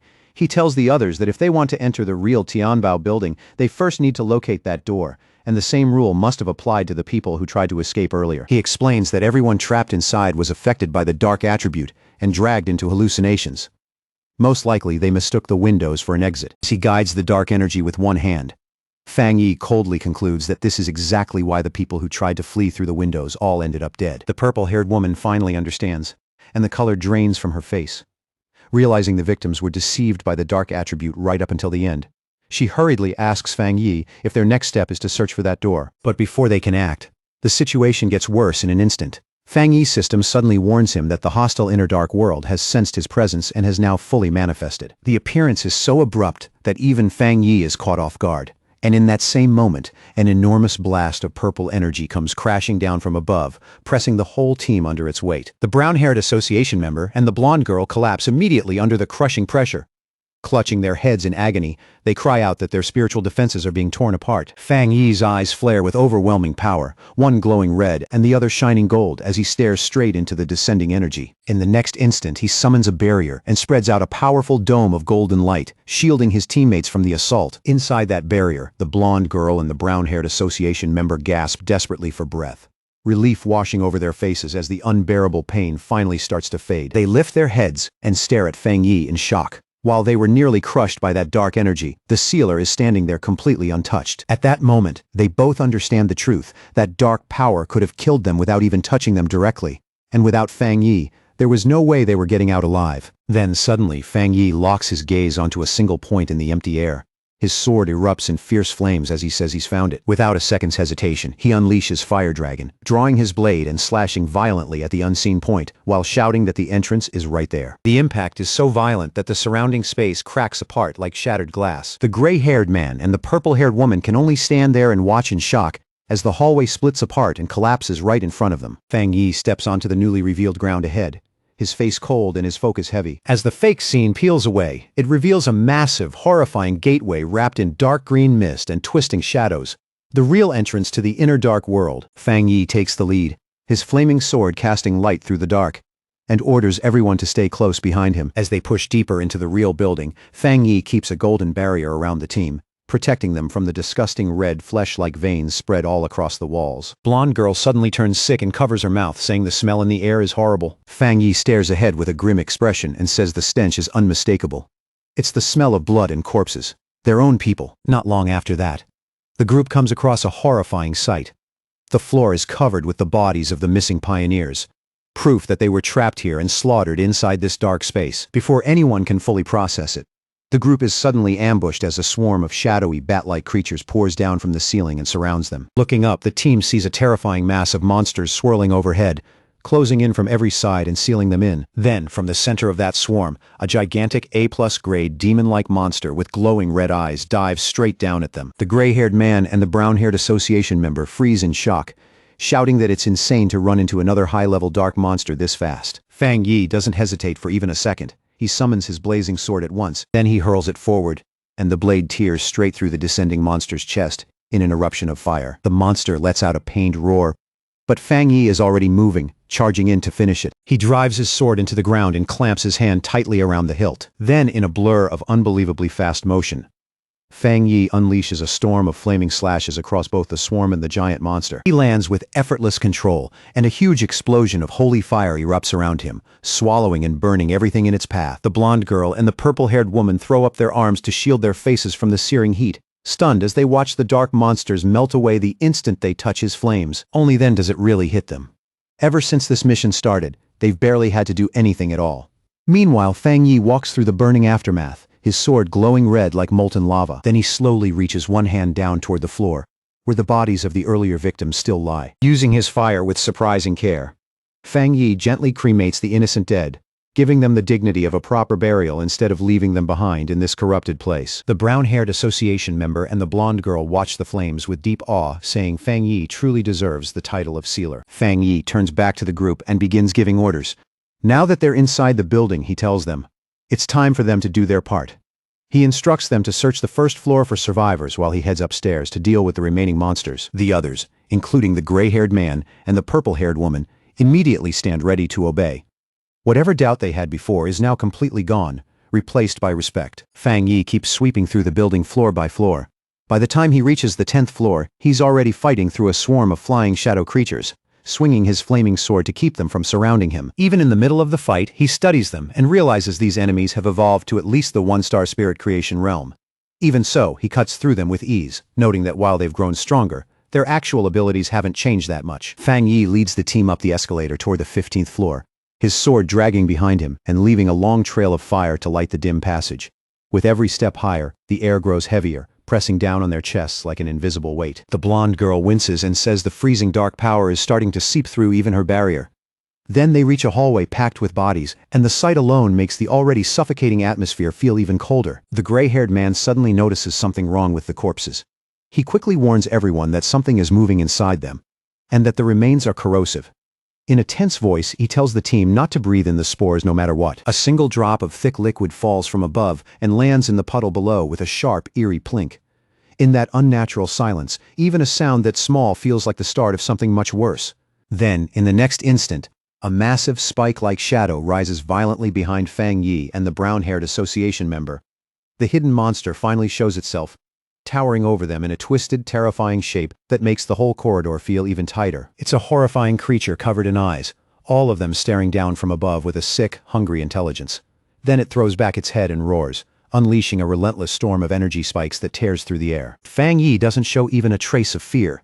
Instead, he smiles, and there's almost a note of excitement in his voice when he says things are finally starting to get interesting. Fang Yi spins his sword at blinding speed, and the motion instantly forms a burning shield of fire around him. One after another, the incoming energy spikes slam into the flaming barrier, only to be knocked away in bursts of sparks. The monster drops lower and charges in for a direct attack, but Fang Yi is already ready to meet it head-on. In that brief clash, he realizes the creature still isn't fighting seriously. It's stalling, buying time so it can keep evolving. Without hesitation, Fang Yi hurls his flaming sword forward with crushing force. The attack catches the monster off guard, and the instant the blade hits, a violent explosion fills the corridor with blazing light. Fang Yi reaches a hand toward the burning aftermath, almost looking disappointed. He tells the defeated monster he gave it too much credit, because he was expecting at least something on the level of a 3-star spirit creation opponent. The gray-haired man stays fully alert and sharply turns the moment he hears a faint sound nearby. At the same time, Fang Yi lifts his gaze toward the source and calmly asks, who's hiding there? Looking inside, Fang Yi asks if they're survivors.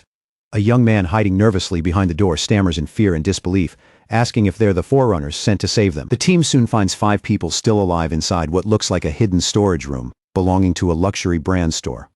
The survivors are packed tightly together in the dark, pale and trembling, with terror written all over their faces. Fang Yi quickly understands they must have hidden in this room to avoid the attack outside, and judging by the way they look, they've likely been trapped here for a long time, barely daring to make a sound. Seeing how terrified they are, Fang Yi softens his expression and gives them a gentle smile meant to calm them down. He reassures them that things are under control now and tells them clearly that they came here to rescue them. The brown-haired association member steps forward with a warm smile and introduces the group as members of the Kang City Spirit Association. He tells the survivors the monsters outside have already been dealt with and urges them to come out quickly while it's safe. The young male survivor stares at Fang Yi with wide eyes, clearly struggling to take it in. His lips tremble as he stammers, unable to believe that rescue really made it here. And he suddenly blurts out in shock, asking if Fang Yi really killed all those terrifying monsters with a single slash. His voice is full of disbelief, like he's talking about some legend, not something a real person could do. Meanwhile, outside Tianbao building, the monitoring team continues watching the situation closely. The whole structure is still wrapped in ominous red energy, But even through the tension, everyone at the monitors can tell something is different this time. They track Fang Yi's spiritual energy floor by floor, picking up the fire from his spirit weapon everywhere he goes. Then an analyst suddenly shouts that the latest reading has already reached the 40th floor, and the whole room freezes.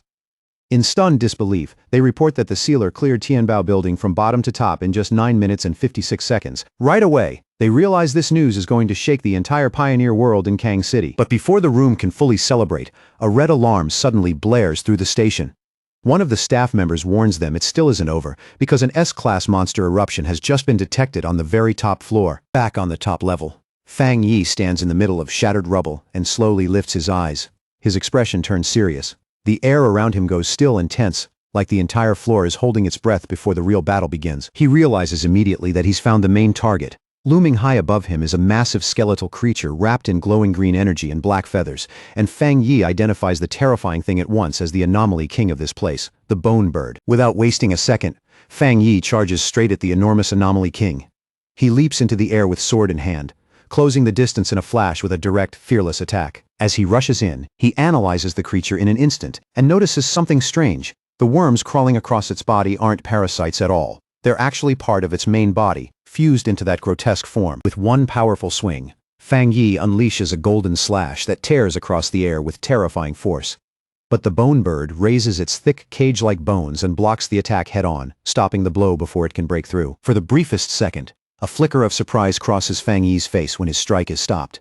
It lasts only an instant, but it's enough to show that this monster is at least worth noticing. The monster fixes him with its glowing green eyes and glares down at him with cold hostility. The look in those eyes is vicious and predatory, full of the confidence of something that still thinks it can win. Down below, his teammates can only watch in despair as the fight unfolds. Seeing even the powerful sealer meet resistance from the Anomaly King leaves them painfully aware of how small and helpless they are, with no real way to support him. Fang Yi lets out a quiet sound of annoyance. It's small, but the irritation in it is unmistakable. Having tested the creature enough, he decides the fight has already dragged on long enough. He stops holding back, and his presence alone makes it clear that he's about to end this for real. He calls down divine thunder, and crackling blue lightning instantly coils around his sword. The blade hums with violent energy as snapping electricity fills the air around him. Then he swings again with thunder surging through the blade. This time, the attack cuts through the bone defenses that stopped him before with shocking ease, like they were never strong enough to matter. The Bone Bird roars in pain and fury, but Fang Yi, wrapped in flickering blue lightning, only tells it coldly to stop making so much noise. His calm contempt hits even harder than the attack. Then he unleashes a massive vertical slash of blue energy that tears straight through the monster's giant body. The strike is clean, brutal, and overwhelming, splitting through it with unstoppable force. Staring coldly at the creature, Fang Yi remarks that even though this monster turned the building into a feeding ground, it's still much weaker than the Bat Anomaly King he fought before. To him, the whole battle is already starting to feel disappointingly one-sided. Fang Yi moves again at incredible speed, vanishing and reappearing around the monster as he unleashes a rapid flurry of slashes. Only after the barrage is finished does he land lightly back on the ground, steady and fully in control. The gray-haired man and the blonde girl stare in complete shock as they watch the fight. They realize Fang Yi isn't just resisting the monster or even matching it.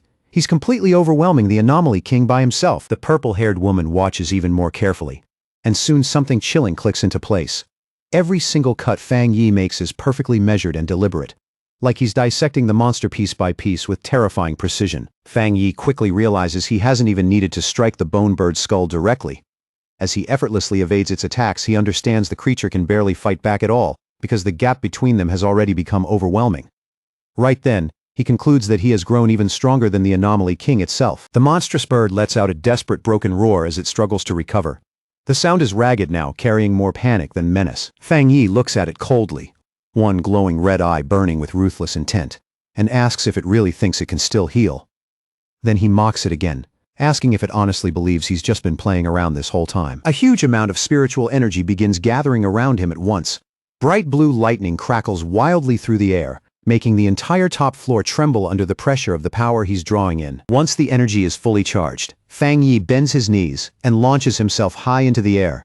He rises through the storm of lightning like a spear aimed straight into the sky. Then he drives that power directly into Tianbao building, releasing a massive pillar of lightning that blasts through the structure from top to bottom.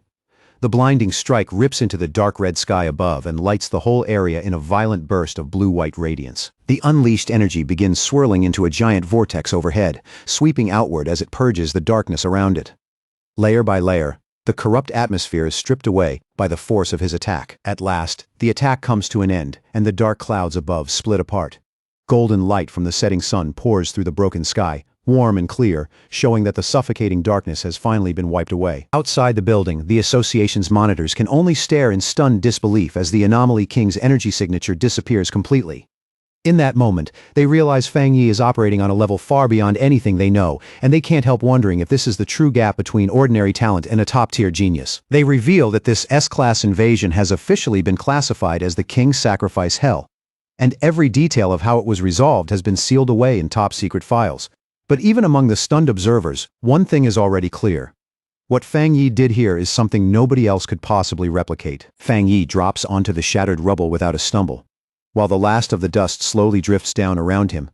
The brutal collision is finally over, and there he stands in the thinning haze, calm and completely untouched by the wreckage around him. He turns to the purple-haired woman and the gray-haired man, then tells them in a steady voice that the bone bird is dead. With the Anomaly King gone, he says, they can finally reconnect with the outside world. Purple-haired woman immediately raises her communicator and identifies herself as Fang Yi, her tone turning sharp and professional. She reports that the incident has been resolved and confirms that with the sealer's help, the mission was completed smoothly and much faster than anyone expected. While she continues her report, Fang Yi quietly starts heading for the exit. Like a victory of this scale means almost nothing to him. Song Yue adds that she expects the Kang City Spirit Association to show proper cooperation and gratitude for the help he gave them today. Then Song Yue's face suddenly shifts. Shock flashes through her eyes at whatever comes through the communicator.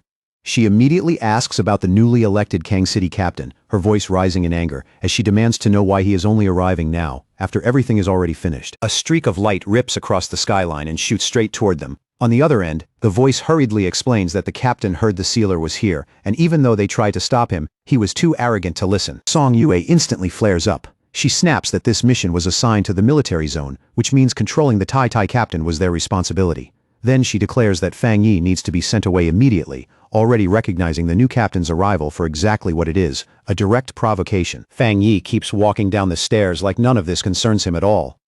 Song Yue coldly states that the sealer is the most important captain recommended by their zone, then warns that anyone stupid enough to provoke him will have to face the consequences themselves. Fang Yi steps out of Tianbao building, clearly ready to leave now that the fight inside is over.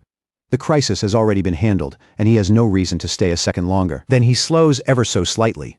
A faint look of confusion crosses his face as he senses something rushing down from above at incredible speed. The presence is sharp, reckless, and impossible to miss. A figure suddenly drops out of the sky like a meteor, diving straight toward him with explosive force. The pressure alone tears through the air and sends debris flying before the impact even reaches the ground. The man crashes down hard, gripping an energy weapon that hums with open hostility. He introduces himself as Yue Fengjiang, the new captain of Kang City, and immediately demands to know if Fang Yi is the sealer from Tai City. Fang Yi does not give ground by even a single step. He just stares back coldly. Yue Fengjiang moves closer and sizes him up at close range, wrongly deciding that Fang Yi must be a wind attribute pioneer. Still, he can tell Fang Yi is hiding his true strength, and guesses he is at least in the spirit creation realm. Without wasting another word, Yue Fengjiang shifts his energy weapon and turns it into a sharp claw-like form. The instant it changes, he lunges in and attacks. Fang Yi draws his flaming sword in one clean motion, and the clash begins on the spot. Fire and raw force slam into each other as the two launch into a fast, violent exchange across the ruined street. The captain suddenly leaps high into the air and brings down a crushing blow, trying to finish Fang Yi in a single strike. Fang Yi is forced to dodge aside as Yue Fengjiang slams into the street below, cracking the ground on impact. From the very beginning, Yue Fengjiang looks down on Fang Yi, convinced he is dealing with nothing more than some arrogant brat. In his eyes, this fight is the perfect chance to build his own reputation and tighten his family's grip over Kang City even further. On the surface, he laughs like he's being generous. He even thanks Fang Yi for resolving the crisis, but in the very next breath, he accuses him of crossing the line, smugly lecturing him about rules, rank, and seniority. Fang Yi is completely unmoved by the speech. In a cold, flat voice, he says he only came because the military asked for support, and when he arrived, there wasn't a captain anywhere in sight. Then he directly asks what this newly appointed captain actually wants. Yue Fengjiang gives him a smug little smile and claims he's a man of taste with no bad intentions. But the greed beneath the act shows itself almost immediately when he reveals why he stopped Fang Yi in the first place. He wants to borrow Fang Yi's sword. As the words leave his mouth, dark energy starts gathering in his hands. The aura around him thickens with hostility, making it obvious this was never a polite request. Wrapped in a purple and white aura, Yue Fengjiang openly threatens him. If Fang Yi refuses, he says, then he will never leave Kang City alive. Fang Yi stays calm the entire time. Not even the slightest trace of panic appears on his face. Instead, he smiles, like the whole demand sounds ridiculous to him.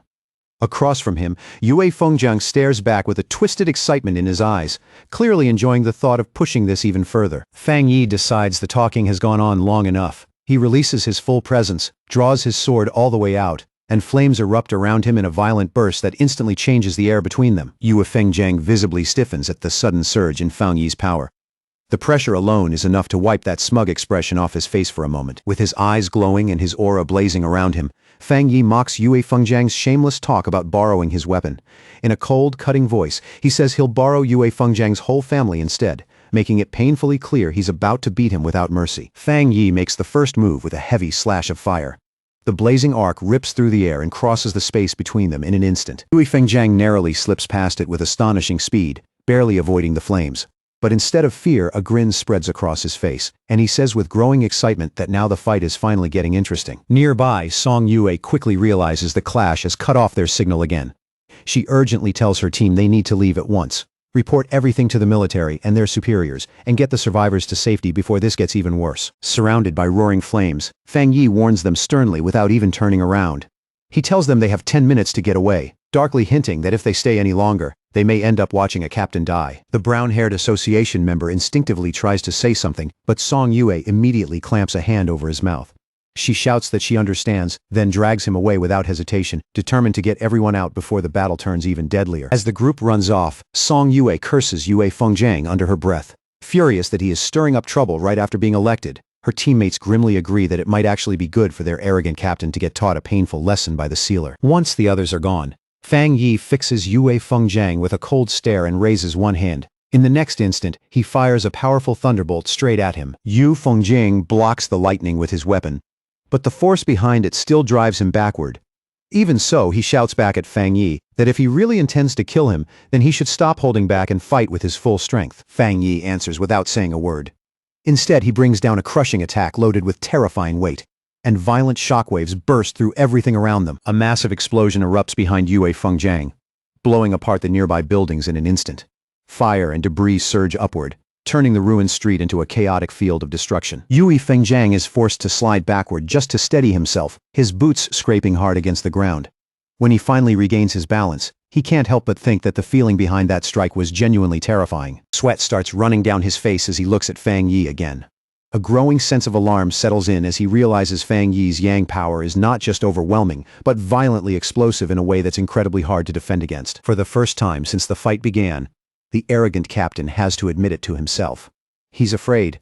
Across from him, Fang Yi stands inside the raging flames like a dark silhouette with glowing red eyes, then gives a faint smirk at Yue Fengjiang's earlier challenge about using his full power. He coolly replies that if he really fought with 100% of his strength, Yue Fengjiang probably would not even last 10 minutes.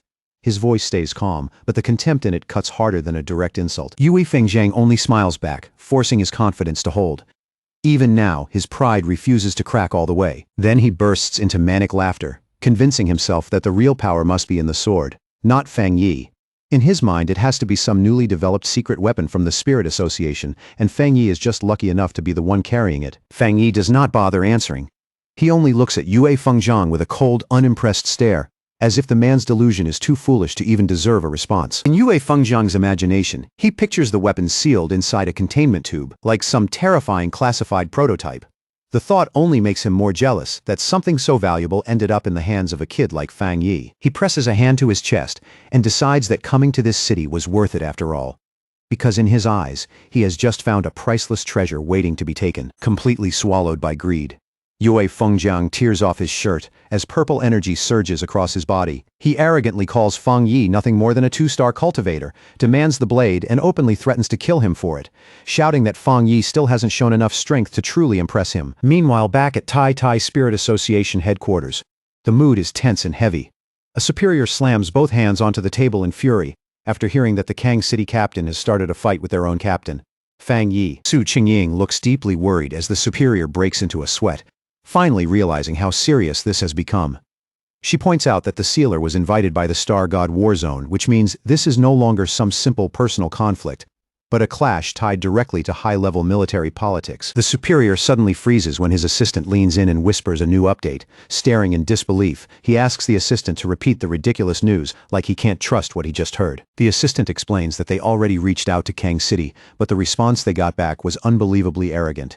The other side said that if the fight is not stopped within 10 minutes, things will become irreversible, clearly assuming Fang Yi is the one about to lose. In their eyes, Kang City ranks third among the cities, so their captain simply cannot be defeated. The Tai officials are stunned, and just as insulted. The contempt in that reply is impossible to miss. Kang City is openly looking down on them. Superior slams his fist onto the desk again, his face darkening as he curses the Kang City officials for being complete idiots. He realizes they think sealing a top-level monster is some simple routine job and that they have no idea what kind of person Fang Yi really is. The assistant quickly adds that the Kang City captain is rumored to have only recently reached the 3-star rank. On top of that, he comes from a massive family with resources that seem almost endless, which is exactly why he has grown so arrogant and untouchable. The superior turns toward the window and lets out a cold scoff at the mention of a mere 3-star. With a grave look on his face, he says Fang Yi holds multiple top-level powers, and his real combat strength has long gone far beyond the realm written on paper. Then he reaches a grim conclusion. Since Kang City never went through the King's Sacrifice hell themselves, they have no clue what Fang Yi's title really means. In his view, their captain is not just going to lose this fight, he may end up dead. Back in the fight, Fang Yi pulls his arm back and readies a devastating punch. His glowing red eye burns with a ruthless light, making the pressure around him feel even heavier. The punch smashes straight across Yue Fengjiang's face with brutal force.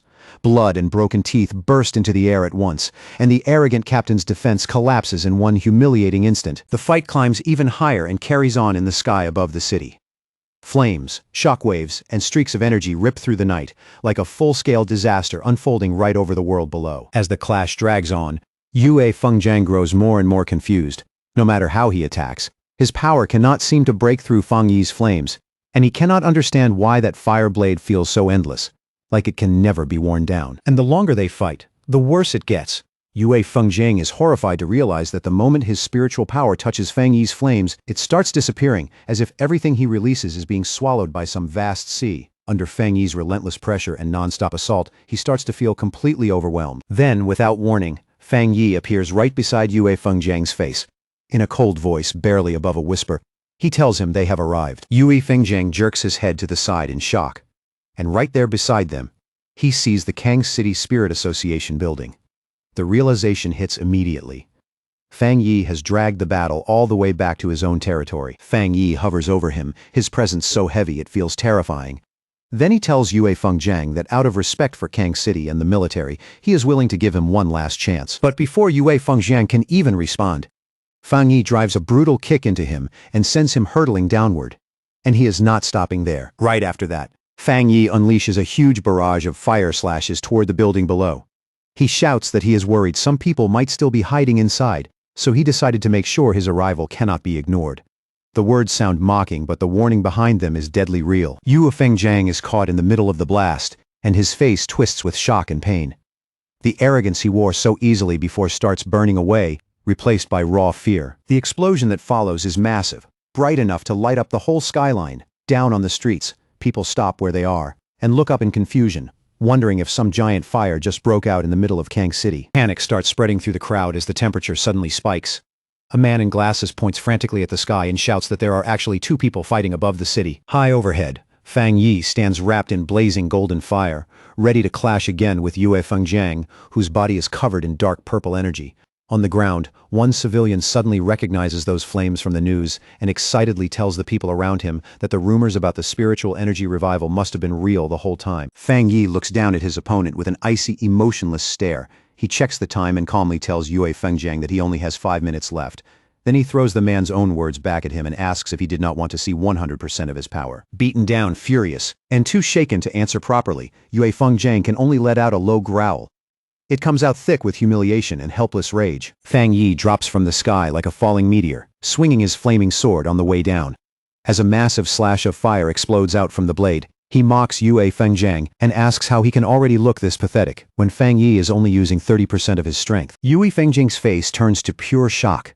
He cannot understand how this is still not Fang Yi's full power, because in his mind, there is no way a mere 2-star cultivator should be this monstrously strong. That is when real fear finally takes hold. As he watches the attack rushing straight toward him, Yue Fengjiang feels his instincts scream louder than his pride for the very first time. The massive beam of fire slams into him head-on and blasts him across the sky. Wrapped in scorching flames, he is sent flying like a shattered projectile. Meanwhile, far away at Spirit Association headquarters in Shen City, the Situation Room has already fallen into chaos. Staff rush back and forth in alarm as fresh reports keep pouring in. An operator reports a huge energy spike somewhere in the country. The map is immediately enlarged and locked onto Kang City, where the readings show energy levels rising rapidly right around the Spirit Association building. The superior with glasses stares at the screen in confusion and points out that the energy signature is not dark attribute, meaning this is not a monster invasion. He immediately demands to know what is happening over there. Then a subordinate rushes in with a shocking report. The new Kang City captain, Divine Blade, is fighting the Tai City captain, the Sealer. And it gets even worse when the report explains that Divine Blade tried to steal the Sealer's weapon after Fang Yi helped save the city, and attacked with clear intent to kill when Fang Yi refused. The superior explodes in rage, shouting that Kang City must have a death wish. He orders his staff to warn Kang City immediately and force them to stop the fight at once, threatening to remove every senior official in the Kang City Spirit Association if they fail to act. Then he declares that someone needs to be sent there right now to take control of this incident. At that moment, the doors to the conference room swing open. A lone figure appears in the entrance and instantly draws every eye in the room. The blue-haired woman steps inside and volunteers for the mission without a second of hesitation. She is Gu Yuro, a headquarters forerunner of the Spirit Association, known by the codename Sea Mystic. Somewhere else in the city, a young girl standing by a window excitedly calls out to her mother that she can see a shooting star. The bright light from the battle shines clearly in her wide, innocent eyes. Her mother reacts immediately, yanking her daughter back to protect her. She stares out in horror as a huge burst of light flashes across the glass walls of the nearby skyscrapers, then urgently tells the family to run. Inside the apartment, the family starts hurriedly packing bags with shaking hands. The father makes the call right away and says Kang City is no longer safe, and they need to leave for Shen City immediately. As they take one last look out the window at the smoke rising over the city, the mother breaks down in tears. The father does his best to steady the family, promising they will find a way out as they leave behind their home and everything familiar. Back in the sky a minute earlier, Yue Fengjiang screams in agony as a massive wave of fire swallows him whole. Trapped inside the burning blaze, he struggles desperately against the unbearable heat. He finally bursts out of the flames battered, shirtless, and badly wounded, then roars a furious threat at Fang Yi. He warns that his powerful Yue family will never let this go, and that they will come after him for what happened here. Fang Yi stays calm in the sky, not paying those threats any attention at all, while Yue Fengjiang keeps screaming that the Kang City Spirit Association will never let him escape. Down below, inside the glass-walled headquarters, a group of officials watches the battle in growing panic. Looking at the brightness and force of the attacks, they realize their captain cannot hold on much longer and start shouting for someone to save him. They desperately yell for the Tai City captain to stop his attack immediately. But Fang Yi gives them nothing except a silent, icy look. The annoyance on his face makes it clear their words mean absolutely nothing to him. Looking down at the officials gathered inside the building, Fang Yi listens as they loudly declare that Yue Fengjiang is their captain, and that attacking him is the same as provoking their entire association. The more they shout, the more obvious their cowardice becomes. One of the officials slams his fist against the glass wall and angrily shouts that they will never accept this. The words sound bold, but the panic behind them is impossible to hide. Fang Yi looks at them with glowing red eyes, completely unimpressed, even standing in front of someone far stronger than they are. The Kang City Spirit Association still chooses arrogance over common sense, and to him, that only makes them look more ridiculous. A huge spiral of fire rises around Fang Yi as he coldly mocks them. He suggests that they ignored the other captains because they assumed their own captain was stronger than everyone else, or maybe because they simply did not want to get involved until the danger reached their own doorstep. Having decided they need to be taught a lesson, Fang Yi swings and sends a massive fire slash straight at the Spirit Association building. The attack tears downward with merciless speed. Inside, the officials duck and scramble for cover in terror as the holy flames smash through the windows and sweep into the office. Fire tears across the room, burning through everything in its path and proving beyond doubt that their threats carry no weight in front of him. Fang Yi turns away from the destruction with open disgust in his eyes. Floating above the battered Yue Fengjiang, he coldly mocks him and asks if he really thought he could take that sword from Fang Yi's hand with strength that pitiful. The battle reaches its cruelest point as Yue Fengjiang, who was so arrogant just moments ago, is left bleeding, exhausted, and gasping for air. His whole body trembles under the strain, and it is obvious he is nearly at his limit. High in the sky, Fang Yi coldly asks Yue Fengjiang if he can endure what comes next. Then, like a meteor falling from the heavens, he hurls his flaming sword straight down at him with unstoppable force. Instead of dodging, Yue Fengjiang actually grins, his eyes shining with pure greed as he charges straight at the falling blade. While rushing in, he mockingly curses the local association for being useless, convinced that only someone like him deserves to claim a treasure this powerful. His face twists into something wild, almost insane, as he screams at the top of his lungs that this treasure belongs to him and him alone. By that point, reason is already gone. All that's left is obsession. Fang Yi watches him in silence, one glowing red eye fixed on him with cold, merciless calm. Deep down, he thinks he will never understand pioneers like this, people who were given power to protect humanity, only to use it to rob, kill, and take what was never theirs. To Fang Yi, people like that are nothing more than criminals hiding behind status and strength. Worse than that, he sees them as one of the reasons humanity keeps getting pushed closer and closer to ruin. With one last icy look, Fang Yi makes up his mind to end this for good. At the same time, Yue Fengjiang keeps charging forward in a fever of excitement, completely blind to the fact that he is running straight into his own death. The instant Yue Fengjiang reaches out and tries to grab the weapon, a massive explosion goes off. A giant sphere of fire engulfs the entire area in one terrifying flash, blasting heat and light across the ruined skyline. Standing calmly inside the roaring flames, Fang Yi reveals in an almost casual tone that he forgot to mention one thing. His Tang sword is not an ordinary spirit weapon at all. It is a special weapon he forged with his own hands, and it recognizes only one master. The shockwave sends the officials of the Kang City Spirit Association stumbling and screaming as they run for their lives. All around them, the building starts coming apart under the pressure, glass bursting, concrete cracking, and panic spreading everywhere at once. As they stare at the inferno in disbelief, confusion takes over their faces. The only thing they can think of is the report saying the sealer was just at the 2-star spirit creation realm, while Yue Fengjiang was supposed to be a full realm above him. The leader of the Kang City Spirit Association stands there shaking uncontrollably, his face pale with fear. In that moment, it hits him with crushing clarity that the information they trusted was wrong from the very start. He knows better than anyone that Yue Fengjiang was the city's only 3-star spirit creation expert, a celebrated genius backed by enormous family resources. He was already close to the Jinggang realm and was even seen as one of the top 5 captains in the whole country. And yet, even with all that talent, status, and support behind him, he was still no match for Fang Yi. As the dust slowly settles, Fang Yi descends lightly onto the rubble, calm and steady, as if that violent battle barely cost him anything. He stands there in silence, burning sword still in hand, and the pressure coming off him makes everything painfully clear. Fang Yi has already moved far beyond the level of an ordinary city captain. If he truly wanted to, he now has the terrifying power to wipe out an entire city by himself. Wang Zhong, the leader of the Kang City Spirit Association, is trembling so badly he can barely stay on his feet. Looking at the destruction around him, he wonders in horror if Fang Yi really plans to bury the entire Kang City Spirit Association along with their defeated captain. Overcome with fear, Wang Zhong collapses to the ground beside his terrified subordinates and begs the Tai City captain for mercy, shouting that this whole thing was their fault. Just then, the distant sound of an approaching helicopter cuts through the burning silence. That sudden mechanical roar breaks the suffocating tension and makes everyone look up at once. Inside the cockpit, the pilot quickly reports to his superior that there is an extremely pure and overwhelmingly strong Yang attribute source up ahead. At the same time, he notes in surprise that the flames around the Spirit Association seem to be weakening little by little. Standing at the open side door of the helicopter, Gu Yuro gathers a massive amount of blue water energy in her hands. Feeling the heat even from this distance, she narrows her eyes and wonders whether the fire below is really dying out, or if something even more dangerous is still hiding inside it. Afraid they may have arrived too late, Gu Yuro stops hesitating and releases her power. Streams of blue energy pour down from the sky like rain, washing over the burning ruins as she tries to put out the remaining flames. Looking down at the destruction below, even Gu Yuro has to admit how frightening Fang Yi's strength is. To herself, she thinks it is truly astonishing that one person came this close to wiping out the third largest city through sheer power alone. She quickly realizes that Fang Yi's strength has already reached the level of a true national-class pioneer. But as her rain keeps falling, she notices something even more important. Her water is only able to extinguish the flames because Fang Yi has already chosen to hold back. In other words, he showed mercy.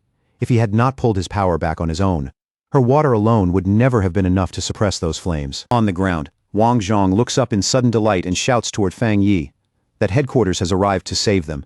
His voice is filled with desperate hope, like a man who has finally found a lifeline. Fang Yi does not respond at all. He just stands there in silence, expression unreadable, and lifts his eyes toward the newcomer in the sky. From the helicopter above, Gu Yuro quietly stares back at him.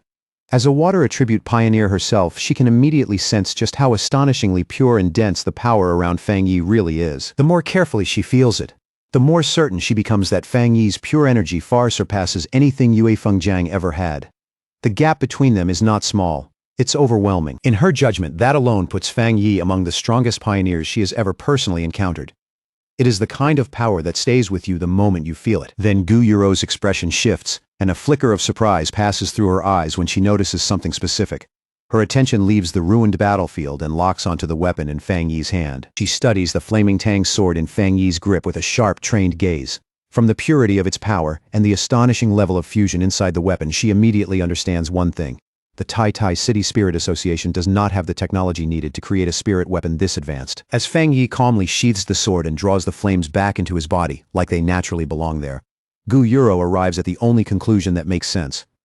That spirit weapon was not given to him by anyone. Fang Yi made it himself. Now that the helicopter is overhead, Wang Zhong suddenly finds a little courage and points a trembling finger at Fang Yi. In a shaky but self-righteous voice, he demands to know whether the sealer really needed to be this ruthless and asks how Fang Yi plans to explain himself now that headquarters has arrived in person. Fang Yi turns his eyes on him with terrifying intensity, and the pressure alone nearly makes Wang Zhong stop breathing. In a cold voice, he reminds the official that he already gave them a full 10 minutes to settle the matter, yet during all that time, they failed to offer even a single explanation. And Fang Yi turns away like Wang Zhong is not even worth another look. In his eyes, their silence already said everything. It meant they had silently agreed that their own captain deserved to die. Without warning, Fang Yi releases a massive wave of fiery energy that whips around the terrified officials and traps them in scorching heat. In a voice that allows no defiance, he warns them that if they dare speak to him with that same disrespect again, he will kill every last one of them along with their fallen captain. At that exact moment, Gu Yuro descends from the sky wrapped in swirling blue water energy, her entrance sharp and commanding. Calling out to the Tai City captain, she orders him to stop this aggressive behavior at once. Fang Yi slowly turns his head in silence to face the new arrival. His expression stays calm, but his eyes make it clear that he is judging her the moment she lands. Wang Zhong is suddenly overjoyed. Convinced Fang Yi has finally crossed a line he cannot escape. In his mind, no matter how strong the sealer may be, there is no way he can kill a city captain and walk away without consequences. If something like that were allowed, then every captain in the country would be living under threat. Gu Yuro lands firmly and introduces herself without wasting a second. In a stern voice, she asks how the Spirit Association is supposed to manage its regional branches at all if chaos on this scale is allowed to happen unchecked. Hearing that, Wang Zhong's face twists into a wicked, relieved smile. He eagerly assumes she has come to take his side and waits for her to punish Fang Yi for destroying their headquarters. But to the complete shock of everyone there, Gu Yuro does not move against Fang Yi at all. Instead, she steps forward respectfully and admits that this entire incident was a failure of duty on the Spirit Association's side. She lowers her head in apology and sincerely promises Fang Yi that headquarters will give him a proper explanation for everything that happened here. Her tone is serious, with no room for misunderstanding. Fang Yi's expression softens just a little, and the faintest smile touches his face. He simply lets out a quiet hum in acknowledgement, accepting her apology without saying anything more. Wang Zhong freezes where he stands, his face going blank with disbelief. Only now does it fully sink in that headquarters has chosen Fang Yi's side, not his and not Kang City's. He keeps trembling, unable to make sense of what he is seeing. Everything is unfolding in a way that completely shatters the authority and certainty he thought he had. He watches in stunned silence as Gu Yuro bows to Fang Yi. And only then does he understand what that gesture really means. This is headquarters' respectful way of dealing with the sealer. In other words, they plan to support him, compensate him, and avoid turning this into an even bigger conflict. Wang Zhong is horrified, and he cannot stop asking himself if this is really how it ends. His captain was burned alive right in front of him, yet headquarters is not treating Fang Yi like the guilty party, and they are not putting the blame on him the way Wang Zhong expected. Fang Yi remains calm, because the opinion of the local association means nothing to him. In his eyes, Yue Fengjiang tried to kill him for his weapon, and repaid help with greed and hostility, so the man's death was completely deserved. Gu Yuro then turns away from Fang Yi and walks toward the frightened local officials.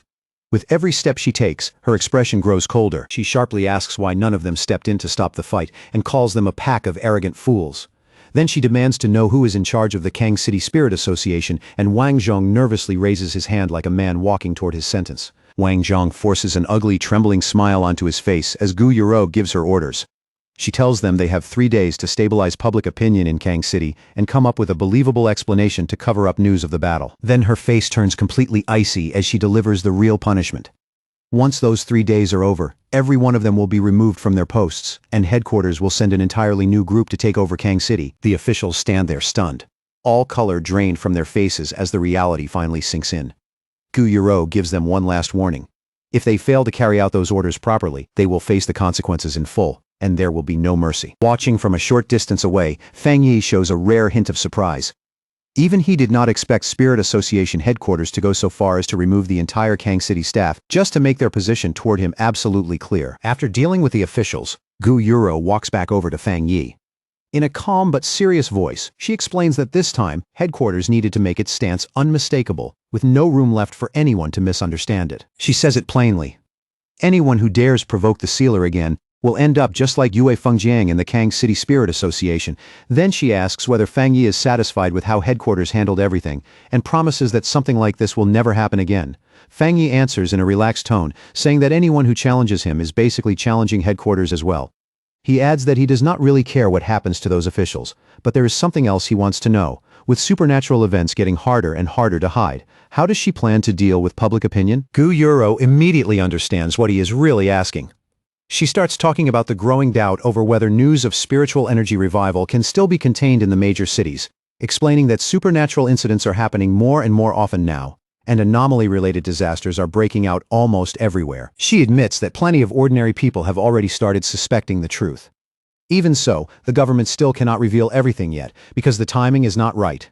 If the truth came out now, she warns, the whole world would change overnight. Society would fall into chaos, and the fragile order they have been fighting to preserve would start collapsing from the inside.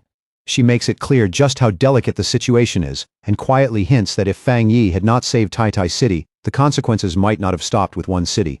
They could have spread much farther than that. Hearing that, Fang Yi thinks back over everything that happened in his recent battles. He begins to realize that the era of spiritual energy recovery may have truly started the moment the Anomaly King was destroyed, and he cannot help thinking that without sacrifices from powerful people like Elder Wu, this new age might have arrived even earlier, when humanity would have been even less prepared to face it. At that point, Fang Yi finally understands the government's reasoning.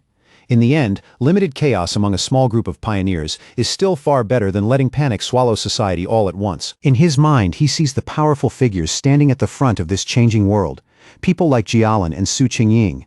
He understands that if the country wants ordinary people to keep living under the appearance of peace, then it needs top-tier pioneers like them, standing in front of every crisis, holding the line. Fang Yi lowers his eyes to the ruined city around him, and finally understands why Xiaoguo is so strict about controlling public opinion. Looking at the wreckage, the logic behind that caution is impossible to ignore. By controlling information tightly, they can stop weaker pioneers from recklessly stirring up trouble, and keep mass panic from spreading through the general public. That buys ordinary people more time to slowly adjust to the new era. Even so, Fang Yi can already see the weakness in that plan. It only works as long as enough powerful pioneers are willing to cooperate. A faint smirk touches Fang Yi's face as that thought settles in. He can already feel how urgent things are becoming, and the pressure of what is coming is no longer something anyone can pretend to ignore. As Fang Yi gets ready to leave, he quietly admits to himself that while his current strength was enough to deal with the disaster in Tai City, it still is not enough for what lies ahead. Compared to the future he can already feel approaching, this victory feels less like an ending and more like a warning. Before he can follow that thought any further, Gu Yuro speaks up and cuts in. With clear respect in her voice, she tells him that a special plane has already been arranged to take him back to Tai City, but asks him to give her a moment first because she has a personal request. Adjusting her glasses with a soft smile, Gu Yuro openly shares her sincere admiration. She tells Fang Yi that she truly envies Tai City for having someone so young who not only has the terrifying power to destroy a city, but also has the restraint and character to keep that power under control. Fang Yi looks at her with mild interest, a hint of amusement in his eyes. Then he tells her there is no need to be so formal with him. Gu Yuro then reaches out her hand in a warm, straightforward gesture. Speaking not as sea mystic, but simply as Gu Yuro. She asks if she can be friends with him. The sincerity in that request genuinely catches Fang Yi off guard. For a brief moment, even he does not know how to respond. At the Star God Warzone headquarters, Jialin listens in silence as her blonde subordinate reports everything that happened in Kang City, and the more she hears, the darker her expression becomes. Jialin suddenly slams her hand down on the desk, her voice sharp with anger as she calls the whole situation absurd. She does not hold back at all, cursing the Kang City Spirit Association as a bunch of idiots who created trouble after being saved. Her eyes shift to a chart showing the strategic rankings of the cities. Looking at it, she notes that Kang City, currently ranked 3rd, is already starting to slip. She predicts that if this keeps going, Kang City will soon fall out of the rankings completely, and concludes that Spirit Association headquarters needs to take control there immediately. Jialin's blonde subordinate comments that headquarters handled this matter pretty well, especially Gu Yuro. He notes that Sea Mystic may already be trying to pull Fang Yi over to their side. Jialin gives a cold little nod and says that whatever reward they offer the sealer, it has to be better than anything the association can provide. Without any hesitation, she decides to double the original reward promised for Fang Yi's help in Kang City. The subordinate then openly praises Fang Yi's strength, saying that the balance he shows between ruthlessness and control is exactly what makes him fit to stand as a city leader. In his eyes, Fang Yi has already shown the kind of presence ordinary people simply cannot imitate. After that, he proposes a very specific reward, one he believes suits Fang Yi far better than money or ordinary resources ever could. From the sound of his voice, it is obvious he has thought this through carefully. He places a folder labeled Top Secret Restricted Area onto the desk in front of Jialin. The moment it lands on the table, the atmosphere in the room quietly changes. Jialin goes silent for a moment, immediately understanding how serious that suggestion really is. Her expression turns thoughtful as she weighs what it would mean. She dryly remarks that if she did not already know how much he admired Fang Yi, she might think he was deliberately trying to make things hard for him. The place he suggested is not something people bring up lightly. The subordinate only smiles and calmly says that crisis and opportunity always come together. In his view, Fang Yi is the only one truly worthy of entering a place like that to train and grow stronger. He adds that another genius from their war zone is already training there too. Then he explains that in the future, things even more terrifying than the king's sacrifice hell will appear, and if they want to face that unknown future, Fang Yi needs to become stronger as quickly as possible. Jialin slowly agrees and pulls the documents closer, her gaze growing deeper as she looks them over. She even wonders for a moment whether their restricted area might still be too simple for someone like Fang Yi. Right then, the door suddenly bursts open, and a staff member rushes into the room in a panic, loudly calling out for Jialin. The interruption cuts straight through the heavy discussion. Breathing hard, the staff member delivers a piece of shocking news that leaves both Jialin and her subordinate stunned. Elder Wu has awakened, and the very first thing he wants is to speak with her. Several hours later, back in Tai Tai City, warm sunlight spills over Fang Yi's new luxury villa. After all the destruction and tension in Kang City, the quiet scene almost feels unreal. Inside the villa, Fang Yi sits casually on the couch while checking his phone. The calm, ordinary silence around him feels like a complete contrast to the chaos he had just walked through. Then a bank notification suddenly pops up on the screen, telling him that 10 million yuan has been transferred into his account. He quickly figures this is most likely the reward Jialin promised him earlier. Just then, Lin Yi walks in and happily welcomes her cousin home. At the same time, she tells him she already saw everything about the Kang City incident spreading across the forums. Fang Yi lightly reassures Lin Yi and tells her not to worry so much, but she still looks uneasy. The internet is already full of wild rumors claiming that he brutally killed Kang City's captain, Divine Blade. Fang Yi says those rumors are obviously exaggerated, then flicks her forehead in a familiar teasing way. He tells her to stop wasting time reading forums all day and focus properly on her training instead. After that, Fang Yi gets to his feet and says he is going to train for a while. Calmly, he adds that he wants to try for another breakthrough. Lin Yi stares at him in shock, almost thinking she heard him wrong. She asks if he is moving too fast, because he only just advanced not long ago, and now he is already talking about reaching the 3-star spirit creation realm. Fang Yi just laughs and says nothing is certain yet. After he leaves, Lin Yi stays standing there alone, hands clasped together, worry written all over her face.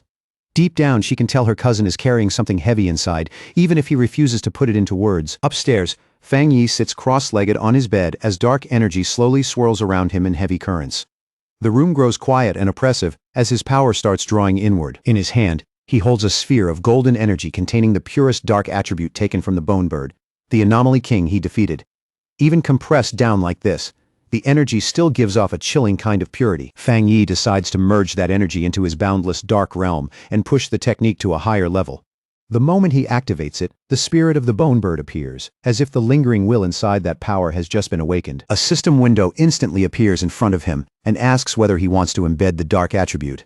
The prompt glows quietly in the dim room. Fang Yi accepts without any hesitation, and a golden sphere of energy immediately blooms around him as the fusion begins. Power ripples through the room in silent waves. The system soon confirms that the fusion succeeded, and that his boundless dark realm has been upgraded. From now on, any enemy pulled into his dark domain will not only face the realm itself, but also the bone bird and the other anomalies sealed inside it. Fang Yi remains suspended in deep meditation, his body floating slightly as power glows around him. The energy moving through him feels denser now, and far more dangerous than before. Inside his mind, he starts seeing the shapes of the countless monsters he has absorbed.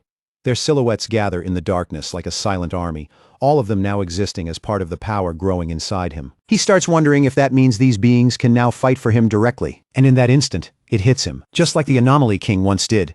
He now has the power to command these anomalies himself. The moment that realization settles in, Fang Yi releases all of his strength. A gigantic golden avatar wrapped in fire rises into the sky.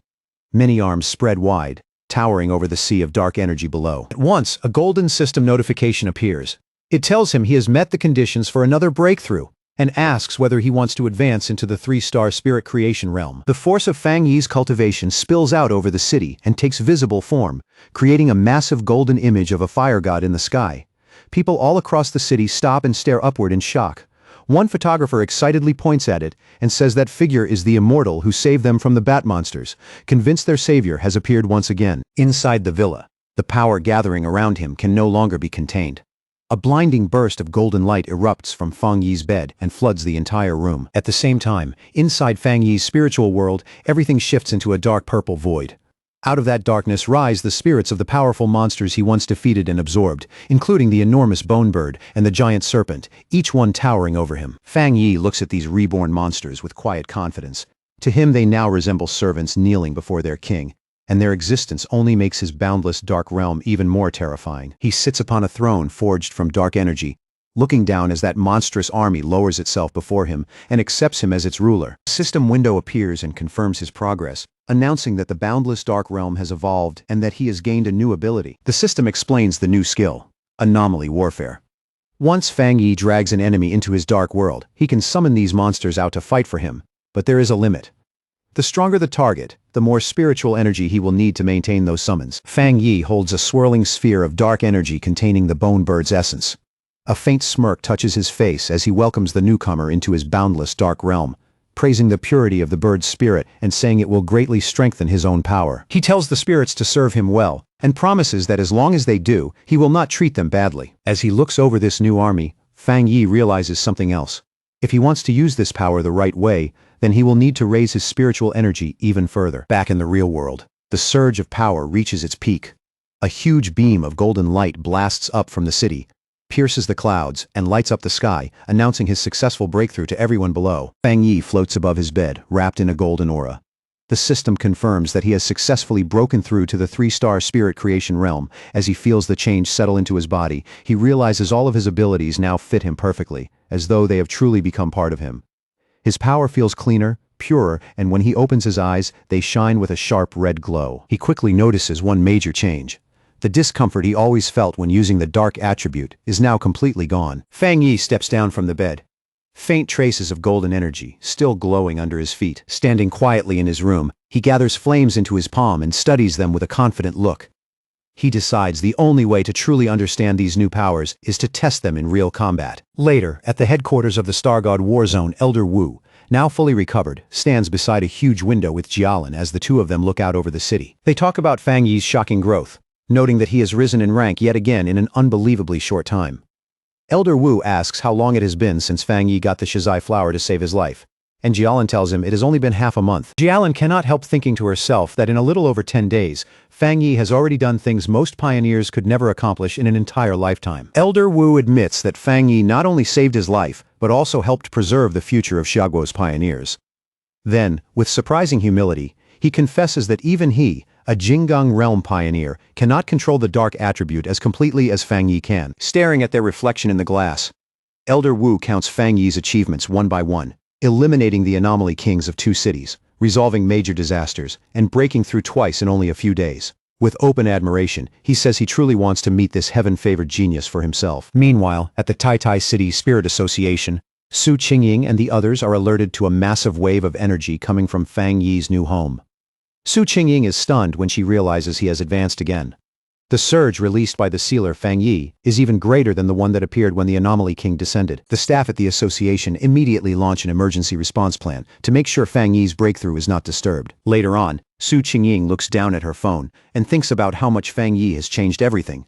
Ever since the disaster, he has earned overwhelming respect. And now even ordinary people feel safer just knowing his spiritual power is there guarding them. She scrolls through the online discussions and quietly joins in from an anonymous account, telling people just how powerful the sealer really is. She even mocks the pioneers from Kang City for looking down on him before, and brings up how their captain ended up completely humiliated. The thought satisfies her. The stronger Fang Yi's reputation becomes, the less trouble he should have to deal with later. At the same time, in an office in Kong City, Chu Qingli sits in front of a computer with an irritated look on her face. She bitterly complains that cultivation is way too difficult, and that she has been stuck forever trying to break into the 2-star Ghost Axe realm. She searches for information about the sealer on the Pioneer network, only to find that no one answers her messages.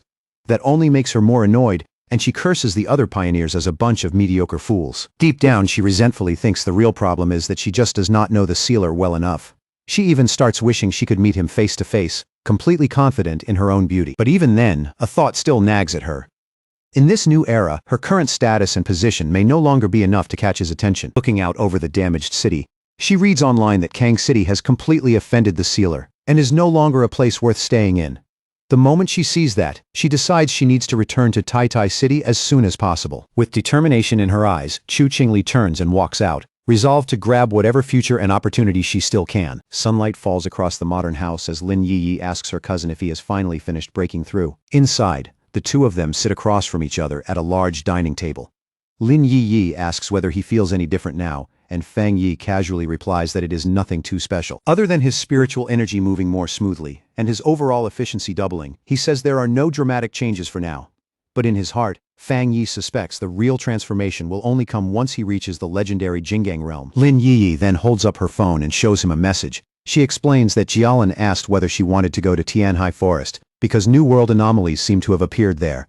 Fang Yi says he received the same invitation. He guesses the Star God Warzone is trying to make up for what happened in Kang City. Since both of them were invited, he decides they should go together, and Lin Yi immediately cheers with delight. Not long after that, they arrive at Tianhai Forest. It sits on the border of the Star God Warzone's territory, with warning signs posted everywhere forbidding entry. The forest used to be ordinary, but over the last 5 years it has grown wildly out of control. The spiritual energy inside is incredibly dense, causing plants and animals to mutate at a very high rate. It is both an ideal training ground and a place full of unknown danger, which is why it remains under military control. Under the bright sunlight filtering through the forest, Fang Yi and Lin Yi are greeted by a familiar face. The purple-haired woman from the Kang City mission waves at them and warmly welcomes the captain from Tai City. She asks whether he still remembers her, then explains that she is stationed here right now. She adds that Jialan specifically told her to receive them and brief them on the current situation. She tells them that not long before they arrived, a strange new change appeared in the forest. A mutated flame emerged, but unlike the dark attribute, this fire feels deeply gloomy and cannot be extinguished. Fang Yi guesses that it may be some new and unknown type of fire attribute. The purple-haired woman agrees that it is possible and offers to go with them for safety. Fang Yi, however, turns to Lin Yi for her opinion, clearly implying that they may not need a guide at all. Lin Yi agrees without hesitation. The purple-haired woman accepts their choice and says she will stay behind and wait for them, though she still warns them to be extra careful. As she watches the two of them, she realizes all of her attention had been on the sealer, and she had barely even noticed the girl beside him. Then she suddenly feels just how strong Lin Yi's spiritual energy really is, and it shocks her. It may even be stronger than her own.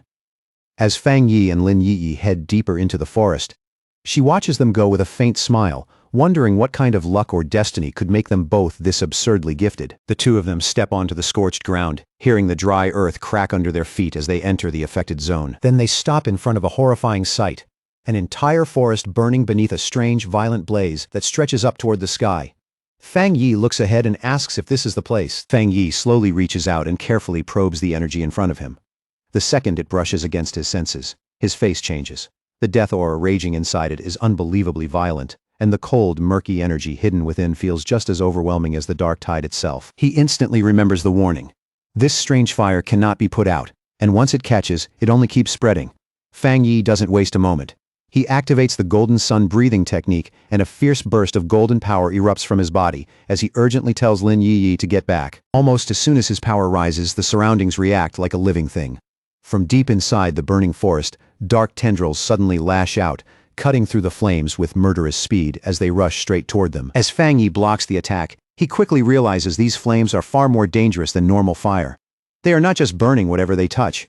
They seem to crave human spiritual power, as if they want to consume cultivators from the inside. The dark energy slams directly into his own power, and the resistance is harsh and violent.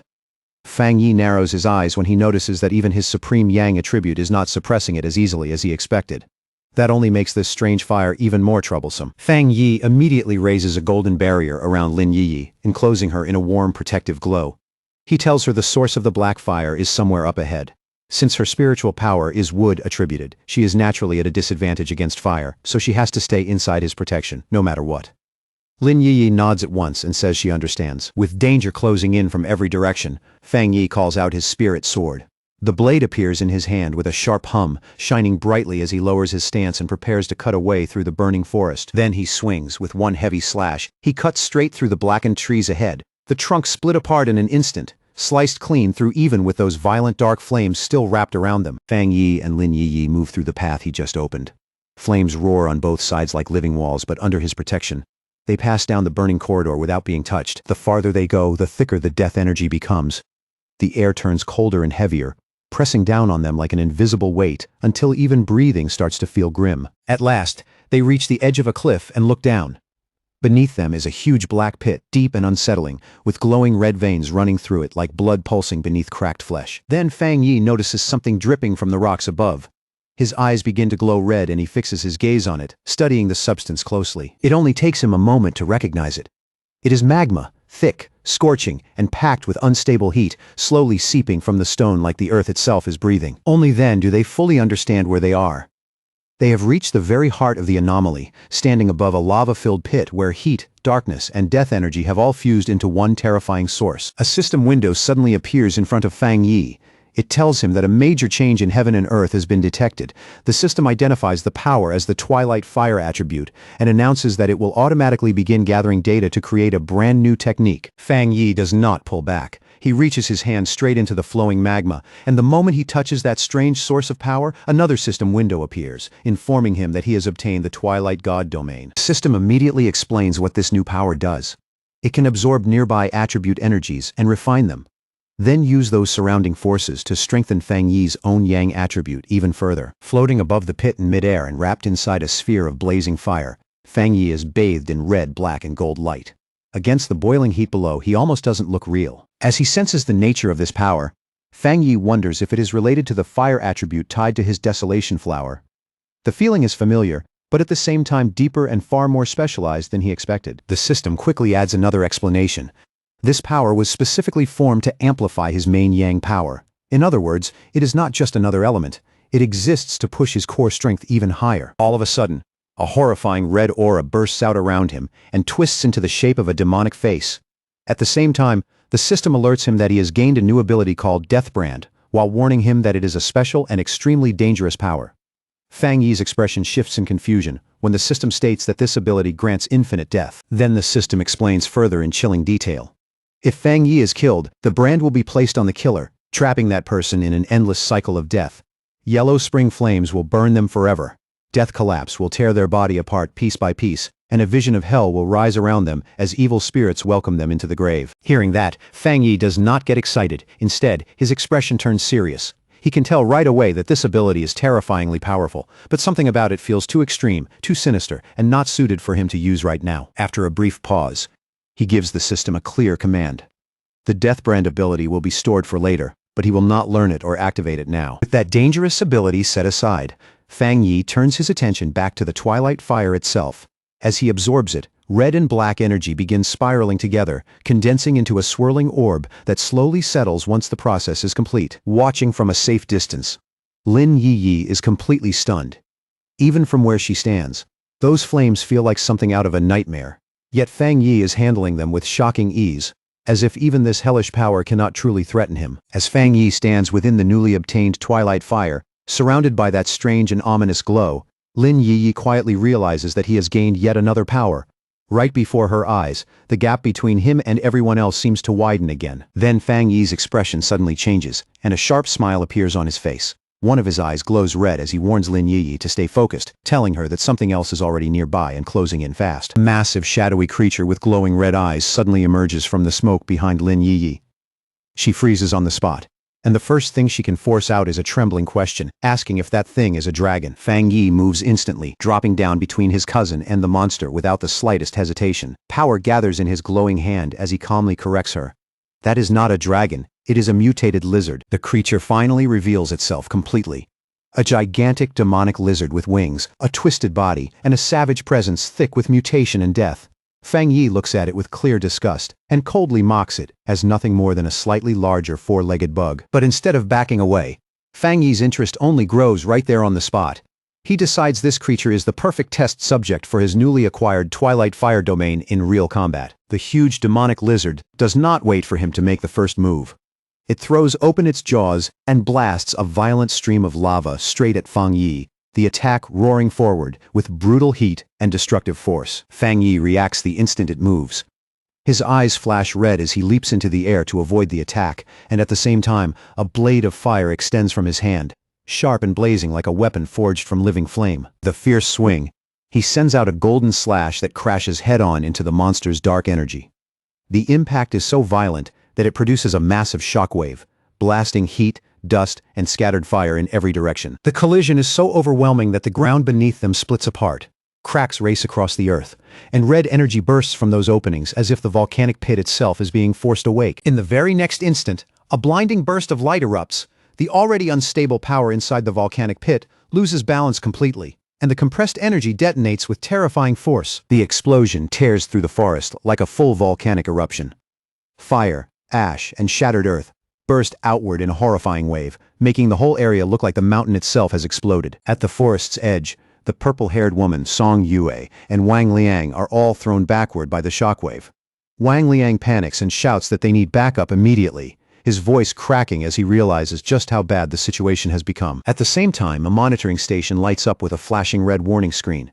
The staff are alerted that a new mutated lifeform has appeared inside Tianhai Forest. The readings show a 1000% spike in spiritual energy, and the threat is immediately classified as S-level. Back at Stargod Warzone headquarters, Jialin and Elder Wu receive the report right away. Jialin finds it strange that the forest's energy had remained stable until now, only to spiral out of control the moment the sealer entered to train. Elder Wu, already suited up in combat armor, says that while he trusts Fang Yi's strength, they should still go confirm the situation for safety. Neither of them wastes another second. Elder Wu and Jialin shoot into the sky at astonishing speed, streaking across it like two beams of light as they rush toward Tianhai Forest. As they get closer, Wang Lang and Song Yue are already fleeing the danger zone as fast as they can. In the middle of their retreat, both of them look up and spot two brilliant trails of light slicing across the sky above. They recognize who it is immediately. Relief floods their faces, and they shout out that Officer Jialan and Elder Wu have arrived. Elder Wu descends first, dropping like a meteor from the heavens. The impact is so heavy that the ground beneath him shatters the moment he lands, sending broken stone and dust exploding outward. As the dust begins to clear, Elder Wu is revealed standing at the center of the impact, wrapped in a dense yellow aura. His posture is steady, his expression calm, and he looks completely prepared to face an S-level threat head-on. Song Yu rushes forward, unable to hide her shock at the speed and presence of the man in front of her. She cannot help wondering if this is what the true power of a Jinggang realm pioneer looks like. In her mind, she compares him to Fang Yi. The sealer often brings huge, explosive visual impact, but Elder Wu feels completely different, restrained, heavy, and terrifyingly solid. Only a few seconds later, they reach the exact source of the disturbance. Jialin lands gracefully beside him, quickly scans the area, and confirms in a serious voice that the target is right in front of them. Elder Wu steps forward with a grave look on his face. He raises his armored hand toward the solid rock barrier blocking the path ahead, as if weighing it first and deciding exactly how much force it deserves. Then, with what looks like a simple swing of his arm, he unleashes a terrifying burst of force. The rock wall cannot hold for even a moment. It shatters on the spot, exploding into fragments as the path ahead is blown wide open. With the path now broken open, Elder Wu gives a firm order to move in. He goes first without a second thought, Jialan right behind him, while Song Yue and the other soldiers follow as the team pushes deeper into the danger zone. Deep inside the pit, Lin Yi throws up her arms to shield herself from the violent waves of energy still tearing through the air. Fighting against the pressure, she calls out to her cousin in a worried voice, asking if Fang Yi is all right. As the dust slowly thins out, Fang Yi comes into view, standing there completely calm with his flaming sword still in one hand. Behind him lies the massive corpse of the mutated lizard, motionless and crushed by his power. He tells Lin Yi he is fine, then adds evenly that it looks like someone has come looking for them. Fang Yi turns toward the entrance, one eye glowing red as he senses several powerful figures closing in from outside. In the next moment, he quietly suppresses part of his aura, and the dark energy around him fades away, as if it had never existed. Elder Wu steps out from the tunnel first, the yellow aura around him slowly fading as he comes to a stop. Then he and Fang Yi face each other in silence, and the first meeting between two generations of top-level power carries a natural weight of its own. In the end, Elder Wu is the one who speaks first. Looking straight at Fang Yi, he recognizes him as the man who saved his life, and respectfully addresses him as the sealer. A moment later, Song Yu and the others arrive from behind, their faces tense and full of shock as they take in the wrecked battlefield. Between the scorched land and the giant corpse sprawled nearby, the whole scene leaves them visibly rattled. Elder Wu pays no attention to any of them. From the moment he arrives, his focus stays entirely on Fang Yi, as if everyone else has faded into the background. Then his eyes shift to the giant carcass of the S-level mutated lizard nearby, and even he cannot hide his surprise. He asks whether the sealer truly reached this level of strength on his own. As he studies the corpse more closely, Elder Wu realizes the creature had already been on the verge of a perfect evolution. Once it completed that final step and became a true dragon, its power would have been comparable to the legendary Jinggang realm. As he continues examining the body, Elder Wu is even more stunned to realize that Fang Yi killed a monster like this with a single slash. Then he senses the lingering twilight fire aura on Fang Yi, and notes that it feels similar to the half-dragon's power, yet much purer and far more complete. At that point, a thought crosses his mind. Maybe the warning signal they received was never picking up the monster at all. Maybe it was Fang Yi's power. Jialan steps forward too, staring at the dead beast in open disbelief. Even with the danger already over, the sight still feels unreal to her. She asks in shock if he solved the problem again, still unable to believe he handled it without even waiting for reinforcements. And the more she thinks about it, the colder she feels. If that half-dragon had really broken through, it would have gained Jinggang realm-level power. And since they failed to detect it ahead of time, she can barely imagine the disaster that would have followed if the sealer had not been here. Fang Yi turns back to Elder Wu with an easy smile and says he is glad to see the senior hero fully recovered. Elder Wu laughs out loud and jokes that now that such a powerful successor has appeared, maybe he can finally retire in peace. After that light comment, Elder Wu's tone turns serious. He asks Fang Yi to keep the true nature of this creature a secret from anyone outside Tianhai Forest, including the Spirit Association. Fang Yi understands right away and answers with a faint smile, making it clear that no more explanation is needed. As they continue talking, Fang Yi quietly reflects on what Tianhai Forest really is. He realizes it is not just a convenient training ground, but a hotspot for spiritual change where dangerous things can appear without warning. In fact, he suspects whatever emerges here may be even more dangerous than the dark anomalies inside the extreme dark zone. With that in mind, he finally understands the burden carried by the Star God War Zone and agrees with how they have chosen to handle this place. As he walks away from the corpse, Fang Yi keeps analyzing the twilight fire he just obtained. The more he studies it, the more clearly he feels that its core nature is devouring, and that immediately makes him think of the legendary beast Teoti. That thought leads him to wonder whether the hidden secret of Tianhai Forest might be tied to a creature like that. Maybe long ago, a Teoti really did exist here and left part of its nature behind. Elder Wu then reaches out a hand toward Fang Yi in thanks, saying it seems Fang Yi already understood why this matter has to stay secret. There is obvious appreciation in his voice, along with the respect of one expert recognizing another. As the group gradually gathers back together, Elder Wu says they should not pin their hopes on the birth of high-level anomalies, and they should not burden ordinary people with unnecessary fear and pressure. Fang Yi nods, fully understanding what he means. Just then, a strong gust of wind suddenly sweeps through the forest, stirring ash, leaves, and lingering heat all at once. In an instant, the whole atmosphere changes. Fang Yi's expression sharpens right away when he catches a distinct aura hidden in that wind. He lifts his head slightly, realizing the breeze is carrying something far stranger than ordinary spiritual energy. That aura washes over the entire group like a wave. Lin Yi closes her eyes for a moment and smiles, saying the feeling is incredibly fresh and strangely comforting, like the air itself has suddenly come alive. Jialan reacts very differently. Her eyes widen at once as she senses just how intense that spiritual power is. At the same time, High above the forest, a figure streaks through the trees at astonishing speed. Staring upward in disbelief, Jolin blurts out that this monster, a word reserved for true geniuses, could not possibly have already broken through to the Jingang realm. The speeding figure suddenly comes to a stop and finally reveals himself. He is a handsome young man with long blue hair, piercing blue eyes, and a confident smirk that makes him look calm, but dangerously sure of himself. High above the bamboo canopy, Bai Su, the wood attribute a pioneer and ace of the Star God Warzone, descends with effortless grace. In a movement so light it almost looks unreal, he steps onto a single falling leaf in midair before drifting lower. The pioneers on the ground immediately look up in excitement, and their spirits rise at once. Feeling the powerful aura coming from him, they start speculating that he may have already stepped into the legendary Jingang realm, believing their war zone has finally gained a true supreme expert. Fang Yi, however, watches with a much sharper eye, one of his eyes faintly glowing red. After sensing Bai Su's spiritual power for himself, he realizes it is not exactly what the others think. Bai Su lands lightly and calmly addresses Elder Wu and Jialan, saying that he has finished his training period.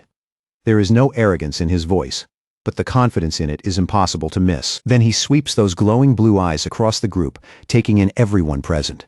When his gaze finally stops on Fang Yi, he pauses and asks who this unfamiliar person is. Elder Wu introduces Bai Su as the ace of their war zone and explains that he had been in seclusion while trying to break through to the next level. Bai Su greets them simply, but makes it clear that he has only reached the half-step Jingang stage and has not completed the true breakthrough. Fang Yi smiles with easy confidence and introduces himself in return as the captain of Tai Tai City and the Sealer. His tone stays calm, but his presence alone gives those words weight. As Fang Yi studies the green energy around Bai Su, he notices it feels different from what he usually senses in other people. Bai Su's power is clean, steady, and unusually comfortable to be near. From that alone, Fang Yi judges that their strength is probably on a similar level, which only confirms how difficult it truly is to step fully into the Jingang realm. Bai Su shows a trace of skepticism when he hears Fang Yi's title, clearly unsure what to make of it. But Elder Wu immediately corrects him, explaining that Fang Yi not only saved his life, but also resolved the Tai Tai City disaster and has already become a vital partner.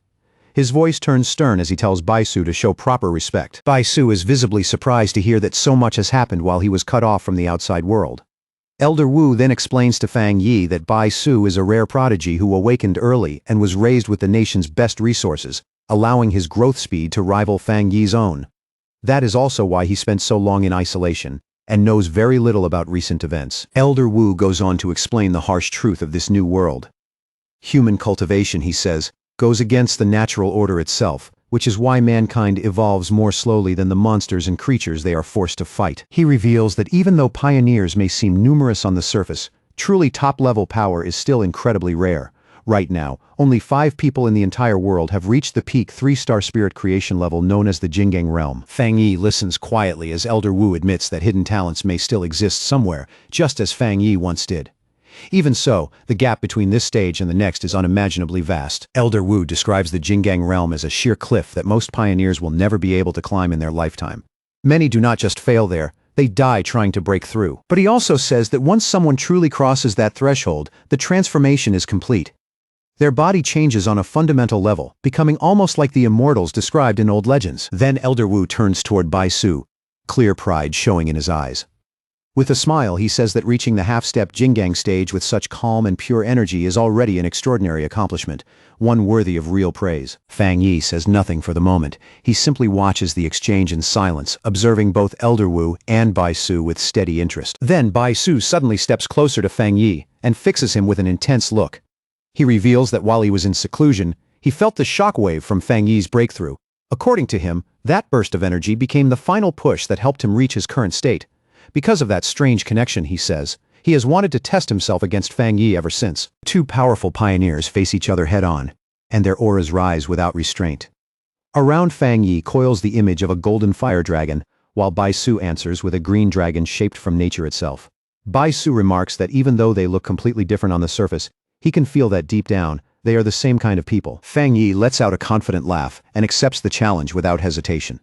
Golden energy begins to glow around him as he agrees to the fight with the kind of excitement only a true powerhouse could have. Seeing that a battle is about to break out, Elder Wu steps in immediately and takes the role of referee. He orders everyone else to fall back to a safe distance and warns the 2 of them not to go too far or seriously injure each other. Fang Yi and Bai Su lock eyes, and the air between them turns hot with invisible pressure. Their gazes alone seem to spark as both men prepare to make the first move. Then, in less than a heartbeat, their powers slam together and explode. The collision unleashes a massive blast that rips through the forest, shaking the surrounding land, and sending spiritual force surging in every direction. Fang Yi watches in total shock, hardly able to believe she is seeing a clash between two monsters like this with her own eyes. Beside her, Jialan says nothing, but the look on her face shows she is taking in every detail. Elder Wu watches just as closely, his eyes fixed on the duel as he wonders who will come out on top, the rapidly rising star of Tai Tai City, or the longtime ace of the Star God Warzone. With the duel now fully underway, Baisu brings his hands together and starts gathering his spiritual energy. His expression sharpens as he prepares to unleash his signature technique. As a wood attribute pioneer, Baisu controls the power of nature with frightening ease. The ground trembles under that pressure, and in the very next moment, huge green vines burst out like a living tide, rushing in from every direction to swallow Fang Yi. Fang Yi reacts instantly. Blue spiritual energy gathers into his hands in a dense, focused surge, and his body shifts at once, ready to meet Bai Su's opening attack head-on. Moving at blinding speed, Fang Yi slips through the wildly twisting vines as if he is dancing through chaos. Sharp bursts of energy flash out one after another, cutting them apart, while he quickly realizes that Bai Su is not just using a technique, he is turning the entire forest into a weapon. But the assault does not stop there. More vines crawl out from the shadows and lunge at Fang Yi, trying to pin him in place. Seeing that, he only grins and says that with this much wood around, Bai Su has practically handed him the perfect fuel for a fire. With that, Fang Yi summons his sword. Flames ignite around his hand first, then race along the blade, throwing hot light across the battlefield. Then he swings hard, releasing a huge slash of fire that rips straight through the massive roots in front of him. Fang Yi fully expects the flames to catch and spread, turning Bai Su's own attack back against him. But instead, the severed vines suddenly glow green. The damage seals up almost immediately, healing before the flames can really take hold or spread any farther. Fang Yi's expression tightens right away. The moment his fire fails to produce the result he expected, he knows this fight is going to be far more troublesome than it first looked. Standing in front of that thick wall of writhing vines, he looks at Bai Su and asks directly if his plants are actually immune to fire. After all, by nature, wood should be weak against flame. Bai Su places a hand on the massive trunk beside him and calmly explains that, under normal circumstances, that would be true. But his plant army is different. These plants have already evolved beyond ordinary fire suppression. Across from him, Fang Yi stares back coldly, one red eye glowing even brighter. Before Fang Yi can say anything else, the ground beneath him suddenly explodes again. Fresh vines erupt upward without warning, their timing so viciously fast that they leave him almost no room to react. In an instant, the enormous roots swarm over him, wrapping around his body and sealing him inside a giant sphere of wood.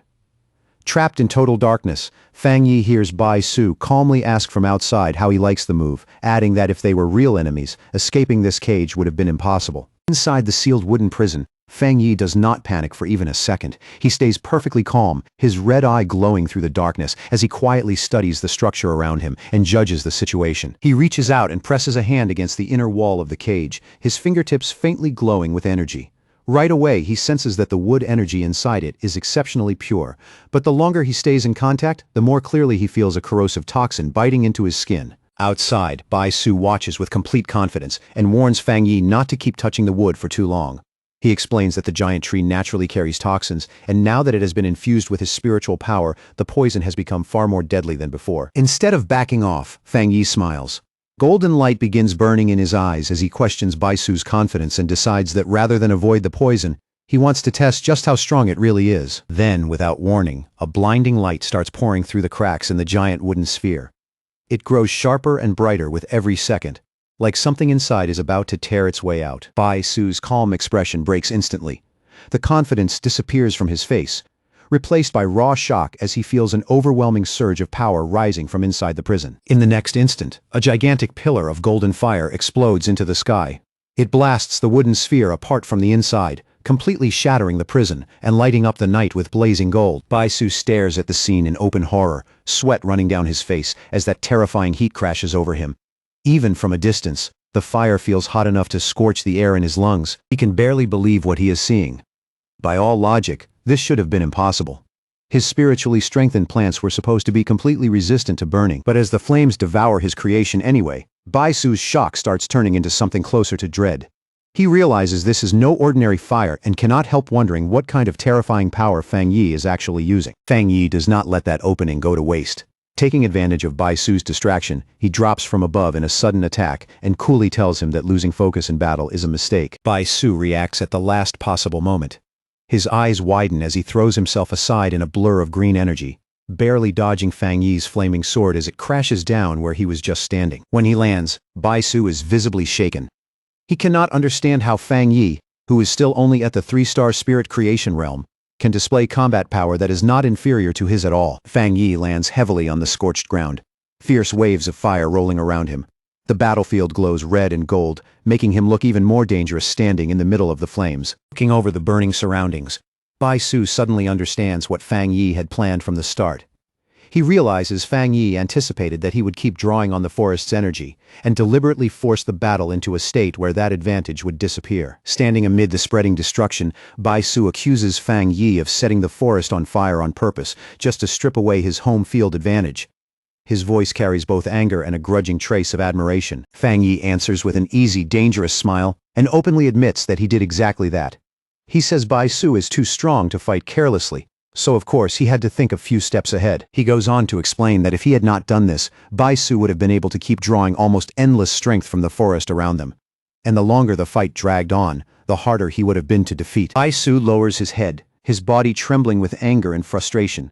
For someone praised as a genius everywhere he goes, being pushed into a corner on his own ground is a humiliation he can barely endure. But after that flash of anger, his expression twists into fierce, almost crazed determination. He refuses to accept defeat, repeating to himself that as a half-step Jinggang powerhouse, there is no way he can lose here. Laughing wildly, Bai Su challenges Fang Yi to survive what comes next. Then he slams both hands into the ground, and massive jagged roots erupt upward in violent waves, splitting and tearing the earth apart around them. Fang Yi watches the change with a serious face, his smile now gone. The moment those roots burst out, he can clearly feel that the danger level of Bai Su's attack has risen sharply. The instant they see that reckless surge of power, Elder Wu and Jialan rush forward in alarm. They shout at Bai Su and ask if he has gone mad, warning him that trying to recreate the forest with his own body as the source will drain his spiritual power dry. But Bai Su ignores every warning from his seniors. He keeps forcing his power higher and higher, pushing himself to the absolute limit, until enormous roots start bursting even from the cliffside. His face twists with strain as he roars, veins standing out while his eyes blaze with intense green light. It is obvious he is dragging far more power out of himself than his body was ever meant to handle comfortably. Elder Wu and Jialan can only watch as panic starts building in them. Elder Wu shouts Bai Su's name, already fearing the price this desperate move is about to demand. With a furious cry, Bai Su finally releases the technique he has been forcing into shape, recreating heaven and earth itself through sheer wood-attributed power. A gigantic avatar made of vines takes shape, towering over the battlefield, and the gust from its birth alone blasts Fang Yi backward. The sheer pressure makes the entire area feel like nature itself has stood up to crush him. Even so, Fang Yi does not lose focus. He gathers a fireball in one hand while carefully sensing the astonishing density of wood energy packed inside Bai Su's technique. Instead of retreating, Fang Yi charges straight into the incoming sea of vines.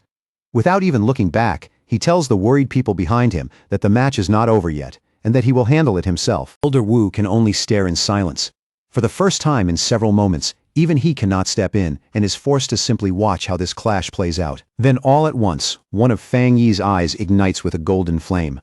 The change is immediate and unmistakable, clearly signaling that the nature of his power has shifted again. With that change, he starts carving through the dense plants with wave after wave of blazing fire. Every slash tears open the advancing mass, scattering burning fragments in all directions. High above the battlefield, Fang Yi raises his power and condenses it into a massive sword of energy. The moment Bai Su looks up and sees that giant blade forming overhead, he realizes he has left himself exposed. Fang Yi brings the enormous blade crashing down in a devastating slash. Bai Su barely dodges in time, and the attack tears through the towering vines behind him with overwhelming force. But the burden of this battle has finally pushed Bai Su to his limit. The moment he lands, he covers his mouth and coughs up blood, the backlash from forcing his power too far finally showing on his body. Even like that, Bai Su still refuses to give in. A wild light flashes in his eyes as he clasps his hands together again and shouts that he can still fight, that he will recreate the entire forest again if he has to. Looking down at him, Fang Yi gives only a faint, almost mocking smile. In a calm voice that cuts deeper than anger, he asks if this is really all the strength Bai Su has. Without giving Bai Su even a second to answer, Fang Yi disappears from where he stands and closes the gap in a flash. In the next instant, he is already airborne, driving forward with a heavy, explosive punch aimed straight at Bai Su. Bai Su reacts on instinct alone. He throws both arms up in front of himself and desperately pulls green spiritual power together. A thick emerald barrier blooms around him at the last possible second, barely enough to shield him from the blow. The impact goes off like a bomb. A huge explosion bursts outward, shaking the ground under everyone's feet and throwing dust and spiritual force high into the air. Song Yue can only stare, stunned by how violent that collision really is. What shocks her even more is what that impact says about the fight itself. Bai Su has actually been pushed this far, but beside her, Lin Yi does not look nervous at all. She simply watches with a small, confident smile, like this outcome is exactly what she expected. Through the drifting smoke, Lin Yi watches Fang Yi descend slowly and steadily, and inwardly, she cannot help mocking that so-called genius. In her eyes, Fang Yi has not even shown his full strength yet, and he still has not seriously used his other attributes. Losing this badly to a version of him that is still holding back feels almost embarrassing. Elder Wu and Jialan watch with grim, complicated looks on their faces. Elder Wu quietly notes that Bai Su's mentality has already cracked under the pressure and admits that the gap between him and the sealer is simply too wide. Jialan adds that Bai Su has always been a pure battle fanatic, someone who lives for fighting, and he has never tasted a defeat like this before. Looking down at Bai Su kneeling weakly in the dust, Fang Yi thinks the match is finally over. Blood runs from the corner of Bai Su's mouth, and in a low, hoarse voice he murmurs a thank you, sounding for a brief moment like he has finally accepted both the lesson and the loss. But that brief calm shatters instantly. Bai Su suddenly jerks his head up and screams that he can still keep going. Green energy bursts wildly around his body as he refuses to surrender, shouting that his spiritual power has not been exhausted yet. Fang Yi stays where he is and lets out a quiet sigh. Looking at Bai Su's stubborn refusal to stop, he thinks to himself that it is finally time to end this match properly. Bai Su brings his hands together once more, every bit of his focus tightening into a single desperate point. His posture stiffens, and the spiritual power still left in his body begins gathering with dangerous intensity. In a strained voice, he commands all living things to answer his call. At once, several glowing green avatars of himself appear suspended in the air around him, each one pulsing with power as they prepare for one last desperate attack. Instead of rushing in, Fang Yi carefully studies what is in front of him. He admits to himself that Bai Su's ability to create these clones proves he really is a top-tier pioneer, and easily the strongest opponent Fang Yi has faced so far. Even this fight has already forced Fang Yi to spend a serious amount of energy. Even so, when the green clones dive down together, Fang Yi does not give ground at all. He plants himself firmly, moves with terrifying speed, and unleashes a storm of blazing slashes, cutting through the incoming figures one after another and destroying them almost the instant they reach him. The fire spreads wider and wider until it becomes a massive blaze that swallows the illusions whole. Bai Su is left briefly disoriented, unable to track Fang Yi through the light and heat, only to realize far too late that Fang Yi has already slipped right up beside him. Fang Yi strikes from that blind spot without warning, launching a sudden attack that catches the wood attribute of Pioneer completely off guard. The timing is so sharp and clean that Bai Su has no chance to put up a real defense. In the next moment, Bai Su is swallowed by a vortex of golden fire. The violent spiral locks around him so tightly that he seems frozen in place, his whole body going stiff with shock, as if even moving has become impossible. Sweat runs down Bai Su's face as he stares upward in disbelief. In that overwhelming heat and pressure, he finally sees the true gap between their power, and that realization hits harder than any strike. Above him, Fang Yi stands on the head of a massive dragon made of golden fire, its presence both majestic and crushing. Pointing his sword down at Bai Su, he calmly asks if they can finally end this match now. Elder Wu watches that astonishing scene in silence, already knowing Bai Su's defeat is no longer in doubt. All he can do is marvel once again at how the sealer keeps exceeding every expectation placed on him. Jialan lets out a breath and says that while she did expect Bai Su to lose in the end, she never imagined the defeat would be this one-sided. Behind her, Lin Yi only smiles and lightly says that she already knew this was exactly how it would turn out. Song Yue and Wang Liang both agree that, honestly, the result is not all that surprising. After all, Fang Yi is the man who resolved 2 anomaly disasters by himself, so even defeating Bai Su fits the pattern of what he has already shown. The duel finally comes to a close as Fang Yi lands back on the ground with calm, controlled movements. Across from him, Bai Su is still standing but only barely, breathing hard as the weight of defeat settles over him. Bai Su stares at the man who beat him and mutters under his breath in disbelief. He cannot tell whether Fang Yi is merely half-step Jinggang, or whether calling him a monster would actually be closer to the truth. A bitter look passes over Bai Su's face as he finally admits, at least to himself, that compared to Fang Yi, this really is all the strength he has. The thought clearly cuts his pride deeper than his injuries ever could. After a long breath, Bai Su clasps his hands and bows respectfully to Fang Yi, genuinely humbled by the result. He thanks the sealer for the lesson, but then abruptly apologizes too, saying he has urgent business to deal with and must leave at once. Before anyone can stop him or even ask another question, Bai Su turns into a streak of green light and shoots off into the distance. Jialan calls after him, but his voice drifts back through the air, saying that he is returning to seclusion to continue training. Jialan turns to Elder Wu in obvious frustration and says the war zone still needs Bai Su right now. Elder Wu, however, watches that disappearing streak of light with calm understanding and says that this is the first time that proud genius has ever felt frustration this deeply, so they should let him go. Only then does Elder Wu turn his eyes back to Fang Yi, who is casually putting out the flames still lingering around his hand. Even after a battle that fierce, Fang Yi still looks remarkably composed. Elder Wu walks over and makes a serious proposal. He asks Fang Yi whether he would consider staying with the Star God War Zone, suggesting that he could hold an official position there, while still continuing to serve as the captain of Tai Tai City. Then Elder Wu reveals what he truly means, his expression turning even more solemn. What he wants is not just Fang Yi's help for a while. He wants Fang Yi to become his successor. Fang Yi is clearly caught off guard by how direct and serious the offer is. For the first time in a while, genuine surprise flickers across his face. Elder Wu keeps going without pause, explaining that the Star God War Zone holds the second best cultivation resources in all of Xia. This is not just an empty invitation. It is an offer backed by enormous real value. He goes on to describe Shen City, the true center of power and the largest city in the nation. According to him, the people standing at the top in Shen City are the absolute peak among pioneers, the ones who truly shape the future of the country. Elder Wu promises that if Fang Yi accepts this path, he will eventually be brought into that highest circle.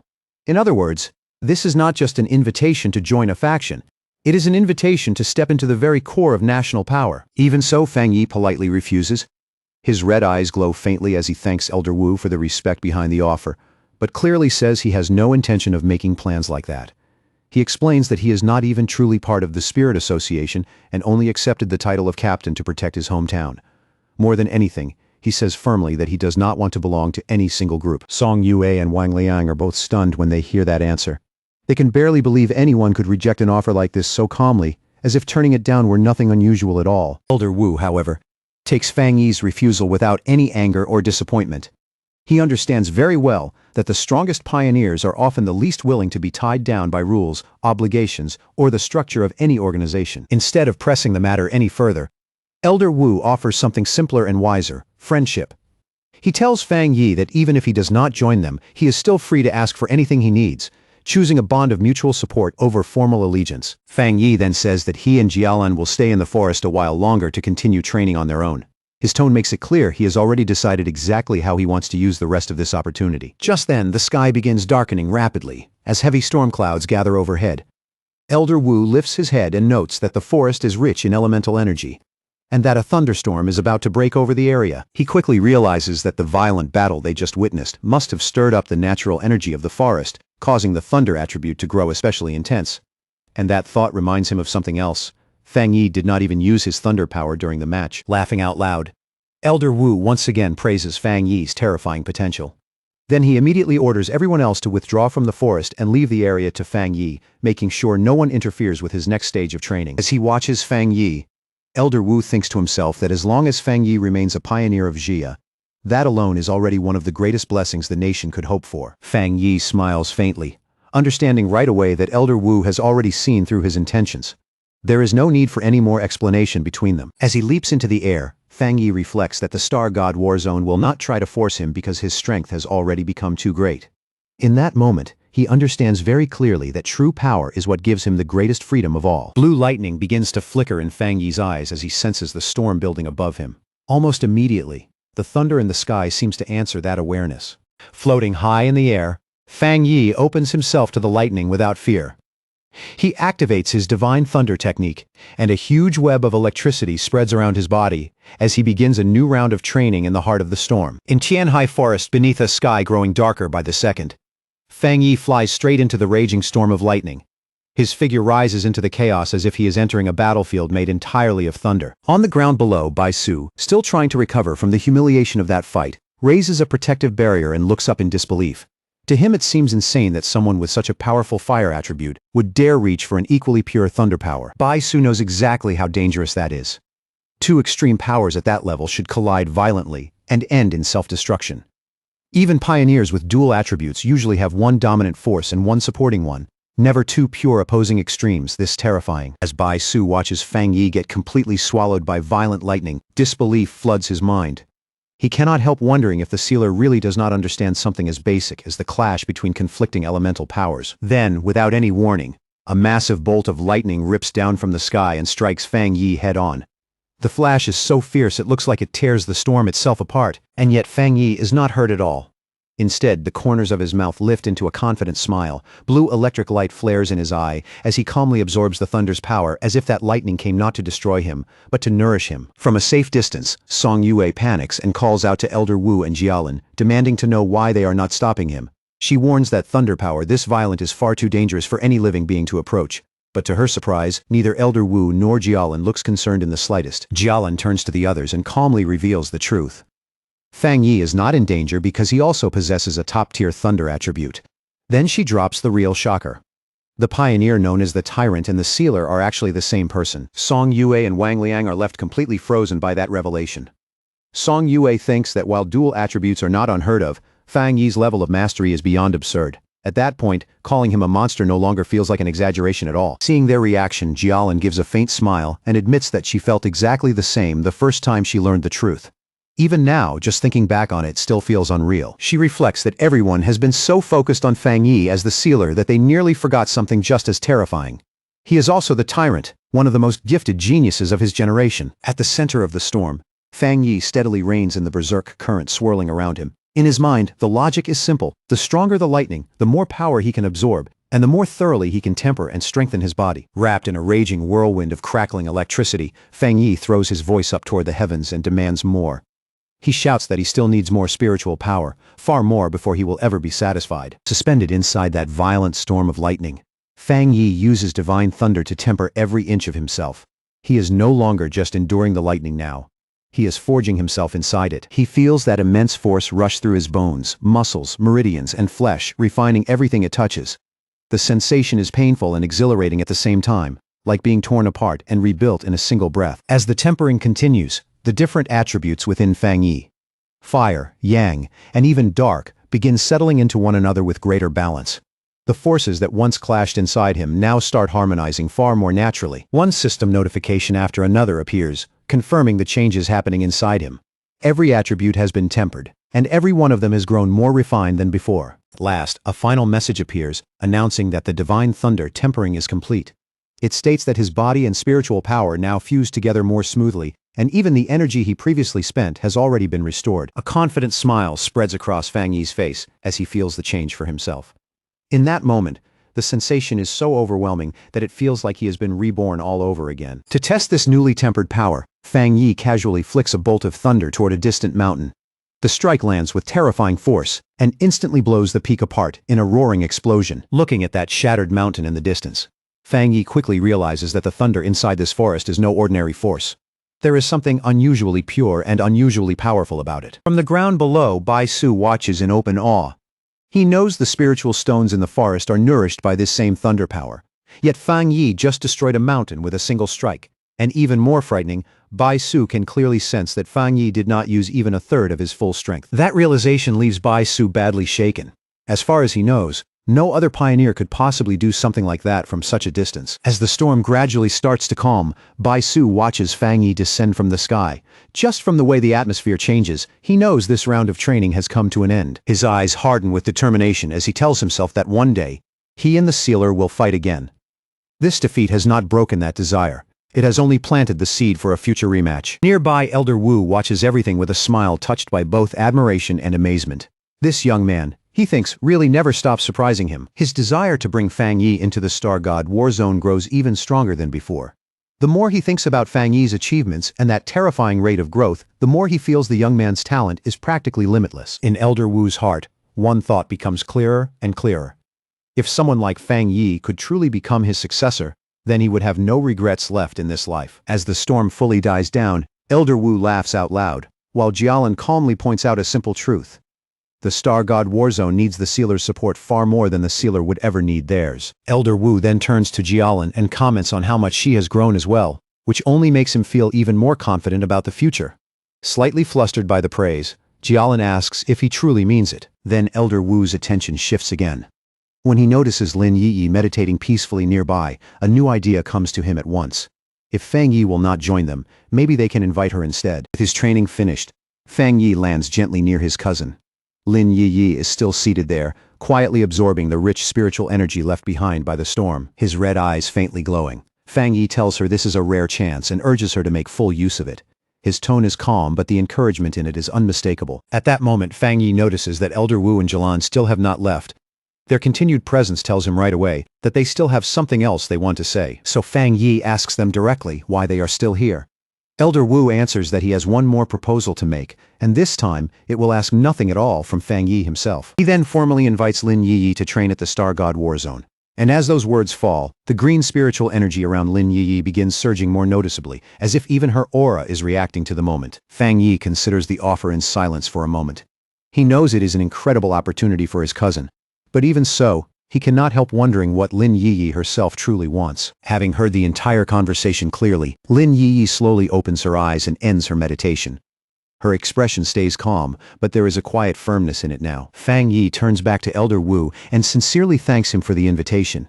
He explains that as her guardian, it would be hard for him to reject such a good opportunity on her behalf. But at the same time, he has no right to make that choice for her. Just then, Lin Yi rises to her feet. After Fang Yi asks if she has finished her training, she looks straight at Elder Wu and plainly says that she will not go. Meeting the elder's gaze directly, she thanks him respectfully for the generous offer. But even so, she repeats in a firm, steady voice that she does not want to accept it. Elder Wu is surprised by the answer, but he stays calm and open-minded. Instead of forcing the issue, he simply asks her why she is refusing. Lin Yi explains that her way of thinking might sound a little childish. She says that if her reason were only that she did not want her cousin to be used, then that kind of thinking would actually be disrespectful. But as a pioneer, she says, she has pride of her own. Looking at them with determined eyes, she says she wants to earn everything she deserves through her own ability, not receive it because of Fang Yi's name or influence. Fang Yi goes speechless for a brief moment, clearly caught off guard. For the first time, he realizes his cousin really has started to grow up. Far from being offended, Elder Wu bursts out laughing and gives her a thumbs up. He apologizes for thinking too one-sidedly, then tells her they will keep watching her growth and encourages her to do her best. A bright, genuinely happy smile appears on Lin Yi's face, full of energy. She promises that she will not waste that encouragement. Later that night, the scene shifts back to Fang Yi's villa, where everything is quiet and still after the chaos in the forest. As he and Lin Yi walk upstairs together, Fang Yi thinks over everything he has gained recently.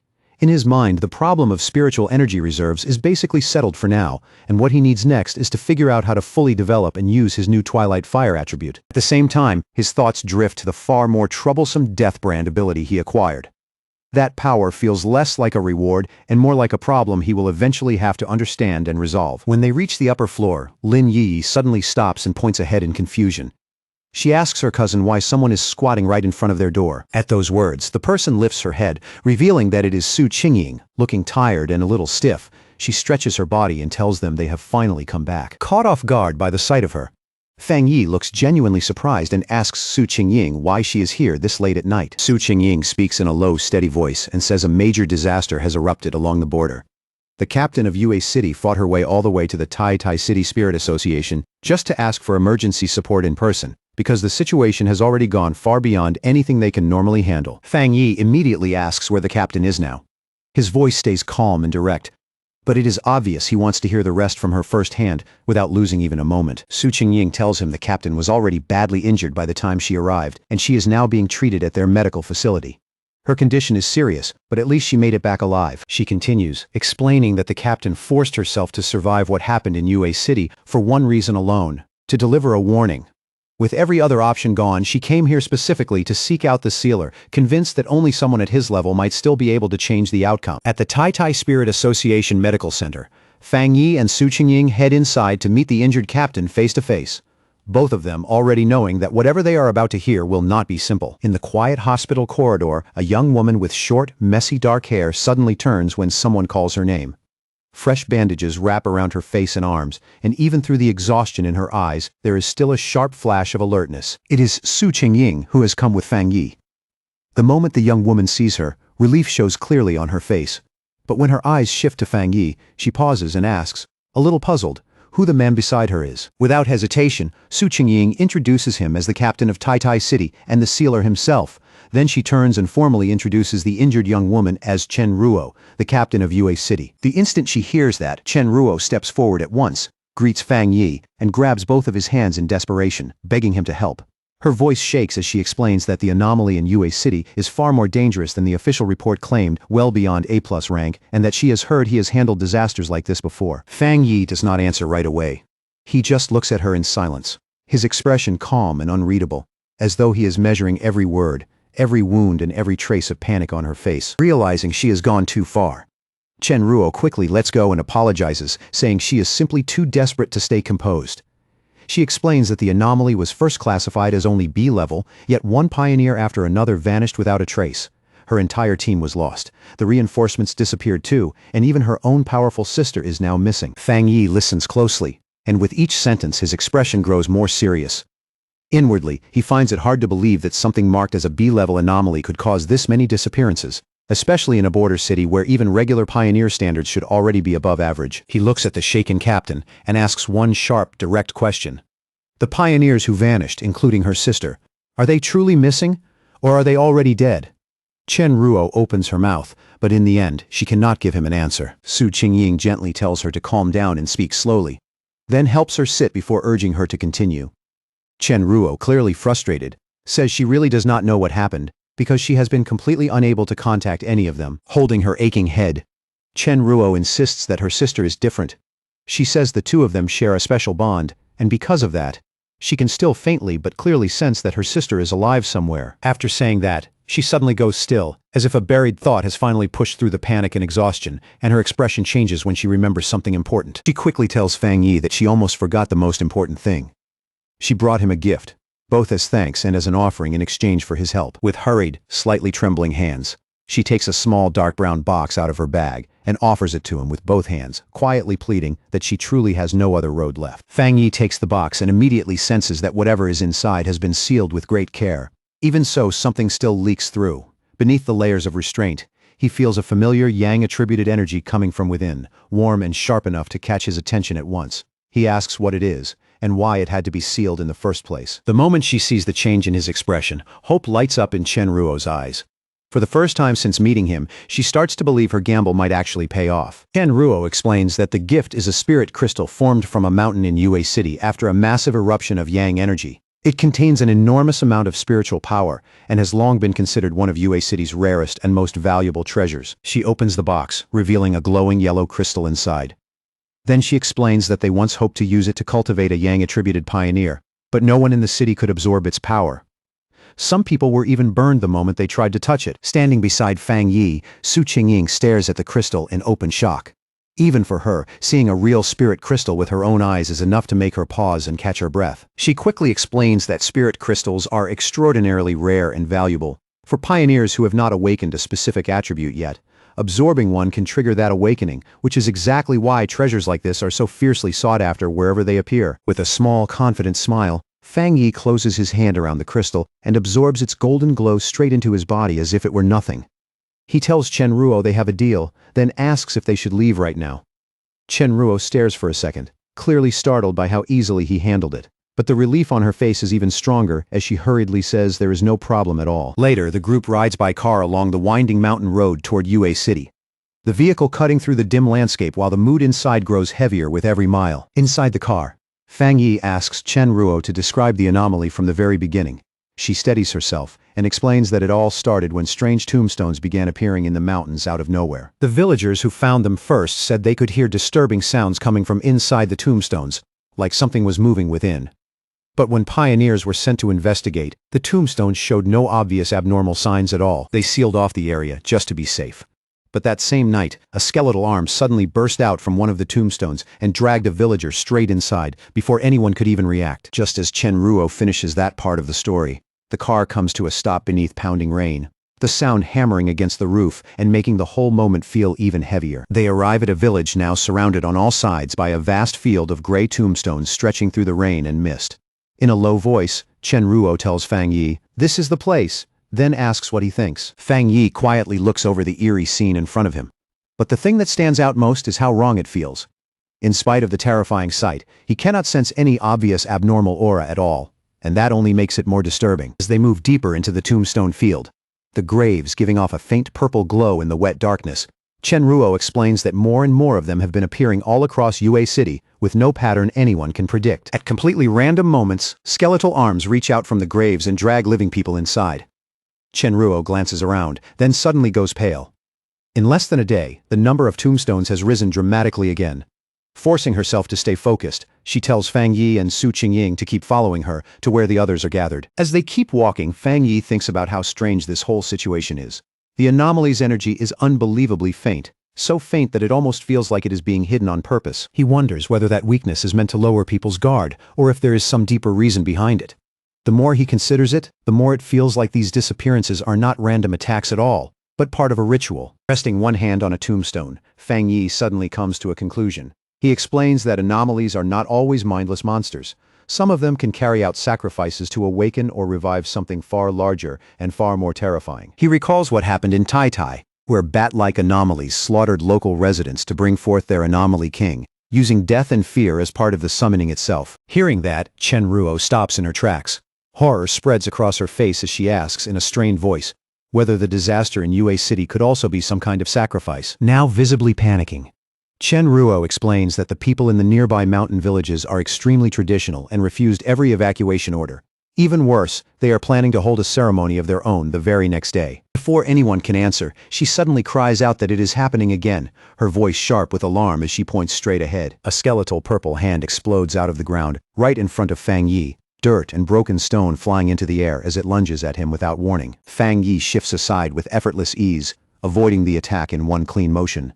As he watches it, he calmly notes that the creature's strength is nothing impressive, and really is only around the reported B level. Without a second of hesitation, he summons his flaming sword. Its heat flares, bright even in the rain, and with one swift strike, he cuts the skeletal arm clean in half. But before the severed limb even finishes falling, another skeletal hand bursts violently from the ground and clamps around his glowing blade, stopping it with eerie precision. Fang Yi does not flinch. He simply watches with a sharp, focused gaze, studying the reaction as if this is exactly what he had been waiting to confirm. That skeletal hand is connected to something much worse.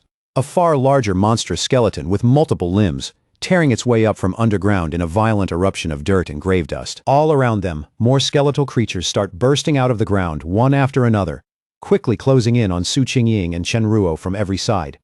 Ruo cries out in stunned disbelief, unable to understand why these things show no fear at all toward Fang Yi's overwhelming yang attribute. In just a few breaths, the entire area is overrun by a massive horde of glowing purple skeletons, their numbers rising so fast that the whole grave field seems to awaken around them. Instead of looking troubled, Fang Yi's lips curl into the faintest smile. He thinks his theory is starting to prove true, though he still needs one last confirmation, and quietly remarks that this mission has suddenly become much more interesting than he expected. Right in the middle of the chaos, Ruo lifts her flute and plays straight through the storm of bones around her. With every sharp note, bursts of green spiritual energy tear outward, slicing through the skeletons and blowing them apart one after another. Through clenched teeth, Ruo says these skeletons are not especially high level. But what makes them terrifying is how relentless they are. They feel no pain, they do not hesitate, and they just keep rushing forward like a tide that never stops. Then her heart sinks. There are far more of them than before, so many that wiping them all out feels impossible. The hope in her eyes starts to fade as she cannot help wondering whether even the sealer might be helpless against something like this. Seeing her struggle and the fear rising on her face, Su Qingying sweeps several skeletons away with one clean kick and tells her not to give up. Her voice is firm and steady, cutting through the panic at once. Then, all of a sudden, a huge burst of hellish red flames erupts around Su Qingying and reduces the skeletons crowding her to ash. She stares at the blazing fire in shock, wondering what kind of terrifying power this is. At the very center of the battlefield, Fang Yi releases his twilight fire domain. He rises into the air above a massive red sphere of energy, hanging there like the calm center of a storm, while blazing power pours out around him. Below him, the ground vanishes beneath a rolling sea of fire spreading in every direction. The skeletal horde is swallowed almost instantly, their bodies collapsing and disappearing as if they were never there to begin with. As this new power fully unfolds, a system notification appears, saying a special death attribute has been detected.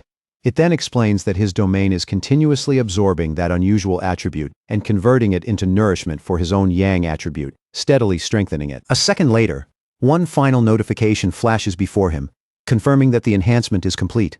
The message is brief, but the change in power is immediate. Su Qingying and Chen Ruo can only stand there and watch as a huge burst of fire sweeps across the battlefield and erases the last of the skeletons. When the final wave disappears, all that remains is heat, smoke, and stunned silence. Chen Ruo is clearly shaken, but just as clearly impressed. She admits that Fang Yi's reputation as the sealer is completely deserved. Relief finally washes over her, and for the first time, she truly feels that Yue City might still be saved. After apologizing for how she acted earlier, she says she will take them to meet the rest of her team. Chen Ruo leads them back to a camp, now serving as the temporary base of the Yue City Spirit Association. As soon as she arrives, a group of tired, battered pioneers looks up and calls out to their captain, relief plain on every face. Chen Ruo quickly introduces Fang Yi and Su Qingying, telling them she managed to bring back reinforcements. Then she makes it clear exactly who came with her, the famous sealer himself, along with the captain of the Tai Tai Association. Her three teammates, Chen Feng, Chen Xing and Chen Shi, all stare at Fang Yi in disbelief. It is hard for them to accept that someone this young could really be the legendary pioneer who once resolved a disaster all by himself. One of them says in a low, uneasy voice that his age may not be the issue, but what is happening in Yue City is completely different. Whatever they are facing now is not something ordinary strength can solve so easily. The mood turns sharp when Chen Feng angrily scolds Chen Ruo for coming back, and even bringing outsiders here just to die with them. He shouts that almost no one is left. The city is about to be swallowed whole, and they were tricked from the very beginning, lured here only to become sacrifices. As Chen Ruo tries to explain that her team has already suffered enough, and that she had no other choice, Fang Yi says nothing. He just watches them quietly, taking in every trace of fear, anger, and exhaustion on their faces. Then Fang Yi finally speaks. His expression does not waver as he says that he accepted this request, so he will do what he came here to do. His voice is steady and absolute when he declares that he will solve the problem in this place himself. Meanwhile, Chen Shi explains to the furious Chen Feng that their city is remote and isolated, and because of that, many local customs have remained deeply traditional. When the people run into troubles they cannot solve, they do what they have always done for generations. They pray to the gods for help. From a clifftop, Fang Yi looks down toward a village wrapped in strange purple mist drifting up from the tombstones below. Watching the eerie scene in silence, he wonders whether the people there are preparing some large ceremony to ask for blessings. As he turns over those old customs and rituals in his mind, Fang Yi starts to suspect they are not just background to this disaster. The more he thinks about it, the more likely it seems that the village's beliefs and the strange anomaly are connected. All at once, a strange wind cuts through the forest, hissing through the trees, and turning the whole atmosphere cold. Chen Feng and Chen Shi both stiffen on instinct. Following the wind, they soon reach a clearing and find a large crowd of villagers already gathered there. Packed tightly together, the people stand in tense silence, clearly preparing for some kind of ritual. The moment Chen Ruo sees it, she realizes the ceremony is about to start, and worry rushes across her face. She says that if the tomb anomaly erupts again in the middle of all these people, it will turn into a complete disaster. Fang Yi, though, looks more interested than alarmed. With a calm, confident smirk, he asks who wants to watch the whole thing up close, then starts walking straight toward the crowd without a second of hesitation. Before long, the group arrives at Yueyuan Square, where a huge bonfire burns fiercely at the center.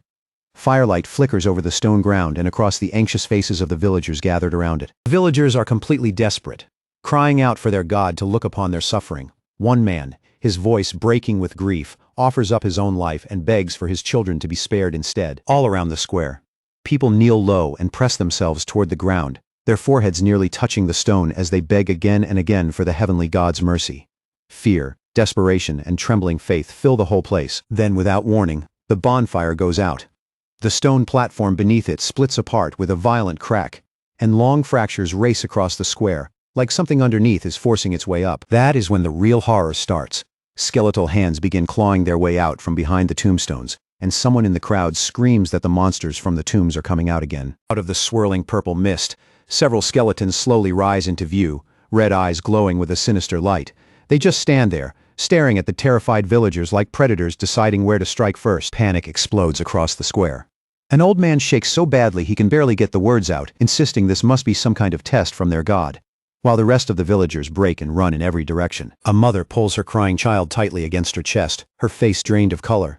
Through tears, the child looks up and asks in a trembling voice whether their god is still going to save them. Then the chaos gets even worse as the skeletons suddenly charge into the crowd. The villagers scatter in total fear, stumbling over one another and screaming for help as the whole square collapses into madness. In the middle of that panic, one skeleton slams into the mother and throws her away, separating her from her child in an instant. The little girl can only stare in horror, crying out for her mother through broken sobs. And just as the child is left standing there alone, an even larger ghostly skeleton slowly rises out of the mist behind her. Its towering shape feels far more terrifying than the others, like death itself stepping through the fog. The creature stretches out its bony hand toward the crying little girl. The motion is slow, but there is no escaping it, and the shadow of that hand falls over her as she freezes in terror. But before those fingers can even brush her, the creature is blown apart in a flash of golden light. The strike comes so fast and so hard that it is over, before anyone fully understands what happened. Right after that, a huge wave of holy fire tears across the square, sweeping through the attacking skeletons and burning them down where they stand. In a heartbeat, the entire place turns into a blazing sea of sacred-looking flames. The surviving villagers gradually stop running, too stunned to go any farther. One by one, they turn back toward the burning square, struggling to believe what they are seeing. The fear drains from their faces and is replaced by pure awe when they recognize the flames. Some start shouting that it is heavenly fire, and in an instant their despair flips into wild joy as they throw up their arms and cry out in worship. As the flames keep raging across the shattered square, Fang Yi descends and lands on the broken stone platform at the center. Framed by fire and smoke, his arrival makes the entire scene go even quieter. Standing against the firelight, Fang Yi looks over the stunned crowd and tells them they do not need to keep praying anymore. His voice is calm, but it carries across the square with unmistakable force. Then, with a cold and serious expression, he gives them the truth without softening a single word. There are no gods in this world, and no god is coming to save them. For a brief moment, the villagers fall completely silent. Still kneeling on the ground, they can only stare at him, trying to process what he just said, but they misunderstand him completely. Tears of joy spill down their faces as they start shouting that a god has descended and defeated the disaster for them. Right away, they begin begging this new god to save them from the other monsters too. Watching their reaction, Fang Yi can only let out a quiet sigh. They have misunderstood him so completely that even he has no idea where to start fixing it. Standing in the middle of the flames, Fang Yi slowly raises one hand, his eyes glowing with power. The firelight plays across his face, making him look even more unreal to the kneeling crowd below. Then he activates his Twilight Fire domain once more. In an instant, a huge swirling red sphere appears in the sky, spinning like a vortex, and pulling in all the deathly energy, and shattered skeleton remains scattered across the ground. After that, Fang Yi turns to the stunned villagers and makes himself perfectly clear. He tells them he is not a god at all, but a pioneer captain from Tai Tai City, a man known by one title alone, the Sealer. The villagers and Chen Ruo's team can only stand there staring at the terrifying red sphere hanging overhead, their faces locked in shock. The sight is so strange and so overwhelming that for a moment nobody can even find the words. Still shaken by what he just saw, Chen Feng asks in disbelief what Fang Yi is even doing. Already fed up with her teammates' doubts, Chen Ruo snaps back that she told them from the start Fang Yi was never some ordinary pioneer. She goes on to remind them that Fang Yi is the very man who resolved the disasters in both Tai Tai City and Kang City on his own. Even the highest-ranking authorities treat him like an honored guest, and to her, that alone should tell them exactly what kind of person they are dealing with. After clearing away the immediate threat, Fang Yi shoots into the sky like a blazing golden comet and heads straight for the main village. In the distance, it is still buried beneath thick purple mist, with countless skeletons moving below like a waking nightmare. At that very moment, a system notification appears before him, confirming that the Twilight Fire domain has absorbed a massive amount of the death attribute.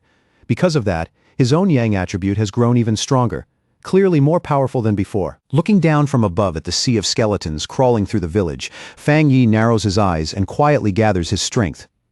He is already getting ready to use the power he just gained. He summons his blazing sword again, and this time the flames along the blade burn brighter and fiercer than ever. The whole weapon hums with heat, as if it too has sharpened after that surge in power. With one powerful swing, he sends out an enormous wave of fire and declares that he will free Yue City once and for all.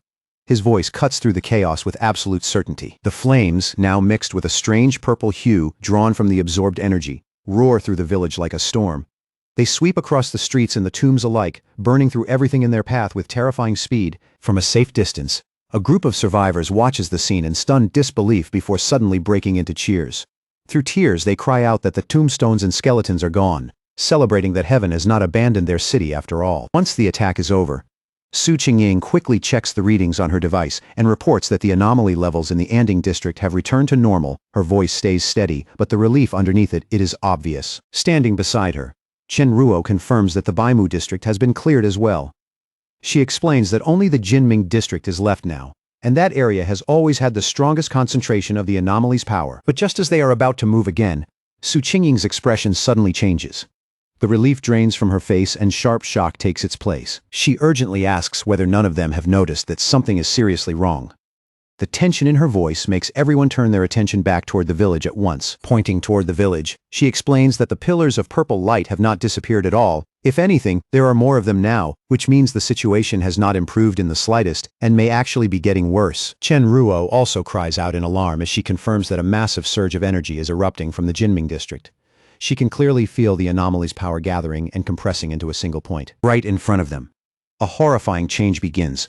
A swirling vortex of dark green and purple energy twists through the mist, slowly taking on the outline of something huge. Then, out of that rolling mist, a giant skeletal being finally emerges, a newly born anomaly king with empty eye sockets glowing a menacing green. And even in front of that crushing presence, Fang Yi does not back away.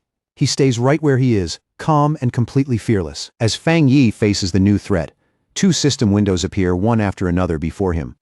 The first says an unknown power has been detected and is being analyzed. Then the second delivers the result and identifies that strange force as the death attribute. The enormous anomaly king, wrapped in layers of green and black energy, glares down at Fang Yi from above. Its size is so overwhelming that it dwarfs the entire village below, turning the scene into something almost apocalyptic. Floating in midair inside his golden aura, Fang Yi stares right back without blinking.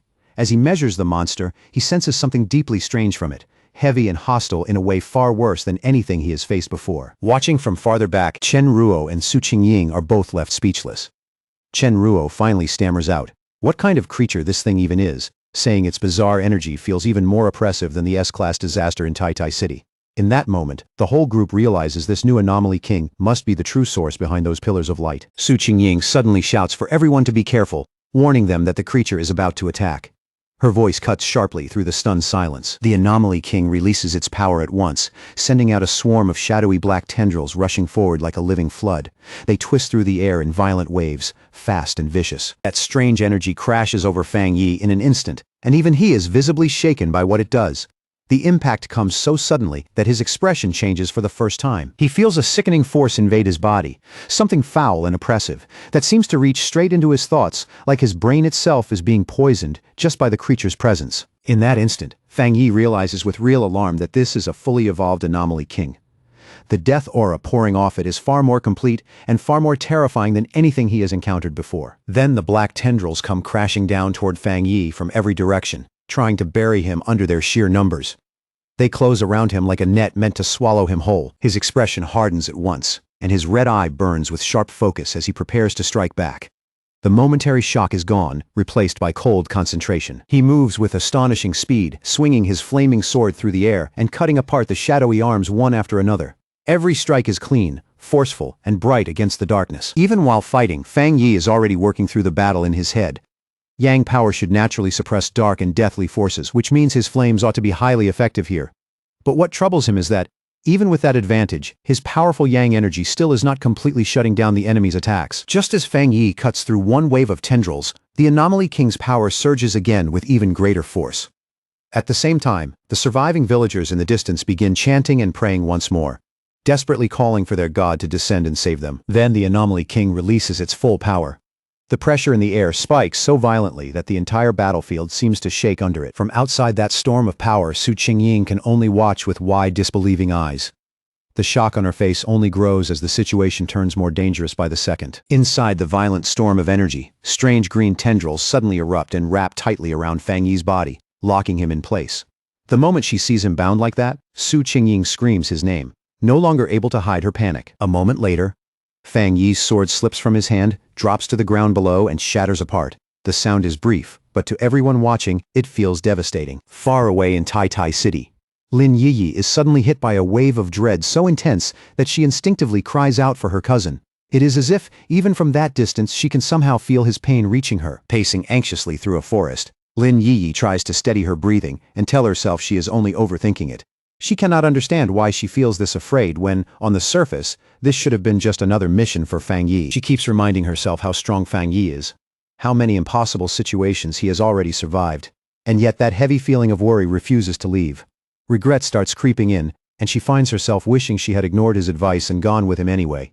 As she keeps staring at her phone, That unease only gets worse. Then suddenly, her phone rings. The screen lights up with an incoming call, and the name that appears is Jialan. When Lin Yi answers, Jialan's voice is serious, heavier than usual, as she delivers the bad news. They have received word that Yue City is now completely surrounded by a massive sea of tombs, and an official lockdown order has already been issued. Then she bluntly tells Lin Yi that Fang Yi is in danger. As those words hang in the air, a large convoy of military vehicles races through the mountain roads, clearly moving fast for a major emergency operation. The report that Fang Yi may have died sends a shockwave through the Tai Spirit Association. Officials who had only recently started to feel hopeful are suddenly crushed by despair again. Gathered around a table, they ask in disbelief whether their greatest hero, the sealer himself, has really fallen. Some even start wondering whether humanity's fight means anything at all, if someone as powerful as Fang Yi can still be brought down. At the Spirit Association headquarters, a high-level meeting is already in progress. One senior official speaks with visible regret about what happened in Yue City and says that the appearance of an anomaly king from what began as a B-level threat confirms an important theory. Those kings must be destroyed before they are allowed to fully evolve. Before he can go any further, Gu Yuro cuts him off without warning. Rising from her seat, she coldly asks whether this is really the time to be calmly discussing theories. Without a moment of hesitation, she states that she will go to Yue City herself. Another official immediately tries to stop her, reminding her how important she is to Shen City and insisting that the military has already taken control of the situation. Gu Yuro turns her gaze away, her thoughts darkening as she considers the price of their current strategy. First, they had nearly lost Elder Wu, and now it feels like they are prepared to sacrifice Fang Yi too. Her frustration finally spills over, and blue energy begins to glow around her body. She angrily confronts the official, accusing them of being willing to abandon an entire city, just because the battle has become too difficult. Shocked by the force of her outburst, the man demands to know what exactly she means. He shoots back that Fang Yi went to Yue City by his own choice. In this brutal new era, he says, one wrong move is enough to get someone killed. And it should not surprise anyone that even a hero like Fang Yi might die. That is when Gu Yuro's anger fully erupts. Her blue aura surges outward as she glares at the officials and demands to know what the point of fighting even is, if all they are going to do is sit back and wait to die. She throws Shen City back in his face and asks, anger plain in her voice, why Elder Wu would have risked his life back then if their real answer now is to abandon any city that cannot be saved easily. To her, that is not strategy, it is cowardice pretending to be reason. Ignoring the voices calling after her, she brushes past the officials, trying to stop her and talk her down. Their words do nothing, and she does not slow for even a second. With open disgust, she calls them a pack of fools in her heart. She is sure of one thing. She has seen the sealer's real strength with her own eyes, and she refuses to believe someone like Fang Yi could go down that easily. Out on the outskirts of Yue City, a massive military convoy has already formed a blockade.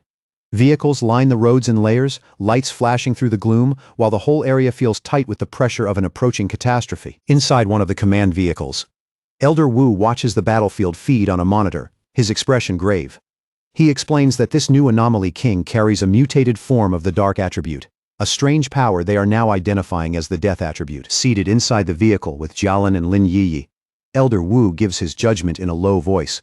He believes Fang Yi was most likely defeated because he ran into some unavoidable rule, some fatal law imposed by the monster that raw strength alone could not escape. Elder Wu and Jialan step out of the vehicle and are immediately met by waiting soldiers. One of them quickly reports that none of their military units have been able to break through the outer zone at all. Jialan tells the soldier to explain everything clearly from the start. Her tone stays sharp and controlled, but the urgency underneath it is impossible to miss. The soldier reports that even after deploying all available forces, every push forward has failed. Yue City, he says, is now buried under an overwhelming number of tombstones, so dense that the entire place has turned into one enormous grave field. Whenever they send troops in, an equal number of tombstones rise up in response and attack them directly. Then he delivers the worst part with grim finality. Every frontline soldier they sent forward has already been dragged into the graves. The soldier adds that the Anomaly King's influence is still spreading outward from the city even now. Hearing that, Lin Yi starts trembling uncontrollably, fear tightening across her face. With a dark expression, the soldier says the odds of restoring Yue City to normal are effectively zero. Then he asks Elder Wu whether they should issue a retreat order before the spread reaches any farther. He goes on to say that the Anomaly King appears immune to every power they have used against it. Worse still, it has already captured all the pioneers stationed at the front, including Fang Yi himself. The moment she hears that, Lin Yi lets out a sharp cry and refuses to accept it. The words hit her like a blade, and disbelief flashes across her face almost at the same instant as panic. She turns to Elder Wu and Jialan, thanks them for everything they have done, and then firmly says she will go back to Yue City alone.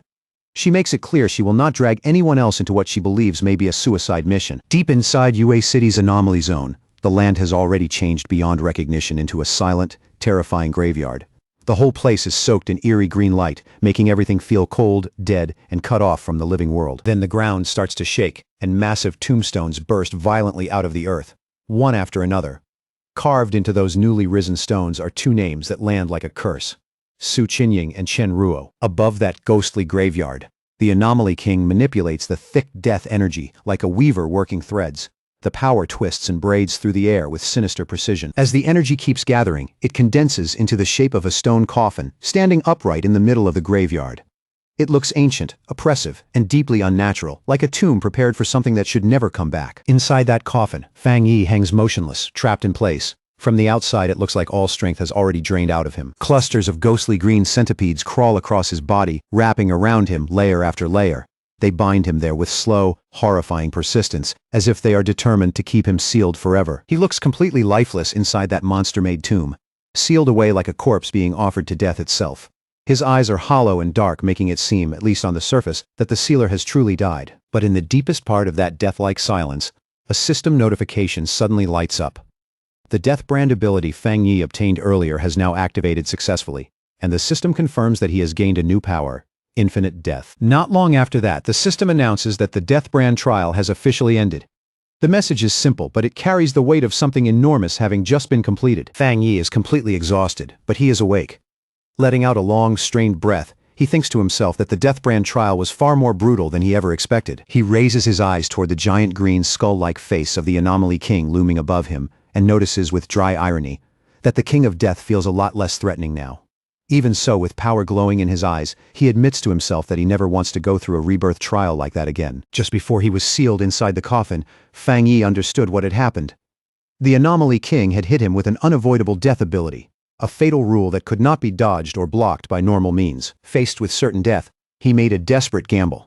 He chose to implant the dangerous Deathbrand skill into his own body by hand, the same ability he had obtained earlier from the magma, but hesitated to learn because of how risky it was. The system immediately confirmed that the implantation had begun and started the learning process.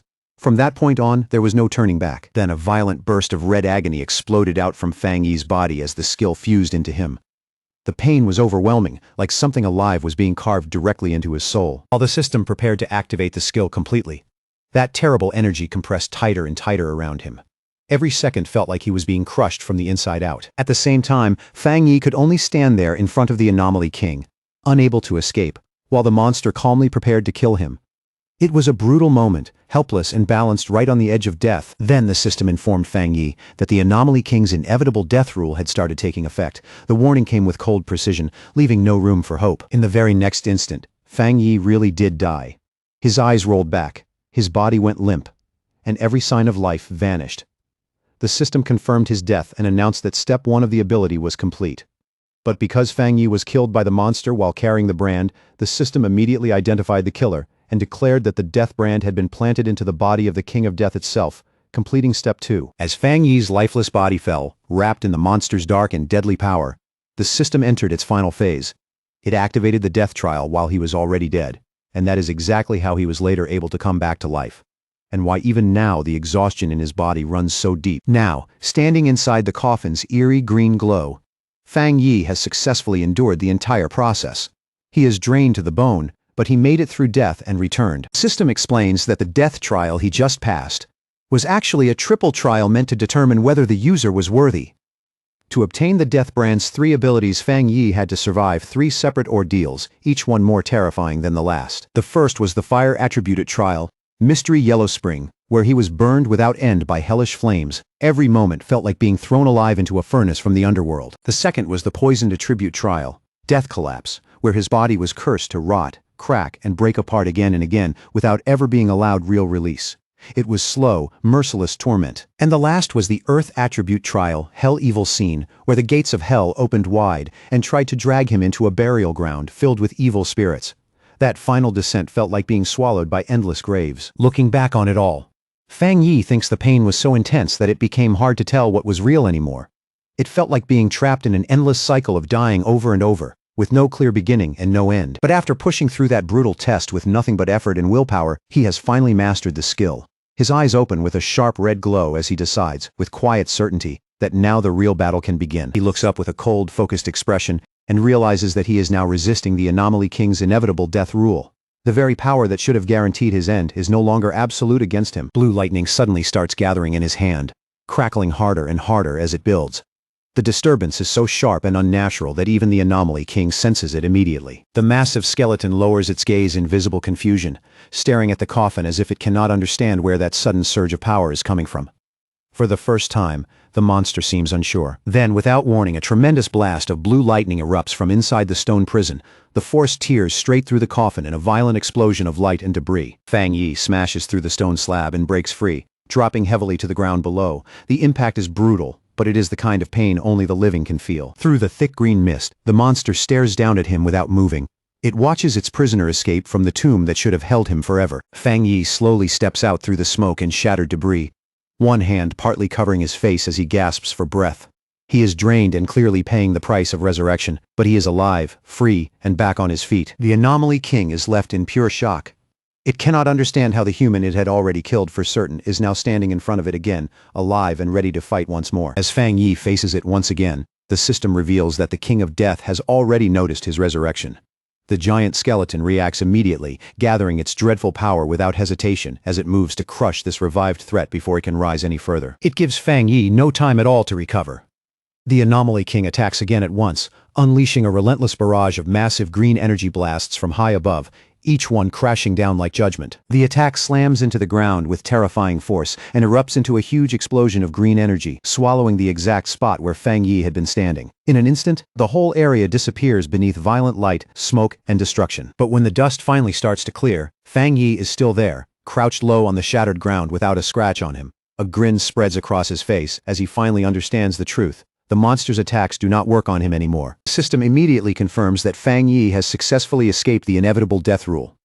He rises and stands tall before the giant skeleton, his cape snapping in the wind, while the Anomaly King looks down at him in growing confusion and unmistakable fear. Fang Yi lifts his head and looks up with a terrifying expression.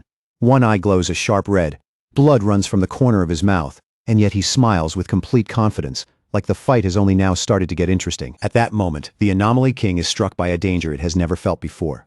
Its empty eye sockets widen slightly as it realizes, too late, that the hunter has become the one being hunted. Far beyond Yue City's barrier, the mountains have been twisted by the disaster too. The slopes are covered in glowing green tombstones, each one giving off a thick, suffocating aura of death into the dark air. Elder Wu, Lin Yi, and Jialan stand on a cliff overlooking the disaster zone below. As Lin Yi feels that overwhelming death energy rising from the city, her chest tightens and she cannot stop herself from anxiously calling out for her cousin. Jialan decides they cannot afford to wait any longer. Telling the others not to worry, she raises her hands and summons purple flames that coil around her palms, ready to blast through the tombstones, break the barrier, and force a path to Fang Yi. But before she can fire, a massive surge of blue water tears across the air and cuts her off. The force is sudden and overwhelming, instantly interrupting her attack. A woman descends from the sky wrapped in spiraling water energy, her arrival sharp and commanding. It is Gu Yuro, and the moment she lands, she declares without hesitation that she is here to fight alongside them. Jialan looks up in clear surprise and recognizes her at once. She blurts out that it is the sea mystic from headquarters, unable to hide her shock at seeing Gu Yuro here in person. Gu Yuro shouts that she is joining the battle, and both women move immediately. Combining Gu Yuro's crashing blue water with Jialan's blazing purple fire, they unleash a huge joint attack straight at the barrier of tombstones. The combined strike detonates in a chain of massive explosions that tear through the darkness and light up the entire area. Fire, water, and shattered stone burst outward in a violent storm. When the blast finally settles, two soldiers buried under the rubble begin to stir. Weak and confused, they open their eyes and wonder in a daze what just happened. The anomaly reacts instantly to the intrusion. The ground shakes violently, and enormous green tombstones burst up from the earth like jagged spikes, sealing off the area again in a heartbeat. Gu Yuro, Jialan, and Lin Yi end up back-to-back, completely surrounded by a ring of towering tombstones. Jialan clicks her tongue in annoyance and says the trap is activated again. She warns the other two to be extremely careful, explaining that this anomaly can drag any living person directly into the tombstones. Her voice is tight, because she knows exactly how dangerous that power is. Then, without warning, skeletal hands burst out from both the ground and the stone surfaces around them. The whole grave field suddenly feels alive in the worst possible way. A swarm of skeletons drops from above next, diving through the air and attacking the three women all at once. Their numbers are overwhelming, and they come down like starving beasts. And yet, right in the middle of that charge, the skeletons suddenly stop. Their bodies start trembling, and they look terrified, like they have sensed something far more frightening than the enemy standing in front of them. Instead of attacking, the skeletons panic and hurl themselves back into the ground and the tombstones, scrambling desperately to hide.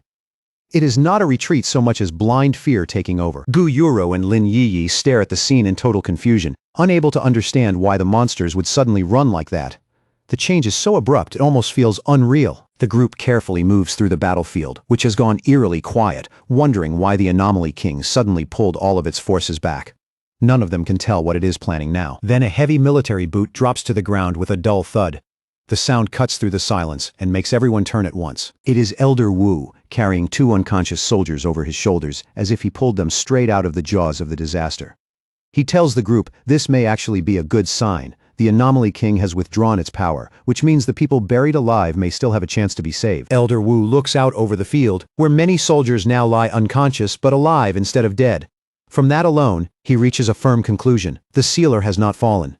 In fact, Fang Yi must be causing such serious trouble inside the anomaly that the king had no choice but to pull back its power just to defend itself. Back inside the battlefield, the smoke slowly parts, and Fang Yi's sharp red eyes appear through the haze with chilling calm.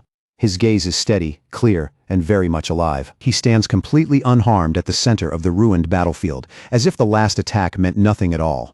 At that moment, the system updates his status and displays a new number, Death Count 2. The system explains that because the King of Death used its own power to kill Fang Yi, it has now been dragged into a cycle of death itself. As punishment, the monster's strength has already been reduced by 10%. Fang Yi quietly thinks over what that means, noting that being targeted by the King of Death would normally guarantee certain death. He understands now that this inevitable death rule is exactly what makes the creature so dangerous and so hard to fight. Then a dark, satisfied smile curls across Fang Yi's face as he realizes he has completely turned the situation around. The inevitable death rule that once belonged only to the monster is now going to come back and haunt it instead. High above, the creature stares down in shock, unable to understand why the human it killed is still alive. Panicking now, the Anomaly King attacks again. From inside its giant ribcage, it fires a storm of green energy beams, each one screaming down through the air with desperate violence. The beams rain down on Fang Yi in a merciless barrage, but he does not even try to dodge. He simply stands there and lets the attack come, as if he is daring the monster to keep going. The assault hits head-on with full force, creating another massive explosion of green energy that completely engulfs Fang Yi. For a moment he vanishes inside the blast. The monster grins, convinced it has finally done it. But before it can celebrate, the system appears again. The death count rises to 3, and the system announces that because the king has killed Fang Yi again, its power has now been weakened by another 30%, and its body is starting to collapse. At once the monster's body begins to break apart from the backlash. Cracks spread across its face, and pieces of bone split loose and fall from its massive frame. Then, through the fading smoke, Fang Yi slowly walks forward. His body restores itself as he moves, whole and unharmed, as if the explosion did nothing except buy him one more step. The monster stares in absolute horror, its green eyes widening with raw fear as the truth finally sinks in. Every attack it uses against Fang Yi is only destroying itself. With a crooked smirk, Fang Yi wipes the blood from his mouth and mocks the creature without mercy. He is fully ready to keep repeating this deadly cycle until the monster is worn down and erased for good. Focusing his mind, Fang Yi gathers his power and fires a massive beam of energy straight at the monster. The attack tears through the air in one bright, violent line, but the monster lifts one hand and casually knocks the beam aside, deflecting it with almost effortless force. Even weakened, it is still monstrously strong. At that exact moment, a system notice appears and announces that a new mark has been activated. Instantly, red hellfire erupts across the monster's body, burning through and mixing with its eerie green aura. The monster glances down at its own arm in baffled confusion, unable to understand when or how that fire latched onto it.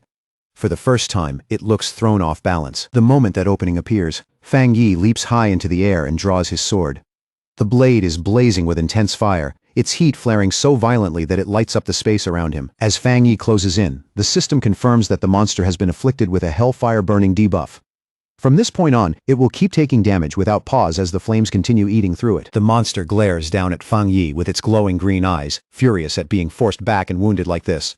Rage pours off it just as heavily as the death energy. Fang Yi brings his blade down with all his strength and unleashes his heavenly fire slash. The strike is fierce, direct, and packed with the kind of force meant to split the battlefield in two. The monster throws up its huge hand and blocks the slash head-on, and the collision erupts into a violent clash of power. Fire and death energy crash into each other in a storm that shakes everything around them. The strike hits with horrifying force, and the damage is instant. The monster's massive body jerks from the impact, and a shock runs across the battlefield for everyone to see. A system notice appears right away, cold and exact. The death count has climbed to 4, and the monster's total strength has now been cut down by a brutal 45%. As the violent energy of the battle keeps twisting through the air, another system window suddenly opens. The next stage has begun. The death collapse mark. The effect kicks in immediately, fast and merciless. Cracks spread across Fang Yi's body like shattered glass, making it painfully obvious that the cycle of death has started again. Even after taking that much damage, the monster still refuses to go down. It surges forward, grabs Fang Yi, and crushes him in its grip with savage force. Then it yanks him closer, dragging him right in front of its face, towering over him, as if it wants to break his spirit before it breaks his body. But Fang Yi doesn't show an ounce of fear. He meets that stare with a calm, taunting smile, and even with blood running down his face, he looks completely at ease as he coolly tells the monster to look at itself. The monster pauses. For just a second, it looks visibly shaken, unable to understand how someone already standing on the edge of death can still smile like that. Then suddenly, flames explode around Fang Yi in a violent burst of heat and light, and yet all he gives is a faint smirk, standing in the middle of the blaze without a single trace of harm. The fire races straight onto the monster's hand, and it can only stare as its bones begin to blacken, split apart, and crumble into ash right in front of it. The system confirms another terrifying update. The death count has now reached 5, and the monster's power has been crushed even further, dropping by a total of 60%. Another notice flashes across the air, announcing that the Hell Evil Scene mark has activated, speeding up the destruction of the monster's body with ruthless force. Monster throws back its head and roars, furious and disbelieving. But no matter how violently it thrashes, it still can't stop its own body from falling apart. Outside the barrier, the giant tombstones around the city start splitting, tilting, and collapsing one after another. Like the unnatural structure behind the whole disaster is finally giving out. Wang Lan stares in disbelief as it hits him all at once. The anomaly itself is breaking down, and the entire cursed domain is collapsing with it. High overhead, the thick black clouds begin to break apart, and long-buried light spills through at last. Lin Yi looks up and smiles, relief washing over her the moment she realizes her cousin is still alive. Elder Wu instantly activates his armor and wastes no time. He orders the team to enter the city, rescue every survivor they can, and evacuate the injured as quickly as possible. Now that the mission is clear, Elder Wu, Wang Lan, Gu Yuro, and Lin Yi shoot forward without hesitation and head straight into the city. Deep inside the shattered remains of the anomaly, a hand suddenly bursts up through the ground, clawing through the debris as someone fights to get out. At last, Su Qingying pulls herself free. She drags in breath, her whole body shaking from exhaustion, while fear and leftover shock still linger across her face. Still on her knees and struggling to steady her breathing, she tries to understand what just happened, forcing her scattered thoughts back together piece by piece. She remembers her life force being drained away little by little, along with that suffocating feeling of being trapped inside a green, hellish void somewhere within that giant skeleton. But then she realizes it had all ended just as suddenly as it began, as if some unseen power had shattered that nightmare and let her come back alive. Her eyes snap to a nearby tombstone, and in that instant, she knows what she has to do. Panicked, she rushes over and starts digging frantically at the grave, marked with Chen Ruo's name, calling out to her the entire time. Su Qingying tears through the dirt and finally finds Chen Ruo beneath it. Unconscious but alive, relief floods through her when she sees Chen Ruo is really here, unlike Chen Ruo's sister, whose body had once disappeared without a trace. Then Su Qingying suddenly stops and looks up, her expression shifting as she feels something enormous changing in the air around her. She stares upward in shock as the swirling green vortex above begins to split open, cracks spreading across it like a fragile shell finally breaking apart. A moment later, the monster's enormous skull drops from above and slams into the ground with a thunderous crash that shakes the ruins. And even in that ruined, collapsed state, the monster still refuses to admit defeat. It glares upward in blazing hatred and declares itself the noble king of death, demanding to know what Fang Yi even is to stand against it. More than anything, it burns with rage that a mere human would dare look down on it. Then, out of the surrounding darkness, Fang Yi's undead army appears. Countless shadow spirits emerge in silence, their crimson eyes glowing through the gloom as they fix their gaze on the monster. The system delivers another merciless update. The Hell Evil Scene mark has now weakened the monster by a crushing total of 80%. The monster goes stiff. More cracks spread across its face as the truth finally hits it. It doesn't have any real power left anymore. Its destruction speeds up all at once. The system bar surges straight to 100%, and the monster's green soul shatters into nothing. System confirms the final outcome. The monster's power has been completely stripped away, and that very power now belongs to Fang Yi. Fang Yi slowly opens his eyes, and the red is gone. In its place is a strange purple glow, mystical and overwhelming, distant but impossible to ignore. And the system coldly announces the result for all to hear. The old king has fallen, and a new king has risen. Fang Yi stands victorious atop a high cliff, wrapped in swirling purple energy. The newly claimed power of death coils around him like a living storm, while behind him, the dark clouds split open and golden sunlight pours down on the new king. Then Fang Yi slowly descends from the churning purple energy above. Divine light washes over him as the clouds continue to part, making it clear that this long nightmare is finally ending. Down below, the survivors can only stare in stunned silence. Su Qingying helps support the injured Chen Ruo, while Gu Yuro adjusts her glasses with trembling fingers, still shaken by everything she just saw. She can't understand how Fang Yi managed to survive the Anomaly King's inescapable death rule, let alone summon those hellish spirits that rose up and swallowed the monster whole. Elder Wu looks up at Fang Yi, awe in his eyes, and a heavy thought settling in his chest. Fang Yi's true strength may be far beyond anything any of them had imagined. Fang Yi has done the impossible. Since he couldn't escape the rule of death, he broke it apart instead and seized the very power that controls life and death. Gu Yuro turns to Elder Wu and asks in a shaken voice whether a human being should really be able to wield power on a level like this. As she stares at Fang Yi, she suddenly thinks she sees the ghostly skeletal face of the King of Death overlapping his own. Panic rises instantly, and she wonders if the Anomaly King has awakened inside him. But Wang Lan steps forward with a calm, confident smile and tells Gu Yuro not to panic and to take a closer look at the battlefield. Across the barren ruins, something incredible is happening.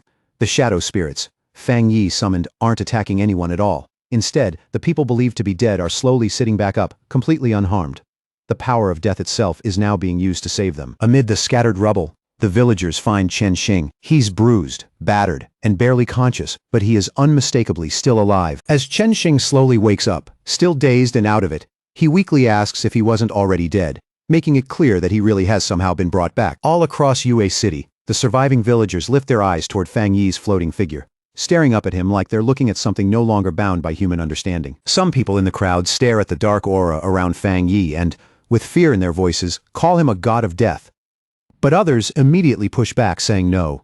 He's the sealer, the one who saved them when nobody else could. Then all at once, the little girl Fang Yi saved earlier speaks up over the noise, blurting out that sealer sounds way too ugly and doesn't fit him at all. With a bright, innocent smile, she remembers the golden flames that protected her before.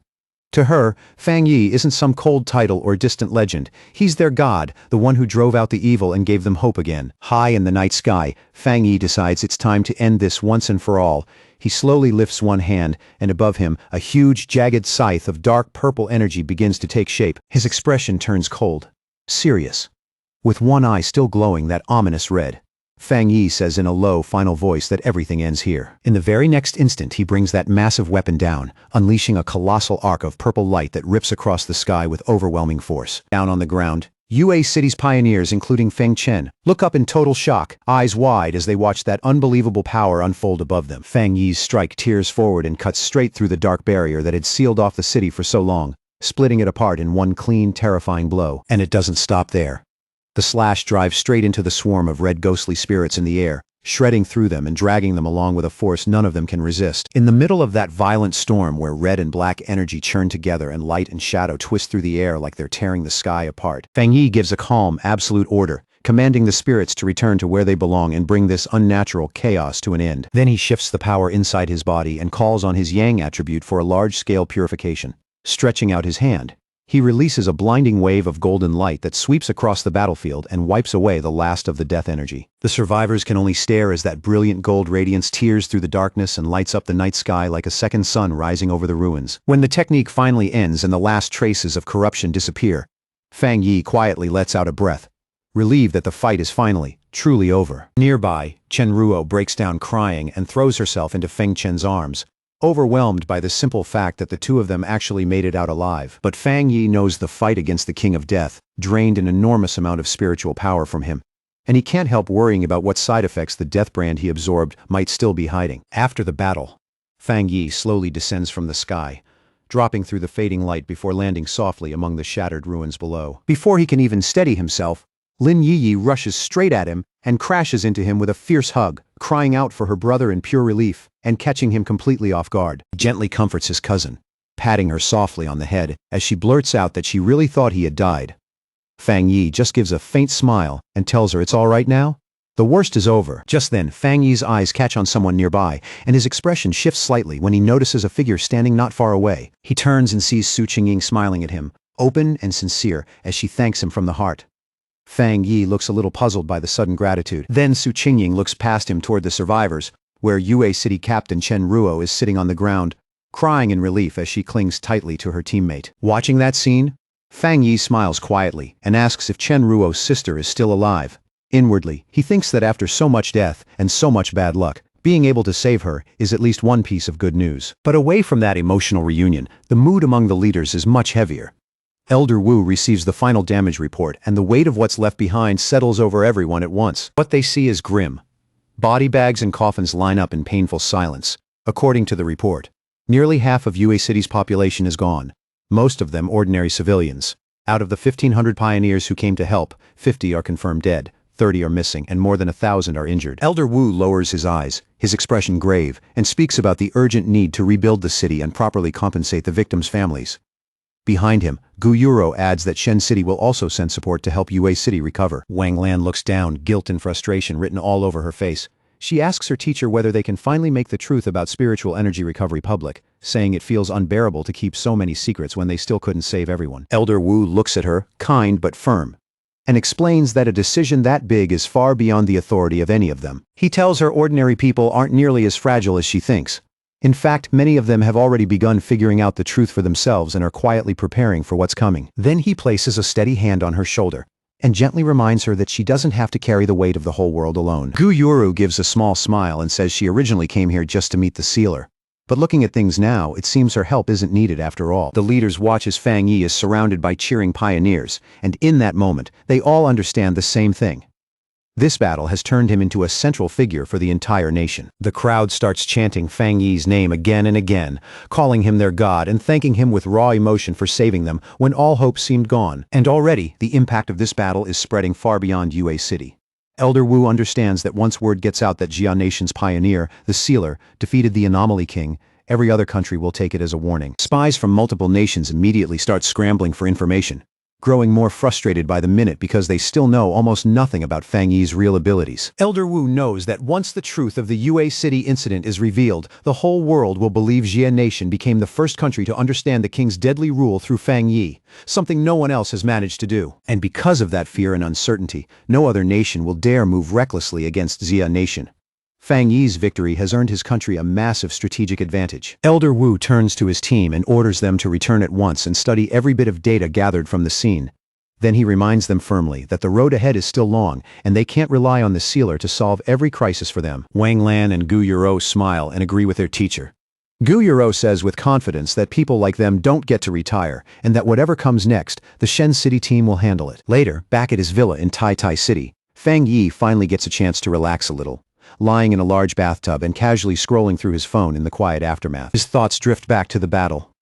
After the area was cleared, the officials found a dark attribute spirit crystal left behind by the King of Death and handed it to him as a gift of thanks. With his phone in one hand, Fang Yi quietly goes over everything he gained from the fight. He also remembers the Yang attribute spirit crystal Chen Ruo gave him earlier. Soon, two glowing crystals appear before him, the purple dark crystal and the golden Yang crystal. Looking at them, he realizes he now holds two top-tier attribute crystals at the same time. Fang Yi rises from the water and makes up his mind right away.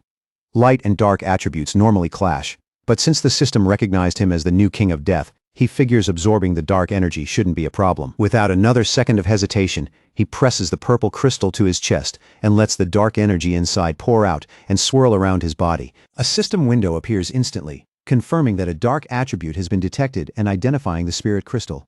Then it announces that an ultimate calculation is beginning and starts generating a brand new technique. Not long after, the process finishes, and the system announces the creation of a new dark attribute technique called Death Walk. The moment Fang Yi activates it, purple shadows spread across his body, and the system explains that this skill lets him move by teleporting directly through darkness itself. Fang Yi thinks to himself that, fancy name aside, it's basically teleportation, just with a much darker, cooler style. To test it out, Fang Yi vanishes from the second-floor balcony in an instant, then appears on the floor below, as smoothly as if he had just stepped through the air. He gives a satisfied nod, immediately realizing that a skill like this, one that combines mobility and evasion, would be incredibly useful in a real fight. Fang Yi then looks inward and carefully checks the state of his own body.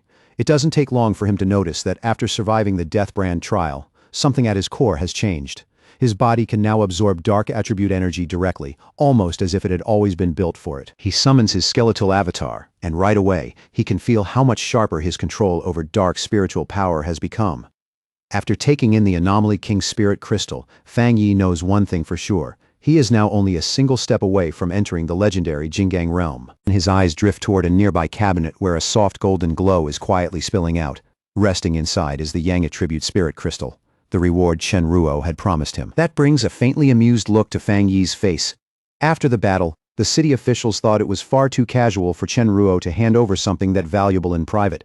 So they ended up arranging a huge formal ceremony just to present it to him properly, and he even heard they put up a statue in his honor afterward. Letting that thought pass, Fang Yi reaches out and takes the golden crystal into his hand. Even to him, holding two top-tier spirit crystals at once feels like absurdly good luck. He slowly raises it to eye level and watches the pure yang energy moving inside. It swirls like liquid sunlight, bright and steady, overflowing with fierce vitality. The instant he pours his own power into it, fiery red energy erupts around his body in a violent spiral. The whole room turns scorching hot, and the air grows heavy with a burning pressure. The system activates again at once, immediately picking up the crystal's powerful yang energy. Just like before with the dark crystal, it announces that an ultimate calculation is underway to create a brand new technique from this power. Fang Yi concentrates fully on refining the crystal and guiding the process forward. After a tense pause, the system finally gives its answer. The new technique has been successfully formed. Then, without any warning at all, a blinding wave of golden light bursts out from Fang Yi's body. It spreads in every direction, shining with an intensity that rivals the sun. The system announces the name of his new Yang attributed technique. Sun God, surrounded by roaring, swirling flames. Fang Yi releases the full force of this newborn power and feels its terrifying heat rising all around him. The system explains that Sun God lets him summon a solar avatar capable of burning through anything in its way. At the same time, a radiant golden mark appears on Fang Yi's forehead, glowing with a divine brilliance. High above the city, a massive golden bird made entirely of blazing fire suddenly appears in the night sky. Its light spreads in all directions, pushing back the darkness below. Down on the streets, a reporter hurriedly covers the unbelievable sight, while online comments flood in by the second. Some people joke that the light is so strong they are getting blinded from cities far away. The reporter tries to reassure everyone, saying their guardian, the sealer, is probably just getting even stronger. Online, others guess that the godlike figure who saved them before is now facing yet another terrifying trial. Over on a Pioneer forum, users quickly confirm that the event is happening in Tai City. A lot of them recognize that familiar yang energy right away and start guessing that the sealer has awakened another new power. Elsewhere, deep inside a forest glowing with strange spiritual light, a small group of pioneers is resting. Among them is Fang Yi's ex-girlfriend, Chu Qingli. One of the male pioneers excitedly praises the sealer for being completely overwhelming and for humiliating Country B. He angrily brings up the so-called Great Prophet from Country B, the one who had boldly claimed that Jia Nation would not even survive the first year after spiritual energy recovery began. Chu Qingli looks uneasy and quietly asks whether that prophecy might still come true. The male pioneer immediately bristles and shuts the idea down with obvious irritation. But even with his confidence, Chu Qingli lowers her gaze and stays uneasy. In the back of her mind, she knows too many dangerous and unsettling things really have been happening across Jia Nation lately. The atmosphere around the group quickly turns cold. Before long, several people start directing their frustration straight at Chu Qingli, and the male pioneer openly mocks her weak cultivation. Another man lets out a sneer and asks if she is some kind of traitor. Then he cruelly mocks her for still being stuck at one-star Ghost Axe realm. With obvious satisfaction, he points out that she used to be a rich young miss, but in this new world, she is nothing more than trash in everyone's eyes. Chu Qingli folds her arms tightly and forces herself to keep her pride intact. She fires back that their strength means nothing compared to the sealers, and unless they can become as powerful as him first, they have no right to laugh at her. The male pioneer bursts out laughing and mockingly asks if she seriously thinks she could team up with the sealer. The three men laugh at her together and remind her that the sealer is known for acting alone. Then, without the slightest hesitation, they coldly tell her she is no longer part of their team. As the men turn and start walking away, Chu Qingli reaches out in desperation and shouts after them. If they are throwing her out, then they at least need to give her the share of the reward she earned. The leader glances back with a greedy, contemptuous smile and coldly tells her she should be thankful they are not asking her to pay them instead. Then, without another word, he releases a blast of wind energy. It slams into Chu Qingli and sends her flying backward as he yells for her to get lost and disappear. Chu Qingli trembles on the ground, her whole body aching, her chest tight with humiliation and anger. In silence, she swears to herself that they will pay for this. At the same time, social media is drowning in fear and panic, as a great prophet from Country B publicly predicts that Jia Nation will be destroyed within a year. Inside the Tai Tai Spirit Association office, a superior discusses the situation with Fang Yi and explains that these spreading rumors are already seriously damaging the morale of local pioneers. Su Qingying explains that Country B is clearly using psychological warfare. They are trying to shake people's confidence and weaken them before any real fight even begins. The superior adds that news of Fang Yi's strength has already spread far and wide. And that is exactly why Country B has started acting this aggressively. There are even rumors that they secretly manipulated events behind the scenes and nearly triggered a catastrophe in another city. The superior admits the whole incident was deeply strange. Every sign at first pointed to the disaster happening in Country B, but in the end, it nearly wiped out their own elite forces instead. To push back against the rising panic and steady public morale, the association decides that Fang Yi needs to make a public statement himself. Standing in front of a computer, Fang Yi calmly sets his hand on the keyboard and sends out his message with one decisive keystroke. On his verified profile, Sealer 5, he posts a single short sentence, brief, sharp, and impossible to ignore. The apocalypse won't catch up to my speed of breaking through. The internet explodes instantly. Comments flood every platform as survivors come forward to confirm that they saw Fang Yi kill the King of Death with their own eyes.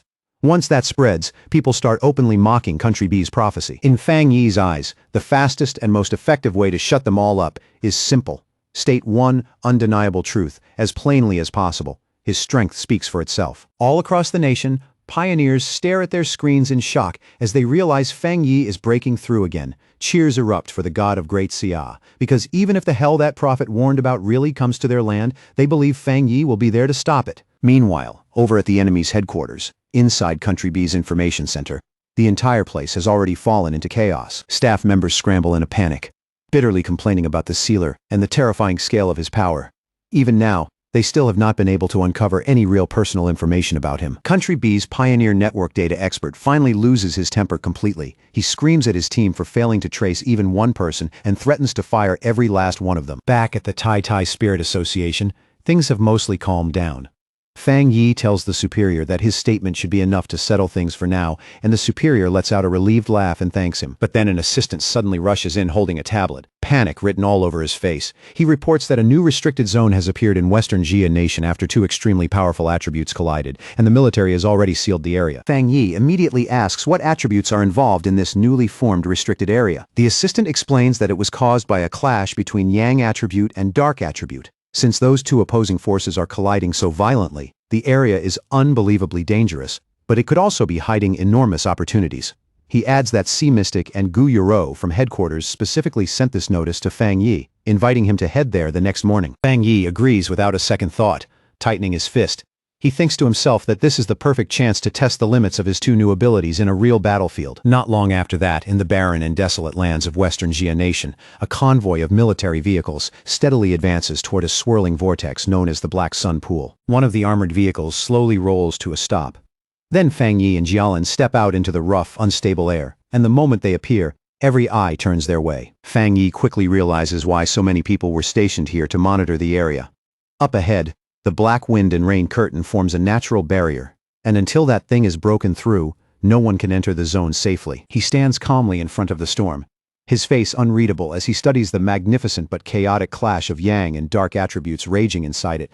Beside him, someone from the team speaks up in a serious voice and asks if he is ready. Staring straight at that towering tornado of dark energy, Fang Yi quietly steadies himself, then he prepares to face this new and dangerous test head-on. Outside the black wind and rain curtain, with the restricted zone hidden behind that massive dark tornado, Wang Lan steps forward and introduces a newly arrived group to everyone else. She explains that these newcomers are elite pioneers sent from headquarters in Shen City and Haishi City, all of them specially chosen for a mission like this. She goes on to say that these arrivals are top-tier geniuses on the same level as Fang Yi. Every one of them has already reached the 3-star spirit creation realm, and all are expected to break into the Jinggang realm before long. Behind her, the new team members step forward one by one, each carrying intense spiritual pressure.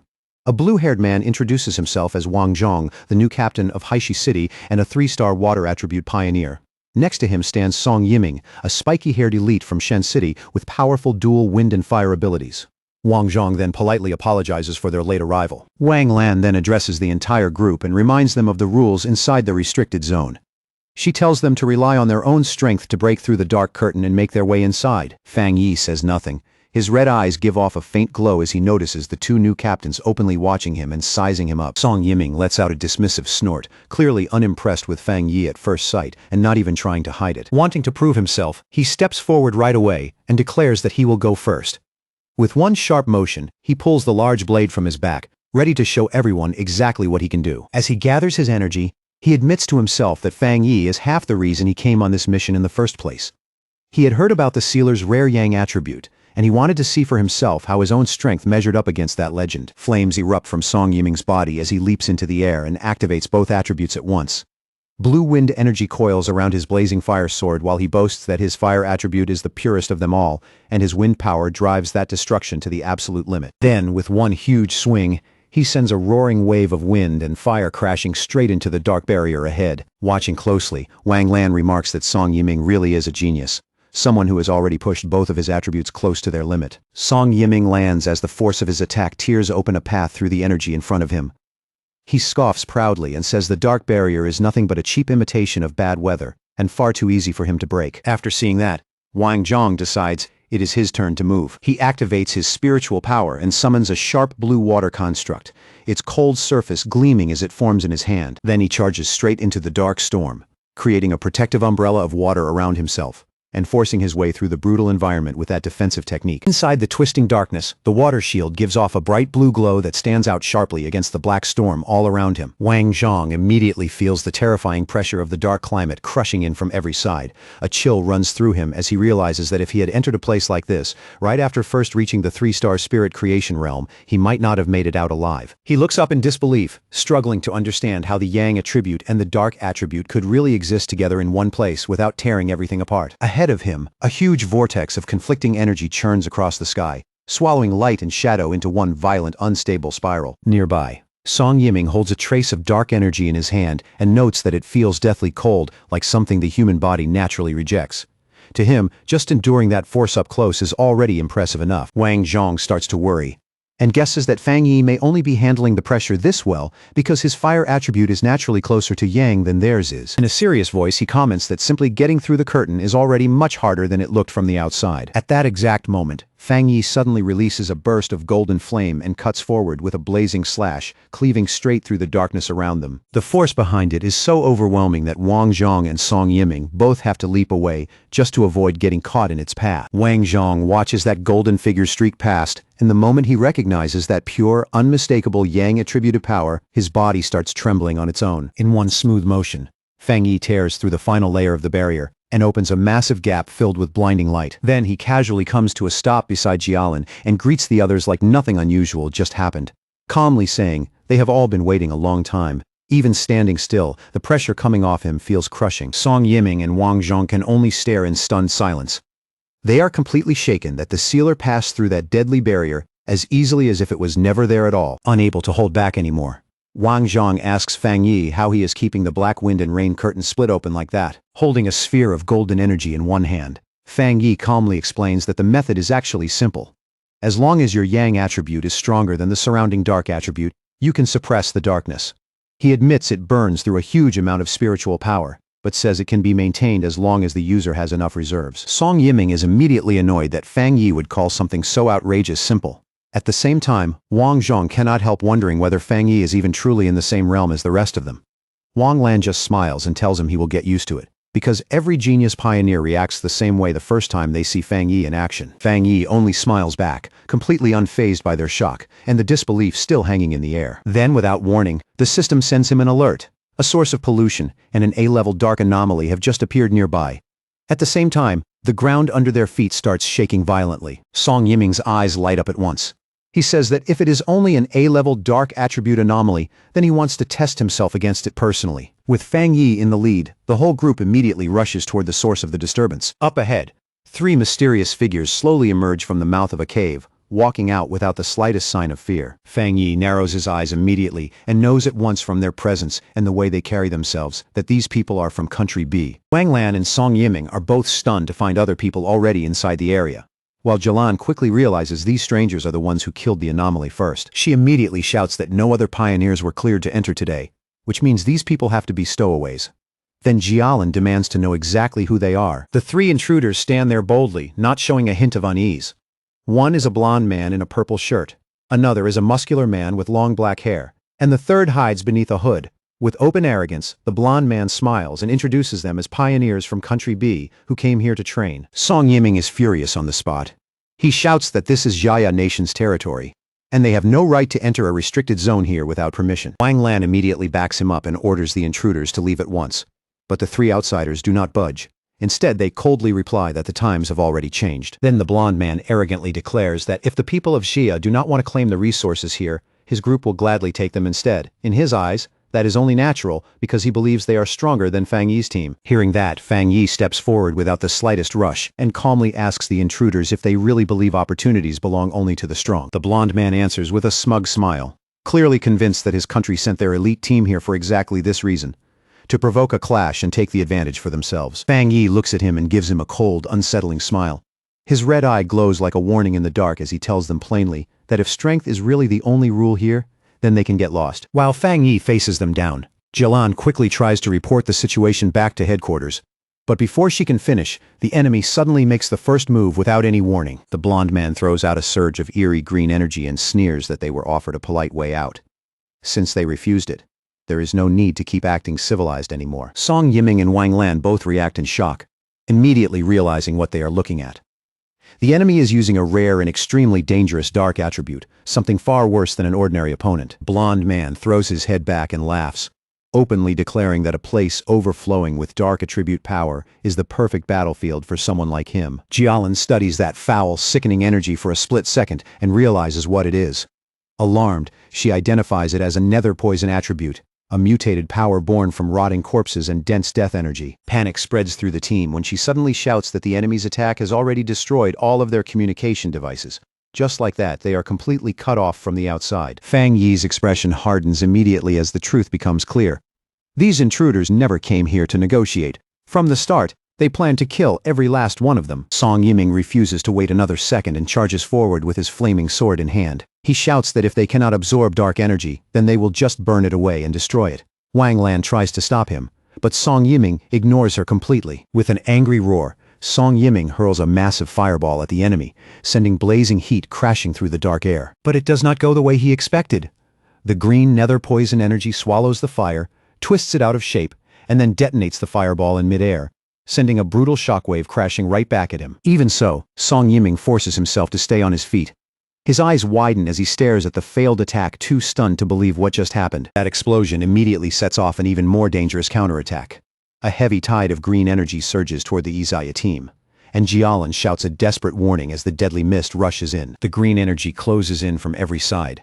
At the last possible moment, Wang Lan reacts and throws up a massive blue water barrier, desperately shielding the group from the toxic assault. Inside the barrier, everyone else is tense and bracing for the worst. Fang Yi, though, stays completely calm. His red eye glows steadily as he watches the enemy's power, with a cold, focused stare, not showing the slightest hint of fear. The fight escalates fast as the blond man from Country B presses forward and starts hammering directly at Wang Lan's water barrier. Then a huge shadowy claw suddenly rips through the shield and tears it open with terrifying force. Fang Yi steps forward at once and orders the others to move and spread out. At the same instant, he releases a powerful slash of golden energy that tears through the dark mist, splits the pressure apart, and forces the enemy backward. The blond man is visibly thrown off, clearly not expecting his attack to be shut down that cleanly and that quickly. He recovers in an instant and rises into the air, mocking Fang Yi as nothing more than a fire attribute pioneer from Jia Nation. Then, with open contempt, he adds that Fang Yi's teammates look even more useless. Then, without any warning, dark green vines burst out from the shadows and whip around Jialan, Wang Lan, and Song Yiming, trapping all three inside a spreading corrosive mist that eats away at both flesh and spiritual power. Wang Lan shouts a warning to Fang Yi, telling him that this enemy has been hiding his real strength the entire time and is at least at the second level of the Jinggang realm. Seeing the Yeshayat team pinned down so easily, the blond man throws his head back and laughs wildly, full of confidence and cruelty. Meanwhile, far outside the restricted zone, the military personnel can do nothing but watch as the massive black wind and rain curtain closes again, sealing Fang Yi's team inside the deadly zone. One of Wang Lan's subordinates anxiously studies a recording of the blonde man on a laptop and grimly remarks that the rumors were true after all. Someone from Country B really has mastered a branch of the dark attribute. After analyzing the footage, he concludes that while the enemy has not fully mastered pure dark power, he does possess a lethal sub-attribute capable of inflicting wounds that simply will not heal. The blonde man shamelessly gloats that Fang Yi's companions have already been poisoned and will soon rot to death, and that all of their spiritual power will eventually become nourishment for him. Then he demands that Fang Yi return with him to mighty Country B and become part of him, speaking as if Fang Yi no longer has the right to say no. Trapped and furious, Wang Lan screams at Fang Yi to stop holding back and fight back already. At that moment, golden flames erupt from Fang Yi's body and force the darkness around him to retreat. Looking straight at the enemy with open mockery, he asks whether the man still has not realized one very important thing about how their powers match up. Then Fang Yi activates his bonfire domain, creating a massive sphere of blazing golden light that expands outward and forcefully suppresses the nether poison around them. He calmly asks the blonde man if he is surprised that the poison has no effect on him at all. The blonde man can only stare back, completely confused and unable to make sense of it. With a confident smile, Fang Yi unleashes a massive stream of fire. But instead of aiming at the leader, he sends it straight toward the two subordinates below. The blonde man's face twists with fury as he sees his defense being torn apart and realizes that Fang Yi's real targets are his men. Fang Yi rises into the air and taunts him from above, asking with obvious contempt if he is really not going to save them. The blonde man snarls that Fang Yi is arrogant, then gathers a huge sphere of concentrated poison mist and shouts that as long as Fang Yi is still human, there is no way he can escape that power. Fang Yi ignores the threat completely and charges straight into the attack, his flaming sword carving a fierce line across the sky as he advances without the slightest hesitation. But the moment Fang Yi closes the distance, the blonde man's face changes from rage to shock. At last, he realizes what Fang Yi's power really is. It is the Yang attribute, the natural counter to everything he has. Fang Yi raises his flaming sword high overhead and coldly announces the name of his move, Skyfire Slash. Then, with one clean and devastating swing, Fang Yi cuts straight through both the enemy's defense and his body, slicing the blonde man in half in a single strike. Overwhelmed by disbelief, the blonde man cannot understand how a human could possibly wield a power so close to that of an anomaly king. His body starts coming apart in midair, leaving him broken, confused, and completely defeated by what he just witnessed. Song Yiming and Wang Lan can do nothing but stare in absolute shock, their faces frozen by the sheer absurdity of Fang Yi's strength. The blonde man coughs up blood, but even in that condition, he stubbornly refuses to die. Using the dense dark energy saturating the area, green vines pull his two severed halves back together. He madly shouts that as long as the dark attribute here stays this rich, Fang Yi will never be able to kill him. Fang Yi floats there in the air with a bored, almost disappointed look on his face, quietly judging that this nether poison attribute is far too weak, and that even its regenerative ability is pitifully low. In Fang Yi's eyes, this opponent is so underwhelming that he decides the man is not even worth using his ultimate move on. All of a sudden, the blonde man looks down at his own hands, and his face twists in confusion. Something is terribly wrong. His regeneration has stopped, and the flesh that should be repairing itself stays broken and motionless. A sharp, desperate scream rips out of him. Panic cracks through his voice as he demands to know why his body is no longer healing, why the power he trusted so completely has suddenly failed him. Fang Yi calmly snaps his fingers, that small crisp sound cutting straight through the chaos with chilling certainty. In the very next instant, the energy Fang Yi had secretly planted behind him detonates. Golden light erupts like a miniature sun, tearing the man apart so completely that nothing is left behind except destruction and ash. Fang Yi lands lightly on the ground as if the fight cost him nothing at all. Then he turns and walks away from the blackened remains with cold indifference, and somehow that calm makes the whole scene feel even more overwhelming. He raises a hand toward Wang Lan and Song Yiming, and crackling blue lightning immediately coils around their bodies with precise control, locking onto the green poison-like marks still spread across their skin. In an even voice, Fang Yi explains that he is stripping away the dark attribute contaminating them. The two pioneers can only stare at him, clearly shaken by both the method and how effortlessly he is doing it. Then he reaches over and taps Jialin on the shoulder, purifying her just as easily. Still trying to process everything she just saw, she voices her disbelief, stunned that Fang Yi killed a Jinggang realm pioneer that cleanly and with so little trouble. As the dust settles, Fang Yi quietly replays the fight in his head. He concludes that the blonde man probably did not reach the Jinggang realm through any normal path because his spiritual power felt muddy and impure from the start. At the same time, Fang Yi finds it even stranger that the enemy side seemed to know almost nothing about someone like him. Jialan admits she is confused too. But then she recalls an old internal rumor. Years ago, Elder Wu supposedly used his own body to block a bizarre disaster that had been meant for Country B, stopping it at a terrible personal cost. The more they think about it, the more it seems possible that the long rivalry between the two nations never really eased, and that Elder Wu, because of what he once did and what he stood for, likely became a marked target in Country B's eyes a long time ago. The heavy mood finally loosens a little when Song Yiming suddenly blurts out in excitement that from now on, he is going to hang a portrait of the sealer right next to his bed so he can look at it every day and push himself harder. Wang Lan turns to him with a straight face and asks if the Yang attribute completely fried his brain. Fang Yi, however, simply turns away from the group and tells them that even though he removed the dark attribute from their bodies, they are still in no condition to enter the true core of the restricted zone. He tells Jialin to take the others back, or at the very least keep them training only in the outer area. As he says that, he walks forward alone into the swirling wind and dust without looking back, leaving the team standing there in silence. With his eyes glowing a deep, radiant gold, Fang Yi finally reveals what he really wants. He wants to see the true face of this restricted zone's core with his own eyes. Alone. He stands before a monstrous storm of blue lightning and dark energy, vast enough to twist the sky itself. Power cracks across the heavens as he prepares to step into a deadly center no one else there could even hope to reach. As Fang Yi walks deeper into the storm-filled heart of the restricted zone, Jialin, Song Yiming, and Wang Lan can only stand back and watch his figure disappear further into the chaos. Song Yiming stares after him in total disbelief, so stunned by Fang Yi's courage that for a moment, he cannot even find the words. After a long pause, Wang Lan turns to Jialin and quietly asks what their chances really would have been if they had come here alone, without Fang Yi. Jialin gives a bitter, self-mocking smile and admits that she once believed she was the strongest candidate to inherit Elder Wu's position. But ever since the sealer appeared, she has already accepted that she can only stand in second place. Song Yiming and Wang Lan are both visibly stunned.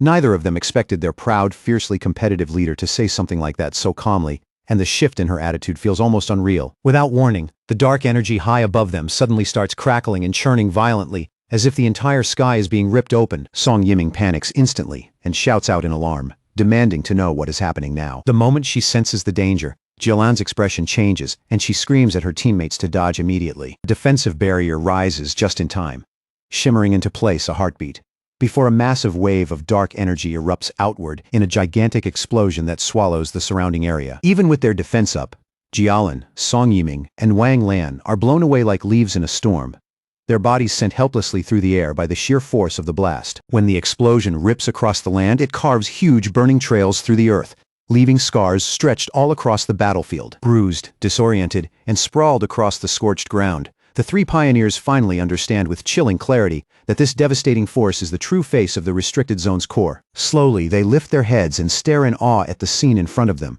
A landscape shaped like a giant burning eye, eerily identical to the satellite images they saw before entering. Jialin points through the storm ahead and says Fang Yi is still out there, floating right at the center of that terrifying maelstrom. Fang Yi hangs in midair, his body seeming to bridge two extremes. Behind him, golden fire wings blaze wide, while jagged spikes of dark purple energy twist and surge around him like living weapons. He lowers his eyes to the sphere of dark power gathered in his hand, and for the first time, his expression turns uncertain as he senses a strange, unfamiliar reaction starting inside it. Very quickly, Fang Yi realizes the two opposing attributes, Yang and Dark, are not just clashing. They are slowly beginning to fuse into an entirely new kind of spiritual power. The two forces spiral together in a chaotic, unstable vortex, purple and gold grinding against each other in violent waves.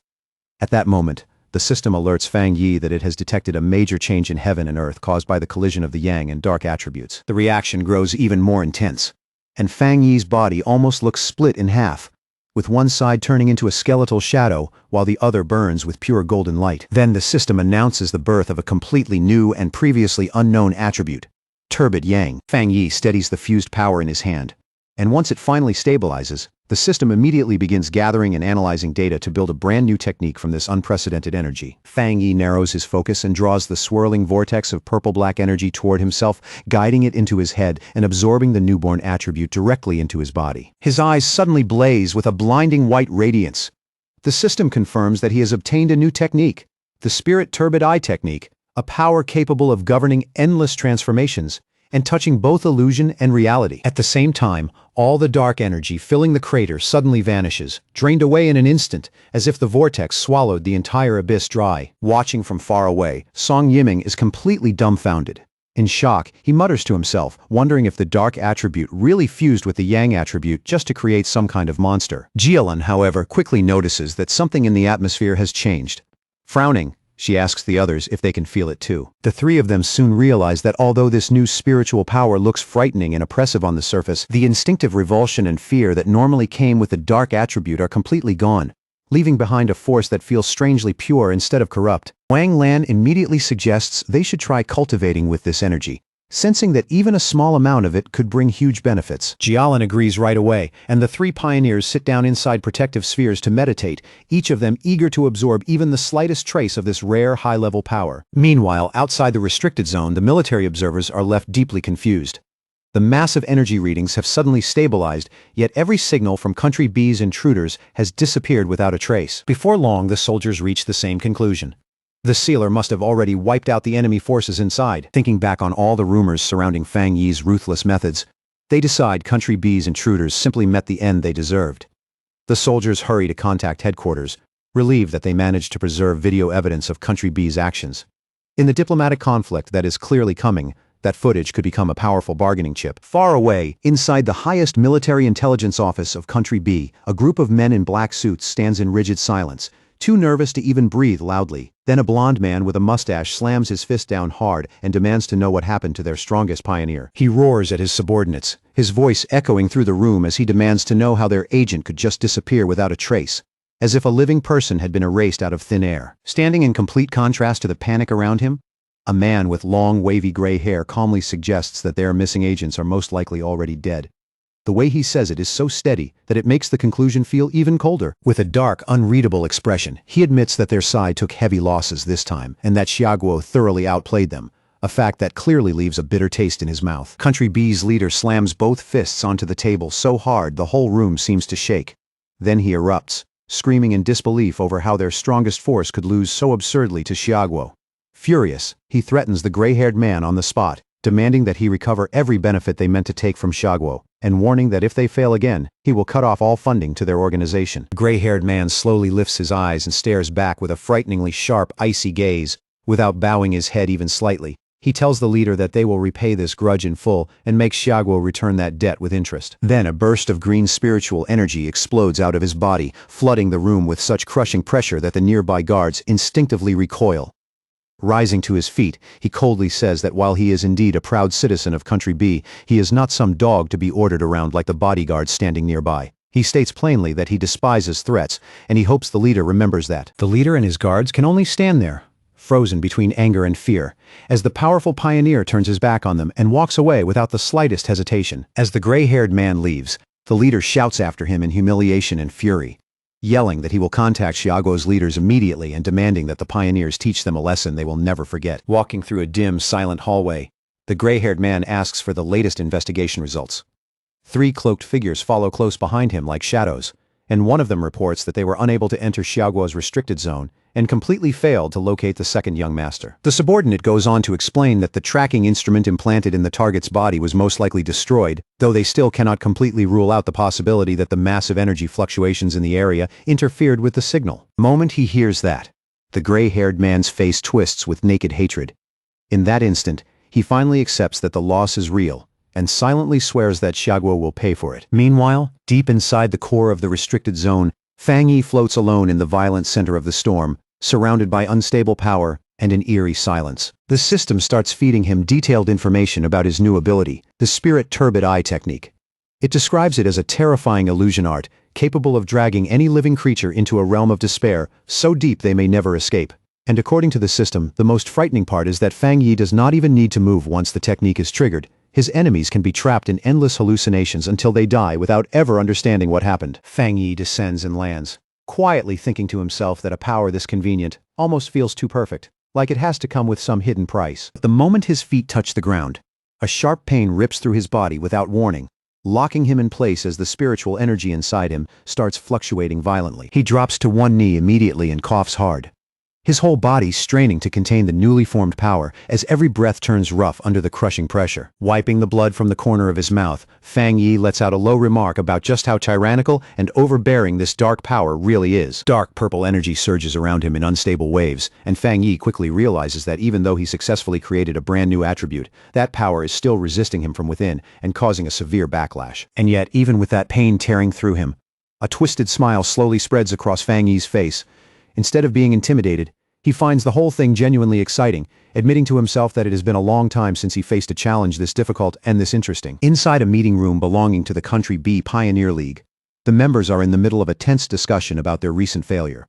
One says he still finds it hard to believe their so-called ultimate weapon was crushed by Xiaoguo, while another wonders whether the defeat may have come from hidden side effects in the experiment itself. Before the discussion can go any further, the gray-haired pioneer leader suddenly strides into the room, bringing with him a terrifying pressure that instantly silences everyone there. Without any hesitation, he releases his power. Dark, ghost-like shadows lunge at the members like living nightmares as he sneers that now that everything has already gone wrong, everyone suddenly seems to have such clever opinions. Then he points at one terrified subordinate and coldly orders that person to serve as bait in the next experiment, like he is assigning some trivial errand instead of a death sentence. The subordinate immediately drops into desperate pleading and begs for mercy, but the leader ignores every word. With total contempt, he declares that the previous leader was nothing more than a useless straw bag who deserved no respect. His voice turns even colder as he vows that he will personally give Xiaoguo a proper display of power and make them understand exactly what they have provoked. Inside the Blue Star United Supreme Council Hall, the atmosphere is heavy and tense, with anger and suspicion hanging over the chamber like a storm ready to break. A representative rises and angrily declares that Xiaoguo has gone too far this time, his accusation ringing sharply through the hall. The envoy from the E-Federation follows with a formal condemnation, accusing Xiaoguo of killing important pioneers from another nation. He argues that with a global disaster threatening all humanity, countries should not be wiping out each other's elite forces like this. Then, without warning, loud laughter suddenly echoes through the chamber, and a voice openly shouts, "Killed well," leaving the representative stunned on the spot. Elder Wu, commander of Xiaoguo, walks into the hall in full combat armor, and his presence instantly takes over the entire room. He sweeps a mocking glance across the representatives and casually tells his men to replace their drinks with chrysanthemum tea, saying they clearly need something to cool down and calm that fire inside them. The gray-haired pioneer leader is briefly startled to see Elder Wu show up in person, but he quickly buries that reaction and skips straight past any formalities, demanding an explanation for why his country's powerful pioneer died inside Xiaoguo's borders. As he stares at Elder Wu, suspicion flashes through his eyes, and he cannot help wondering how Elder Wu managed to recover so completely. Elder Wu lets his golden aura flare outward and gives a scornful scoff, asking whether the gray-haired leader really thinks he has the right, or even the worth, to stand there and demand an explanation from him. Then he accuses Country B's pioneers of striking first and says they are shamelessly pretending to be victims while acting as the real aggressors from start to finish. The gray-haired leader asks for proof. But beneath that outward calm, fear is already starting to gnaw at him.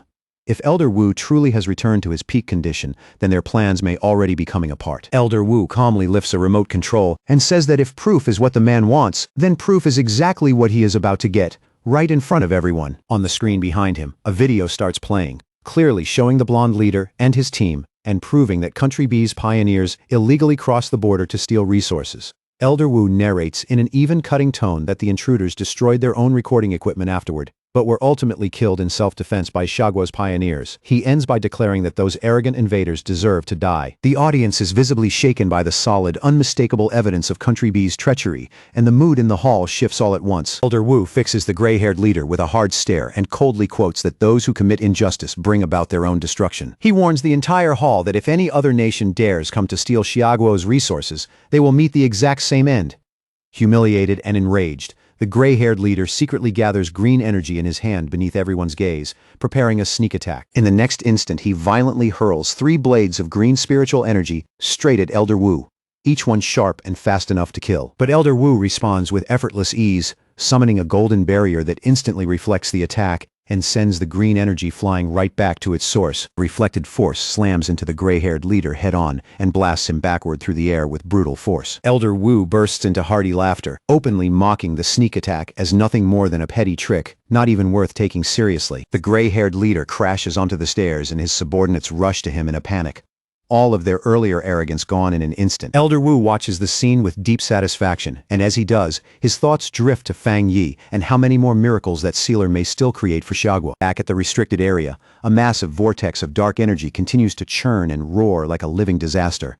Jialin, Wang Lan, and Song Yiming stand right at the edge of it, staring into the chaos with tense, fixed expressions. Jialin looks deeply troubled, her eyes full of worry as she fears that even someone like the sealer may have run into real danger inside that terrifying storm. Deep within the eye of the storm, where the pressure is at its absolute worst, Fang Yi stands there alone, surrounded by unstable power on every side. Then, all at once, his eyes erupt with blazing golden light as the energy inside him surges to its limit and reaches a critical breaking point. He throws his head back and lets out a raw scream as a huge wave of golden power explodes out of him, blasting in every direction and making the entire space tremble under the force. As the violent surge finally starts to calm, it compresses into a dark purple aura that wraps tightly around his body.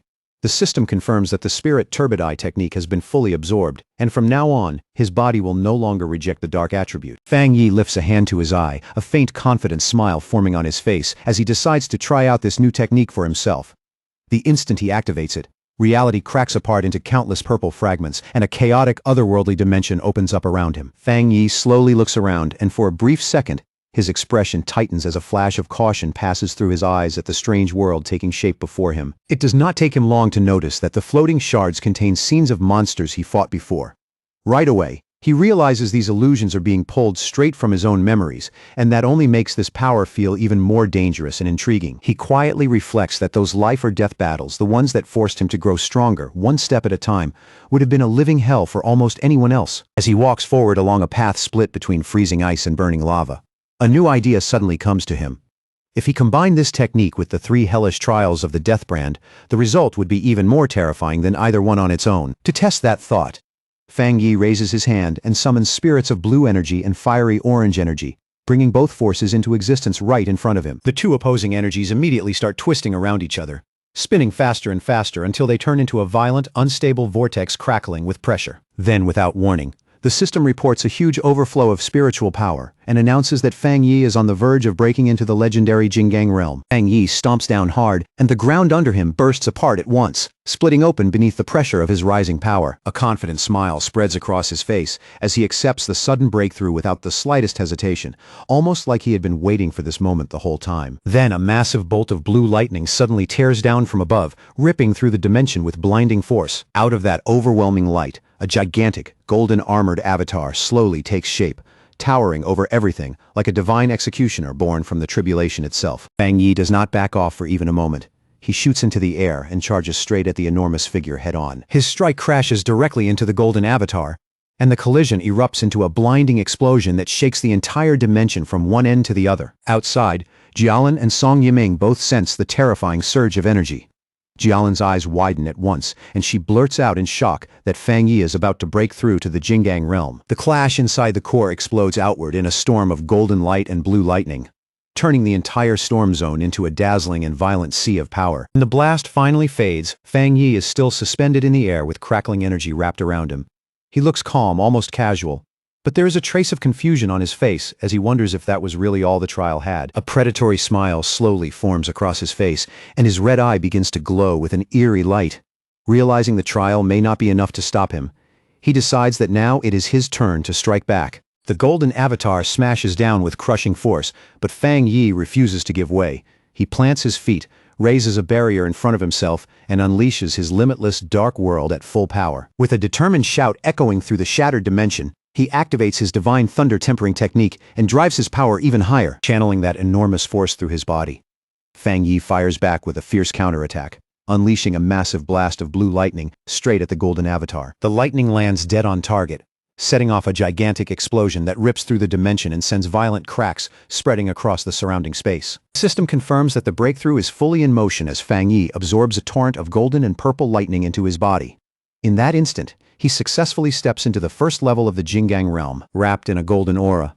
Fang Yi slowly descends from the sky, clearly a little surprised that he managed to break through to the Jinggang realm right here of all places. He gathers an enormous amount of power into one hand, his eyes glowing red, and with one simple swing, he releases a devastating force that instantly blows the surrounding rocks into fragments. The pressure is so overwhelming that Jialin and Song Yiming can barely keep their footing, with the sheer weight of Fang Yi's spiritual power bearing down on them even from a distance. Storm born from his breakthrough tears through the area, hurling dust, stones and shattered debris wildly in every direction, and even flinging an armored vehicle into the water like it was nothing more than a toy caught in a flood. An observer watching the situation stares at the readings in disbelief as the energy data instantly blasts past the maximum measurable limit, making him realize that a major breakthrough must have just happened. As they watch the golden glow burning on the horizon, the team finally understands that the sealer has truly advanced into the Jingang realm. Standing at the edge of the massive crater, Jialan says in shock that the spiritual energy inside the restricted area has been almost completely drained. Fang Yi absorbed nearly all of it, leaving only the tiniest bit behind. Wang Lan, still visibly stunned,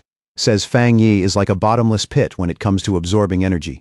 Even so, he admits it is far better for the sealer to take that power than to let the enemies from Country B steal it. The three pioneers then move together and land near the center of the phenomenon, heading in to see Fang Yi for themselves. But the moment they draw closer, Song Yiming is completely shaken by the terrifying presence that suddenly presses down on him. Then, from inside the blinding light, Fang Yi walks toward them one step at a time, releasing an aura so heavy and overwhelming that it feels like an entire mountain is crashing down onto their shoulders. Even under that suffocating pressure, Wang Lan still grins, pulls out his phone, and snaps a photo, already planning to use it as wallpaper to bless his own future breakthrough.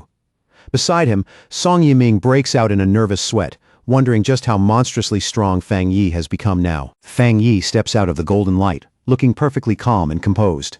He casually greets the group like he did not just trigger a massive energy storm and turn the whole area upside down. Jialan looks at him with deep admiration and quietly thinks that if he once felt like a sharp sword, then now he has become something even greater, a divine sword radiating both terrifying power and majesty. The group can only stare in amazement, thinking about how hard it is for any pioneer to cross that half-step gap into the Jingang realm. Yet Fang Yi managed to reach this level in such a short time. Jialan smiles faintly to herself, thinking that Fang Yi has given her an enormous surprise, and that his very existence is a true blessing for Xiaguo. As she watches his back, she starts imagining the future he might reach, believing that before long he will shine at the very highest level, standing shoulder to shoulder with her teacher, Elder Wu, or maybe even surpassing him completely. Meanwhile, news of the event explodes across the internet. Reports quickly confirm that the sealer has broken through once again in Xiaguo's western region. Comments flood in non-stop as people realize that an S-level restricted area was practically drained dry by him alone. Citizens celebrate wildly at the thought of their nation gaining another Jingang realm expert, and praise for their hero fills the discussion from every direction. Far away, inside a dark room, a hand slowly reaches out and touches a screen showing the crater, while a voice mutters with heavy hatred and curses the sealer's name through clenched teeth. The gray-haired pioneer leader warns the shadowed figures around him that if Fang Yi is allowed to keep growing at this rate, Xiaguo will become fully united and all of their plans will fall apart. His voice turns even colder as he declares that the time has finally come for them to make their move. He angrily recalls how the sealer ruined their operation in Tai Tai City and saved that place from destruction, then vows that this time, none of their targets will be allowed to escape alive. A woman with long, sharp nails steps forward and reveals two photos of Fang Yi. She explains that her followers hacked into the Pioneer mobile database and pulled out those images in order to trace his true identity. The gray-haired Pioneer leader takes the tablet with a wicked grin and tells her he does not care what methods they use, as long as they get the job done. Clearly pleased with their cooperation, he says he is looking forward to finally uncovering the sealer's true face. At 3 in the morning, while the whole city is still half asleep and silent, a massive red beam suddenly rips down from the sky and slams into the top of a high-rise, lighting up the darkness like a warning signal. Up on the rooftop, Zhonglu slowly finishes his cultivation, red fire aura swirling around his body and rolling waves. Feeling that power settle inside him, he looks completely satisfied with the results. Then he breaks into triumphant laughter, unable to hold back his excitement after finally reaching the 2-star spirit creation realm. Full of confidence, Zhonglu quickly strikes a pose for a selfie, already eager to see how people online are reacting and how many are worshipping the huge phenomenon he just caused. Just as he is about to enjoy the attention, one notification suddenly grabs his eye and pulls all of his focus away. He opens it and finds a news report about the sealer breaking through inside a restricted area, along with the huge uproar and heated debate it has already sparked across the internet. The moment he reads it, Zhonglu flushes with amazement. He can barely believe it as he realizes Fang Yi has grown stronger again and widened the gap even further. That news lights a fire in him. He punches the air and tells himself that if a genius like the sealer is still pushing forward that hard, then he has no right to be proud of such a small breakthrough. Staring at Fang Yi's image on the screen, Zhonglu feels his motivation surge. In that moment, he convinces himself that one day he really can follow in Fang Yi's footsteps. The next morning, Jiang Lu walks through the streets of Tai Tai City, with excitement written all over his face, shouting at the top of his lungs that he has finally returned, like he is announcing his comeback to the entire city. Still riding that energy, he keeps walking and accidentally bumps into a woman in high heels, making both of them stop in place. But instead of apologizing, Jiang Lu turns around with an annoyed look and snaps at her, asking if her mother never taught her the basic manners to say sorry after bumping into someone. The woman stays perfectly calm. With smooth, measured grace, she adjusts her sunglasses and politely apologizes, her tone so even that it almost makes Jiang Lu look like the unreasonable one. But behind those dark lenses, a complex purple pattern quietly flickers to life in her eye. A strange wave of psychic force washes over Jiang Lu before he even has time to notice. Before he can react, the hypnosis takes hold completely. His eyes go dull, then begin glowing with a faint purple light as his will is swallowed up and he falls totally under her control. A sinister smile curls across the woman's lips.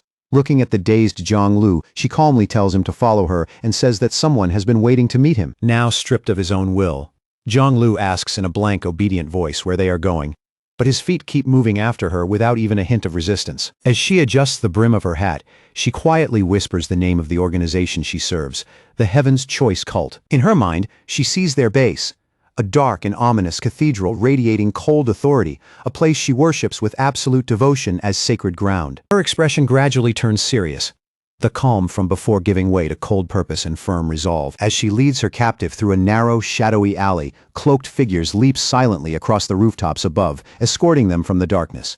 Deep down, she reminds herself of her mission: infiltrate Tai Tai City successfully and do not disappoint the leader she reverently calls father. The woman makes a silent vow that Fang Yi's home ground will become their next territory, fully convinced that the Heaven's Choice cult will soon spread its light across the entire nation. Jiang Lu wakes up in a dark and terrifying place, only to learn that he has been brought to the repentance room inside the Tai Tai City headquarters of the Heaven's Choice cult. He screams in agony as the torture continues, his voice breaking while he desperately cries out that he truly does not know the person they keep questioning him about. Then horror hits him. He realizes he cannot even control his own mouth.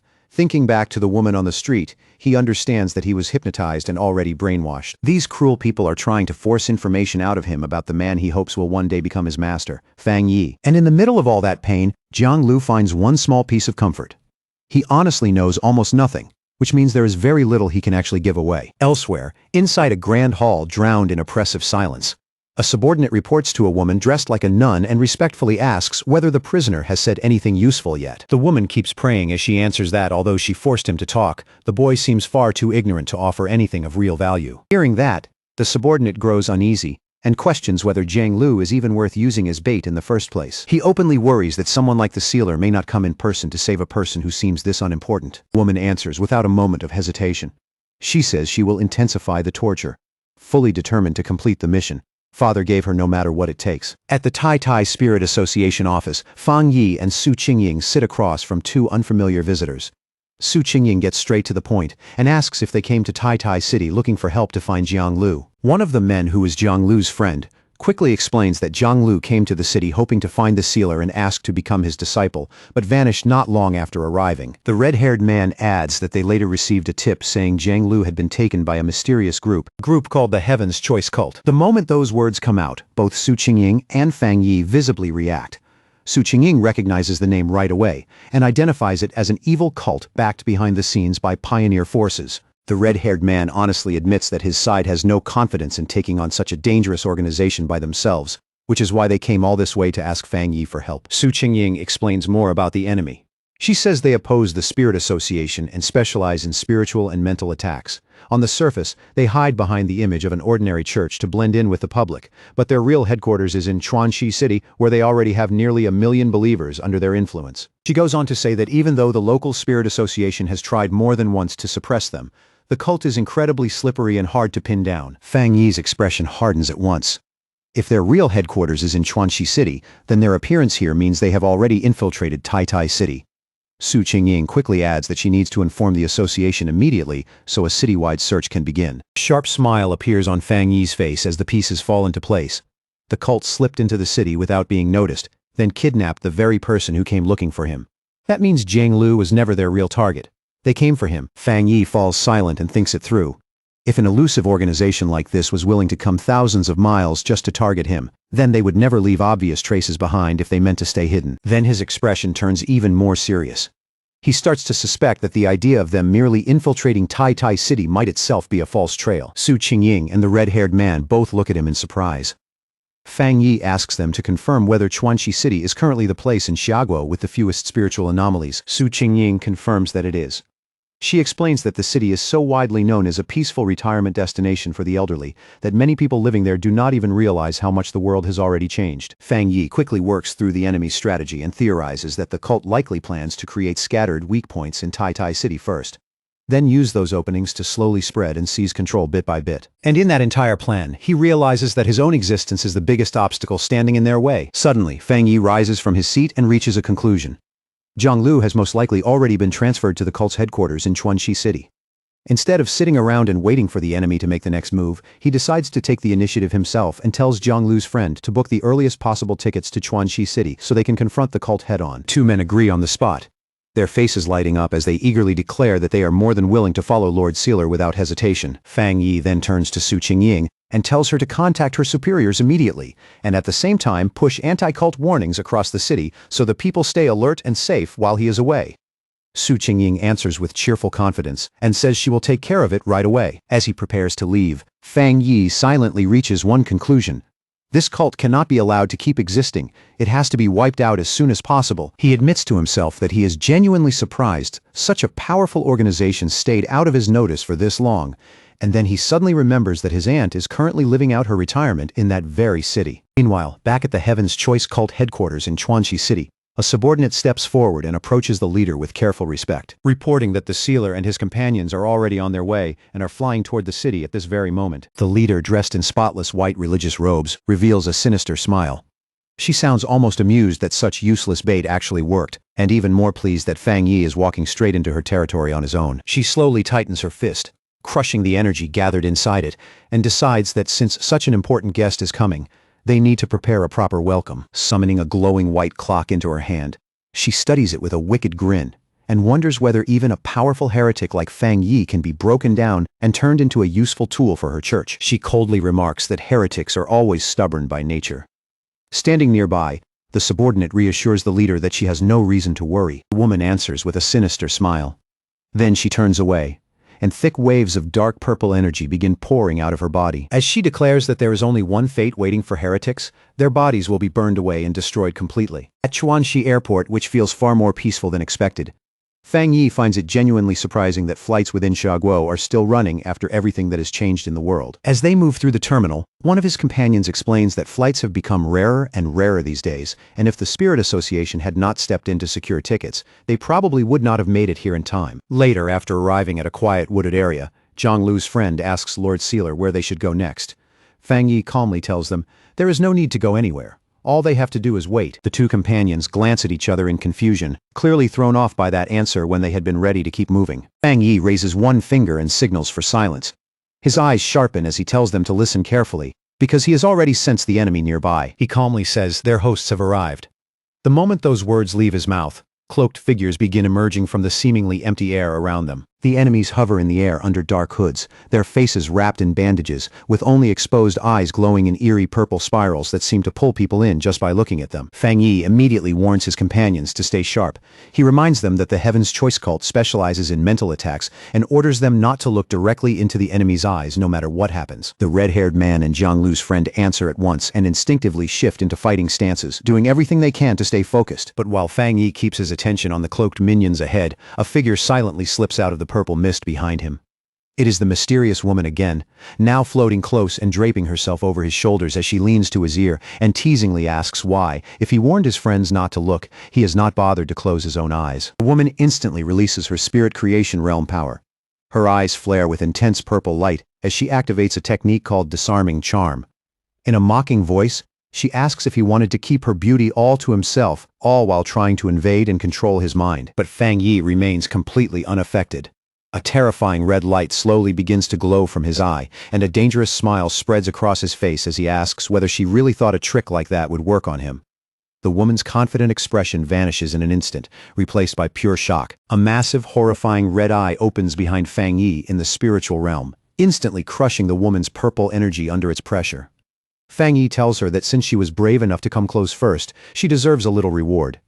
Then he adds that illusion-type pioneers like her are actually pretty interesting to him, inside the spiritual realm formed by their clash. Fang Yi unleashes his mental power completely and activates the spirit turbideye technique without holding back. The woman from the Heaven's Choice cult recoils in terror, stunned beyond belief that the sealer can actually use illusion arts, something none of their reports ever mentioned. Even so, she quickly forces herself to settle down and lets out a disdainful scoff, declaring that illusion techniques are the greatest strength of her cult. She reaches into her clothing and pulls out a pocket watch glowing with a strange purple light, then sneers that Fang Yi is beneath her and boasts about the power her father personally granted her. Inside her own illusion, she sees herself slicing Fang Yi cleanly in half, and for a brief second she believes she has already won. But when the vision clears, Fang Yi is still standing there completely unharmed, wearing nothing but a smug, knowing smile. He calmly tells her to keep going if she wants.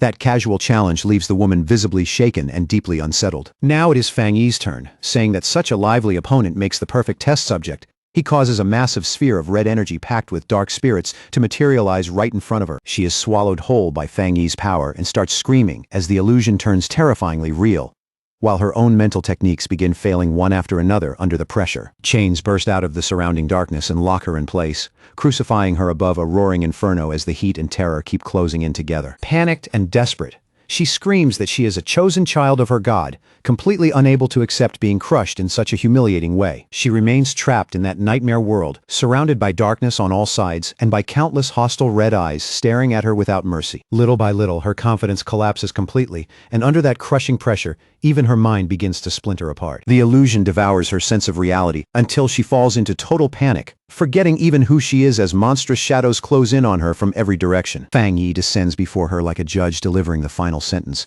his presence so overwhelming that it crushes the little resistance she had left.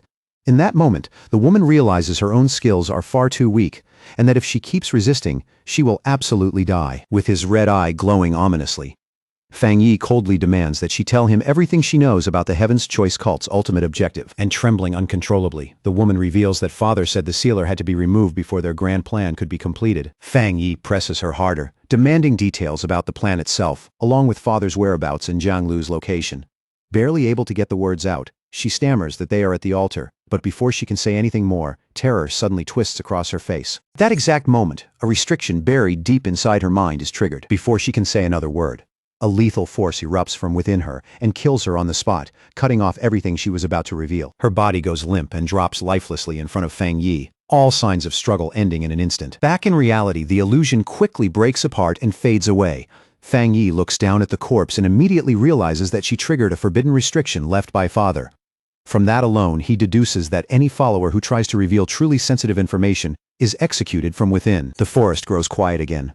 Fang Yi walks forward through the aftermath of the battle, where his companions lie defeated on the ground around him. Sensing a hidden gaze fixed on him, Fang Yi calmly calls out into the darkness and asks the unseen observer if they were the one who just silenced their own subordinate. Cult's minions burst out of the shadows one after another, moving fast and hard as eerie purple energy coils around the strange clock-like devices in their hands, filling the air with a sinister glow. They shout that they will capture Fang Yi and use him to make their cult's name shake the entire land.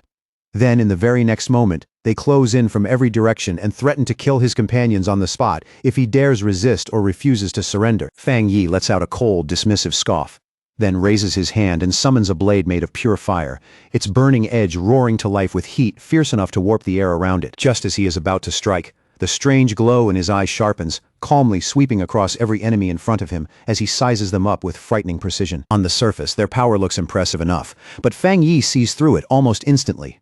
Their foundations are unstable, their aura is scattered, and all that apparent strength is nothing but hollow force with no real substance behind it. The result clearly disappoints him. Tightening his grip on the flaming sword, Fang Yi's expression turns even colder, like these opponents are not even worth the trouble. Then, with one huge slash blazing down like heavenly judgment, Fang Yi tears straight through their defenses in a flood of fire. As the attack rips through them, he coldly remarks that their actual combat ability is laughably pathetic. The cultists are blown away by the overwhelming flames, their screams echoing through the area as they tumble helplessly through the air, completely crushed and defeated in a single exchange. Fang Yi steps over one of the fallen cultists and looks down at him, his terrifying red eye still glowing, pressing down on the man with a weight that feels even heavier than the flames. Under that gaze, the cultist starts trembling uncontrollably, finally understanding just how monstrous the gap between them really is. Every trace of his earlier arrogance disappears, replaced by raw instinctive fear. At that moment, another terrified subordinate slowly walks forward, his hands shaking as he presents a strange oval mirror wrapped in flickering purple energy, as if even he is afraid of the thing he is carrying. Fang Yi turns his eyes toward it with a hint of curiosity. The moment he focuses, he senses a presence hidden inside, and soon a dark silhouette begins to emerge from the mirror's murky glow. Then a voice drifts out from within the mirror and addresses the sealer directly, speaking in a calm, composed tone as it claims this whole matter is just a misunderstanding. The voice goes on to insist that the heavenly chosen cult exists for one noble purpose alone: saving humanity. It even proudly boasts that they have already resolved 3 spiritual anomalies in Chuanxi City, as if that alone proves their righteousness. Growing more arrogant by the second, the leader declares that compared to the cult's so-called sacred mission, the Spirit Association is useless, incompetent, and far beneath them in both vision and action. Fang Yi lets out a mocking laugh, clearly unimpressed by the whole act. He bluntly tells her not to get drunk on her own propaganda or start believing the lies she feeds other people. In a calm, almost casual tone, Fang Yi tears her argument apart piece by piece. He points out that Chuanxi City has long been classified as a secure zone with no record of beast-related disasters, which means the so-called anomalies they claim to solve were never real in the first place. From there, Fang Yi lays their scheme bare without hesitation. In his eyes, the cult creates fake crises, plays savior to frighten civilians, and uses that fear to gather followers and wealth for their own cultivation. To him, the entire operation is filthy, shameless, and utterly despicable. Hearing that, the woman inside the mirror lets out a low, condescending laugh, the kind dripping with disdain instead of amusement. Then she reveals a glimpse of her real power, taking what looked like an ordinary pocket watch and turning it into a vessel overflowing with thick, sinister dark energy. Her voice sharpens with fury as she declares that Fang Yi completely misunderstands their noble cause.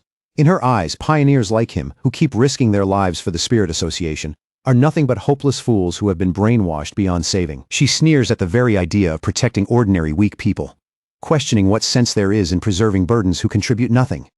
To her, they should simply be abandoned and left to die, while the strong pioneers rise up and rule. Her face twists more and more with fanatic obsession until she is nearly shouting, screaming that they are walking a glorious road of evolution and that history itself will prove them right. Fang Yi remains completely unmoved. Blue lightning begins crackling along his flaming sword, weaving violently through the fire, and in the next instant he surges forward so fast he becomes little more than a blinding streak. The cultist holding the mirror lets out a terrified scream and nearly drops it on the spot, while the leader watching through the connection can only stare in visible shock at Fang Yi's sudden charge. With an expression as cold as winter steel, Fang Yi says that if she truly believes the weak deserve to die first, then she should lead by example and be the first one sent on her way. Without wasting another motion, he swings. His blade turns into a savage blur of fire and lightning as it cuts toward both the cultist and the mirror in one merciless strike. The leader watches in utter disbelief as Fang Yi's attack seems to cut through reality itself.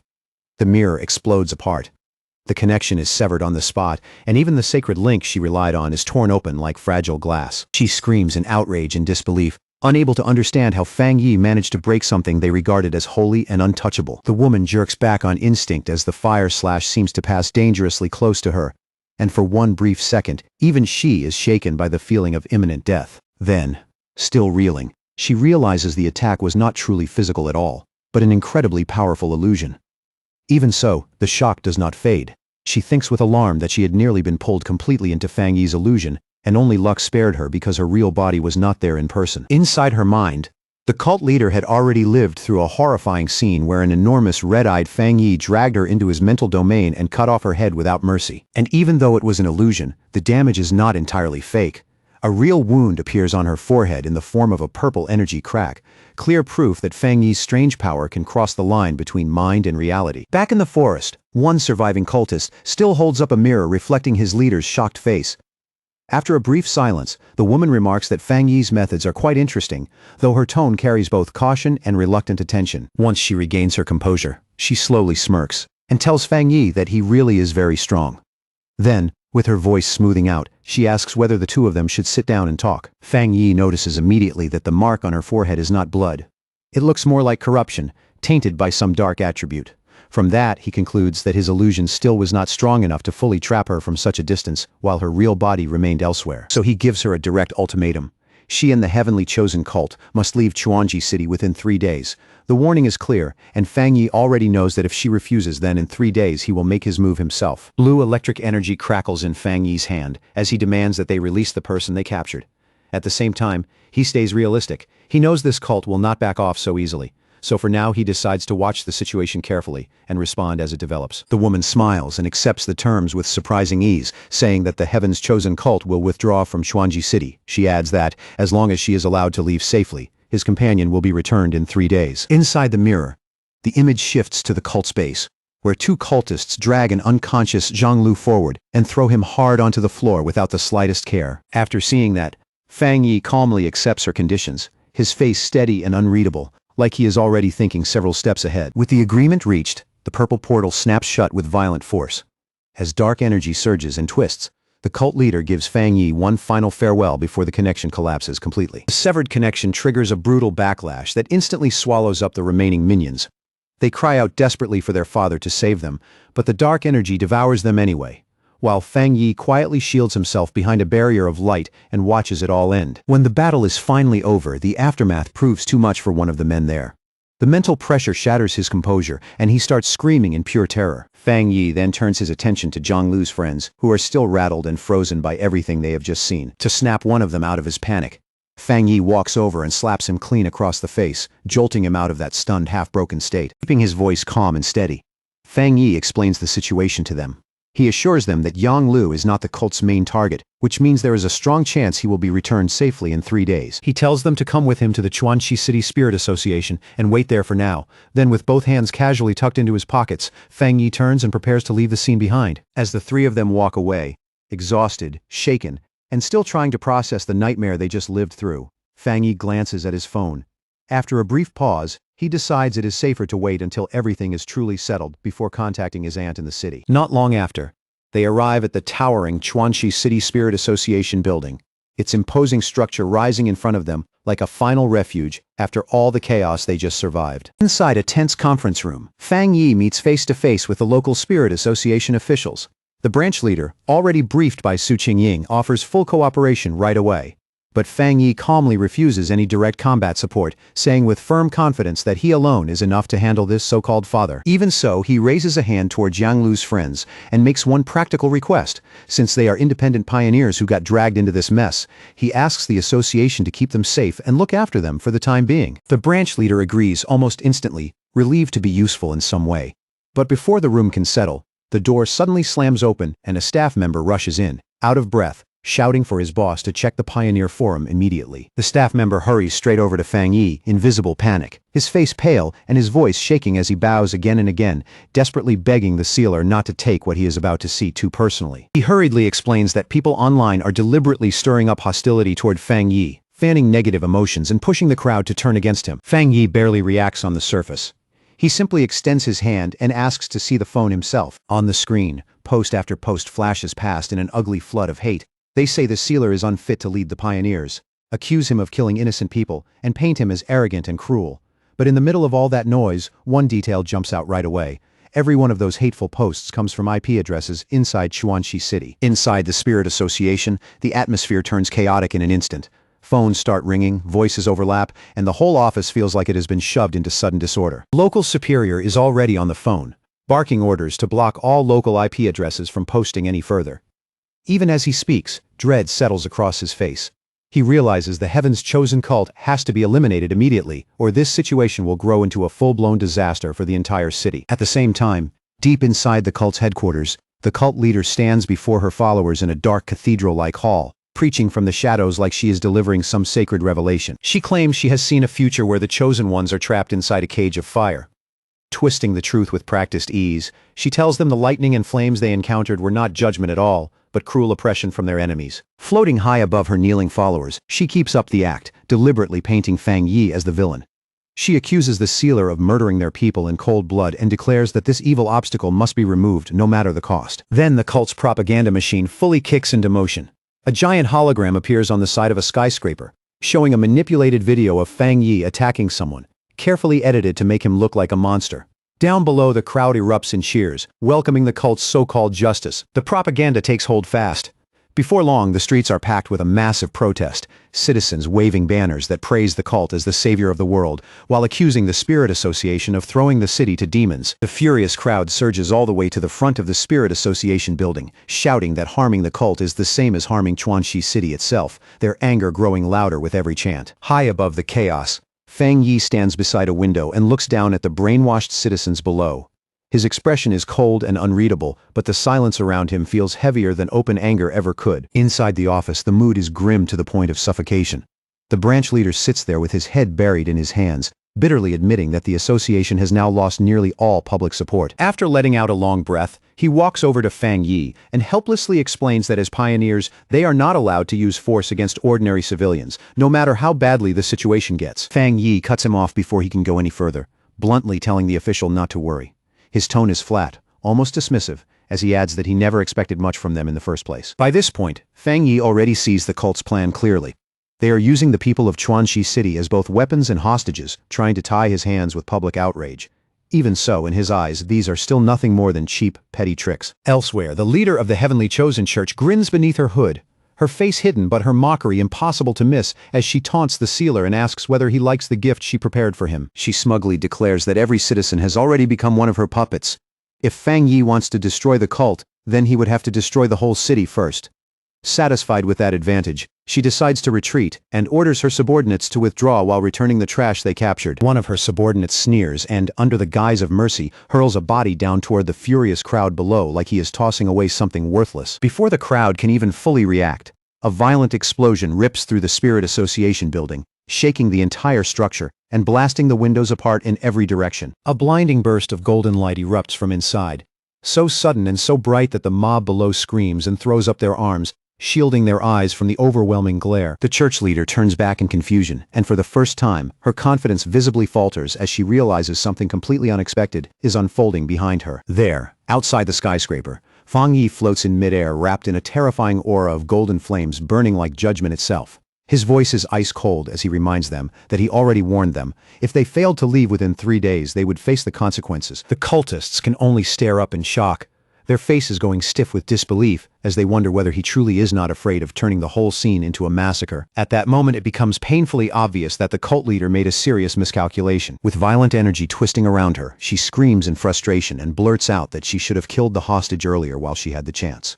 Then she glares at Fang Yi and demands to know whether he truly does not care about all the lives surrounding them. Fang Yi answers with a mocking calm sharper than anger. He tells the cult leader there is one thing she still does not understand, then swings his sword down and reveals that his technique was built specifically to counter dark attribute anomalies. The woman is left stunned as the enormous fire slash crashes down and hits her subordinate directly, shattering her expectations in a single instant. Then, moving on pure speed, Fang Yi vanishes from sight and appears behind her in the very next breath, catching her completely off guard before she can adjust. Without giving her a second to recover, he brings his sword down hard, forcing her to hastily throw up a magical barrier just to withstand the crushing weight of the blow. Locked in that brief but deadly stalemate, Fang Yi stares straight into her eyes, his own glowing with a cold red light. A dangerous smile slowly appears on his face as he asks a chilling question and calmly concludes that she is not human at all. The moment he says it, her expression changes. A crack splits open across her forehead, glowing with strange purple light, and she admits with reluctant admiration that she is impressed. He figured it out so quickly. The crack spreads wider and wider until it reveals a grotesque purple eye hidden beneath the skin. She stares back at him and admits that truly nothing escapes his sharp vision, openly exposing the fact that she is no longer human. The monster inside her calmly admits that it has been a very long time since it last ran into a situation like this, as if Fang Yi has finally forced it to take things seriously. Then the creature inside the cult leader's body digs its fingers into its own face and tears at the skin, exposing a monstrous form underneath, layered with multiple eyes and shaped into something no human body should ever contain. Standing across from that horrifying sight, Fang Yi does not move at all. His expression stays calm, steady, and completely fearless, as if even this twisted reveal is not enough to shake him. In the next instant, the enemy explodes outward into a gigantic mass of jagged purple shadow. At the same time, a system notification appears before Fang Yi, warning him that dark intelligence has been detected. The system immediately explains that this thing is a self-aware sub-attribute known as grafting, a dangerous existence with intelligence of its own. It has no true physical body. Instead, it survives by stealing hosts and grafting itself onto different pioneers, feeding on them and growing stronger every time. That is how it took over the leader of the heavenly chosen church and turned her into its vessel. A brief flashback flickers by, showing the destruction of the heavenly chosen church headquarters, the entire building collapsing into flames and ruin under the chaos it unleashed. Back in the present, the giant shadow monster looms over Fang Yi like a living nightmare. It tells him that his body is perfect, rich with powerful spiritual energy, and greedily demands that he hand it over. The monster then calls out to its remaining followers, coldly declaring that the time has come for them to finally be used. Once, the cultists let out agonized screams as their life force is violently ripped from them. Purple streams of energy burst from their mouths and eyes, torn free in a brutal display with no trace of mercy. That stolen energy whirls through the air and rushes toward the monster, gathering above it and condensing into a massive sphere of dark power, dense and ominous enough to make the air itself feel heavy. Once the sphere is complete, the monster unleashes all that gathered power in one devastating beam, firing it straight at Fang Yi with overwhelming force. Fang Yi does not step back even once. Facing the incoming destruction head-on, he raises his sword already wrapped in blazing fire and swings without the slightest hesitation. The blade rips through the darkness with unstoppable force, cleaving the massive sphere in two, in a single swing and shearing off one of the monster's huge arms. Like its body was never as solid as it wanted everyone to believe. The creature just stares at its severed arm, frozen for a moment, like its mind still hasn't caught up. Then, in a warped voice full of disbelief, it mutters that the pain is far worse and far sharper than it ever imagined. With the flaming sword still burning in his hand, Fang Yi walks straight toward the wounded monster without slowing down once.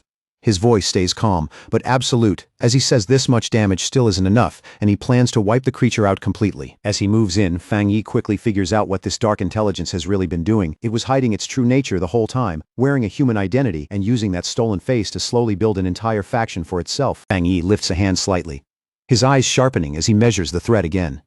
To himself, he realizes taking this thing down may be even more troublesome than killing the last Anomaly King. Then, all of a sudden, a gigantic claw made of crackling blue lightning drops from the sky, tearing through the air with terrifying speed and crushing force. From a nearby building, the branch leader and another pioneer watch in horror. In that instant, they understand the truth. This dark attribute hasn't just grown intelligent. It can even graft itself onto pioneers.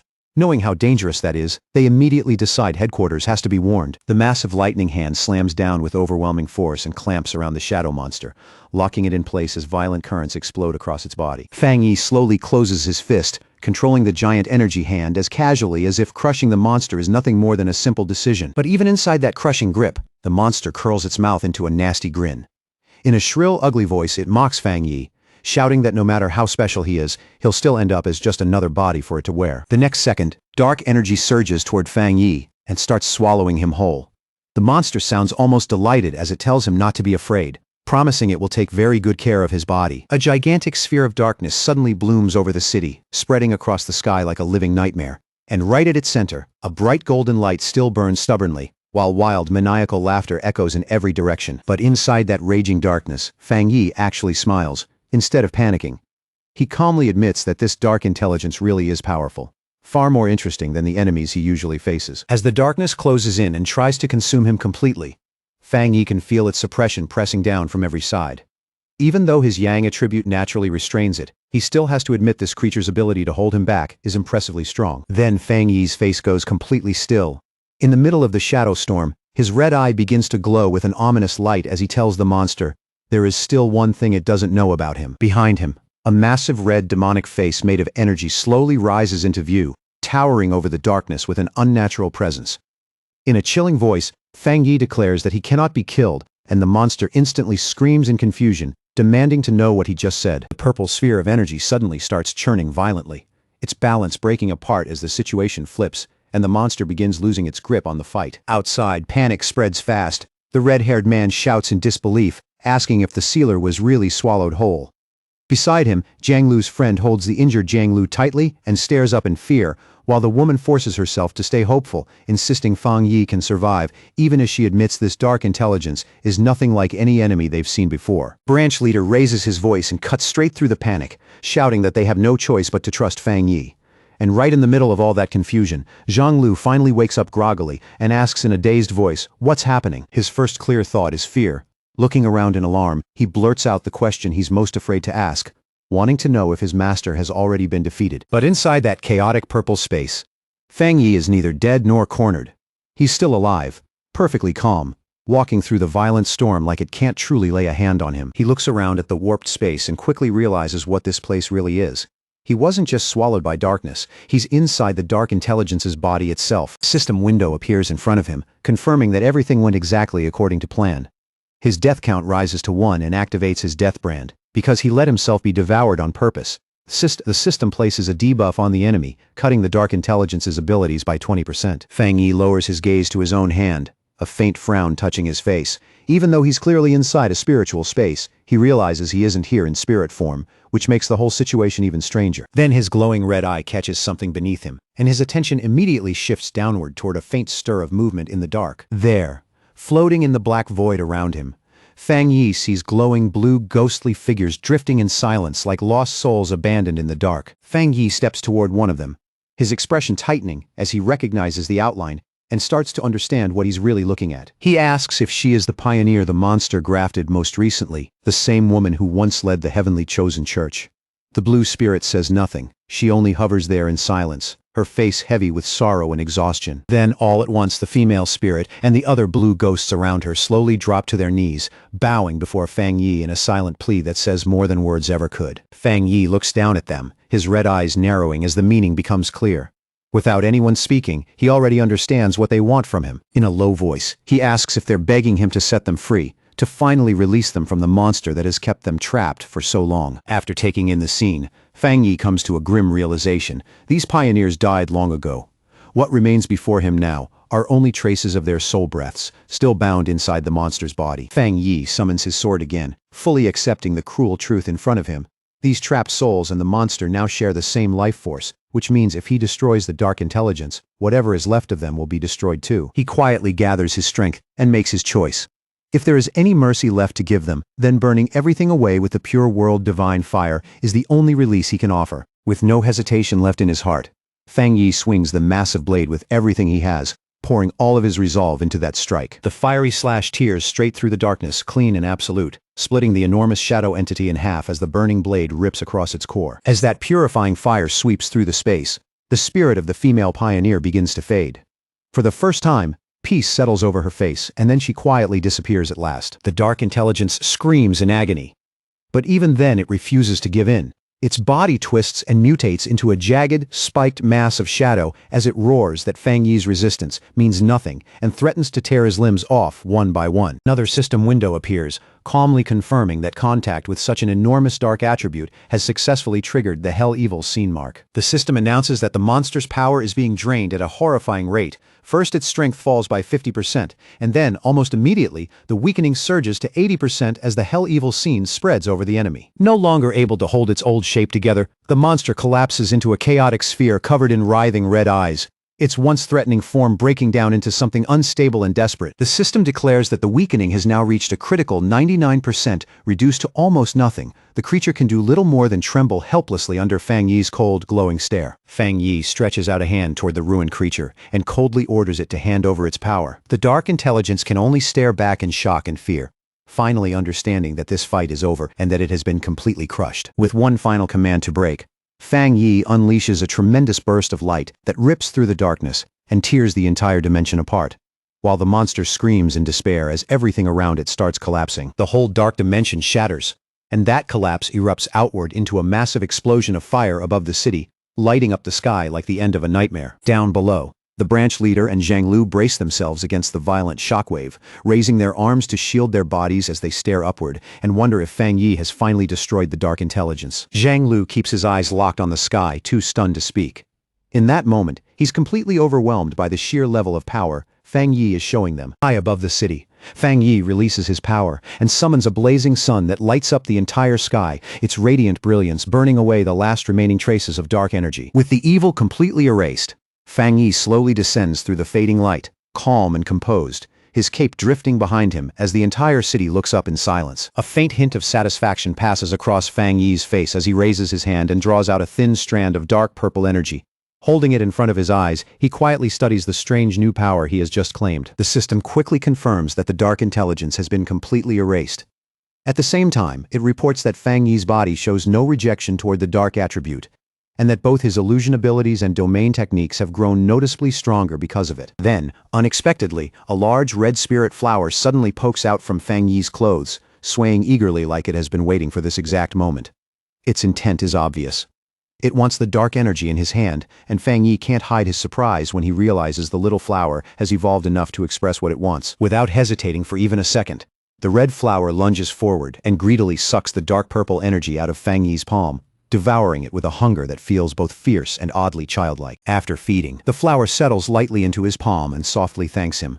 Fang Yi lowers his eyes, listens for a moment, and then notes with some surprise that the spirit flower's voice is unmistakably female. Wrapped in a warm, gentle glow, Fang Yi looks at the spirit flower with clear affection in his eyes.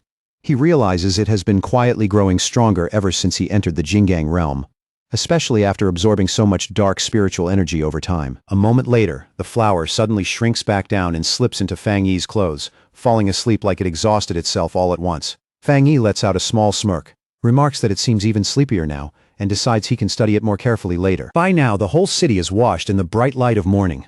The darkness of the night is finally gone, and the streets glow beneath a calm, open sky. Branch leader, Jiang Lu, the red-haired man, and Jiang Lu's friend all gather together with relieved smiles. The tension finally leaves their bodies as they celebrate the city being saved, speaking with open amazement about how Fang Yi actually destroyed a sentient dark attribute. Smiling brightly, Jiang Lu openly says how satisfied he feels after seeing Fang Yi save the whole city with his own eyes. For him, that alone is enough. In that moment, he feels like he has no regrets at all. But without any warning, a sinister purple aura begins to coil and twist behind Jiang Lu.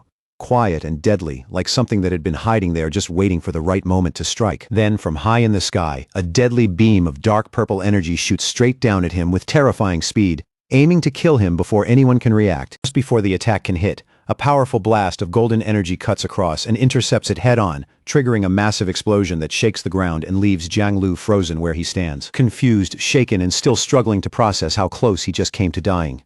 Jiang Lu stares blankly and asks in a trembling voice what just happened. At that moment, Fang Yi lands calmly on the street, his hands still wrapped in blazing golden flames. He barely needs to say anything. It's already obvious that he was the one who caught the ambush and blocked it in time. The branch leader quickly rushes over to Fang Yi with a huge, grateful smile on his face. The relief in him is so obvious he almost looks ready to collapse as he thanks Fang Yi for saving them. He keeps thanking Fang Yi over and over while Jiang Lu stands safely behind him, still too stunned to speak. Around them, the concrete is split and cracked from the intercepted strike, making it painfully clear how terrifying Fang Yi's counterattack really was. Jiang Lu stares at Fang Yi with wide, shining eyes, then blurts out with complete sincerity that Fang Yi is the greatest idol he has ever had. With the crisis seemingly behind them, the branch leader warmly shakes Fang Yi's hand to say goodbye, while Jiang Lu and his friends stand nearby, deeply grateful that the evil cult has finally been wiped out. Fang Yi, however, doesn't match their relaxed mood.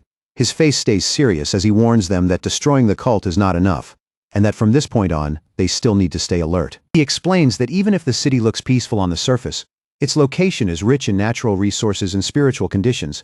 Because of that, a large-scale spiritual mutation isn't just possible, it's inevitable. The moment those words leave his mouth, the branch leader freezes in place, and the relief on his face drains away almost instantly. Cold sweat starts forming on the branch leader's face as he hurriedly assures Fang Yi that they are always prepared, insisting that the restricted zones are patrolled every single day without fail. But before any of them can steady themselves, the branch leader, Jiang Lu, and Jiang Lu's friend are all left stunned when Fang Yi reveals that a trace of the dark attribute had nearly grafted itself onto Jiang Lu's body without anyone noticing. And before they can fully absorb that shock, Fang Yi simply turns around, already moving on to the next issue. He walks off calmly and tells the branch leader to take him to the city's restricted mountain area immediately, because he believes the coming spiritual mutation is already close. As he walks, Fang Yi checks his phone with a serious look and quietly decides to postpone visiting his aunt, choosing instead to deal with the danger in front of him first. Not long after, an official SUV tears up a dirt road winding through the mountain forest, its tires kicking up dust as it pushes deeper into the highlands. Inside the vehicle, the branch leader drives while trying to lighten the mood, cheerfully asking Fang Yi if he wants to see pandas or eat hot pot after they finish the mission. Sitting in the passenger seat with his eyes closed, Fang Yi politely turns him down and reminds him that their focus needs to stay on official business for now. Even so, Fang Yi can't help reflecting on how relaxed the locals seem. At the same time, he quietly wonders whether all this dense spiritual energy might someday cause even pandas to mutate into terrifying beasts. Then suddenly, a sharp flash of energy cuts across Fang Yi's forehead as his senses kick in. His eye glows red at once, signaling that he's picked up something unusual. He turns to the window and looks toward a dark mountain peak in the distance. A confident smile slowly spreads across his face as he confirms he has found the exact location of the anomaly. Without hesitating, Fang Yi throws open the door of the moving SUV and jumps out, startling the branch leader as he orders him to lock down the mountain highway immediately. Fang Yi dives down the steep cliffside with his red eyes fixed ahead, and as he descends, he firmly orders the branch leader not to follow him no matter what. Left behind on his own, the branch leader parks the car and walks to the cliff's edge, scratching his head in confusion as he wonders what Fang Yi sensed, because he himself felt absolutely nothing. Meanwhile, Fang Yi shoots straight into the shadowy forest below, dropping fast through the trees with clean, controlled movements. As he descends, his eye glows red and blue electricity starts crackling around his hand. He can feel an immense power nearby, and he notes that the resonance from that lightning aura is getting stronger and stronger the closer he gets to the peak. With practiced control and effortless agility, Fang Yi lands lightly on a huge tree branch, settling onto it as naturally as if he had stepped onto solid ground. The moment he straightens up, intense blue lightning surges up his arm and wraps around his entire body, making him look like a figure forged from stormlight. That raw power crackles loudly as it races down the giant tree trunk, spreading a deep blue glow through the surrounding woods and making the whole forest tremble under its light. Fang Yi lifts his eyes and finally sees it, a massive, terrifying vortex of purple and pink lightning swirling overhead like a violent wound torn open in the sky. The system immediately confirms what he's looking at, identifying it as a massive thunder attribute boundary. Narrowing his eyes, Fang Yi slowly raises his glowing hand toward the violently churning sky, calmly measuring the force gathering above him. Then he unleashes his divine thunder tempering technique, firing a colossal blast of blue lightning upward with explosive force and perfect precision. His blue energy slams hard into the descending purple storm clouds, and the collision sets off a spectacular explosion that lights up the heavens and shakes the entire mountain. But in the very next instant, Fang Yi's expression sharpens. He immediately notices a dangerous, unnatural change taking shape in the atmosphere. The purple storm clouds begin spinning together even more violently, tightening and compressing with an intensity that feels ominous even to him. Then the system issues a critical warning as a gigantic spear-like bolt of purple energy plunges down from the sky. It identifies the attack as the legendary divine punishment thunder, an unstoppable force of destruction. Fang Yi reacts instantly, slamming his hand onto the tree branch beneath him and channeling blue lightning into the wood to ground his body. Crouching low with fierce resolve, Fang Yi grits his teeth and shouts his command. Instead of dodging the devastating heavenly thunder, he chooses to pull that terrifying power straight into his own body. The apocalyptic purple lightning comes crashing down from the heavens like divine judgment itself, slamming straight into the huge surge of blue lightning erupting from the forest below, where Fang Yi holds his ground and refuses to give even a single step. The instant Fang Yi's blue energy collides with the descending purple thunder, the impact erupts into a blinding flash so fierce it seems to swallow the entire mountain in raw, violent light. That brutal clash surges upward into a towering pillar of light, shaking the whole forest as it rises. And right in the middle of it, Fang Yi stays rooted in place, meeting that crushing force head-on. Inside the storm of chaotic energy, Fang Yi's system detects an enormous concentration of thunder power and immediately starts processing it at high speed.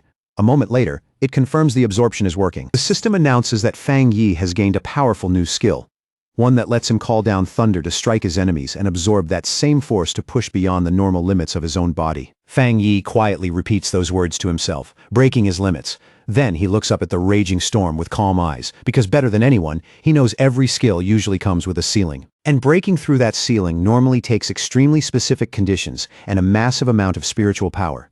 Even then, most attempts end in failure long before success. Even so, a confident smile slowly appears on Fang Yi's face as he reaches out and grabs a crackling cluster of purple lightning with his bare hand. Quickly realizes what makes this new skill so extraordinary.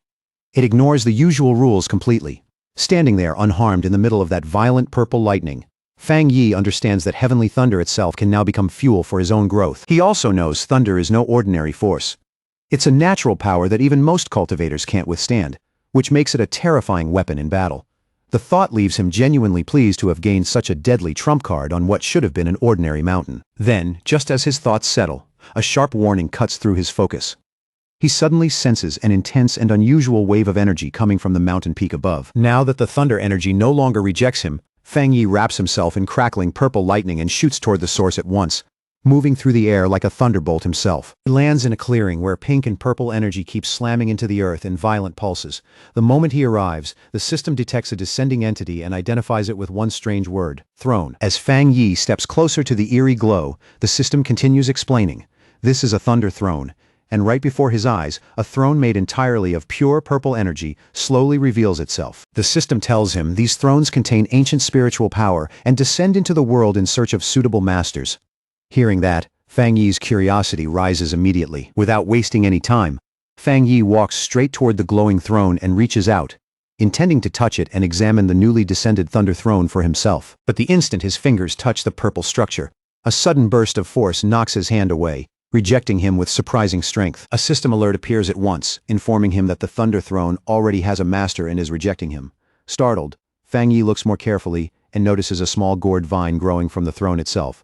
He can't hide his amazement that such an ancient entity chose something as simple as a plant for its master. A small smile touches Fang Yi's face as he thinks about what that means. In this new age of spiritual awakening, all living things, even something as ordinary as a flower or a blade of grass, can receive incredible opportunities and rise far beyond what they once were. Just then, the red spirit flower pokes out from Fang Yi's coat and asks in confusion who is calling for it, like it suddenly heard a voice meant only for its kind. Fang Yi lifts the red flower toward the floating gourd vine and quickly pieces it together. The vine must have sensed the flower and started speaking to it directly. The glowing purple gourd sways happily in the air, moving with bright, lively energy, clearly greeting the red spirit flower with simple excitement. Flower then translates the vine's message for Fang Yi. According to it, the vine is saying hello and wants to be friends, because they are the first beings like itself it has ever met. Fang Yi is amused and a little puzzled at being counted as part of a plant's circle of kin. Still, he quickly understands why the gourd vine feels drawn to him.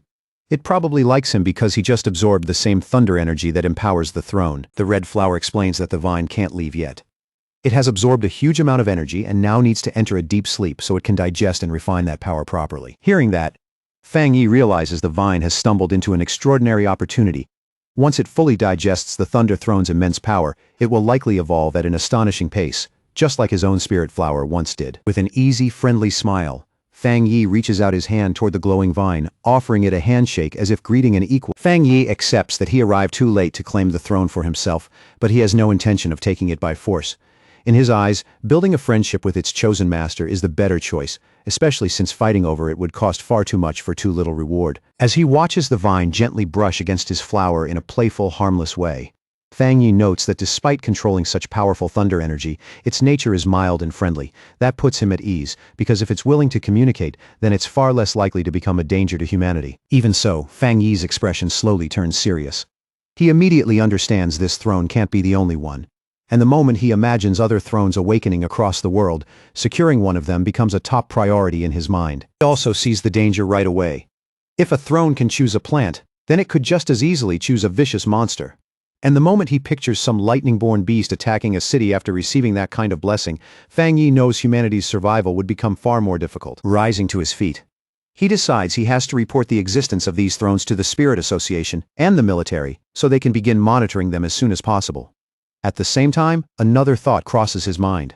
Can one person claim more than one throne? Before he can think any further, the red flower suddenly interrupts and passes along another message from the vine, telling him to head west.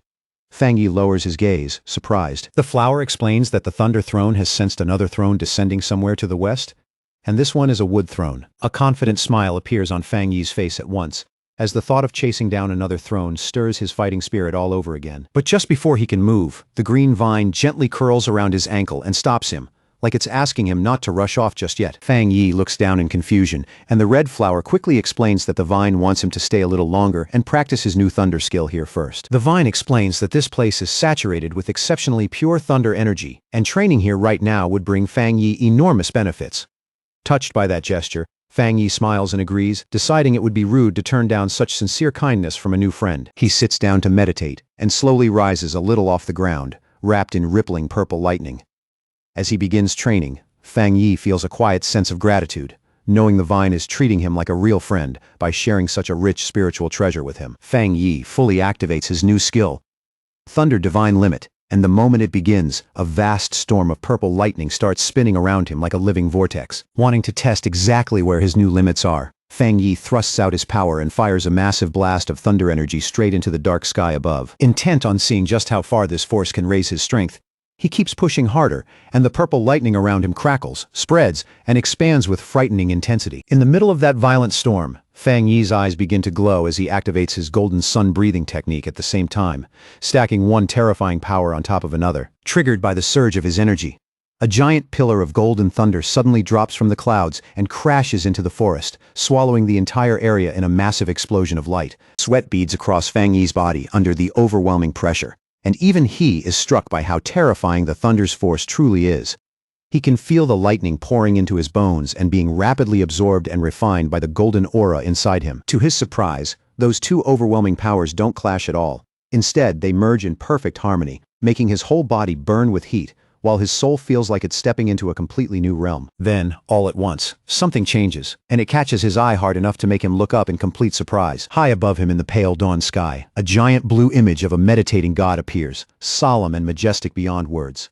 The system immediately informs him that his golden sun breathing technique has broken past its limits and fully evolved. Fang Yi lowers his gaze to his own hand, quietly staring at the radiant golden energy now wrapped around him after his skill's evolution. The system identifies the evolved technique as the divine sun swallowing heaven technique.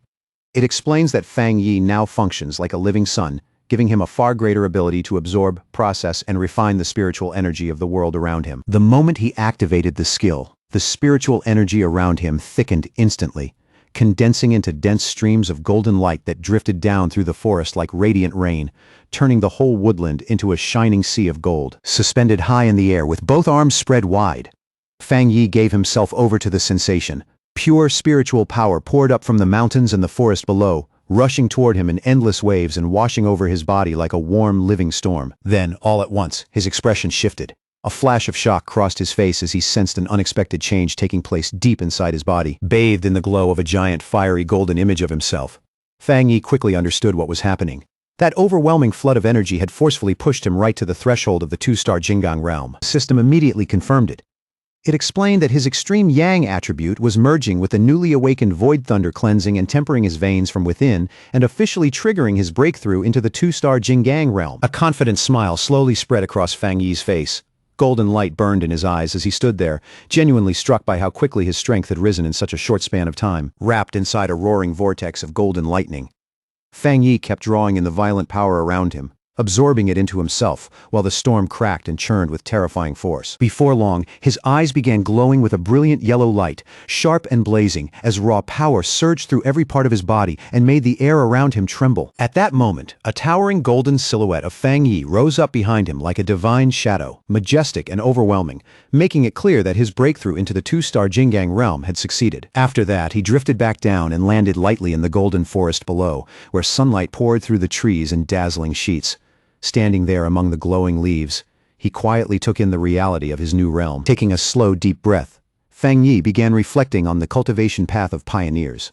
He understood that while they could absorb spiritual energy from nature itself, not all of that power could be used the moment it entered the body. In his mind, he traced the complicated circulation process needed to refine that energy properly. Only superior cultivation methods could push that conversion rate to a truly high level.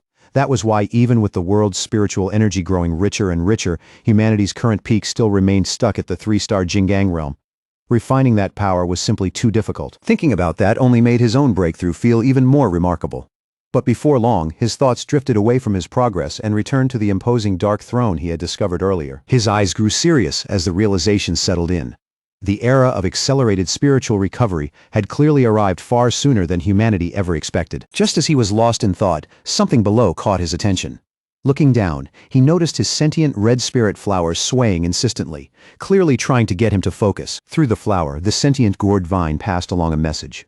First, it congratulated him, then explained that the throne also needed to begin its own cultivation now that he had broken through. It gently urged him to leave soon as well, since it was deeply afraid of being discovered by other humans. After thinking for a moment, Fang Yi agreed. He knew his breakthrough had caused an enormous disturbance, one that wouldn't stay hidden for long.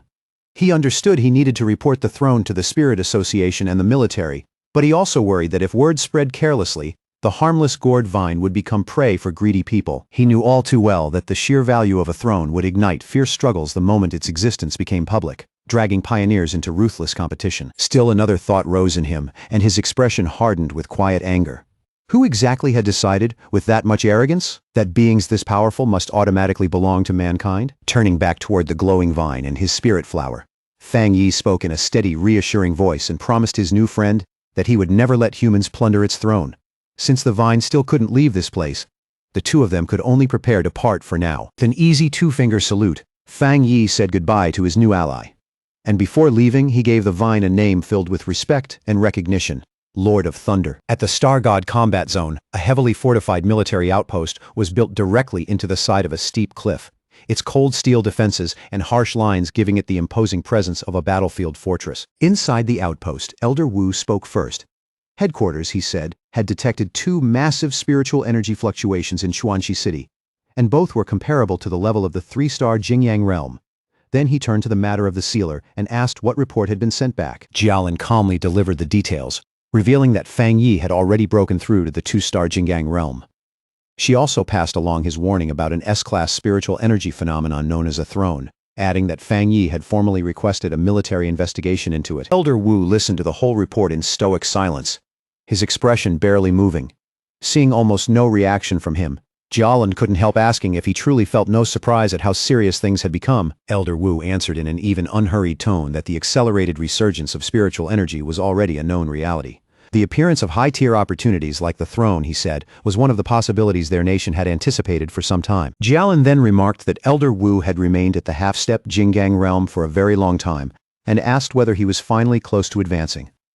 Elder Wu confirmed it plainly, noting that as abnormal activity across the world intensified, many pioneers were entering periods of breakthrough, and now, he admitted, he could finally feel signs of his own advancement as well. Jialin's eyes widened slightly, clearly caught off guard by how calmly and directly he confirmed it. Looking over the entire base with a solemn expression, Elder Wu reflected that times like these would bring both great opportunities and equally great dangers. He reminded Jialin that before they were pioneers, they were soldiers, and their duty was to face those dangers head-on and secure the nation's safety, even if it cost them their lives. As he spoke, he seemed to picture a united force made up of the nation's strongest pioneers, including Fang Yi and Su Qingying. In a firm voice, Elder Wu declared that their country had to seize this historic opportunity, and that even an old veteran like him would ride this rising wave of power. Clenching his fist tightly, he stated their objective with absolute clarity. They had to make sure the sealer obtained a throne, and that their other loyal pioneers secured as many thrones as possible. With unquestionable authority, Elder Wu issued a direct order to fully coordinate with Fang Yi and the Spirit Association and maintain total unity. Any independent pioneers or rogue factions driven by selfish ambition, he said, would be forced to stand down under the combined pressure of both the military and the association. At Spirit Association headquarters, Gu Yuro stood before a monitor displaying the purple throne.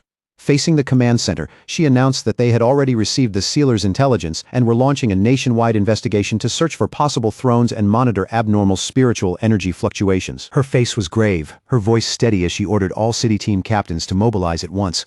But under that composed exterior, Gu Yuro couldn't stop worrying about how terrifyingly fast the crisis was escalating and whether humanity could truly survive this turning point. At the Taishi Spirit Association, the local superior received a phone call that left him stunned.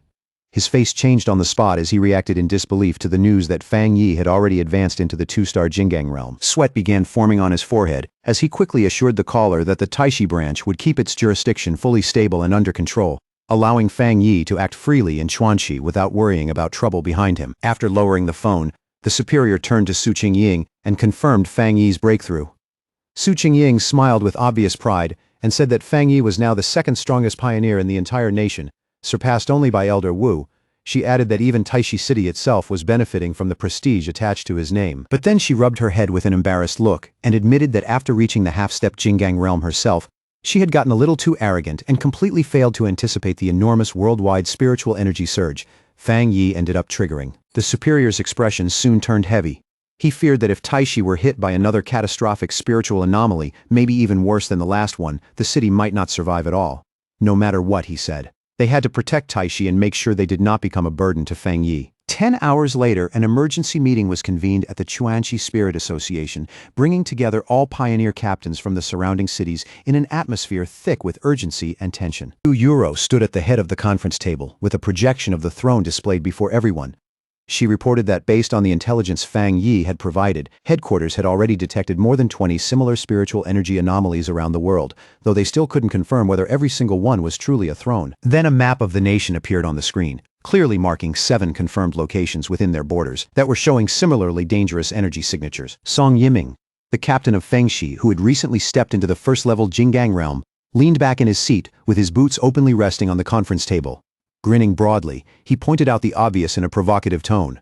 There were only 7 possible thrones, but far more captains gathered in the room. Still smiling, Song Yiming directly asked how the association planned to divide such scarce and coveted resources among so many ambitious people. Across from him, Wang Lan, the captain of Haishi who had recently reached the half-step Jinggang realm, calmly prepared tea as if the tense mood meant nothing at all.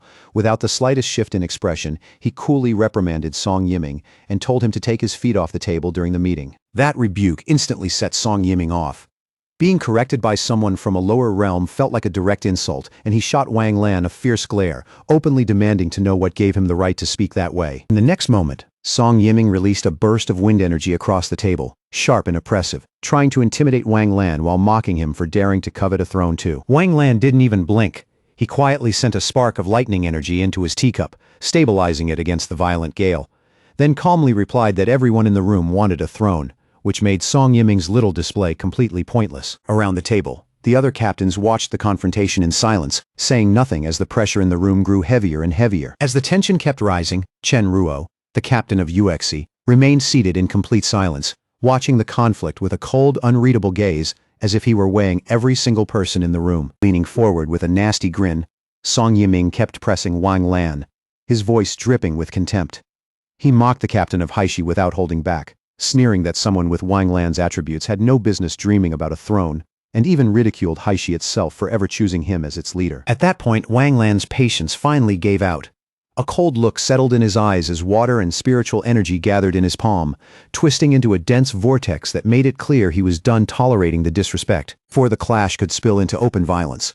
Gu Yuro slammed both hands onto the table with a sharp crack that silenced the room. Furious, she ordered both captains to sit down immediately and banned any fighting during the conference. But in the very next instant, an overwhelming aura suddenly crashed down over the entire room. Gu Yuro, Wang Lan, and Song Yiming all froze where they stood. Shock flashed across their faces as that pressure descended like a mountain, so heavy and oppressive that even breathing suddenly felt difficult. Song Yiming was slammed hard back into his chair, pinned in place by massive phantom-like hands of dark purple energy. The crushing force locked him down so completely that terror flooded his face, and all he could do was gasp under that overwhelming presence. Cold sweat streamed down Song Yiming's face as his thoughts spun out of control.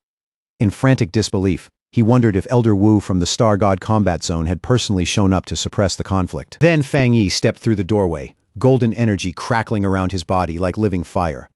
The moment the captains felt the terrifying scale of that power, their hearts sank, because it was frighteningly close to the peak of the 3-star Jinggang realm. Song Yiming started trembling uncontrollably.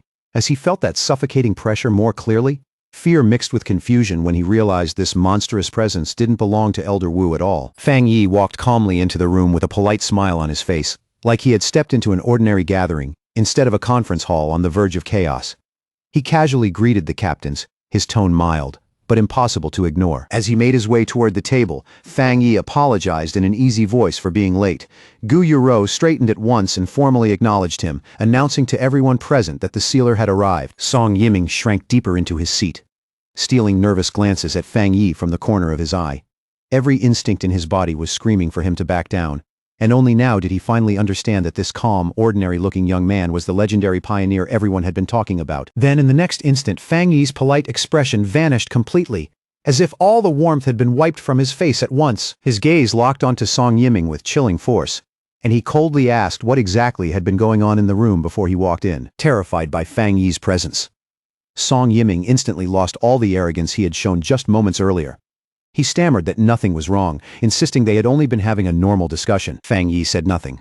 He just stared at Song Yiming in silence, those piercing red eyes fixed on him like blades, making the pressure in the room even harder to bear. Still pinned under the purple energy claw, Song Yiming was overwhelmed with disbelief. He couldn't understand how his first-level Jinggang realm power had been completely paralyzed, like it meant absolutely nothing in front of Fang Yi. Only after letting the pressure ease did Fang Yi pull out a chair and sit at the table. His tone turned calm again as he greeted Wang Lan and Chen Ruo. casually remarking that it had been quite a while since they last met. Wang Lan immediately responded with respect, welcoming Lord Sealer in a steady voice. He explained that they had only been discussing the matter of the newly discovered throne. Leaning back slightly, Fang Yi said he had come specifically to share what he had learned. As a member of the Spirit Association, he confirmed that the Chuanqi Mountain Anomaly was a thunder attribute throne, a phenomenon with truly world-shaking power. Then he revealed the most important detail of all. The master of the Thunder Throne was not human, but a sentient gourd vine that had already awakened its own consciousness. That statement instantly threw the pioneer captains into an uproar. Several of them argued in outrage that leaving such divine power in the hands of a mere plant was a ridiculous waste, and that a capable human should be the one to take it instead. Song Yiming eagerly jumped in, slamming both hands onto the table with excitement burning across his face. He insisted they had to seize the throne by force, arguing that their nation would become a laughingstock if something as absurd as a plant were allowed to control it. Fang Yi's expression hardened immediately, and every trace of warmth disappeared from his face as he coldly declared that he would never allow that to happen. Looking around the room, Fang Yi addressed every captain present and made it clear that this was the real reason he had come. He wanted his position understood without even the slightest room for misunderstanding. In a calm but unmistakably dangerous voice, he warned them that if anyone tried to snatch the Thunder Throne, then he, as the sealer, would personally take it back with his own hands. The warning was so direct and so serious that the entire room dropped into stunned silence. No one dared speak, and more than one captain sat rigid in their seat, sweating under the weight of Fang Yi's words. Just then, a bandaged arm slowly rose into the air, cutting through the heavy silence hanging over the conference room. It was Chen Ruo. Calmly raising her hand, she broke the tension by saying she agreed with Fang Yi's decision, her voice steady and without a trace of hesitation. Gu Yuro followed immediately, warning the captains not to underestimate plants favored by spiritual energy.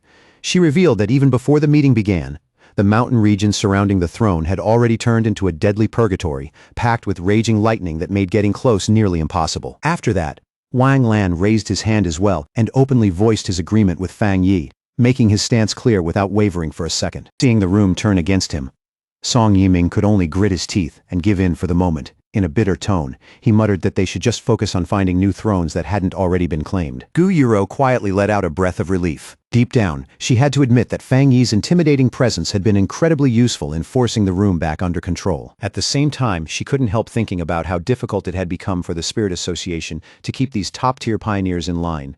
As their strength kept rising, handling them was becoming more and more dangerous. Gu Yuro then turned toward the map and started assigning search zones, dividing the captains across 4 regions based on the abnormal energy fluctuations detected there. She made one thing especially clear: the association would not interfere in fair competition, but anyone who found a throne and tried to hide it would be directly violating the rules. Right at that moment, a panicked staff member burst through the doors and interrupted the meeting, breathless as he shouted that the Lord of Thunder had already evolved. The staffer hurriedly explained that their drones could no longer get anywhere near the mountain. On top of that, the entity's power readings were still climbing fast, far beyond what anyone had expected. Then he delivered the most alarming detail of all. The plant's power had already reached the level of the 3-star Jingang realm.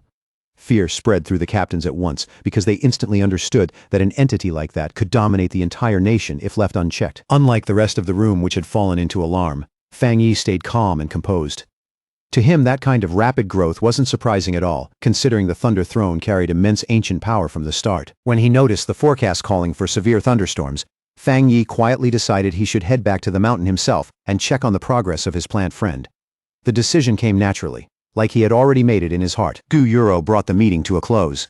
As the captains rose from their seats with determination in their eyes, she wished them luck in securing thrones of their own in the dangerous days ahead. After the meeting, just as Fang Yi was about to leave, Gu Yuro called out and stopped him.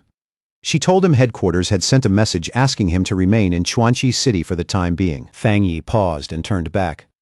Gu Yuro explained that headquarters feared rogue pioneers might try to attack the Thunder Throne, and she added that even though the Dark Intelligence incident appeared to be over on the surface, they still weren't willing to let their guard down. Hearing that, Fang Yi narrowed his eyes slightly and asked whether the association suspected the shadow monster had actually survived. Adjusting her glasses, Gu Yuro confirmed that his suspicion matched their own concerns. She explained that both the throne and that shadow creature were products of the world's rapidly accelerating spiritual recovery. While the association could keep monitoring the ancient powers surrounding the throne, what truly worried them was the possibility that fragments of the Dark Intelligence were still hiding somewhere out there. Since Fang Yi had only weakened and trapped it in Chuanqi, it could still grow into a catastrophic threat again if it recovered. Glancing down at his phone, Fang Yi swiped past his aunt's contact for a moment, then locked the screen again. Quietly, he decided that his planned visit to see family would have to wait. He agreed with Gu Yuro's caution, admitting that it was better to prepare for the worst than get caught off guard. He said he had already been thinking along the same lines, and confirmed that he would stay in the city for now. Later, Fang Yi returned to the restricted mountain zone and calmly walked straight into the forbidden area.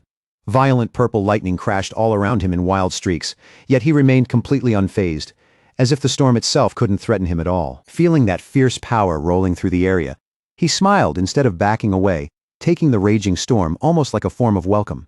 He even decided on the spot to use that thunder energy to further strengthen his cultivation skills. As he moved through the storm-lit mountain and approached the glowing thunder throne, a voice suddenly rang out. With a hint of amazement, it remarked that Fang Yi's cultivation speed had already surpassed even its own. Now fully intertwined with the throne itself, the sentient gourd vine softly thanked Fang Yi for everything he had done. In the middle of that stormy air, its voice carried a warmth that felt surprisingly sincere. Fang Yi blinked, a little caught off guard, wondering what exactly he had done to earn that thanks. But when he looked more carefully at the Lord of Thunder, he quickly understood. This being had already developed intelligence nearly on par with a human, which made perfect sense for something standing at the very peak of cultivation. The vine explained that the throne's own consciousness had already told it everything that happened at the meeting, including how Fang Yi had protected them from greedy hands. Wanting to return that favor, it offered him spiritual energy without hesitation, though it also admitted honestly that it had been afraid he might never come back. The second it said that the sentient red spirit flower suddenly popped out from Fang Yi's clothes, it swayed excitedly in front of him, obviously hoping to get a share of that rich spiritual energy too. A soft golden flame flickered in Fang Yi's hand as he smiled at the sight. In a relaxed voice, he admitted that he had already planned to include the little spirit plant in this round of cultivation from the start. Taking the offer, Fang Yi sat down cross-legged right away and slipped into meditation. Beside him, the red spirit flower settled down as well, happily soaking in the throne's dense aura like a child basking in sunlight. In response, the gourd vine began releasing its power for real. Waves of purple lightning and condensed spiritual energy surged out at once, rushing toward Fang Yi and the spirit flower with violent, crackling force. Inside that swirling storm of power, the red spirit flower spun through the currents with pure delight.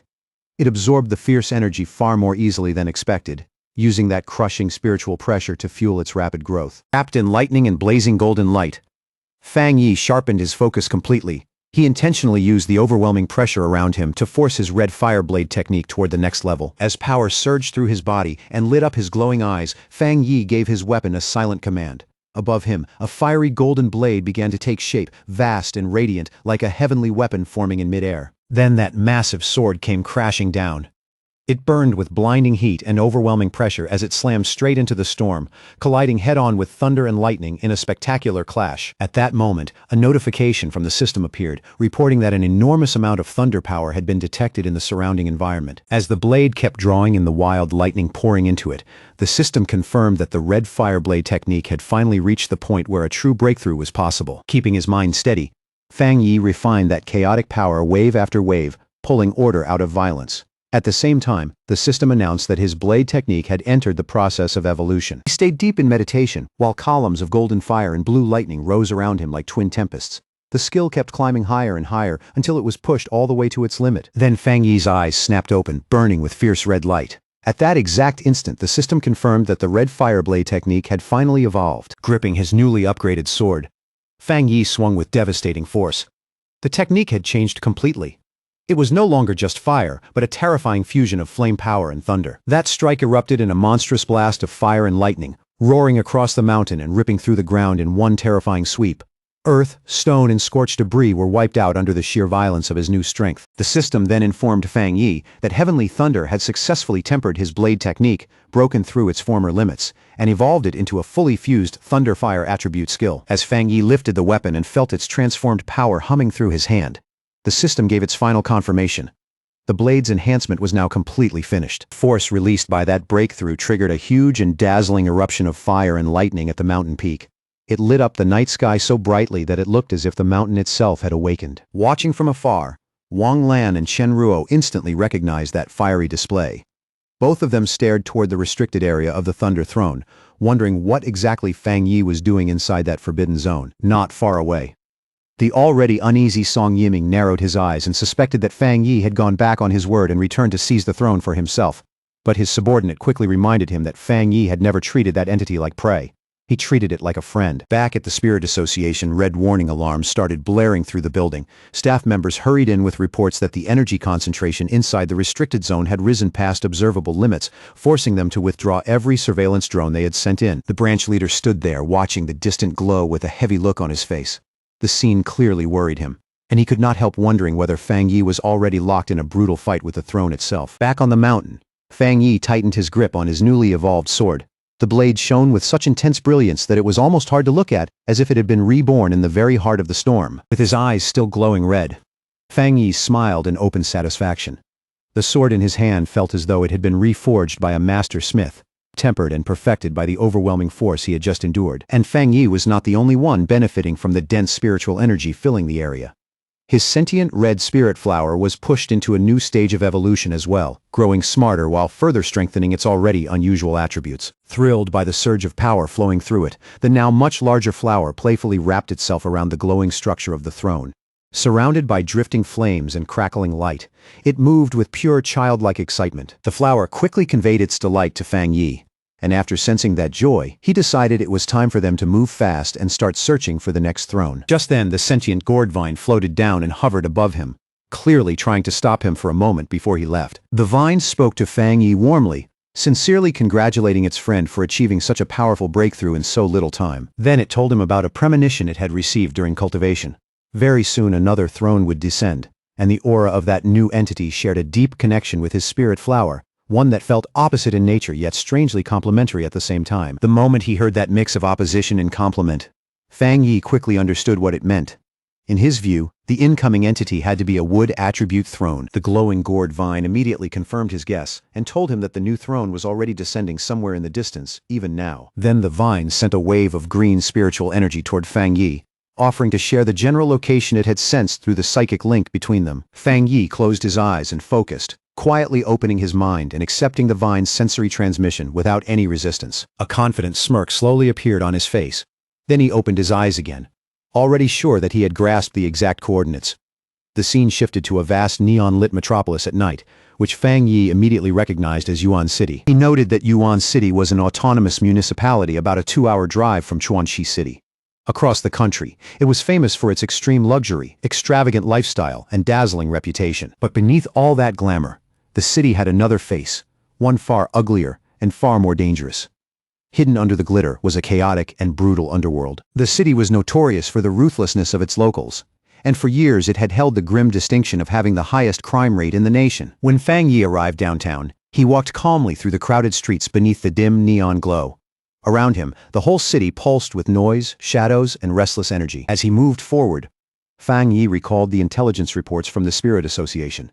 Their efforts to establish a local branch here had been stalled again and again, mainly because the city remained tightly controlled by deeply entrenched local gangs. Looking around at the rough-looking pioneers hanging beneath the flashing signs, Fang Yi reflected that none of the awakened people in this city had any interest in joining official authority. Because of that, Yuan City had remained a lawless place, with no proper Spirit Association branch and no captain assigned to keep order. Then, without warning, Fang Yi noticed the atmosphere around him shift.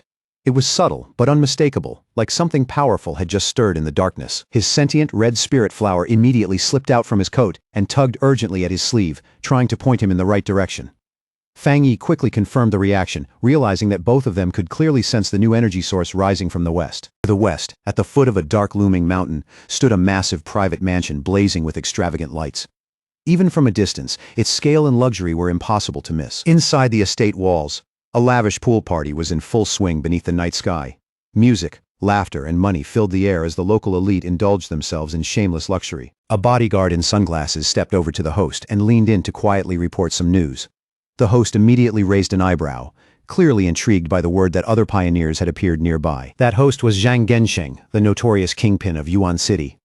He let out an arrogant laugh and threw open his jacket as he boasted that in his territory, no one had the right to stir up trouble without his permission. His arrogant laugh barely lasted another second before a blinding burst of green light exploded from the mountain right behind his estate.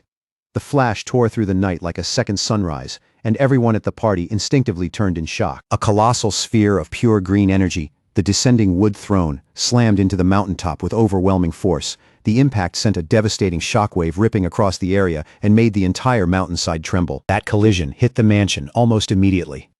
Glass shattered, Debris flew everywhere, and Zhang Gensheng stood there frozen for a beat, while terrified screams broke out and the luxury party collapsed into chaos. Then Zhang Gensheng snapped out of it, his face twisting with rage. With his bodyguard right beside him, he stormed toward the mountain, cursing whoever had dared stir up trouble on what he viewed as his property. 2 minutes later, Zhang Gensheng and his bodyguard were already climbing the forested mountain.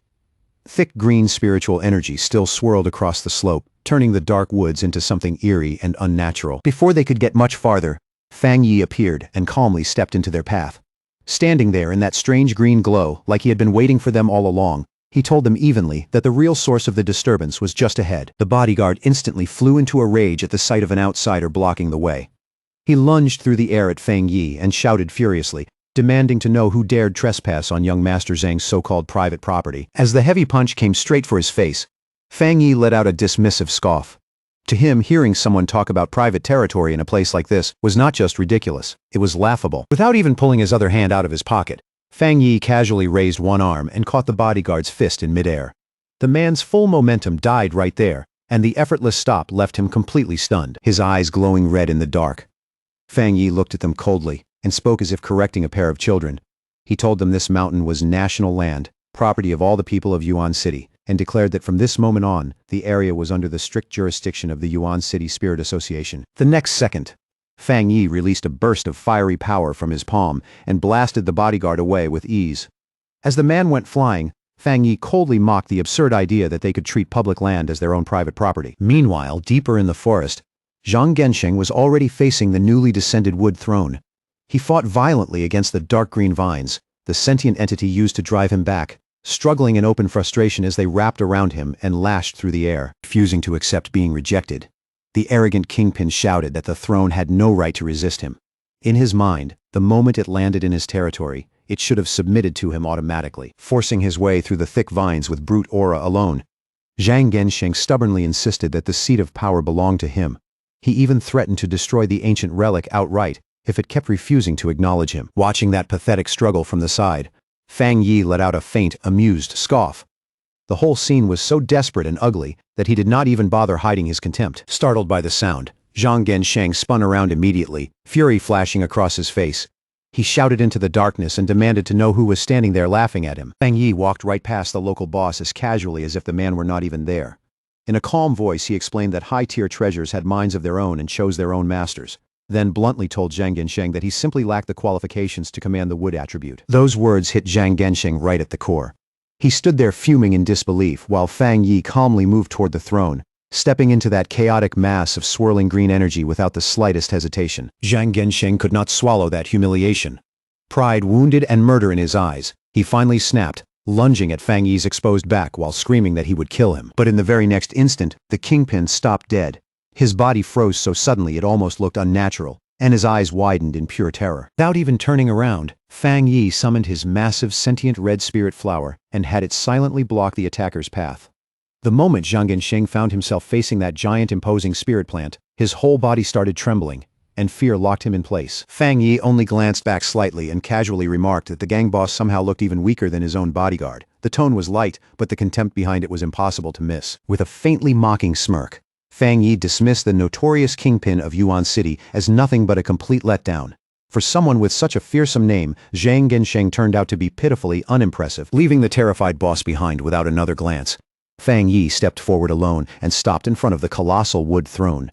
Wrapped in crackling green energy, he quietly prepared to make contact. Standing face to face with that churning green power, Fang Yi watched in silence as the system issued a notification.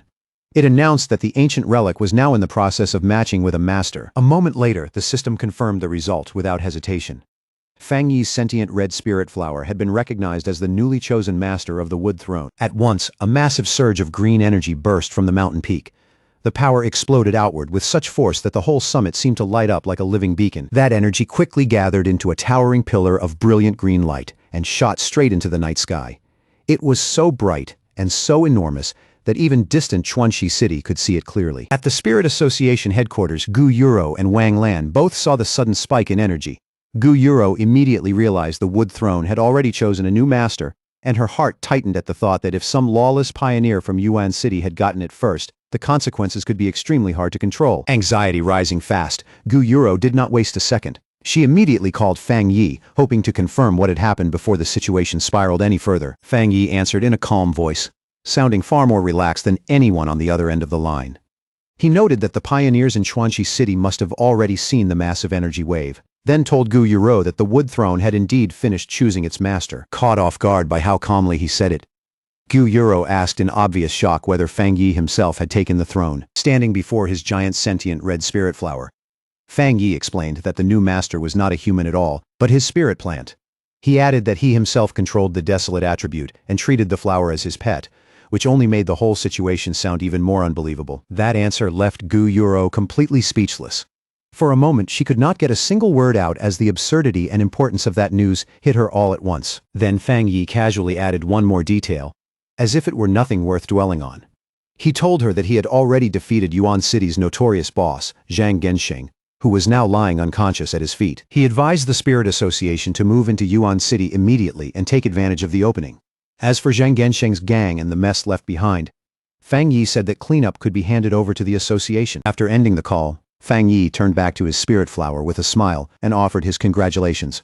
But he also understood that the flower needed to remain on the mountain and keep absorbing the throne's power, which meant the two of them had to part for now. As he watched the flower settle onto the wood throne, Fang Yi suddenly felt like a parent dropping a child off at school for the first time. The sentient flower then asked him, with obvious reluctance, when it would be able to return to his side. Fang Yi smiled gently and told it to focus on cultivating hard and making good use of the power it had been given. Based on his judgment, he figured they would meet again once the flower successfully reached the Jinggang realm. The next day, Fang Yi's cousin, Lin Yi, arrived in Chuanxi City after being transferred over by the Taishi Spirit Association. She stepped in just as news of the recent events was still spreading across the region. Walking through the neon-lit streets, Lin Yi thought about how the news of her cousin's spirit flower becoming the master of the wood throne had already spread through the pioneer community. What amazed her even more was how casually Fang Yi had revealed his rare desolate attribute to the public, as if it were no big deal at all. Her mind drifted back to a recent meeting where the Spirit Association had asked her to take over as Yuan City's new captain. Even with promises of full support, the promotion had come so suddenly and carried so much weight that she could not help hesitating. Letting out a long, heavy sigh, Lin Yi tried to steady herself and clear her thoughts as she kept walking beneath the city lights, rubbing her temples. She decided that before making any final decision, she needed to see things for herself and judge whether she was truly ready for that kind of responsibility.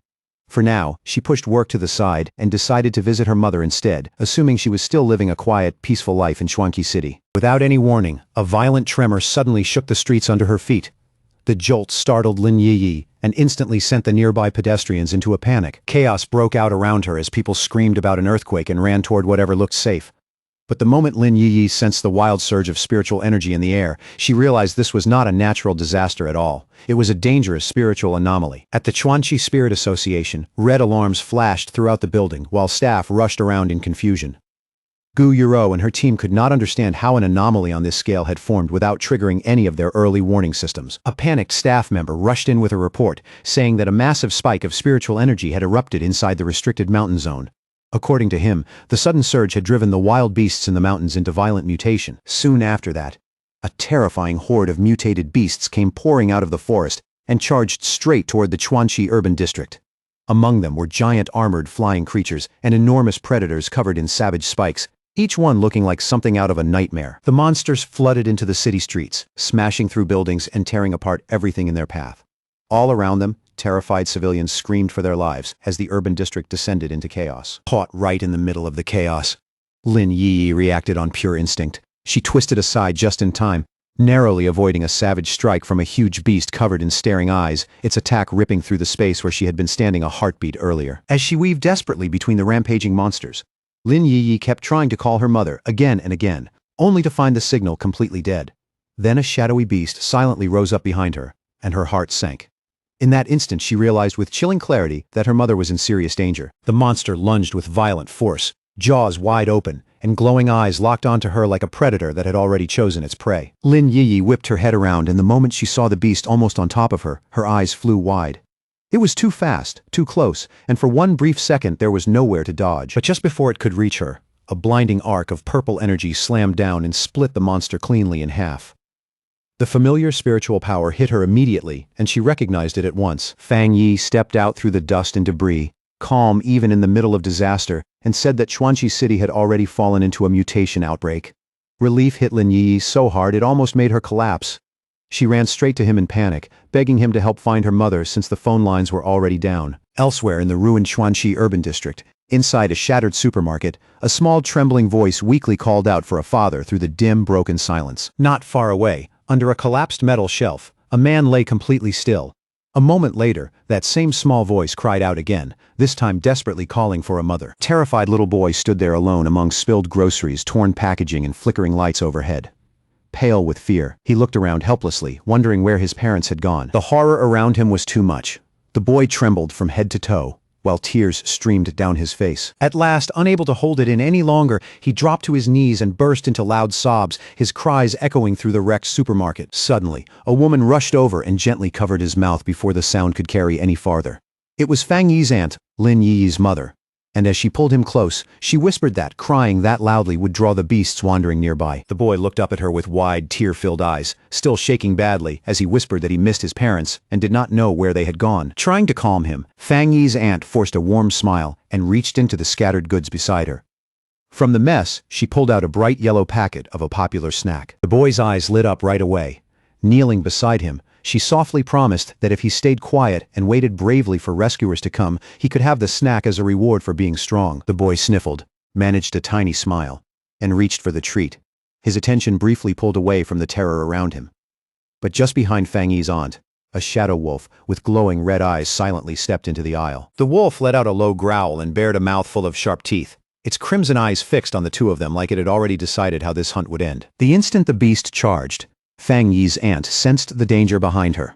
Without hesitation, she scooped the little boy into her arms and sprinted down the aisle as fast as she could. But in her frantic rush, her foot caught on a discarded bottle buried in the debris.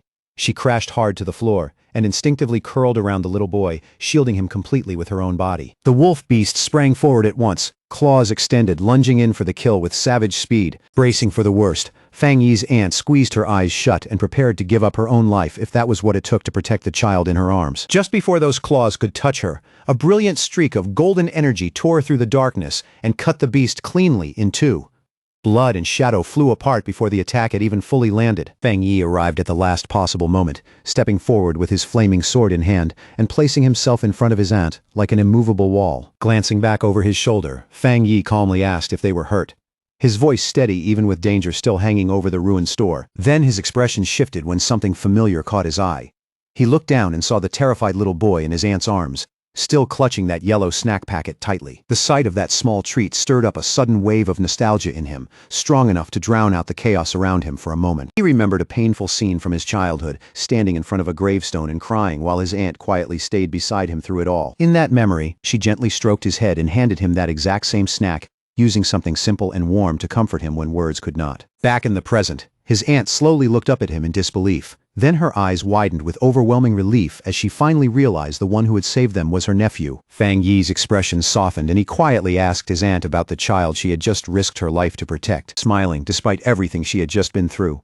She explained that the boy had gotten separated from his parents during the chaos in the supermarket. No matter what, she said, she could not just leave a child like that behind for the monsters. That tender moment was suddenly cut off by a familiar voice calling out for her mother. Fang Yi's aunt turned in surprise just as Lin Yi rushed into the ruined supermarket. With tears already spilling down her face, Lin Yi threw herself straight into her mother's arms and choked out that she had been terrified something happened to her. Smiling gently, her mother stroked Lin Yi's hair again and again, soothing her in a soft voice, and assuring her that she was safe now. Fang Yi stood quietly off to the side and watched the reunion between his aunt and his cousin, a faint warm smile appearing on his face, even in the middle of this disaster. Then his attention shifted. When he felt a small hand lightly tug at his sleeve, Fang Yi lowered his gaze, a little surprised, wondering what the child wanted from him. The little boy looked up at him with bright, hopeful eyes and called him a superhero. Then, holding out his yellow snack with all the courage he could gather, he offered it as a reward and asked if the hero could take him home. Clearly moved, Fang Yi knelt down with a warm smile and accepted the snack. He told the boy to make a wish on it and promised that somehow, some way, it would help him find his family again. But then an alert suddenly flashed through Fang Yi's mind. The warmth vanished from his face in an instant, replaced by a deadly glare as he sensed a massive spiritual presence closing in fast, shouting for everyone to get back immediately. Fang Yi grabbed the little boy and leaped away just as a giant claw smashed through the building, sending chunks of heavy debris crashing down all around them. The ceiling came down in a thunderous crash, ripping the ruined supermarket wide open and exposing the wreckage to the cold night air outside. Staring up through the dust with glowing red eyes, Fang Yi felt the overwhelming aura of the new enemy pressing down over the shattered store. As the smoke slowly cleared, a towering, heavily muscled monster came into view, wild mane, glowing red eyes, and massive prayer beads hanging from its body. Fang Yi's face turned grim. This was no ordinary monster. It was the Beast King leading the mutated horde. At once, Fang Yi released a powerful surge of golden energy and formed a barrier around his aunt, Lin Yi, and the little boy, shielding them from the danger closing in. Because his own spiritual energy was by far the strongest one there, Fang Yi understood that he would become the Anomalies' main target.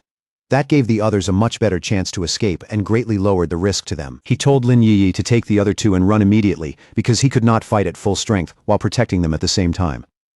Lin Yi understood right away and quickly agreed. As they got ready to flee, the colossal Beast King towered above Fang Yi and unleashed a deafening roar that shook the ruined building and the streets beyond. Locking his eyes on the monster, Fang Yi sensed that it carried both thunder and wood attributes. The match felt far too exact, since those were the same attributes as the two thrones that had only recently descended. The Beast King moved first, slamming its enormous fists into the ground with brutal force. Fang Yi reacted instantly, springing backward and narrowly avoiding the devastating blow. As Fang Yi raised his glowing golden sword and steadied his breathing, he felt the Beast King's violent aura surging like a storm.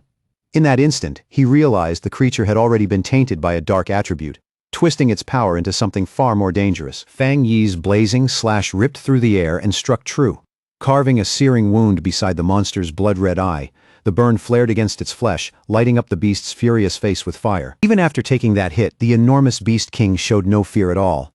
Instead, it lowered its body, loaded power into its massive frame, and prepared to launch another brutal attack with terrifying momentum. The monster lunged straight at Fang Yi with its jaws wide open, fangs flashing like blades. Fang Yi stayed calm under the pressure, then lightly kicked off the ground and slipped backward with practiced ease. Still suspended in midair, Fang Yi twisted his body and brought his flaming sword down with overwhelming force.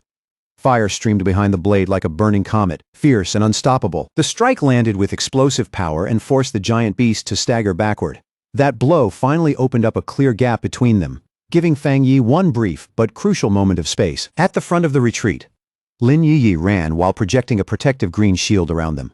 Her mother stayed right behind her, clutching the little boy tightly as they pushed ahead in panic and desperation. Their escape came to a sudden stop when another massive shadowy beast emerged right in front of them.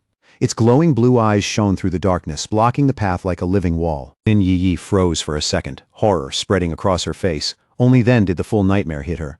They were not facing one Beast King, but two. The second Beast King towered over them, its glowing blue eyes cold and menacing, its aura so heavy it was hard to breathe. Lin Yi immediately raised her green shield higher and planted herself in front of her mother and the terrified boy. Knowing there was no time to hesitate, Lin Yi forced herself to stay steady and reassured her mother in a low, urgent voice. At the same time, she began gathering her power, her expression tightening with resolve. To keep her family safe, Lin Yi suddenly broke away from the civilians and rushed straight toward the towering monster instead. By throwing herself into danger, she deliberately pulled the Beast King's deadly attention away from them. The Beast King reacted at once, opening its massive jaws until they looked wide enough to swallow her whole. Deep in its mouth, a dense, swirling sphere of greenwood attribute energy began to gather and compress. A devastating beam erupted from the monster's jaws with violent force. Lin Yi met it head-on, her own green aura blazing as it slammed into the beast's overwhelming breath attack in a brutal clash of power. Driven to the edge of her limits, Lin Yi strained against the crushing force of that beam. Every second felt heavier than the last as the pressure threatened to break through her defense. Fear gripped her chest, and the strain burned through her body, but Lin Yi still refused to give ground. Behind her, her mother and the little boy huddled in terror, leaving her no room to retreat. Her mind raced as she judged the situation with painful clarity. Since both she and the monster were using wood attribute energy, she had no elemental advantage at all. And if her shield broke even for a moment, her mother and the child would die instantly. Faced with that cruel reality, Lin Yi made a desperate choice. She resolved to offer up her spiritually rich body to the beast, believing it would gain nothing from devouring ordinary humans, and hoped to trade her own life for theirs. Inside the chaotic control room of the Chuanxi City Spirit Association, staff crowded around holographic tables while alarms kept flashing. Watching the battlefield data deteriorate by the second, They were horrified to confirm that an S-class disaster had truly been born. On the tactical map, 2 huge anomaly king signals burned inside the city limits like warning beacons. Nearby monitors showed hostile energy levels spiking fast while local pioneers threw themselves into danger to cover the evacuation of civilians. Out in the burning streets, cloaked pioneers fought the invasion from the air through smoke and flame. A frantic field pioneer reported that endless waves of mutated beasts were pouring out of the restricted mountain zone and threatening to wipe Chuanxi City off the map. Desperate, the pioneer pleaded with headquarters for immediate reinforcements and for the crisis to be raised to a higher disaster level. Even in the middle of that panic, he suddenly remembered the warning once given by the sealer. He turned toward the distant mountains, where a colossal pillar of purple lightning was piercing the storm clouds. In that moment, he realized the terrifying surge of energy was coming from the exact territory where the Thunder Throne had descended. Elsewhere, Fang Yi easily suppressed another beast and pinned its massive snout to the ground without much effort. As he wondered whether it had fled from the restricted mountain, he recognized the intelligent gourd vine's involvement in the situation. Before he could get a clear answer, a vortex of crackling purple lightning suddenly twisted across the sky above him. Fang Yi looked up and began to suspect that his plant friend, the new master of the Thunder Throne, might have accidentally triggered the beast stampede. He quickly ran through the implications and felt the whole problem getting heavier. If claiming a throne could cause this much destruction, then every pioneer who approached one would be facing extreme danger, which completely clashed with his system's claim that thrones were beneficial, leaving him wondering what hidden issue had been overlooked. The second Beast King raised its enormous claw high into the air, murderous intent rolling off it like a wave. It was clearly preparing a killing blow meant to crush Lin Yi where she stood. Lin Yi gritted her teeth and poured even more power into her green barrier, forcing it to thicken and harden against the descending strike. Even now, she refused to let the monster devour her without a fight. She stole a quick glance over her shoulder and felt a flicker of relief. Her mother was crouched behind the barrier, using her own body to shield the boy from the falling rocky debris. The frustrated monster let out a furious roar that shook the air around them. Even so, Lin Yi did not move an inch, her green aura burning brighter and brighter as it rose against the beast's savage pressure, gathering every last bit of strength she had left. Her eyes shining with fierce light. Lin Yi declared that the beast would have to step over her corpse before it could touch her family. In that moment, she fully committed to a fight to the death. Then, without warning, a surge of purple lightning ripped open the darkened sky. The desperate battle was cut off in an instant by a force so overwhelming that everything seemed to pause beneath it. A colossal pillar of thunder crashed down from the heavens in blinding light. And from inside that descending brilliance, the glowing form of the sentient gourd vine slowly emerged, majestic and impossible to ignore. Not far away, 2 members of the Spirit Association looked up and froze in absolute shock. The moment they felt that overwhelming energy, they understood right away that the Lord of Thunder Throne had arrived on the battlefield. They could only stare in awe as the massive radiant purple vine unfolded above the city. Its presence dwarfed everything below, making the entire battlefield feel small beneath its power. Fang Yi lifted his gaze to the sky and went silent. For a brief moment, even he could only stand there and take in the unbelievable sight above him. But instead of attacking under that terrifying pressure, the ferocious Beast Kings suddenly faltered. Their bodies shrank back as they whimpered, completely overwhelmed and intimidated by the presence hanging over them. Watching the Beast Kings tremble before the giant vine, Fang Yi finally put the truth together. The beasts had never been following the throne's orders at all. They had only absorbed its leftover energy, mutated because of it, and now stood frozen before the true master of that power. From that, Fang Yi reached a clear conclusion. Neither the throne itself nor the sentient gourd vine had intentionally caused the beast stampede that threw the city into chaos. Huge glowing purple gourds hung from the ancient vine's branches, each one pulsing with dense and astonishing spiritual power. Their light washed over the battlefield with an eerie but magnificent glow. Without warning, one of the gourds split open and released a swirling stream of green energy. The current lashed through the air like a living ribbon and coiled tightly around the raging Beast Kings. That mystical energy began purifying the corrupted monsters the moment it touched them. In an unbelievable transformation, the terrifying Beast Kings lost all their menace and turned into harmless fluffy creatures. A softly glowing gourd lowered itself in front of Fang Yi, as if approaching him with care.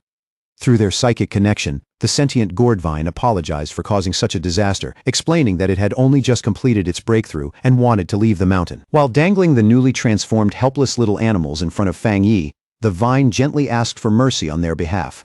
Instead of killing them, it wanted permission to take them back into the mountain and keep them as pets. Back inside the Spirit Association control room, the staff stared at the satellite feed in open disbelief. They were stunned to see the Lord of Thunder apologizing to Fang Yi, confirming that the entire disaster had been nothing more than an accident. One of the monitoring staff broke into a nervous sweat as he marveled at the throne's terrifying power, which let a mere plant purify S-class anomalies with ridiculous ease. Standing behind him, a younger staff member could only stare enviously and mutter that he wished he could be chosen by a throne too. At last, the officials arrived at a deeply shocking realization.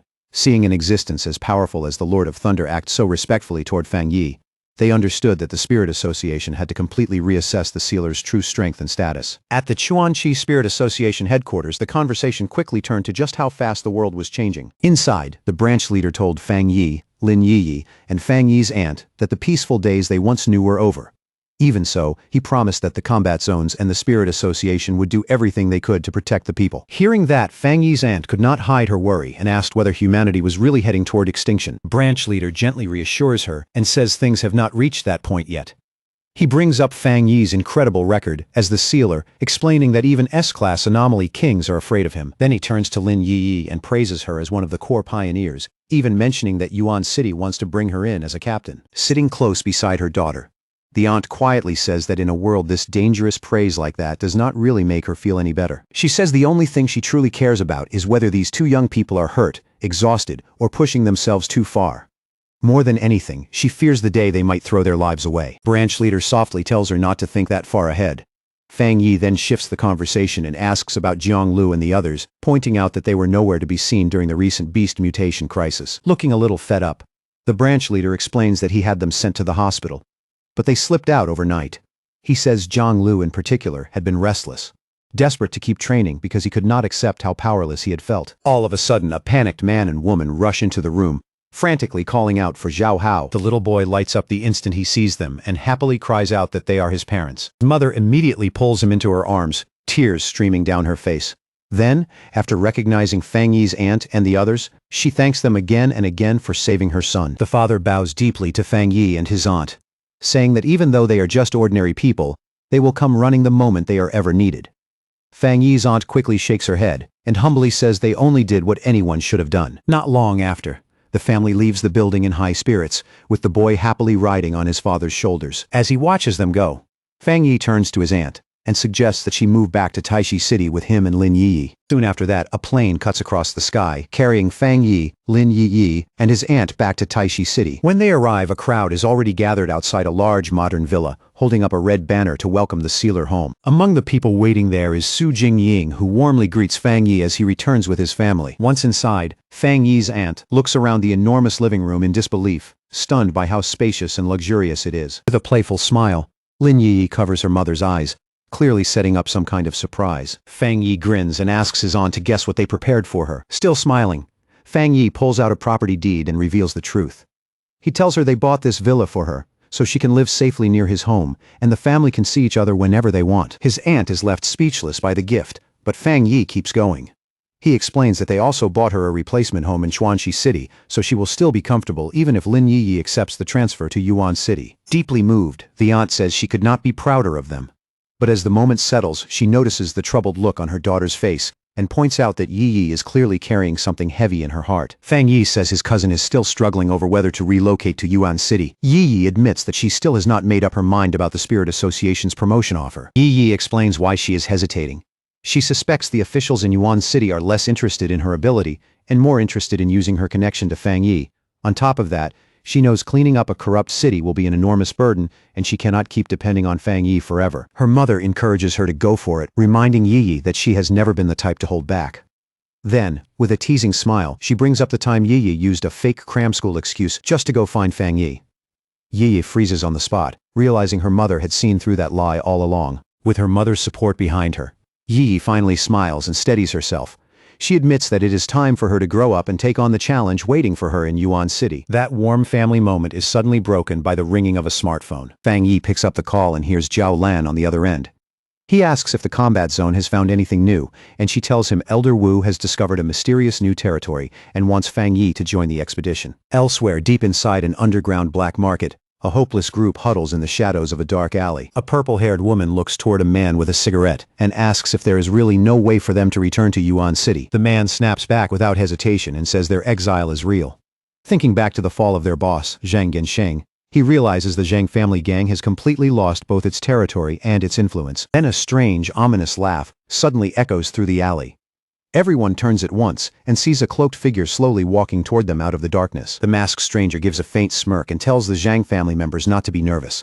He says their goals happen to line up, then offers them a deal that feels anything but harmless. At the Star God combat zone, Fang Yi walks up to the towering metal gates of the military facility. But just then, his instincts flare. Sensing danger in an instant, he turns sharply toward the incoming ambush. Elder Wu comes charging straight at him and throws a heavy punch.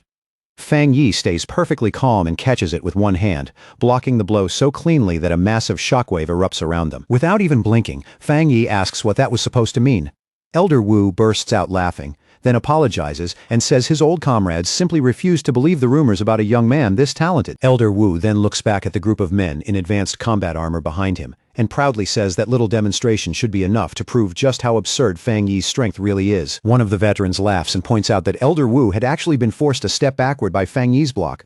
Another jokingly says the younger generation has already surpassed them, and that Elder Wu might as well retire now. As Fang Yi looks over the relaxed, laughing veterans, he suddenly realizes something shocking. Every single one of them is carrying the overwhelming power of the two-star Jingang realm. Elder Wu then turns back to Fang Yi and asks if he still remembers the extreme dark zone they had talked about before. He explains that far beyond their world, much deadlier domains have existed for a long time, and those places are deeply connected to the global return of spiritual energy. Then Elder Wu reveals a military secret. He says the nation's strongest fighters were missing during the recent monster outbreaks because they had been deployed to those domains.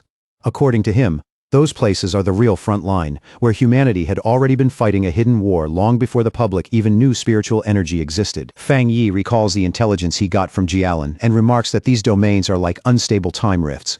They are packed with chaotic forces, along with a dark attribute that constantly gives rise to horrifying monsters. Elder Wu confirms it and warns him that these classified domains have become especially active lately, with new rifts continuing to open across space. But with that danger comes an enormous opportunity. Elder Wu explains that entering these domains is the only way to build higher-level cultivation paths, allowing pioneers to advance into the ghost acts and creation stages. As he listens, Fang Yi begins to understand how far ahead the government had been thinking. He realizes this is why the nation had been restricting polluted zones long before spiritual energy fully awakened. Looking at the veterans in front of him, Fang Yi is struck by the weight they have been carrying all this time. To quietly step into those hellish places and protect the nation from the shadows takes a level of resolve most people could never imagine.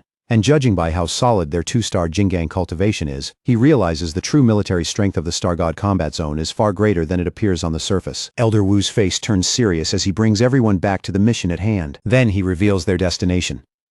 They are heading into the most dangerous zone of all, a monster-ridden cavern known as the Tomb Cluster. As Fang Yi stands there with Elder Wu and the veteran fighters, then another figure slowly steps out from the shadows inside the base. Elder Wu turns to Fang Yi and introduces the man beside them.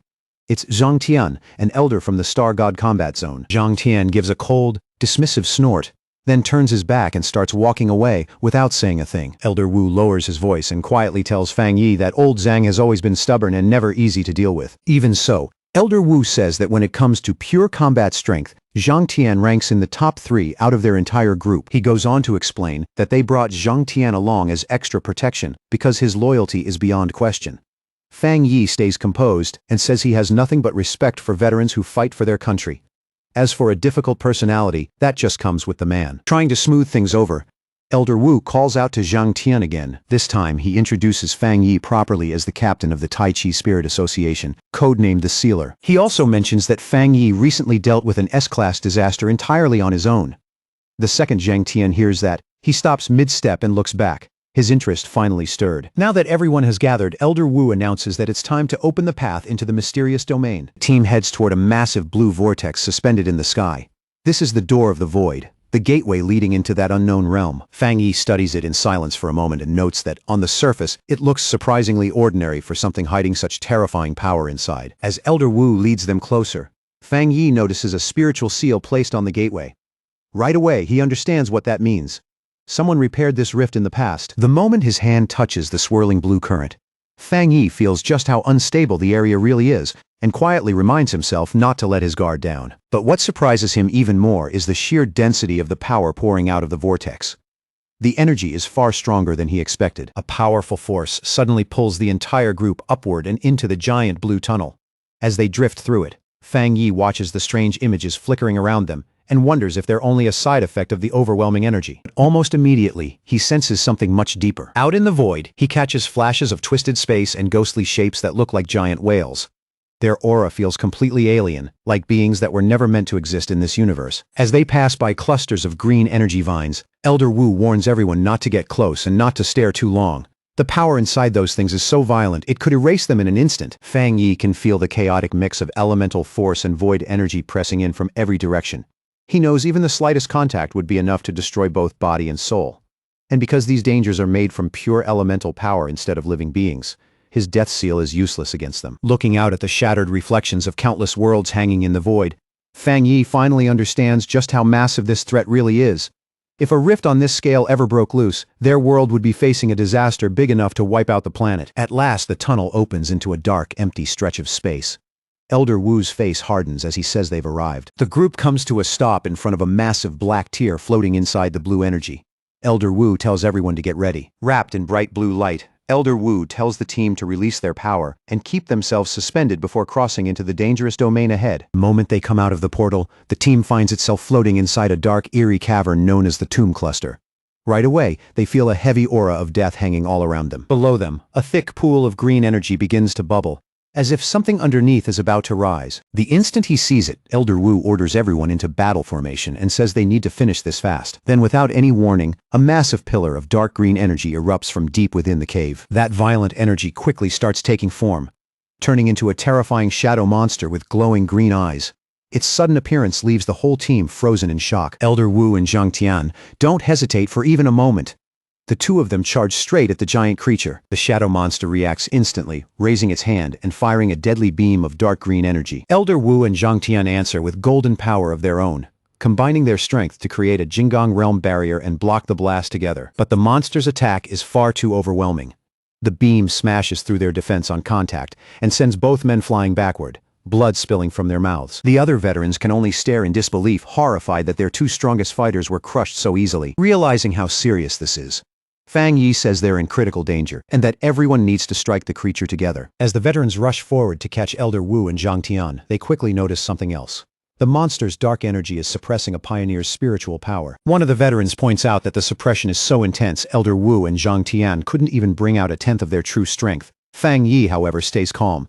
Golden light bursts around him as he summons his sword and says he'll test the creature himself. Fang Yi shoots into the air and coats his blade in golden flames, readying a powerful dragon slash. His burning sword slams into the giant shadow monster, and the impact triggers a massive explosion where the two forces collide. When the smoke finally clears, Fang Yi is still hovering in the air, though it's obvious some of his energy has been drained away. He calmly remarks that the cave's dark energy weakened him badly. Otherwise, that single strike would have been enough to kill the creature. Watching from below, the veterans are completely stunned. One of them says Fang Yi nearly destroyed the giant monster by himself, proving his reputation is no exaggeration. Zhang Tian watches in silence, then repeats Fang Yi's codename, the Sealer. But this time, there's real respect in his voice. Elder Wu then adds that if the veterans knew what that title truly meant, they'd be even more shaken. Ignoring the pressure that's weakening everyone else, Fang Yi sharpens his focus. Dark energy surges out of him, forming massive shadow claws around his body as he activates his Twilight Fire domain. With a single swift motion, Fang Yi sends those giant shadow claws hurtling straight toward the green monster. His system confirms that the domain has opened successfully, and the dark claws immediately start ripping into the creature's raging energy. The system detects the dense dark energy, but it also tells Fang Yi that his special technique allows him to resist the weakening effect. As the monster lets out a howl of pain, the system locks onto it as a target, siphoning away its strength and cutting its dark power in half. Hovering above the weakened beast, Fang Yi's sword flares to life again. It spins in the air, wrapped in a deadly fusion of golden fire and dark twilight energy. With his eyes cold and steady, Fang Yi lines up the final strike and gives a single calm command, "Kill it!" Then he swings, sending a blazing arc of fire straight at the monster. The moment the strike connects, a blinding surge of power explodes outward. Fang Yi doesn't flinch. His eyes burn with a chilling red glow. Then a huge wave of golden energy bursts from his body and sweeps out in every direction. That brilliant light tears through the battlefield and burns away the last traces of the monster's dark presence. Off to the side, Zhang Tian can only stare, completely thrown by the sheer power unfolding in front of him. Beside him, Elder Wu watches closely and realizes what Fang Yi is doing. He's using an overwhelming yang attribute to force back the dark energy in the area. At the same time, Far away in Yuan City, the sentient gourd vine at the wood attribute throne suddenly begins glowing with a vivid green light among the jagged mountain rocks. The sentient red spirit flower lights up too, as if it can feel that its master needs help. Answering that call, a massive beam of condensed green energy violently erupts from the mountain peak, where the sentient gourd vine is rooted. Back on the battlefield, wild golden energy crackles around Fang Yi as he keeps pressing forward with the attack. But even after taking that much punishment, the dark giant, the master of the throne and wielder of death power, still refuses to go down. It's far tougher than expected. Seeing that the dark giant is still standing, Elder Wu tells Zhang Tian that Fang Yi needs support. Zhang Tian grunts in agreement, and the elders of the combat zone rush in together. Zhang Tian, Elder Wu, and the other two armored elders immediately gather their strength, each one raising a hand glowing with a different elemental force. Then all four elders fire at once, launching powerful multicolored beams down into the battlefield. Those streams of power slam into Fang Yi's back, feeding straight into him as he pushes his own golden energy to the limit. The combined attack detonates in a massive flash of golden light that swallows the entire area whole. The blast kicks out a violent shockwave, forcing Elder Wu, Zhang Tian, and the others to shield themselves as they're driven backward. When the smoke and raging energy finally begin to thin out, the entire landscape has changed. The elders look down and realize the explosion has exposed what this place really is. Deep inside the newly split chasm lies a vast, gloomy burial ground filled with countless tombstones. Fang Yi walks back toward the group and politely thanks the seniors for stepping in when they did. He admits that without their help, bringing down the dark giant would not have gone nearly as smoothly. He also admits that he underestimated the enemy earlier, then asks if anyone was injured in the blast that came after. Caught off guard by Fang Yi's humility, Zhang Tian awkwardly apologizes for how hostile he was before and sincerely thanks Fang Yi for saving his life. Elder Wu smirks at the sight and jokes that Zhang Tian must be possessed because the old stubborn mule actually managed to say thank you for once. But that brief moment of relief vanishes instantly when the ground suddenly splits apart and skeletal hands glowing with eerie green light burst out of the earth. A horrifying swarm of glowing green skeletons crawls up from the newly exposed graves and starts closing in on Fang Yi and the stunned elders. Still calm, Fang Yi asks Elder Wu if he remembers the mutated natural disaster in Moon City. Elder Wu grimly says yes, then suddenly realizes with horror that they're staring at that same nightmare all over again. The moment Zhang Tian sees the undead, disgust flashes across his face. He steps forward without hesitation, yellow energy gathering in his hands as he declares that he'll make the first move. A second later, he unleashes a barrage of explosive energy blasts into the advancing skeleton army. Not about to stand there and watch, Elder Wu and another elder from the combat zone charge in right beside him. Zhang Tian shoots high into the air and forms an energy sphere crackling with fierce yellow lightning, then boldly claims a section of the battlefield as his. Then he drives that destructive power straight down into the skeletons below. The combat zone elders meet the undead head-on, carving through the horde with heavy energy, slashes and sharp piercing beams. In the middle of all that chaos, Fang Yi's glowing red eye narrows.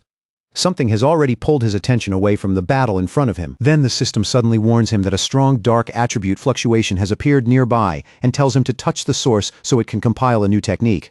After warning the elders about the dark energy, Fang Yi immediately heads straight for it. As the others follow his movement, Elder Wu notices a huge shape looming through the murky distance and asks what it is, while another elder wonders if they're just looking at an illusion. Elder Wu quickly shuts that down, pointing out that the giant stone tablet is actively releasing dark energy, though he has no idea why it suddenly appeared.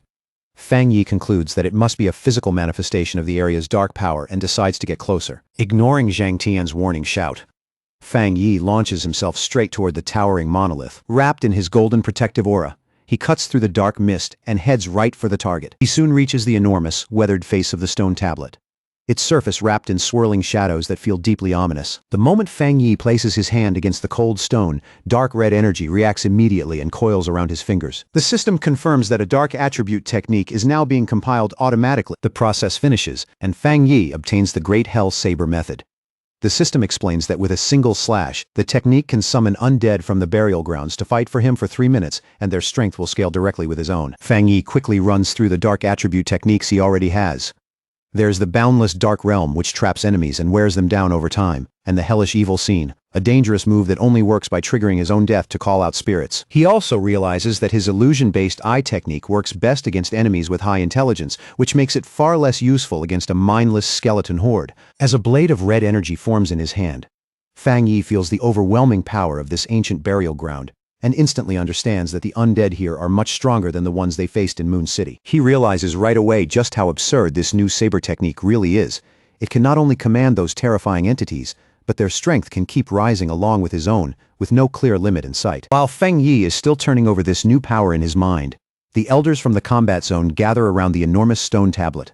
The moment they realize it's made of condensed dark energy, they immediately decide to take a piece back for the research institute. Zhang Tian, in particular, is fired up. He's convinced that if they can study this thing, it could change the future. But as he starts gathering energy into his hand to strike the stone, Fang Yi notices what they're doing and begins to feel uneasy. Zhang Tan drives a heavy punch into the monolith while Elder Wu watches with hope, thinking they may have finally found a solid sample of dark energy never seen before, one that could push their research forward and help them deal with dark attribute threats in the future. But the instant that punch lands, the entire cavern jerks with a violent tremor, and everything freezes for a beat. Elder Wu's face changes at once. Realizing they've made a terrible mistake, he shouts that the stone tablet should never have been touched. Cracks race across the giant structure, and before long, huge slabs of the dark stone start breaking loose and crashing down. Seeing the collapse begin, the elders yell for everyone to fall back and scramble out of the way as massive chunks of stone come raining down. Right in the middle of that collapse, Fang Yi suddenly feels a horrifying surge of spiritual energy spreading through the entire area. And in that moment, it clicks. He finally realizes the true and disastrous source behind the Black Sea anomaly. From the shattered remains of the tablet, a monstrous tsunami of red and black malevolent energy bursts upward. Without meaning to, the group has released an ancient dark tide from beyond this world, and its destructive force is beyond anything they've seen before. That enormous wave of dark red and black power, the dark tide, erupts straight out of the ruins. The second Zhang Tian sees it. He shouts out the first rule of exploration. If you encounter the dark tide, retreat immediately. Dark energy quickly twists itself into terrifying shadow beasts that flood the area. The elders of the combat zone immediately begin pulling back, cutting their way through the swarm as they retreat. In the middle of the chaos, Elder Wu turns and shouts for the sealer to wait, but Fang Yi doesn't move.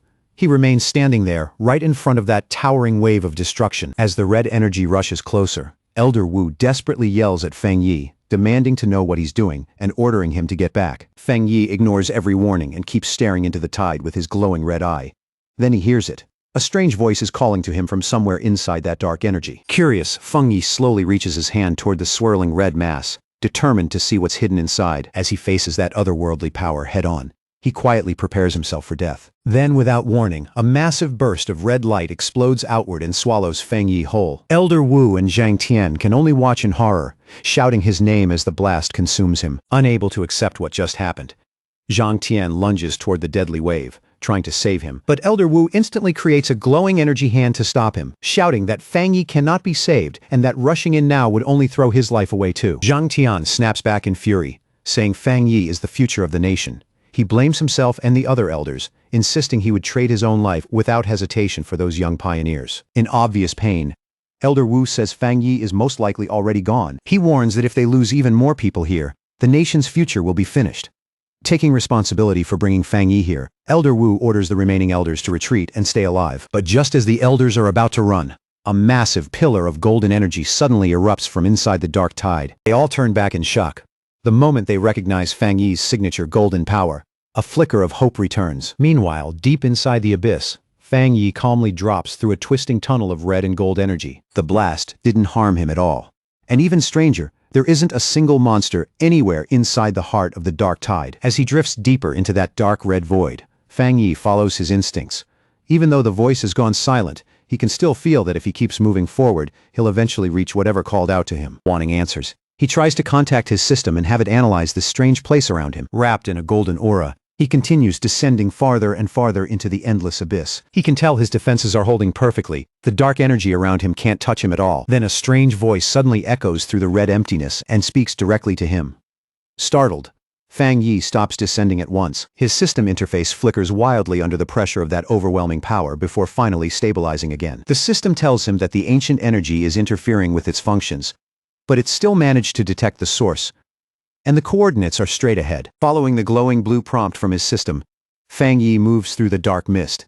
At the same time, he wonders if this ancient power might be another world-changing artifact like the thrones. As he speeds up, the pressure in the air grows heavier and heavier, making it clear that he's getting close to the unknown source. The moment he finally sees where he's headed, his eyes narrow. He comes to a stop in front of a massive black vortex crackling with red lightning, and the crushing pressure pouring from it is so intense that even the space around him feels suffocating. From the center of that vortex, a hollow suit of demonic armor slowly emerges, covered in spikes and faintly glowing red from within.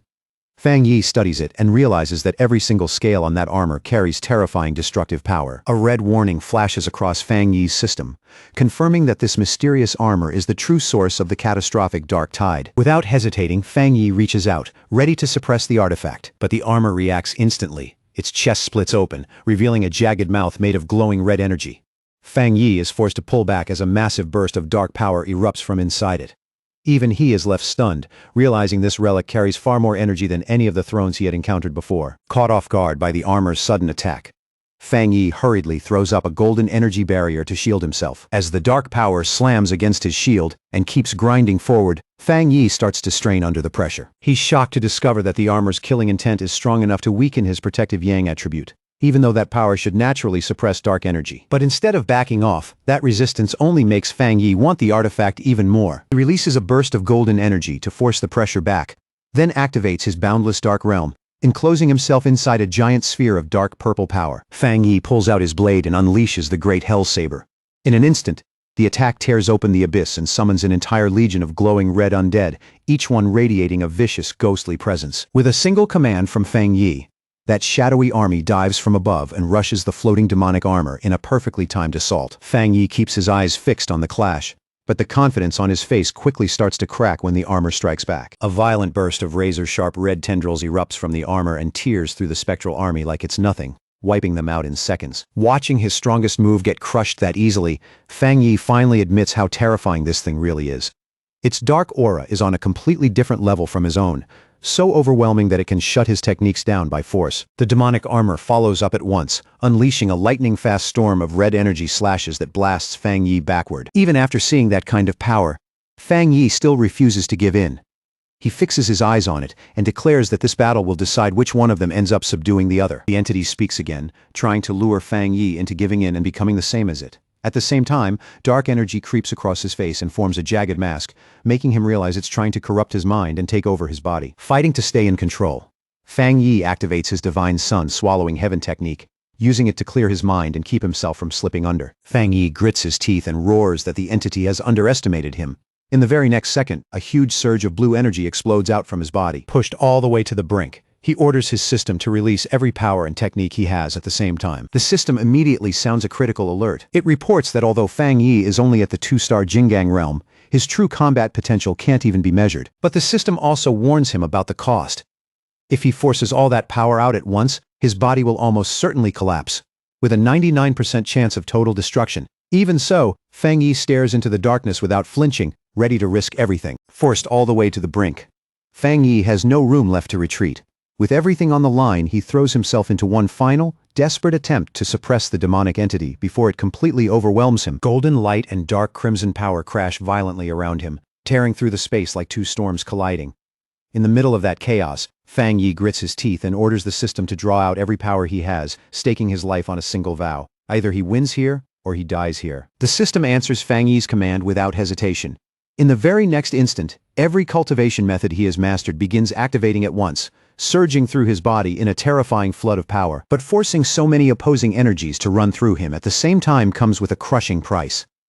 The pressure inside Fang Yi's body becomes almost unbearable, as if every meridian and bone is being pulled in different directions. Fang Yi grabs his head with both hands, his face twisted in raw agony.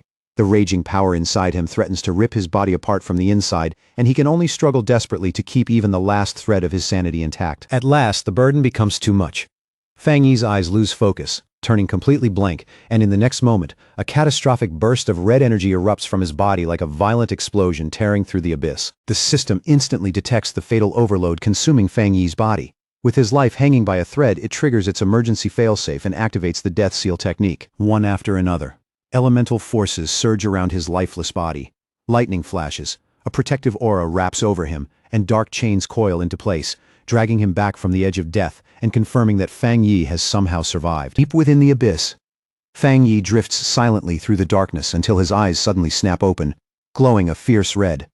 At that moment, the system declares that the ancient artifact has been defeated by the combined force of his cultivation methods. The system then confirms the impossible. The ancient entity has yielded.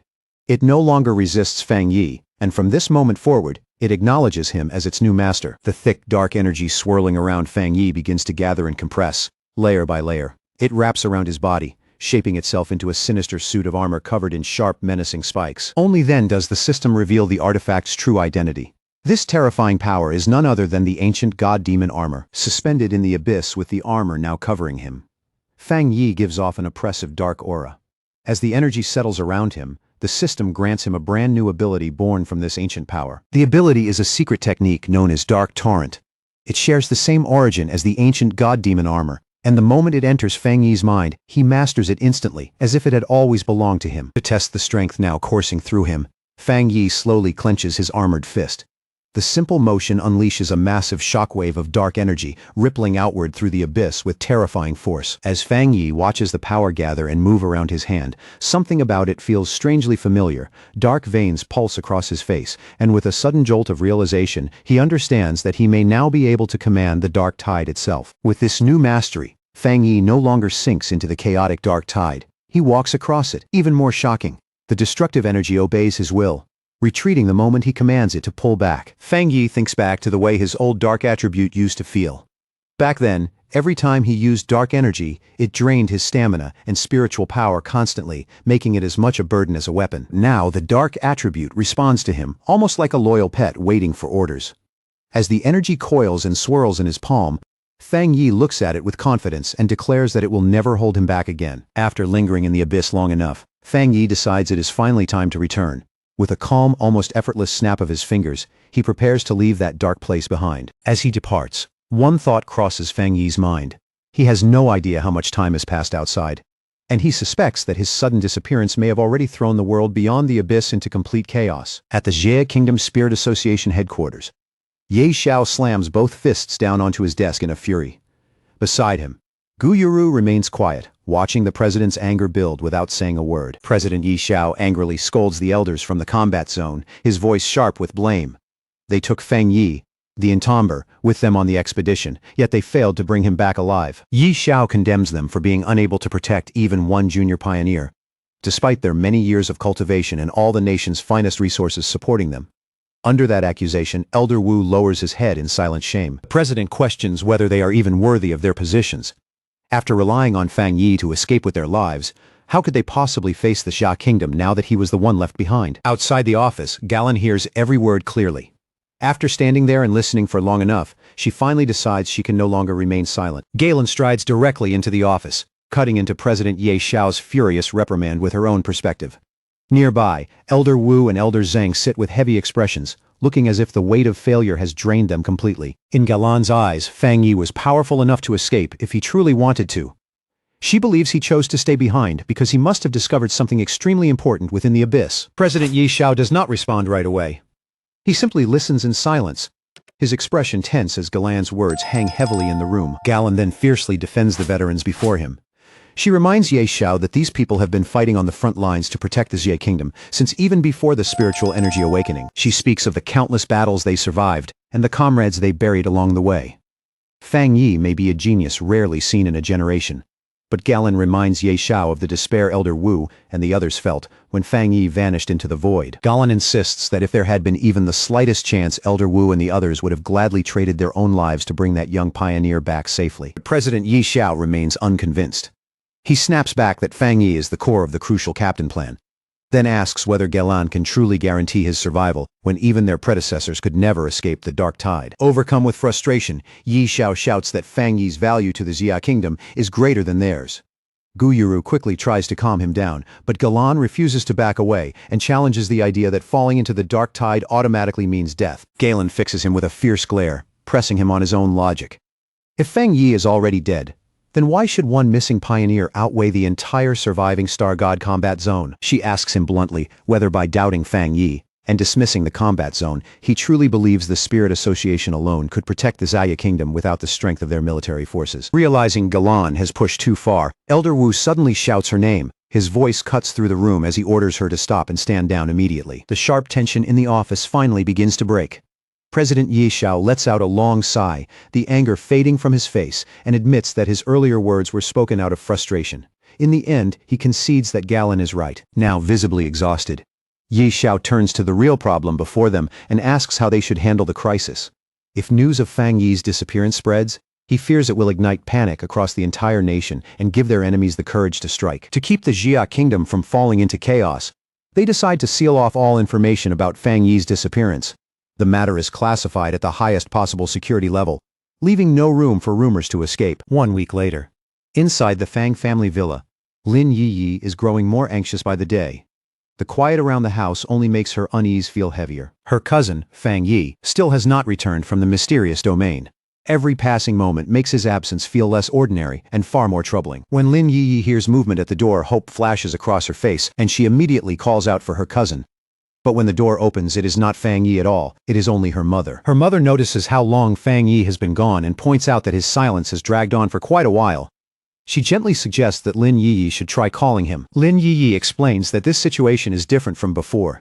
The place Fang Yi went is far too dangerous, and worse, there is no signal there, so a normal phone call would never reach him. Her mother agrees that even with those circumstances, this still feels unusual. For Fang Yi to remain completely out of contact for such a long time is not something they can easily brush aside. And her mother asks about Lin Yi's assignment as Tai City's new captain. Lin Yi explains that she had been waiting for Fang Yi to come back so they could do a trial run together, but with him missing, the association has suddenly gone quiet as well. That silence only makes Lin Yi's worry deepen. This has never happened before. Fang Yi always returned quickly in the past, yet this time Captain Su knows nothing, and Galan has not replied to a single one of her messages. Unable to sit around and wait any longer, Lin Yi abruptly tells her startled mother that she is going out. Her decision comes so suddenly that her mother barely has time to react. Lin Yi races through the pouring rain, her thoughts spiraling faster with every step. If something really has happened to her cousin, then the entire Jia kingdom could be thrown into turmoil, and the captain plan itself may collapse along with him. Lin Yi tried to calm the uneasiness in her chest, quietly telling herself that someone as powerful as Fang Yi couldn't possibly be in real danger.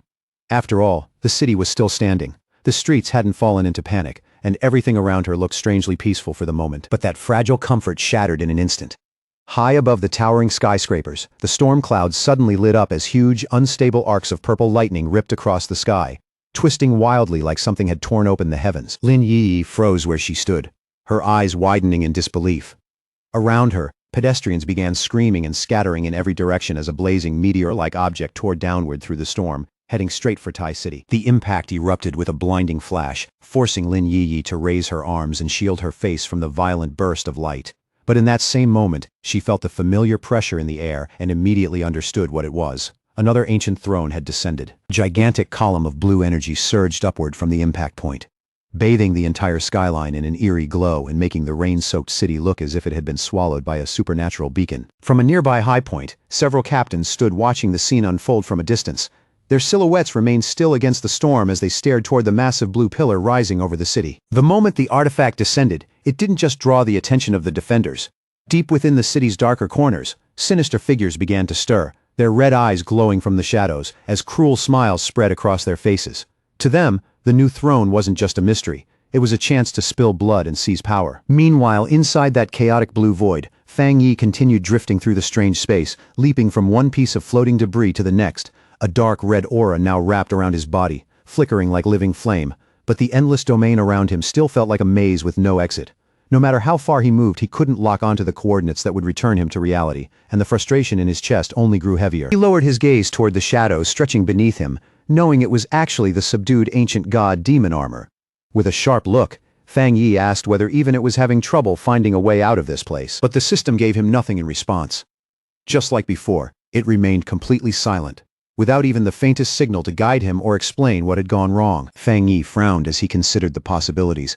Maybe dragging the ancient god-demon armor out of this mysterious domain had triggered some unexpected butterfly effect. Or worse, perhaps something unseen was deliberately keeping both of them trapped here. At that moment, the dark aura around him suddenly reacted, flickering with a strange pulse. Fang Yi immediately questioned it, but the shadowy figure quickly shook its head, almost anxiously denying that it had caused the situation. Fang Yi's eyes narrowed as another question came to mind. He asked why the entity had suddenly lost the ability to speak, especially when it had clearly used a human voice before to lure him into the dark tide. The shadow only trembled in place, its form wavering nervously as if it understood the question but had no way to answer. No words came from it, only that uneasy silence. Fang Yi let out a low sigh and chose not to press the matter any further. Whatever had happened to the armor's voice could wait. Their only real priority now was finding a path back out. Just then, the red glow in Fang Yi's eyes sharpened. His expression changed as he finally sensed something faint beyond the surrounding chaos. A thin connection leading back toward the outside world. Back in reality, the storm over Tai City split apart as a massive beam of blue energy tore down from the sky. It slammed into the city with overwhelming force, marking the arrival of a mysterious new throne. As the heavy rain poured down and terrified pedestrians ran through the streets, Lin Yi pushed forward against the chaos, sprinting straight toward the place where the energy had fallen. She understood exactly how dangerous this timing was. With Fang Yi missing, the sudden appearance of a throne could throw the entire city into disorder. So even knowing the risks, Lin Yi decided she had to investigate the situation herself. Her shoes splashed across the wet pavement as she raced through the rain. But before she could get much farther, her instincts suddenly flared, warning her that someone was waiting to strike. A sinister man carrying a knife stepped into the road ahead of her, blocking her path with a smug grin.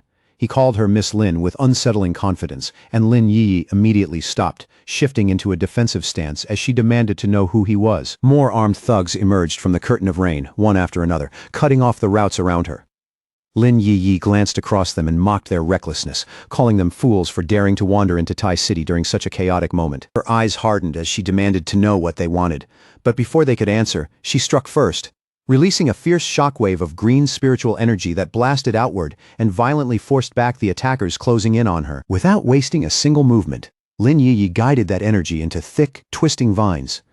The vines shot forward and coiled tightly around one of the older thugs, pinning him before he could react. She followed instantly with a powerful kick to his chest, driving the air out of him as she demanded answers from the stunned man trapped in her vines. The man was sent crashing down hard onto the rain-slick pavement, his body skidding against the wet ground from the force of the blow. After seeing their first attempt fall apart so quickly, another thug reacted at once.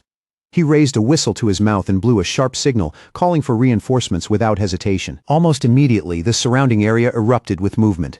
More enemies appeared from the shadows, from narrow side streets, and even from the rooftops above, all carrying different weapons as they closed in and completely surrounded Lin Yi. At the center of the ambush, the leader stepped forward, wearing a red bandana.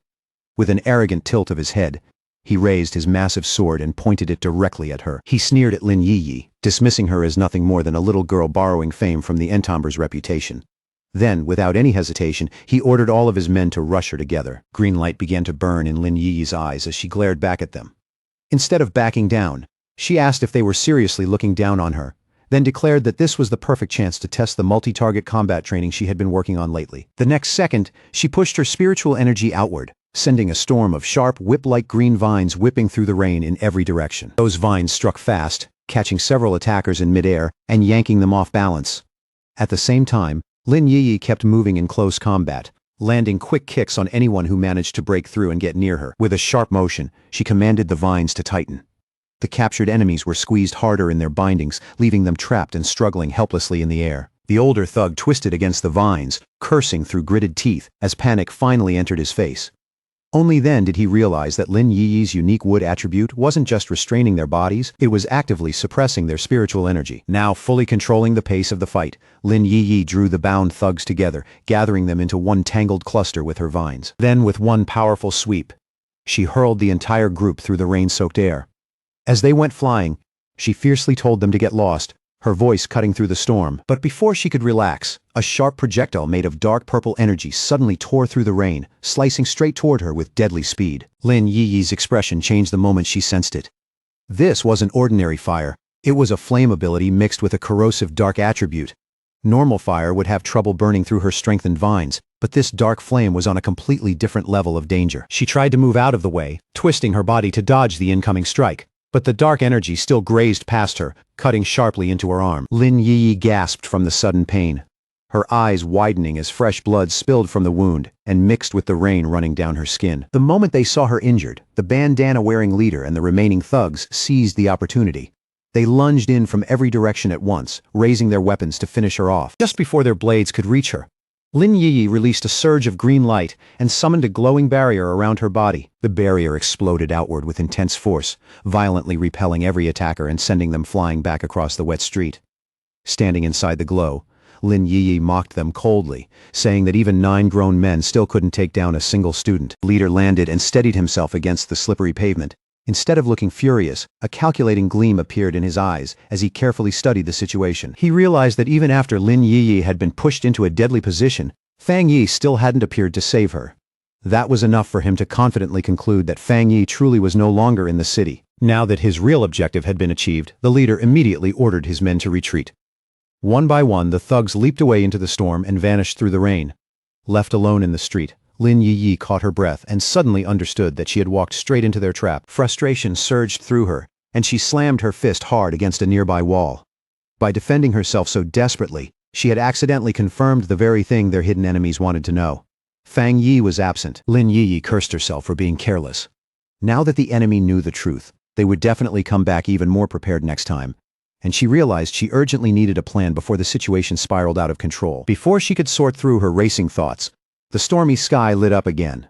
In the distance, a massive pillar of golden light pierced down through the clouds and struck somewhere within the city. The moment Lin Yi understood what that strange light was trying to tell her, her expression changed completely. Her eyes widened, not with fear this time, but with a firm, unshakable resolve, as if she had already decided what she had to do next. Without wasting even a second, Lin Yi quickly took out her phone, her fingers moving with urgent precision through the rain and tension. She immediately placed a call, asking to be connected to Captain Su as fast as possible. At that same moment, Captain Su was standing watch beneath the pouring rain, guarding the barricaded area around the newly descended throne. With the restricted zone tense and heavily sealed off around her, she answered Lin Yi's call and quickly asked whether Yi had been ambushed. Lin Yi answered that she had managed to drive the attackers away for now, but her tone remained grave, because she knew the danger had only been pushed back temporarily. In truth, every enemy moving in the shadows had the same target, the throne. Lin Yi then explained in a low, serious voice that their enemies had already reached a terrifying conclusion. To them, Tai City had become a city without real protection the moment the entomber disappeared. As the meaning behind those words sank in, Captain Su stood frozen in the rain, unable to respond right away, struck silent by the weight of what Yi had just said. Captain Su slowly turned her gaze toward the restricted forest, her face tightening with shock as the rain streamed down around her. On the other end of the call, Lin Yi's voice became steadier, and what she said next carried the force of a decision she could no longer turn away from. The young pioneer declared that she would personally approach the artifact and force it to recognize her as its new master.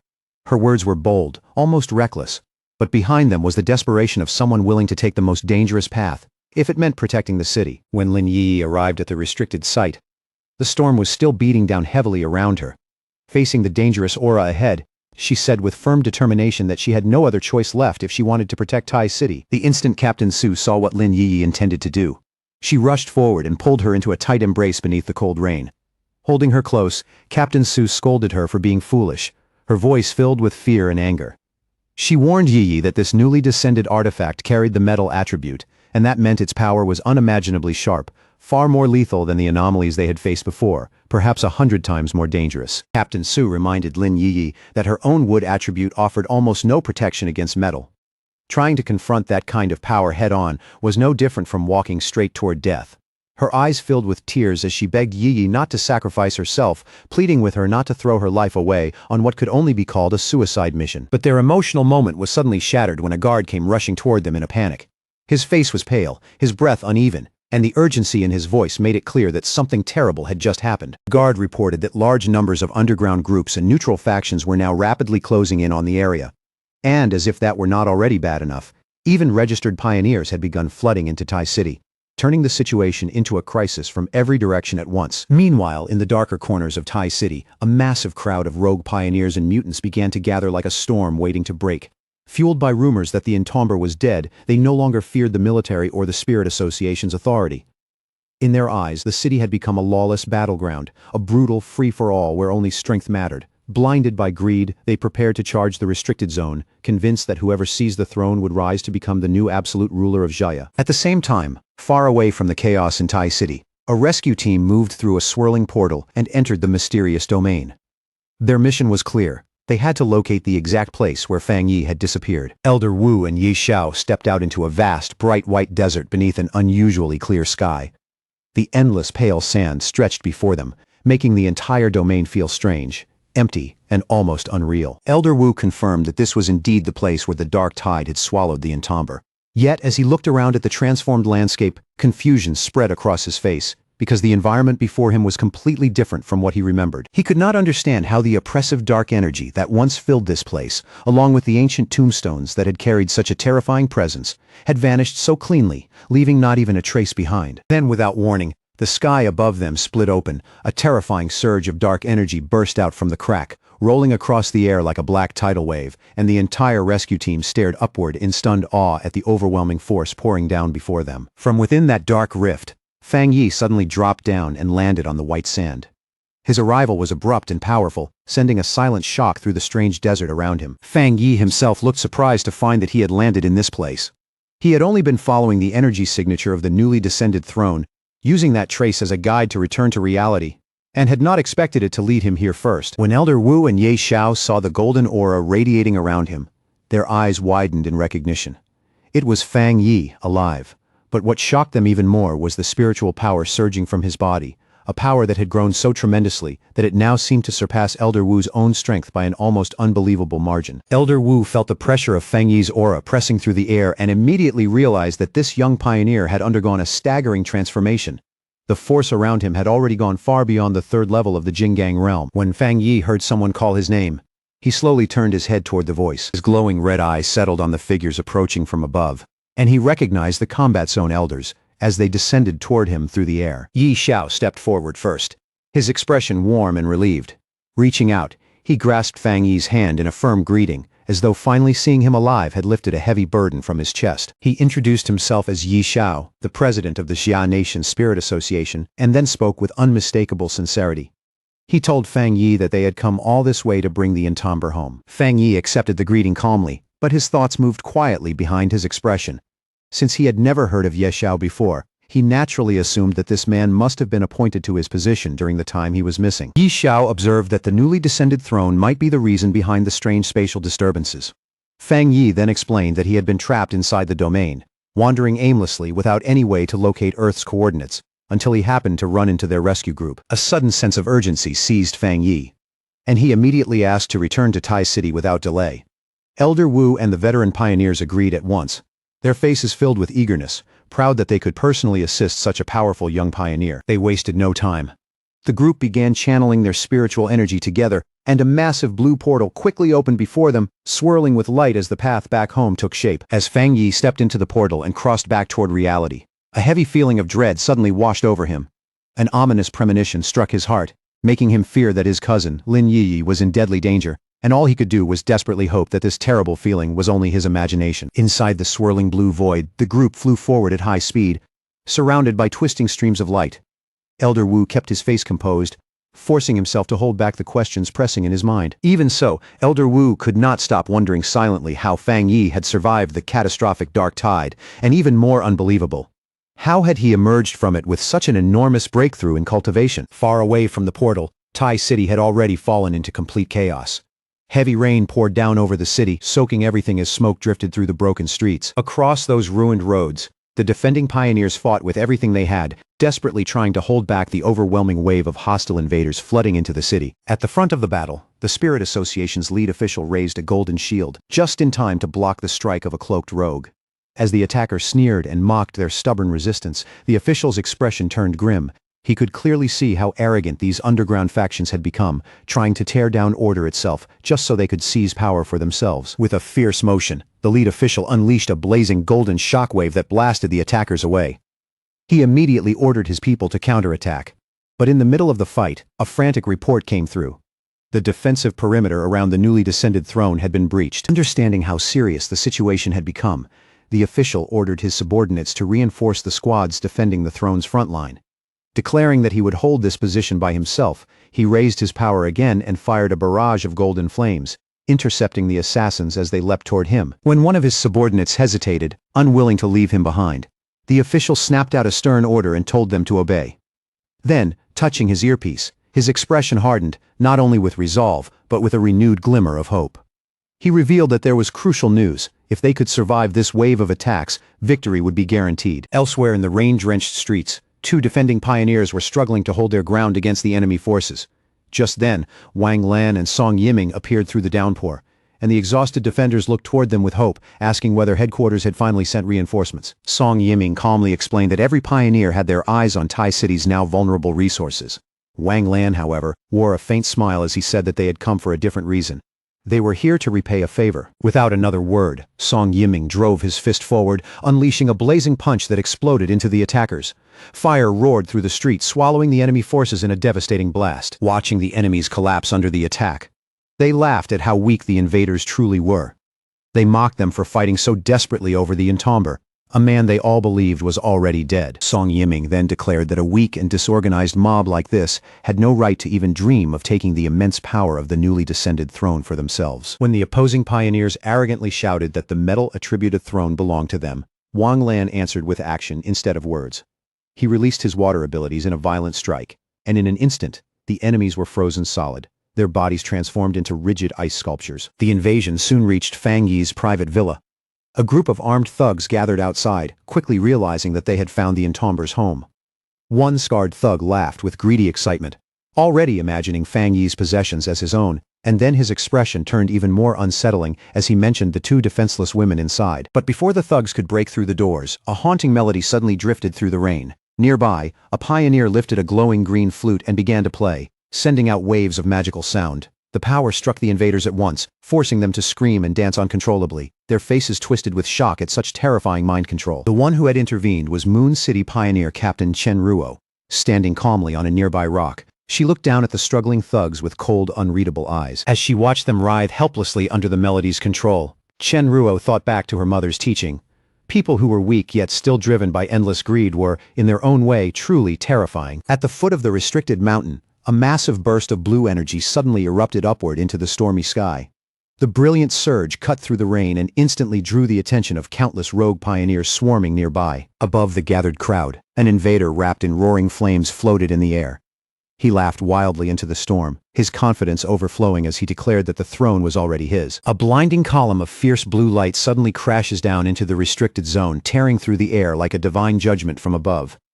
The moment it lands, a brutal shockwave bursts outward, slamming into the approaching invaders and forcing them back before they can take another step.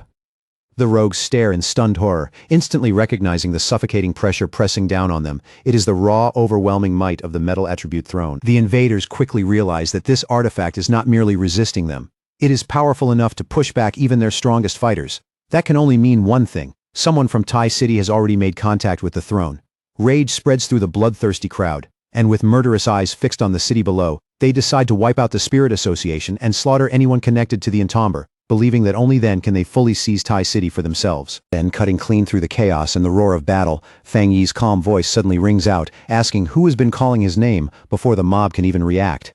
He appears behind them without warning, his figure wrapped in a terrifying aura of dark red energy that coils around him like a living storm. The entire group of invaders goes rigid on the spot, their faces draining of color as fear overtakes them completely. Their voices tremble, barely able to form the words as they stammer out the title of the man they were certain had already died. The entomber. Fang Yi raises his hand, and from a swirling dark red portal, his massive sword slowly emerges into his grasp. As he activates the Great Hell Saber technique he has only just obtained, the air around him turns heavy and murderous. The terrified invaders can do nothing but watch, frozen in place, as an overwhelming killing intent gathers around his body like a storm about to break. With no hesitation at all, Fang Yi grips the massive blade and swings it once across the battlefield. In that single motion, a colossal slash of blazing fire tears forward, carving through everything in its path with terrifying force. The moment the strike lands, the battlefield erupts into a towering explosion of flames and dark energy, swallowing the rogue pioneers before they can even scream. In an instant, the entire horde is obliterated, leaving behind nothing but scorched ground, rolling heat, and fierce flames crackling in the aftermath. As the raging fire slowly begins to settle, Fang Yi turns his gaze toward the restricted mountain peak in the distance. Feeling the familiar spiritual fluctuations coming from that direction, his expression sharpens. His earlier premonition was right.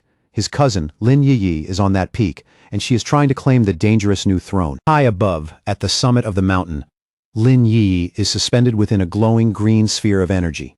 In front of her stands the intimidating metal attribute throne, radiating a pressure so powerful that the entire peak seems to tremble beneath it. Even so, Lin Yi has already stepped into the throne's domain with no sign of backing down.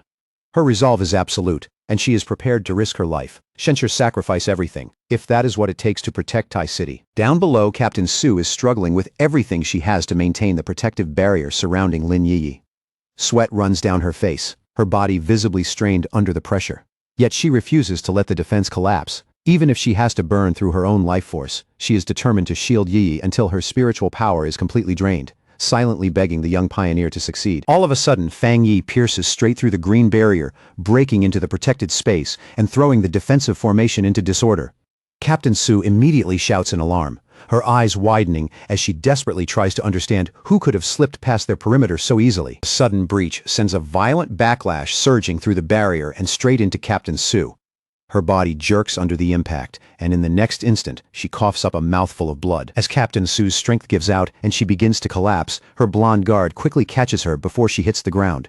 But when the guard looks up and sees the figure who has entered, shock floods her face, and she stammers out the entomber's title in complete disbelief. Fang Yi looks at Captain Su and greets her with a calmness that feels almost impossible in the middle of the chaos. Captain Su stares back at him, stunned beyond words, her expression caught between absolute disbelief and overwhelming relief as she realizes that Tai City's greatest protector has finally returned. Seeing that the broken barrier has left his cousin exposed and vulnerable, Fang Yi acts immediately. He stretches out his hand, and swirling red energy flows from him, reaching toward Lin Yi as she falls, catching her gently in midair before the dangerous forces around the peak can swallow her. Fang Yi's immense power spreads around Lin Yi, forming a huge glowing sphere of protective energy that completely surrounds her. Within that shield, she is sealed away from the chaotic elements raging around the mountain peak and from the deadly pressure of the metal attributed throne looming above her. High above the ruined chaos of Tai City, the entomber hung in the air, his gaze locked on the flames and explosions tearing through the streets below. His eyes burned a furious red, and every blast lighting up the city only made the rage on his face grow colder. As he stared down at the invading forces flooding through Tai City, one thought immediately crossed the entomber's mind. Were these people really so bold that they had come all this way just to seize the newly descended metal throne? Behind him, Su Qinying quietly corrected that assumption. Her voice made it clear that things were not quite that simple. When the metal throne first appeared, the entomber's name alone had been enough to frighten away most enemies. But the moment rumors began spreading that the entomber had died, the invaders stopped holding back. They came after the artifact, the Tai City Spirit Association, and even his family all at once. Su Qinying explained that Yi had only tried to claim the metal throne because she had been cornered, desperate to protect the city from an attack closing in from every side. The instant those words reached him, the entomber's expression darkened completely. His aura exploded outward, surging up around him like a blazing pillar of flame that seemed ready to burn the sky itself. Without wasting another second, the entomber spread his senses across every corner of Tai City. One by one, every hostile presence was locked into his awareness, and in that suffocating silence, he made a cold vow that not a single enemy would be allowed to escape. Then his overwhelming power descended over the city. The invading forces, who had been rampaging without fear just moments earlier, suddenly froze in place as terror gripped them from head to toe. Su Qinying watched the terrifying pressure roll out from him, and cold sweat immediately formed on her skin. For one brief instant as she stared at the entomber's back, it felt as though the man before her had stepped beyond anything human. At that moment, the entomber suddenly sensed several familiar auras entering the battlefield. Through the chaos below, presences he recognized began moving against the invaders. In the flooded streets, he caught sight of Zhang Lu, Ji Ruoyan, and a group of allied pioneers clashing with the enemy forces. Seeing them fight their way through the disaster brought him a moment of relief, because with reinforcements now defending Tai City, the situation on the ground could still be turned around. But that small relief shattered almost instantly when Yi Yi's agonized cry cut through the battlefield. Her voice carried pain so sharp that the entomber's attention snapped away from everything else. He turned and saw Yi coughing up blood, her body trembling as she struggled under the crushing force of the metal throne. The artifact's power pressed down on her relentlessly, leaving her barely able to endure it. Seeing her suffer like that, the entomber could not bring himself to blame her for acting recklessly. His sudden disappearance, the arrival of the metal throne, and the enemies attacking from every direction had left her with no choice but to stand up for the city. Memories of their childhood flashed through his mind, making the sight before him even harder to bear. No matter what it took, he had to save her. further because if Yi died here, he knew he would never forgive himself. Knowing there was no time left to hesitate, the entomber launched himself forward, his body shot through the air straight toward the blinding blue glow surrounding the metal throne. He slammed directly into the massive sphere of raw power, forcing his way against the violent pressure. With fierce confidence in his voice, he declared that a mere single elemental attribute would never be enough to block his path. The pressure tore into him and left visible damage across his body, but his expression did not waver. Instead, his eyes burned brighter, filled with a determination that refused to bend. Before pushing any farther, the entomber warned Su Qingying to protect herself. Then, without the slightest hesitation, he charged straight into the deadly domain of the artifact. The entomber forced himself deeper into the raging energy, pushing his body beyond its limits with every step forward. Su Qingying could only stare in shock, stunned by how fearlessly he was throwing himself against a power that should have crushed anyone else. As the metal throne's force continued tearing at him, the entomber's system activated a healing technique to keep him alive. A surge of green light wrapped around his body, drawing vitality from the surroundings and rapidly repairing his injuries almost as quickly as they appeared. Covered in that restorative glow, the entomber let out a faint smirk. He realized this was the perfect moment to use the life-giving technique because against the brutal assault of the metal throne, it was exactly the kind of counter that could let him survive. His forced entry triggered a violent reaction from the artifact. A colossal eruption burst outward, sending a blinding blue pillar of energy shooting straight up through the storm clouds. Far from the center of the blast, Zhang Lu and the other defenders looked toward the sky in awe. The metal throne's energy was fluctuating wildly, and the sheer force of it felt as though it was trying to pierce the heavens. Down in the flooded streets, the Association Superior also noticed the sudden spike in energy. Recognizing that unique signature, he immediately understood that the critical moment had arrived, and he ordered his men to carry out their strategic plan without the slightest delay. Back at the heart of the disaster, the entomber endured the storm of blue energy around him. Step by step, he pushed through the raging force until he stood directly before the glowing metal throne. With a mocking calmness, the entomber offered a casual apology for interrupting. Then he reached out and placed his hand firmly on the artifact itself. The system immediately detected the dense metal attribute within the throne and began compiling a new technique. In only a few seconds, the entomber's dark energy swallowed the artifact's essence, and the system confirmed that the extraction had succeeded. From that power, the entomber obtained a metal attribute technique capable of multiplying his attack strength, allowing him to strike 3 tiers above his current level. The drawback was dangerous, leaving him vulnerable to metal attacks during the cooldown, but he also gained the ability to grant an object or person a metal physique and enhance their strength. With the core power now extracted, he looked down at the glowing diamond-shaped construct resting in his hands. Without any hesitation, the entomber chose Yi as the target for his new implantation skill.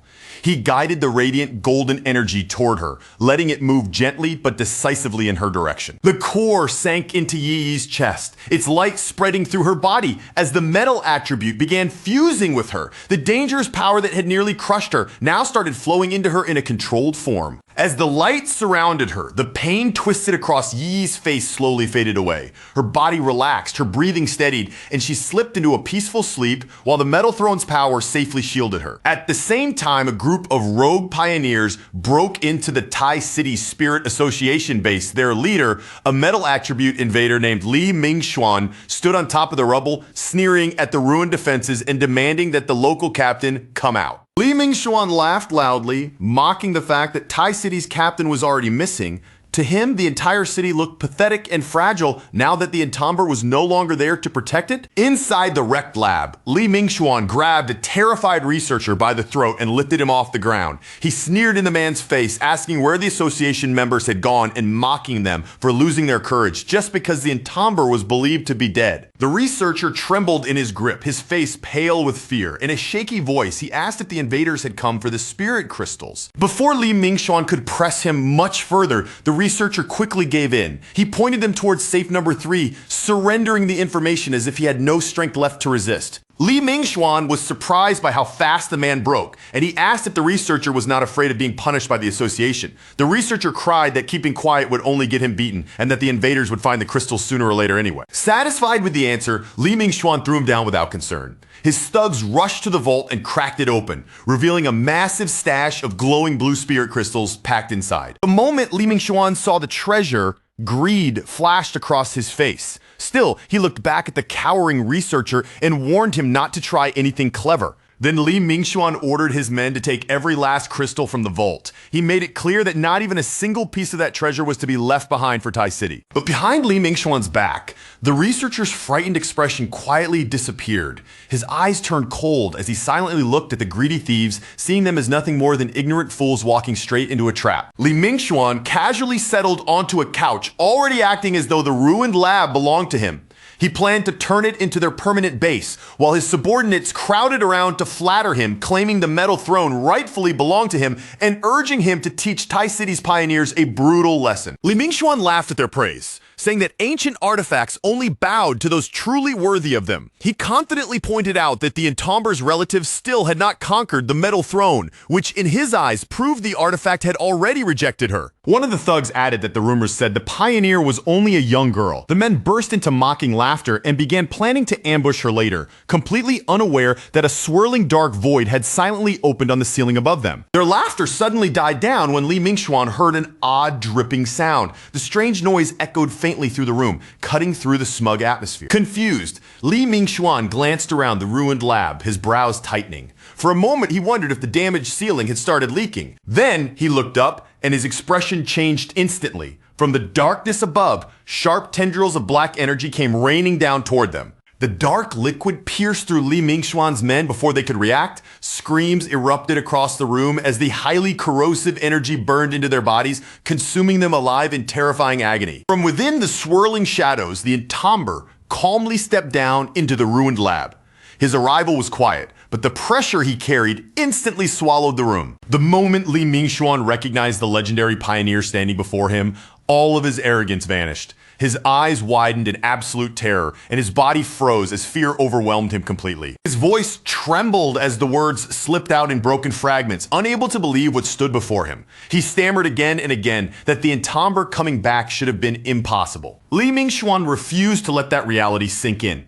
Rage and disbelief twisted across his face as he forced his power into one hand, wrapping his fist in a bright blue glow.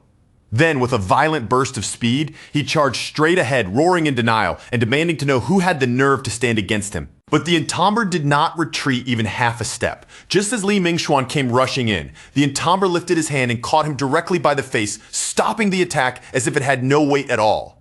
Then he leaned in close, raised one finger to his lips, and silently warned the invader to shut his mouth. With Li Mingxuan frozen in his grip, the Entomber stared him down through those sharp, blood-red eyes. His expression stayed cold and unmoved as he delivered the judgment reserved for anyone who dared to trespass into Tai City: death. Fang Yi's voice dropped cold as ice as he looked down on the intruders, and with no hesitation at all, he handed down Taishi City's absolute law. Anyone who dared trespass here would pay for it with death. Before Li Mingxuan could even steady his breath, Fang Yi struck him with brutal force, the blow crashing into him so violently that the terrified man was sent sprawling hard onto the ground. Fang Yi stepped over the fallen leader like a shadow of judgment, and as he towered above Li Mingxuan, a radiant golden sword slowly formed in his hand, blazing with overwhelming power. Li Mingxuan stared up at him, sweat pouring down his face as fear twisted his expression. His voice shook uncontrollably as he stammered out the sealer's title, unable to accept that the man he believed was dead was standing right in front of him. Fang Yi's eyes burned with a dangerous red glow, and without the slightest trace of pity on his face, he coldly cast Li Mingxuan aside, as though the man was already nothing more than ash. In the next instant, a roaring eruption of golden fire swallowed Li Mingxuan whole, drowning out his screams as the invading leader was burned alive beneath Fang Yi's merciless flames. As the last embers drifted through the air around him, Fang Yi turned his calm gaze toward the remaining thugs and said that he could understand people fighting over a newly appeared throne. But the moment his eyes sharpened, the air around him turned suffocating. What truly enraged him was that these fools had actually dared to carve up Taishi City as if it belonged to them. Fang Yi began walking toward them step by step, and each footfall seemed to crush their courage. Then his voice grew even colder as he reminded them that they had even stretched their hands toward his family. His glare carried killing intent so heavy it made the room feel frozen in place, and Fang Yi delivered the final verdict without emotion. Not one of them would leave this place alive. With a violent surge of power, Fang Yi released a blazing fire dragon that tore through the room, its flames sweeping over the invaders in an instant and erasing them before they could even scream. Outside, the streets of Taishi City were still flooded beneath the storm, and Jiang Lu stood with his allied pioneers surrounded on every side by hostile forces. Then, from the direction of the Spirit Association building, a colossal explosion of fire erupted into the sky, the golden blaze tearing through the storm clouds and lighting up the entire city. The enemy thugs froze where they stood, their faces draining of color as horror spread through their ranks. At that moment, they finally understood that the sealer had truly returned. Panic surged through the invaders when Li Mingxuan's aura vanished completely. Realizing they had been fooled by false rumors, they cursed themselves for ever believing the sealer was dead and for daring to step into Taishi City. The second Jiang Lu saw their morale collapse, he burst into a triumphant laugh. He mocked them for being brave enough to attack Taishi City, but too cowardly to face the consequences, then charged straight into the fight just as the thugs shouted for a desperate retreat. The invaders broke formation at once, scattering in every direction like frightened animals, because every one of them knew that crossing paths with the sealer meant there was no road left except death. Seeing the perfect chance to crush them, the Spirit Association's lead official raised his voice and ordered his forces to pursue. He made it clear that not a single invader could be allowed to escape, regroup, and threaten the city again. Before the fleeing rogues could get far, a vast wave of fire swept across the streets, crashing through their escape route and burning through them with terrifying speed. Captain Chen Ruo watched the flames descend from above, and the moment he felt that overwhelming pressure, recognition flashed across his face. This devastating power was far too familiar. Wang Lan and Song Yiming stood stunned as they watched the destruction unfold. When they saw even powerful Jingang realm pioneers being wiped out in a heartbeat, they both knew that only the sealer could release an attack this horrifying. Su Qingyin gazed across the battered city with renewed confidence and calmly declared that no enemy would dare come near them now. With the tide of power completely reversed, she immediately ordered her subordinates to gather every metal attribute, spirit crystal available from the association. The remaining thugs fled in a frenzy through the nearby forest, branches whipping past them as fear drove them forward. But their terror only deepened when they realized heavily armed military reinforcements had already begun hunting them down. President Ye Xiao arrived with Elder Wu, Gu Yuru, and the military forces at his side. Without wasting a moment, Ye Xiao ordered his troops to capture every last invader, so the sealer could personally decide what fate awaited them. Cornered, exhausted, and completely broken, the surviving rogue pioneers dropped to their knees and begged for mercy. They swore that if their lives were spared, they would join the Spirit Association and devote themselves to protecting the SCA nation. Gyuru looked down at the kneeling men with cold disgust written across her face. To her, they were nothing but pathetic opportunists, not truly repentant at all, only trembling because death had finally reached their door. Just then, Gyuru's attention snapped upward when one of the allied pioneers shouted out in alarm and excitement that the sealer had arrived. A towering pillar of fire suddenly crashed into the street in front of them, roaring upward as heat and golden light spread across the battlefield. From within those raging flames, Fang Yi stepped out with his fiery sword in hand, his expression cold and unreadable as he asked whether these were the remaining invaders. The moment they faced Fang Yi's overwhelming presence, the trapped rogues nearly lost the last of their courage. With death pressing down on them, they desperately wondered if fighting to the bitter end might still give them even the smallest chance to escape. But fear had already locked their bodies in place, and none of them could move.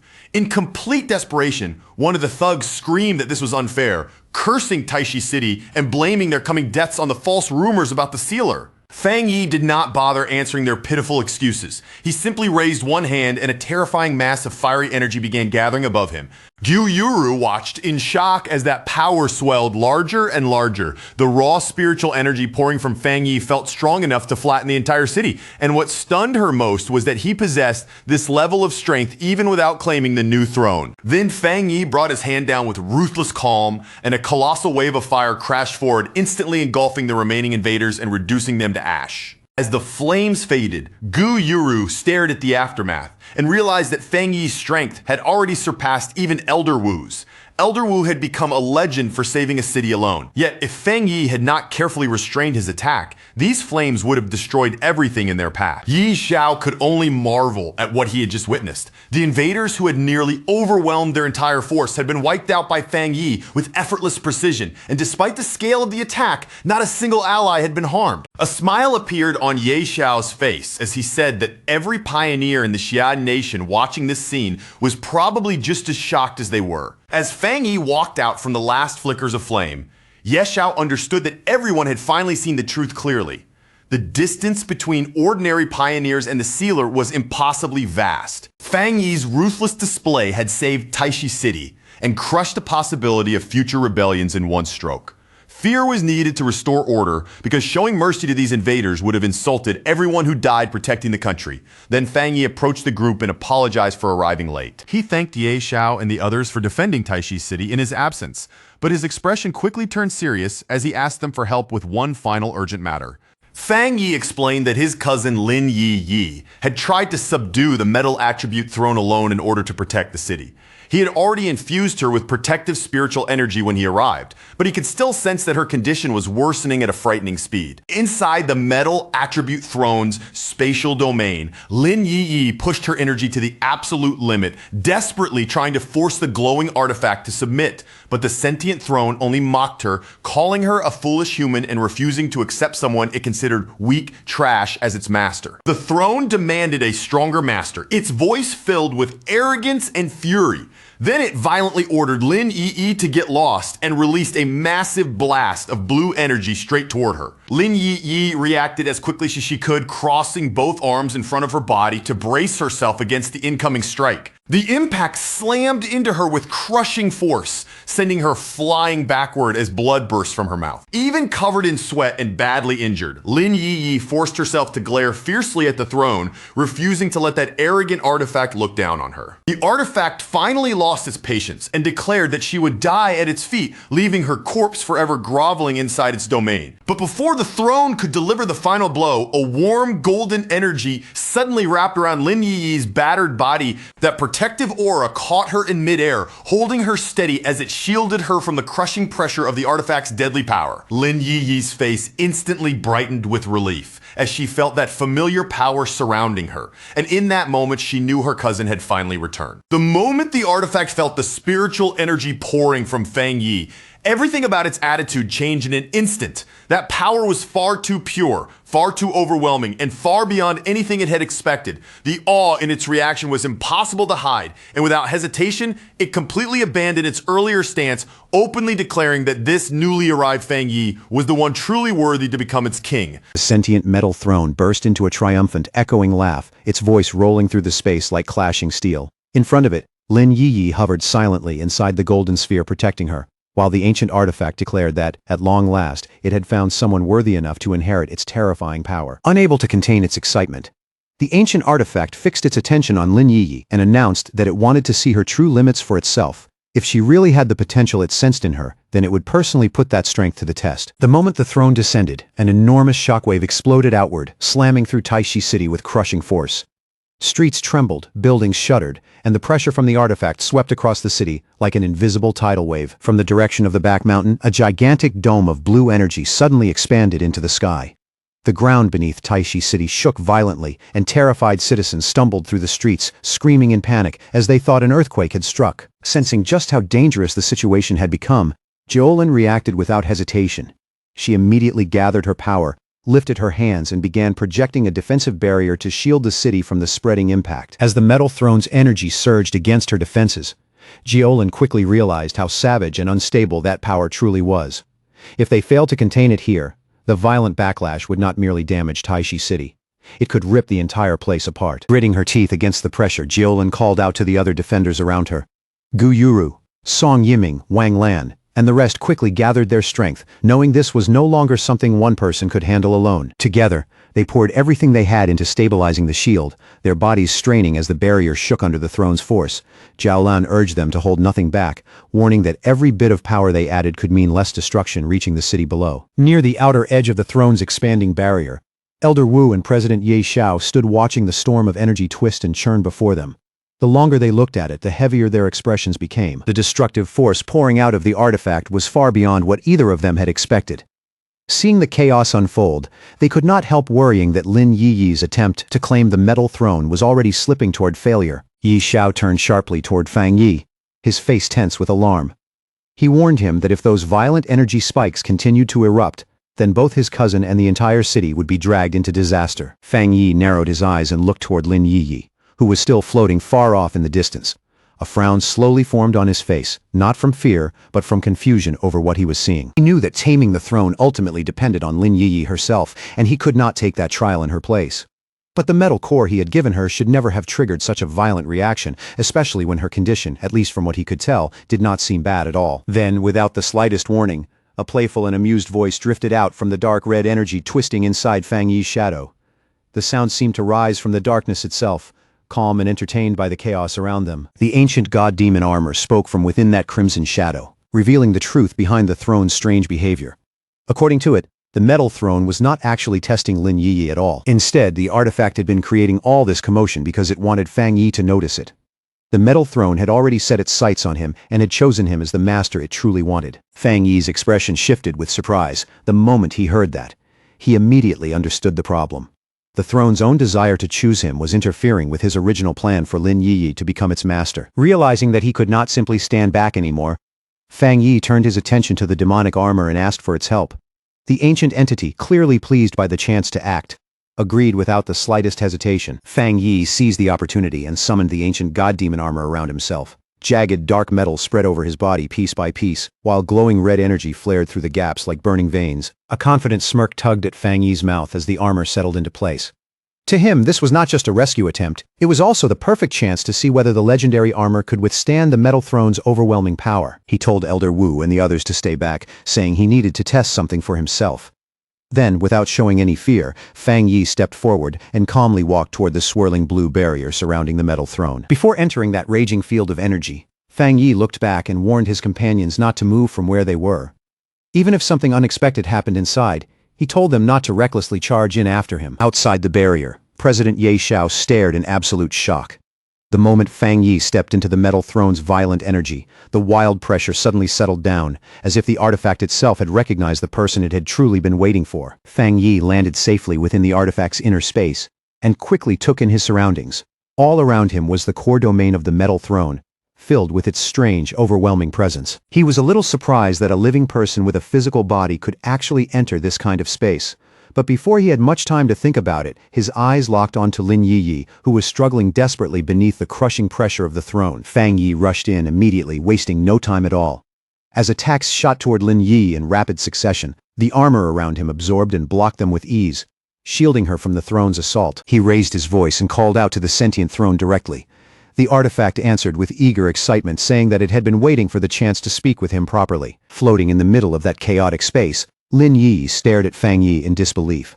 Shocked and confused, she called out to her cousin, asking how he had possibly managed to get inside the barrier. The throne did not pay any attention to her question. Its focus remained locked on Fang Yi, fascinated by the dense spiritual energy within him and the ancient noble aura surrounding his body. The artifact proudly declared that its instincts had been right to choose Fang Yi.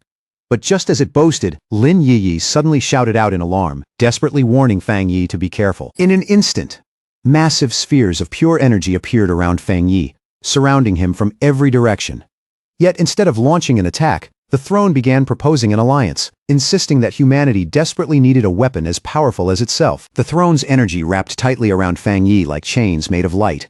With almost feverish enthusiasm, it promised that if he accepted it, it would make him the absolute ruler of their world, the vast universe beyond it, and even realms he had never imagined existed. The artifact went even further, declaring that together they could reshape the laws of reality itself and place Fang Yi above all others, as the one true king.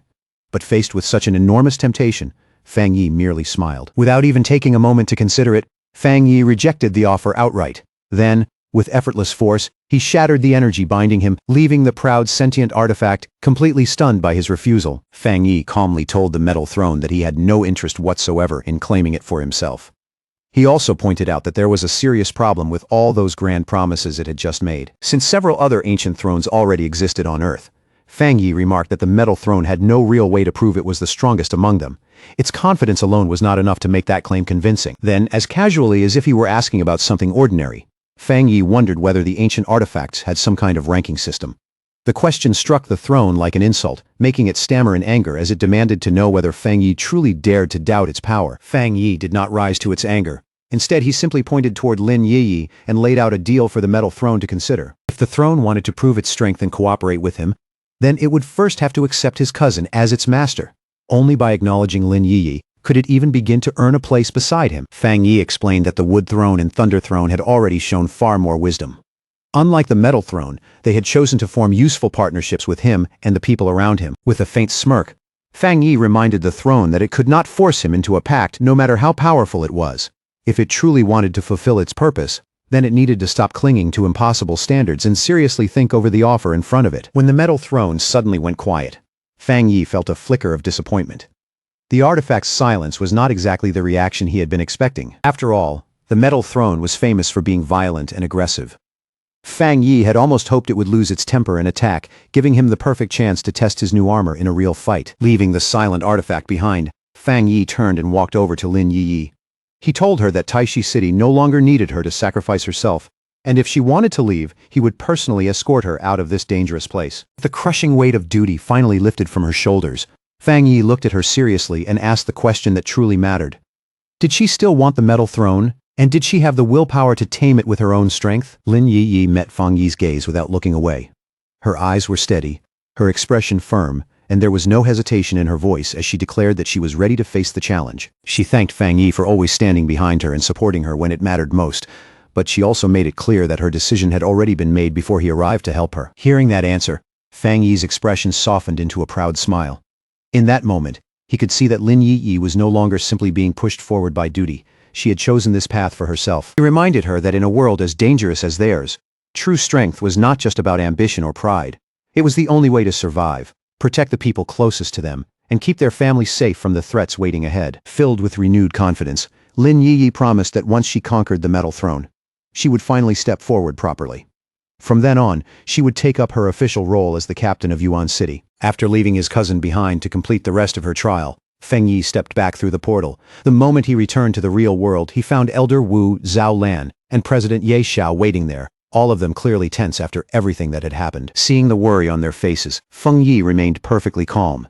He told them that the sentient metal throne had not rejected Lin Yi outright, and had instead agreed to seriously consider whether it would accept her as its master. He then reassured them that the artifact would no longer pose any danger to the city. For the time being, there was no need to panic or take drastic action. They simply had to seal off the mountain and keep it under quarantine. Feng Yi went on to explain that Yi had chosen to stay behind inside the trial space so she could finish the process properly. Because of that, he directly asked the leaders present to give her whatever support they could. President Ye Xiao accepted without the slightest hesitation. He immediately promised that every metal attribute spirit crystal held by the Spirit Association would be sent straight to Taishi City. All for the sake of helping Yi succeed. Elder Wu broke into a pleased smile and joined in just as eagerly. He guaranteed that the Star God Combat Zone would clear out its own vaults for her, and would even gather additional resources from other military bases to strengthen her training as much as possible. All around them, the pioneers and officials who had been standing nearby could no longer hold back their whispers. Their eyes kept drifting toward Feng Yi, filled with shock, admiration, and almost disbelief. To them, everything Feng Yi had done sounded almost impossible. He had survived the terrifying Dark Tide, destroyed entire waves of monsters, and even negotiated with a godlike throne as if it were nothing, only to turn around and refuse the throne for himself. Now that the city was finally out of danger, Feng Yi's expression slowly grew serious again. He looked toward Elder Wu and told him that there was still one final matter left. An extremely important task that he needed to entrust to both him and Zhang Tian.